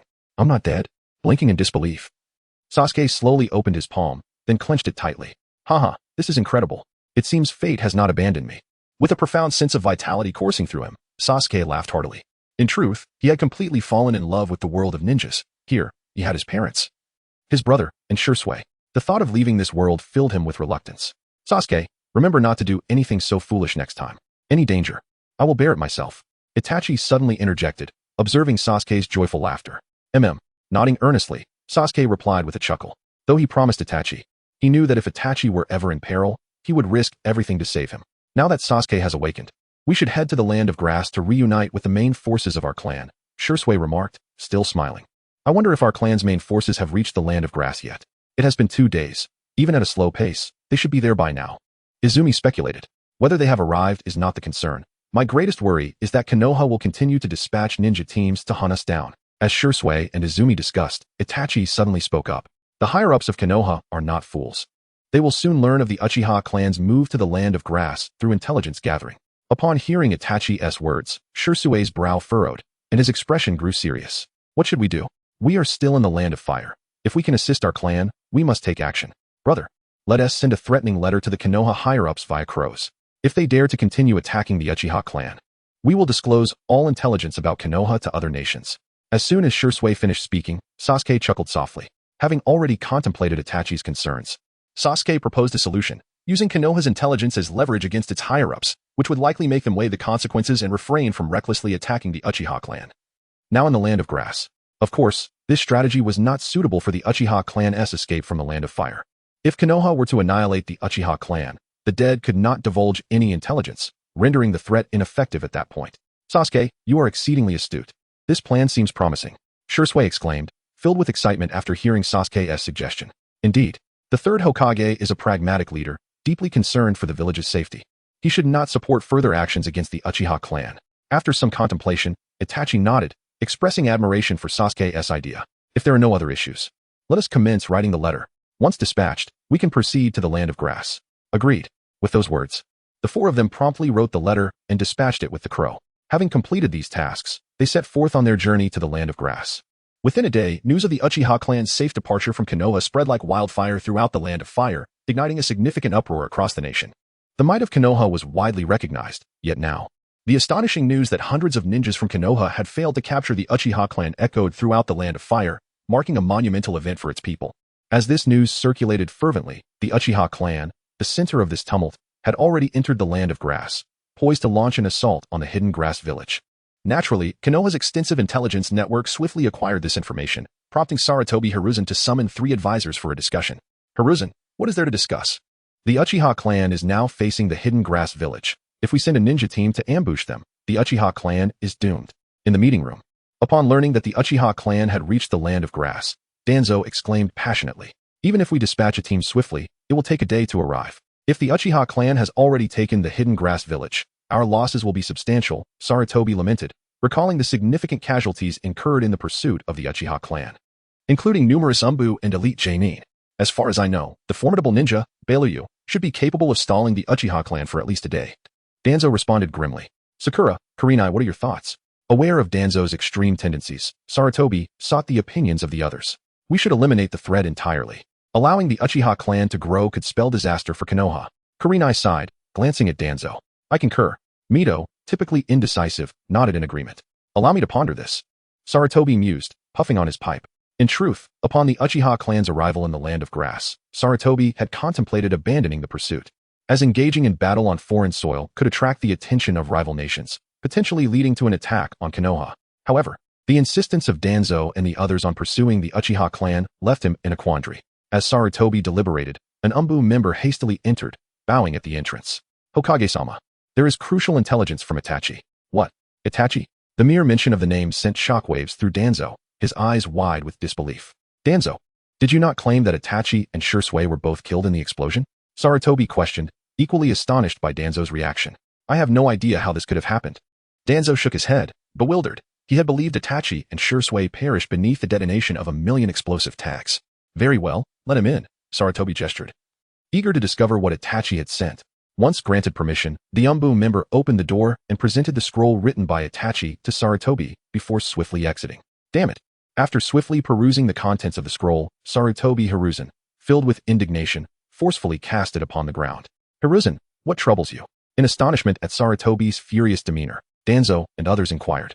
We can no longer pursue the Uchiha clan. Itachi has threatened us. If we continue our hunt, he will expose the secrets of Konoha and divulge critical intelligence to other nations. After sitting in contemplation for a considerable time, Sarutobi finally regained his composure, his voice tinged with hoarseness. What? Itachi dares to threaten us with the secrets of Konoha? Danzo's furious roar echoed in the meeting room, nearly shaking the very roof. If the secrets of Konoha were to be leaked, the village would face grave peril. Even though the ninja world is currently at peace, the animosity between nations runs deep, and war could break out at any moment. We should have eliminated that traitor Itachi long ago. In a fit of agitation, Danzo slammed his palm on the nearby table, causing the sturdy black wooden surface to shatter, sending splinters flying and striking the face of a nearby guard, who could only grit his teeth in silence. Alter the barrier around Konoha. We cannot take action against the Uchiha clan for now. We must wait for another opportunity. Taking a deep breath, Sarutobi spoke calmly. Though reluctant, Danzo and the others could only nod in agreement. Unless there's an urgent matter, you may all return to your duties. Understood. Kurama Rin responded affirmatively, rising to exit swiftly with Danzo and Mito Manjito. Leaning wearily against the back of his chair, Sarutobi gazed at the empty conference room. The potential rise of the Uchiha clan posed a significant threat to Konoha. With a heavy sigh, Sarutobi found himself inexplicably regretting the decision to eradicate the Uchiha clan. Had he heeded their desires and permitted the Uchiha clan to assume the position of Hokage, perhaps the current predicament could have been avoided. However, this regret had come rather late. In the land of grass, a village with a population and area merely 1/10 that of Konoha, although its fighting capability pales in comparison to other ninja villages, under the leadership of Beiluyu, the grass ninja village adeptly maneuvered through diplomatic channels among powerful nations, enabling it to grasp the shifting tides of circumstance for its own preservation. Thus, even though the land of grass served as a crucial battleground during the Third Shinobi World War, the village managed to survive. At this moment, within a lavish chamber of the grass ninja village, a figure was meticulously counting finances. This man, appearing to be in his 30s yet possessing a shock of white hair, was none other than Beiluyu, the leader of the grass ninja village. Bai Luyu was the most formidable ninja in the Land of Grass. Yet he was also exceedingly avaricious. Had he not meddled with the treasury of the Land of Grass's daimyo, the Uchiha clan would not have come seeking retribution. Leader, Longzha has returned. While Bai Luyu was engrossed in counting his money, a guard outside respectfully reported. Let her in, Bai Luyu replied, his eyes gleaming with greed as he fixated on the uncounted bills before him.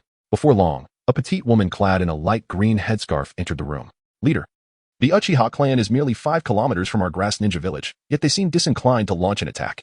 Longzha reported while kneeling beside the mountain of cash. Drawing nearer, are they? Bai Luyu sighed, murmuring, they must be waiting for something.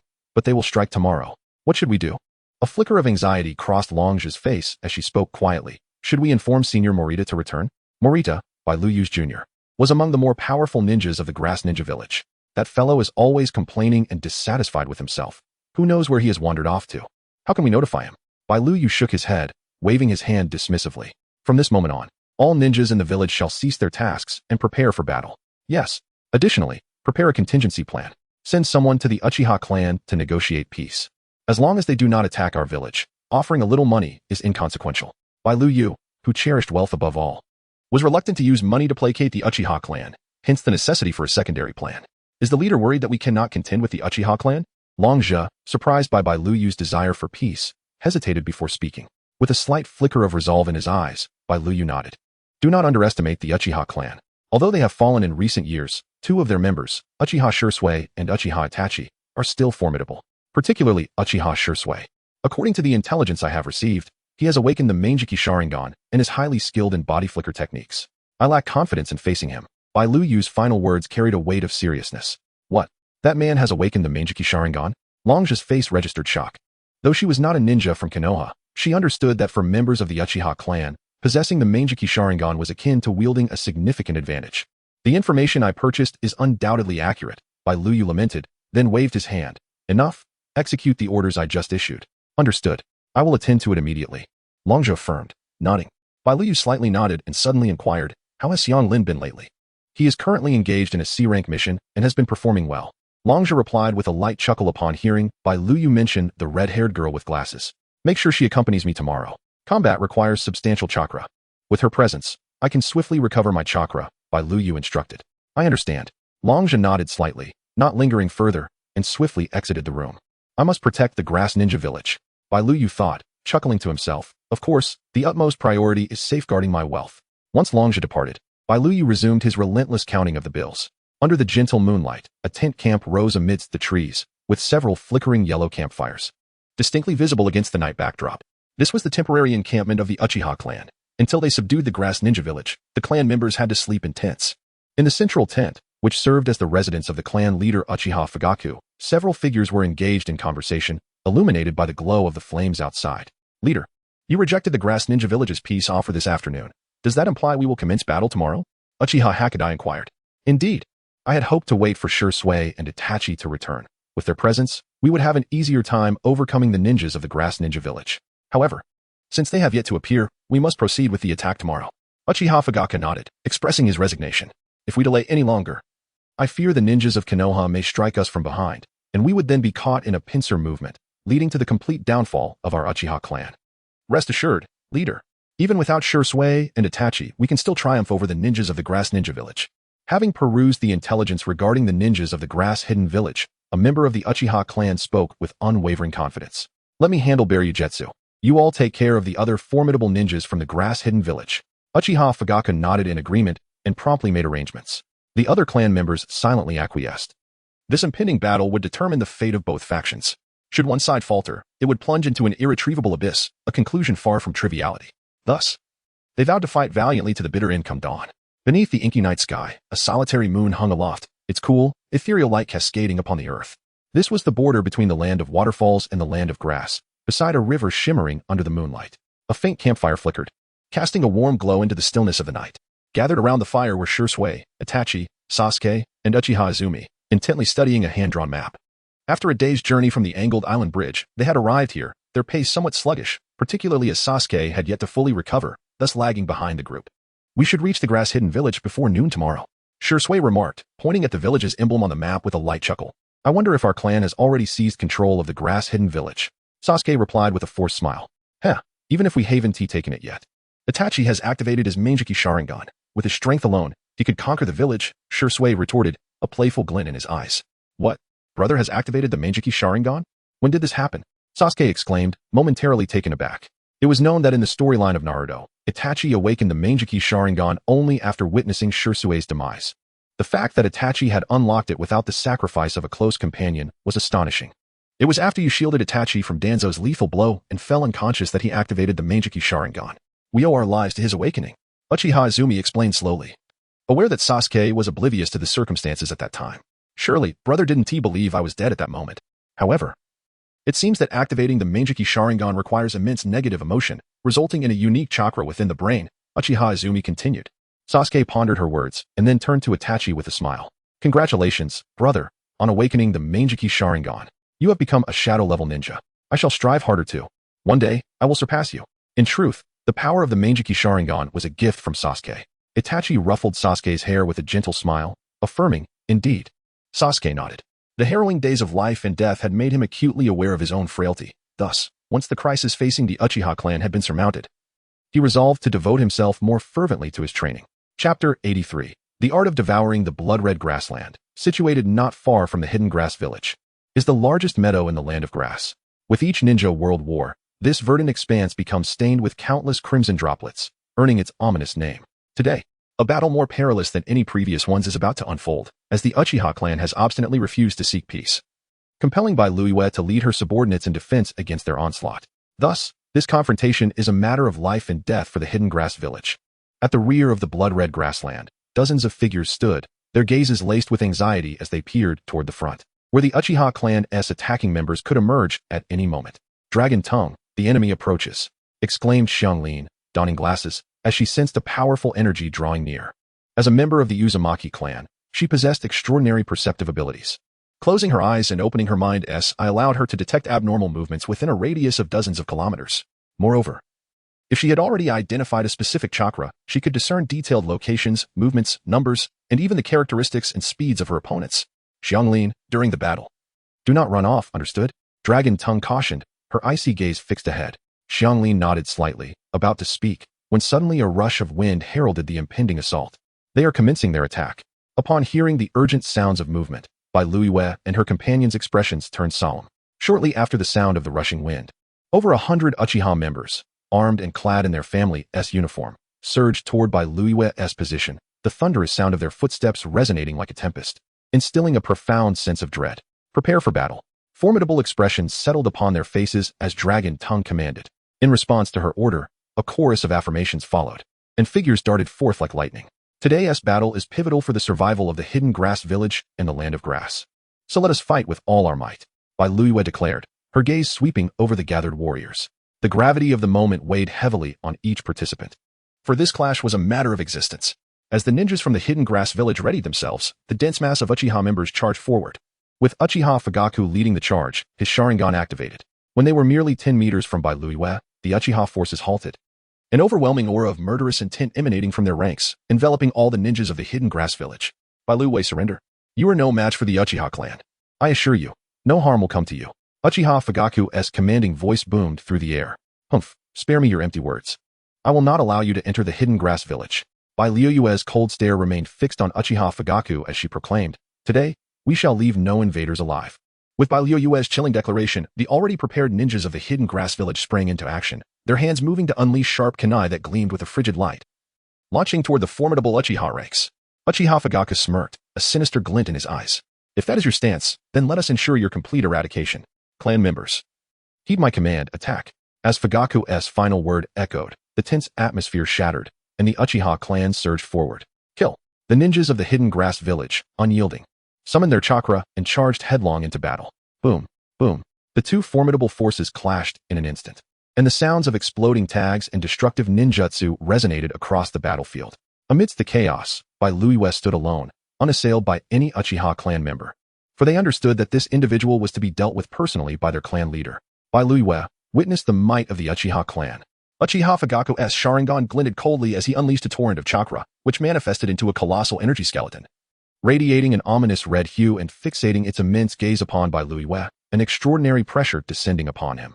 Under this oppressive force, The other ninjas from the hidden grass village gasped in shock. Those knowledgeable about Susanoo recognized that Fugaku had summoned the second form of Susanoo, capable of wielding unique weapons and ninjutsu, offering optimal balance and the ability to execute ranged attacks. Bai Luiwe's gaze remained locked on the gigantic energy skeleton. A chill coursing through him as he began to comprehend why the Uchiha clan stood as one of the most formidable families in the ninja world. Uchiha Fugaku's expression was devoid of emotion as he regarded Bai Luiwe. After a moment, he raised his hands, forming a specific seal, and simultaneously, the energy skeleton mirrored his actions. With the seals completed, a chilling voice, laced with overwhelming authority, resonated. Ninjutsu, falling flame from heaven. As the incantation fell, a colossal flame, the size of 10 zhong, appeared in the sky above Uchiha Fugaku, carrying an unfathomable force as it plummeted toward Bai Luiwe like a meteor. Fixing his gaze upon the enveloping flame, Bai Luiwe gritted his teeth and raised his hands before him, forming a radiant arc of light. Sizzle! When the immense flame descended, no collision sound erupted. Instead, the flames were gradually absorbed by Bai Luiwe's barrier, their potency diminishing with each moment. What? He can absorb my flames. Uchiha Fugaku's eyes widened in disbelief, as this was the first time he had encountered such an extraordinary ninjutsu. Indeed, my devouring technique can absorb chakra attacks of any attribute. If you wish to kill me, it shall not be so simple. With the terrifying celestial fire absorbed, Bai Luiwe couldn't help but smile with satisfaction. And Morita is indeed from the hungry ghost path. Chapter 84. The Offensive and Defensive Battle. Since ninjutsu attacks are ineffective against you, let us try this instead, Uchiha Fugaku declared coldly, noticing Bai Luiwe's burgeoning confidence. As his words fell, a massive crimson spear materialized in the grasp of Fugaku's Susanoo. Subsequently, Susanoo's arm trembled, and the long spear tore through the air, hurtling towards the grounded Bai Liu. Upon witnessing the crimson spear approaching, Bai Liu's expression turned grave. He was well aware that this spear was no ordinary weapon, and thus he would not foolishly engage it in direct confrontation. With a swift motion of his mind, he sent forth his shuriken, but upon contact with the spear, they were effortlessly deflected. Of course, Bai Liu did not expect much from the shuriken. In the briefest moment, he retreated with haste. Boom! The massive spear struck the ground where Bai Liu had just been, producing a thunderous sound, and the tremendous force created several fissures in the earth. Attempting to flee? With the spear's attack missing its mark, Uchiha Fugaku sneered coldly, clenching his fist, causing the spear embedded in the ground to rise autonomously. Then once more it surged towards Bai Liu with a menacing rush. Left with no choice, faced with the spear's ferocious assault, Bai Liu scurried away like a frightened rodent. However, he realized that perpetual evasion was not a viable strategy.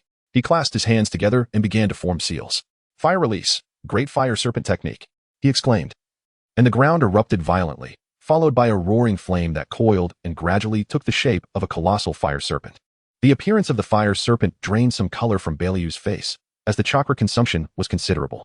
When the fire serpent manifested, Uchiha Fugaku was taken aback. For Bai Liu's ninjutsu was evidently mimicking the great fire dragon technique, albeit in a different form. Go! Just as Uchiha Fugaku was astonished, Bai Liu altered his hand seals and uttered a low command. The massive fire serpent, forged with all his might, raised its head and let out a thunderous roar before charging fiercely towards Uchiha Fugaku's Susanoo. The distance between them was minimal, and in an instant, the fire serpent collided with Susanoo. Boom! Silence lingered for but a moment before a cataclysmic firestorm erupted from Uchiha Fugaku's position, spreading like a tempest. The terrifying energy of the flames expanded to a radius of nearly 100 meters, forcing the surrounding combatants to flee in disarray, aware that even their prowess could not withstand the inferno's wrath. As the firestorm subsided, a cloud of smoke enveloped the area. Soon, a colossal silhouette emerged from the haze. It was none other than Uchiha Fugaku's Susanoo, which, despite the ferocity of the fire serpent's impact, remained unscathed. Bai Liu's eyes shimmered with disbelief. After a moment, he murmured in astonishment. With such powerful offensive capabilities and an equally formidable defense, the strength of the Uchiha clan is indeed terrifying. Yield. Uchiha Fugaku grinned, a sinister smirk reflecting in Bai Liu's eyes, resembling that of a demon. Bai Liu's countenance darkened slightly as he retorted, though you are strong now, it is no wonder you act with such arrogance. However, I believe this power requires immense chakra. You cannot maintain this state indefinitely. With his understanding of the balance of all things, Bai Liu discerned the implications of Uchiha Fugaku's formidable Susanoo. You are correct, however, in resisting my attacks. You too must expend chakra, thus we are on equal footing, Uchiha Fugaku replied directly. Let us see who emerges victorious in the end. After Bai Liu's cold laughter faded, he contemplated his next course of action, to continue evading attacks until Uchiha Fugaku's chakra was depleted, then launch his own offensive. Die. Uchiha Fugaku's expression remained indifferent, undeterred by Bai Liu's words, as he continued to command Susanoo to strike. Capture the leader first. Uchiha Fugaku was determined to eliminate Billy Yu at all costs to expedite the conclusion of this battle. Once the leader fell, the ninja of Kusagakure would surely surrender, minimizing casualties among the Uchiha clan. Thus, Uchiha Fugaku relentlessly attacked Billy Yu. Meanwhile, Billy Yu focused solely on defense, leading to a fierce clash of offense and defense. The battle between Uchiha Fugaku and Billy Yu was intense, yet after 10 minutes, a sudden shift occurred. Uchiha Fugaku's Susanoo began to dissipate as his chakra reserves dwindled. As Billy Yu witnessed the dissolution of Uchiha Fugaku's Susanoo, their roles reversed. He suddenly unleashed a barrage of fierce attacks, appearing before Uchiha Fugaku and delivering a powerful punch. Reacting quickly, Uchiha Fugaku clenched his fist and retaliated, resulting in a collision of their fists that sent both combatants sprawling, pallid-faced. Haha, without that state, you are nothing. Next. With your chakra depleted, you stand no chance against me. Billy Yu swiftly regained his footing, casting a derisive smile towards the also rising Uchiha Fugaku. Do not be so arrogant. You too lack chakra. What makes you think you can defeat me? Uchiha Fugaku retorted coldly. I may be devoid of chakra, but I can swiftly replenish it. Come here.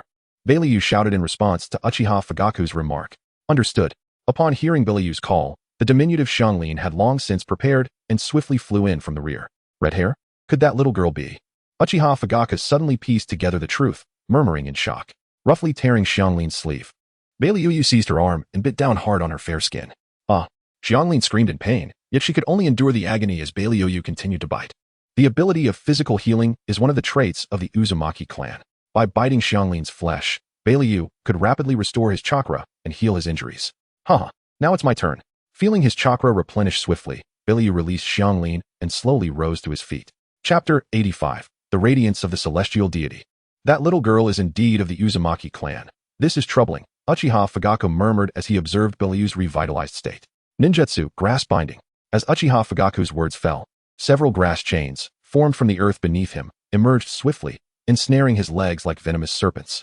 This is bad, struggling against the chains and finding them unyielding. Uchiha Fugaku felt a heavy weight of despair settle in his heart. In such confrontations, such bindings would undoubtedly determine the outcome of the battle. Thus, at the moment Uchiha Fugaku was ensnared, Billy Yu puffed out his cheeks like a frog and swiftly formed hand seals. Fire release. Will-o'-the-wisp. A torrent of searing flames erupted from the mouth of Billy Yu, swiftly transforming into countless ghostly fires that surged towards Uchiha Fugaku. Realizing he could not evade the oncoming onslaught, Uchiha Fugaku felt a wave of despair wash over him.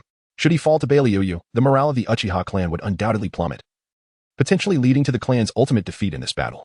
Alas, he lamented inwardly, reflecting on his own carelessness. Uchiha Gale soared. Yet, as Fugaku wrestled with his frustrations, a slender figure soared into view, conjuring a massive blade of flames that intercepted the ghostly fire aimed at him. Sasuke? Recognizing the figure that had landed before him as Sasuke, Uchiha Fugaku was momentarily taken aback, only to be filled with exhilaration as he noticed Itachi, Shursui, and Uchiha Izumi also materialize at his side. They had finally returned. An overwhelming joy surged within him, prompting him to laugh heartily. The sight of Shursui and Itachi arriving at such a critical moment ignited a thunderous cheer among the Uchiha clan members engaged in battle. As esteemed figures within the Uchiha lineage, Shursui and Itachi were regarded as the clan's finest warriors. Many had longed for their return, hoping they would lead the Uchiha to victory over the hidden grass village. Now that those they had yearned for had finally appeared, how could they not be overwhelmed with fervor? Itachi, I will leave him to you. Go assist the other clan members. Upon landing, Shursui fixed his gaze on Billy Yu and spoke with a light-hearted smile. Understood. Nodding decisively, Itachi wasted no time in drawing his sword and joining the fray, while Uchiha Izumi swiftly moved to tend to the injured clan members. After Itachi and Uchiha Izumi took action, Sasuke hurried to Uchiha Fugaku's side, using his blade to sever the grass chains binding his father's leg. Father, you are hurt. Sasuke cast a fleeting glance at Uchiha Fugaku, a hint of concern evident in his tone. It's just a minor injury. It's nothing to worry about, replied Uchiha Fugaku casually, his gaze drifting towards the chaotic battlefield. Sasuke, join me in the fight.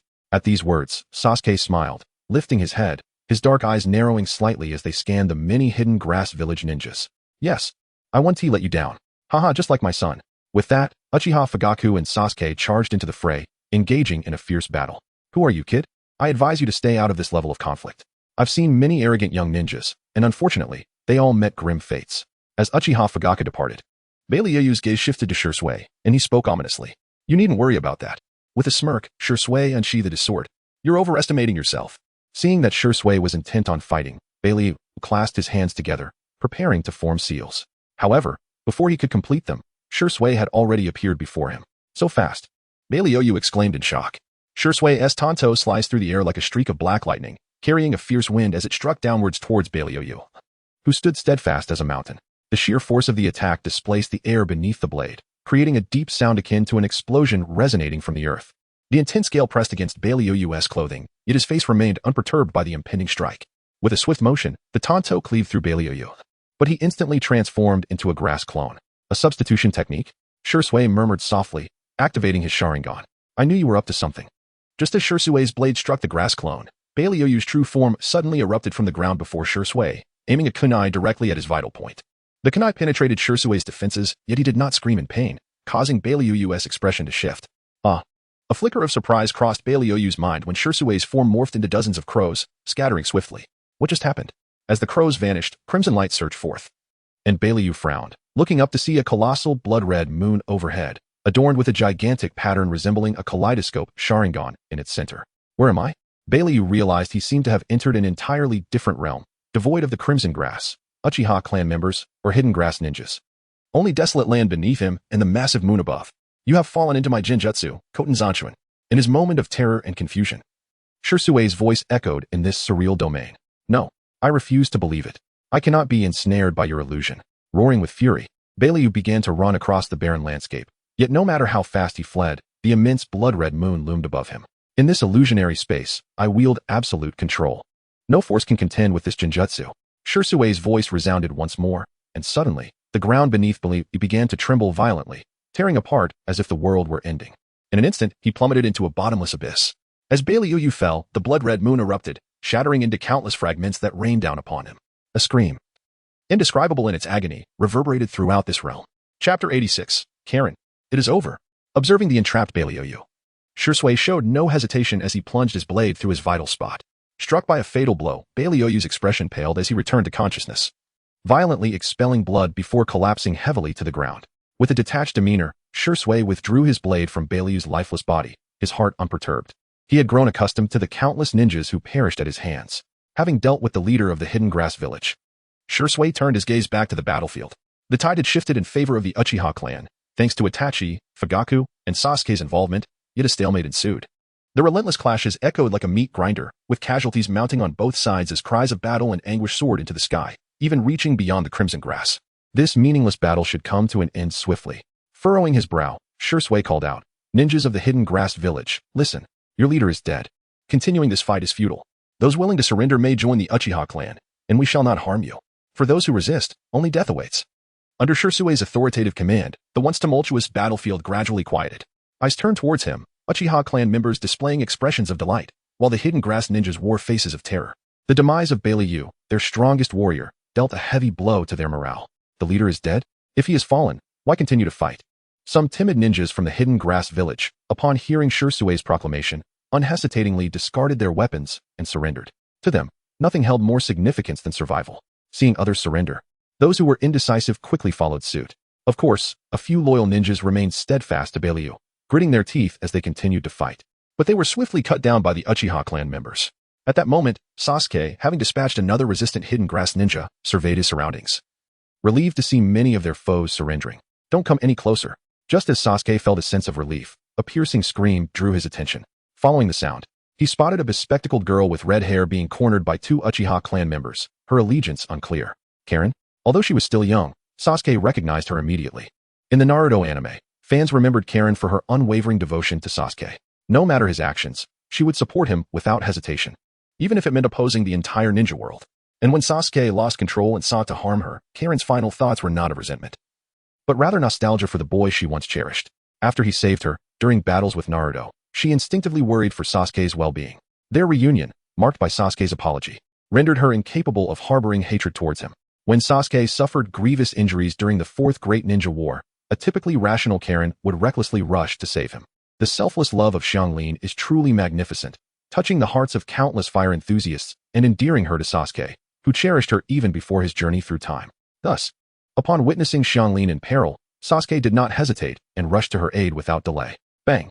A towering member of the Uchiha clan sent Xianglin flying with a kick, while another Uchiha Mei, pursued her, brandishing a short blade menacingly towards the terrified Xianglin on the ground. The scene was grim. Should he strike true, blood would surely spill. Xianglin, At that moment, Longshi, witnessing the unfolding chaos, let out a piercing scream, her face drained of color. In the hidden grass village, Xianglin, who resembled a sister to her, was the one she cared for most. If anything were to befall Xianglin, her own existence would lose all meaning.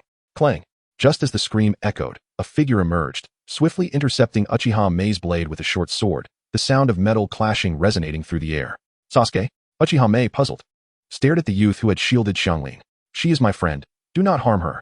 Sasuke smiled gently as he sheathed his blade, offering an explanation to Uchiha Mei. Ah, I apologize.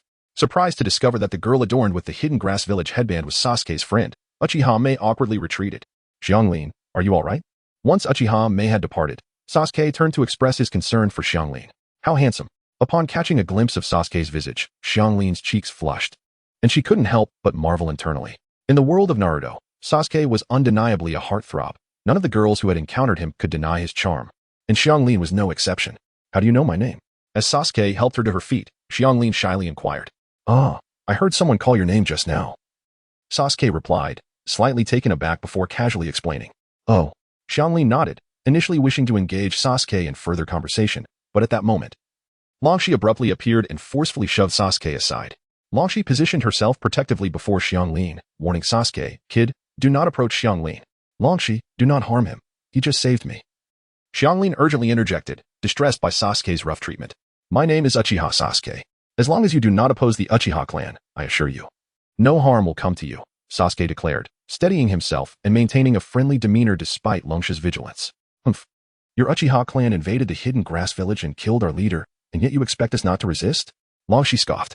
Your leader, Bai Luyu, showed disrespect towards the dame of the land of grass, and greedily sought its wealth. It was the dame who, in desperation, requested our presence in the hidden grass village.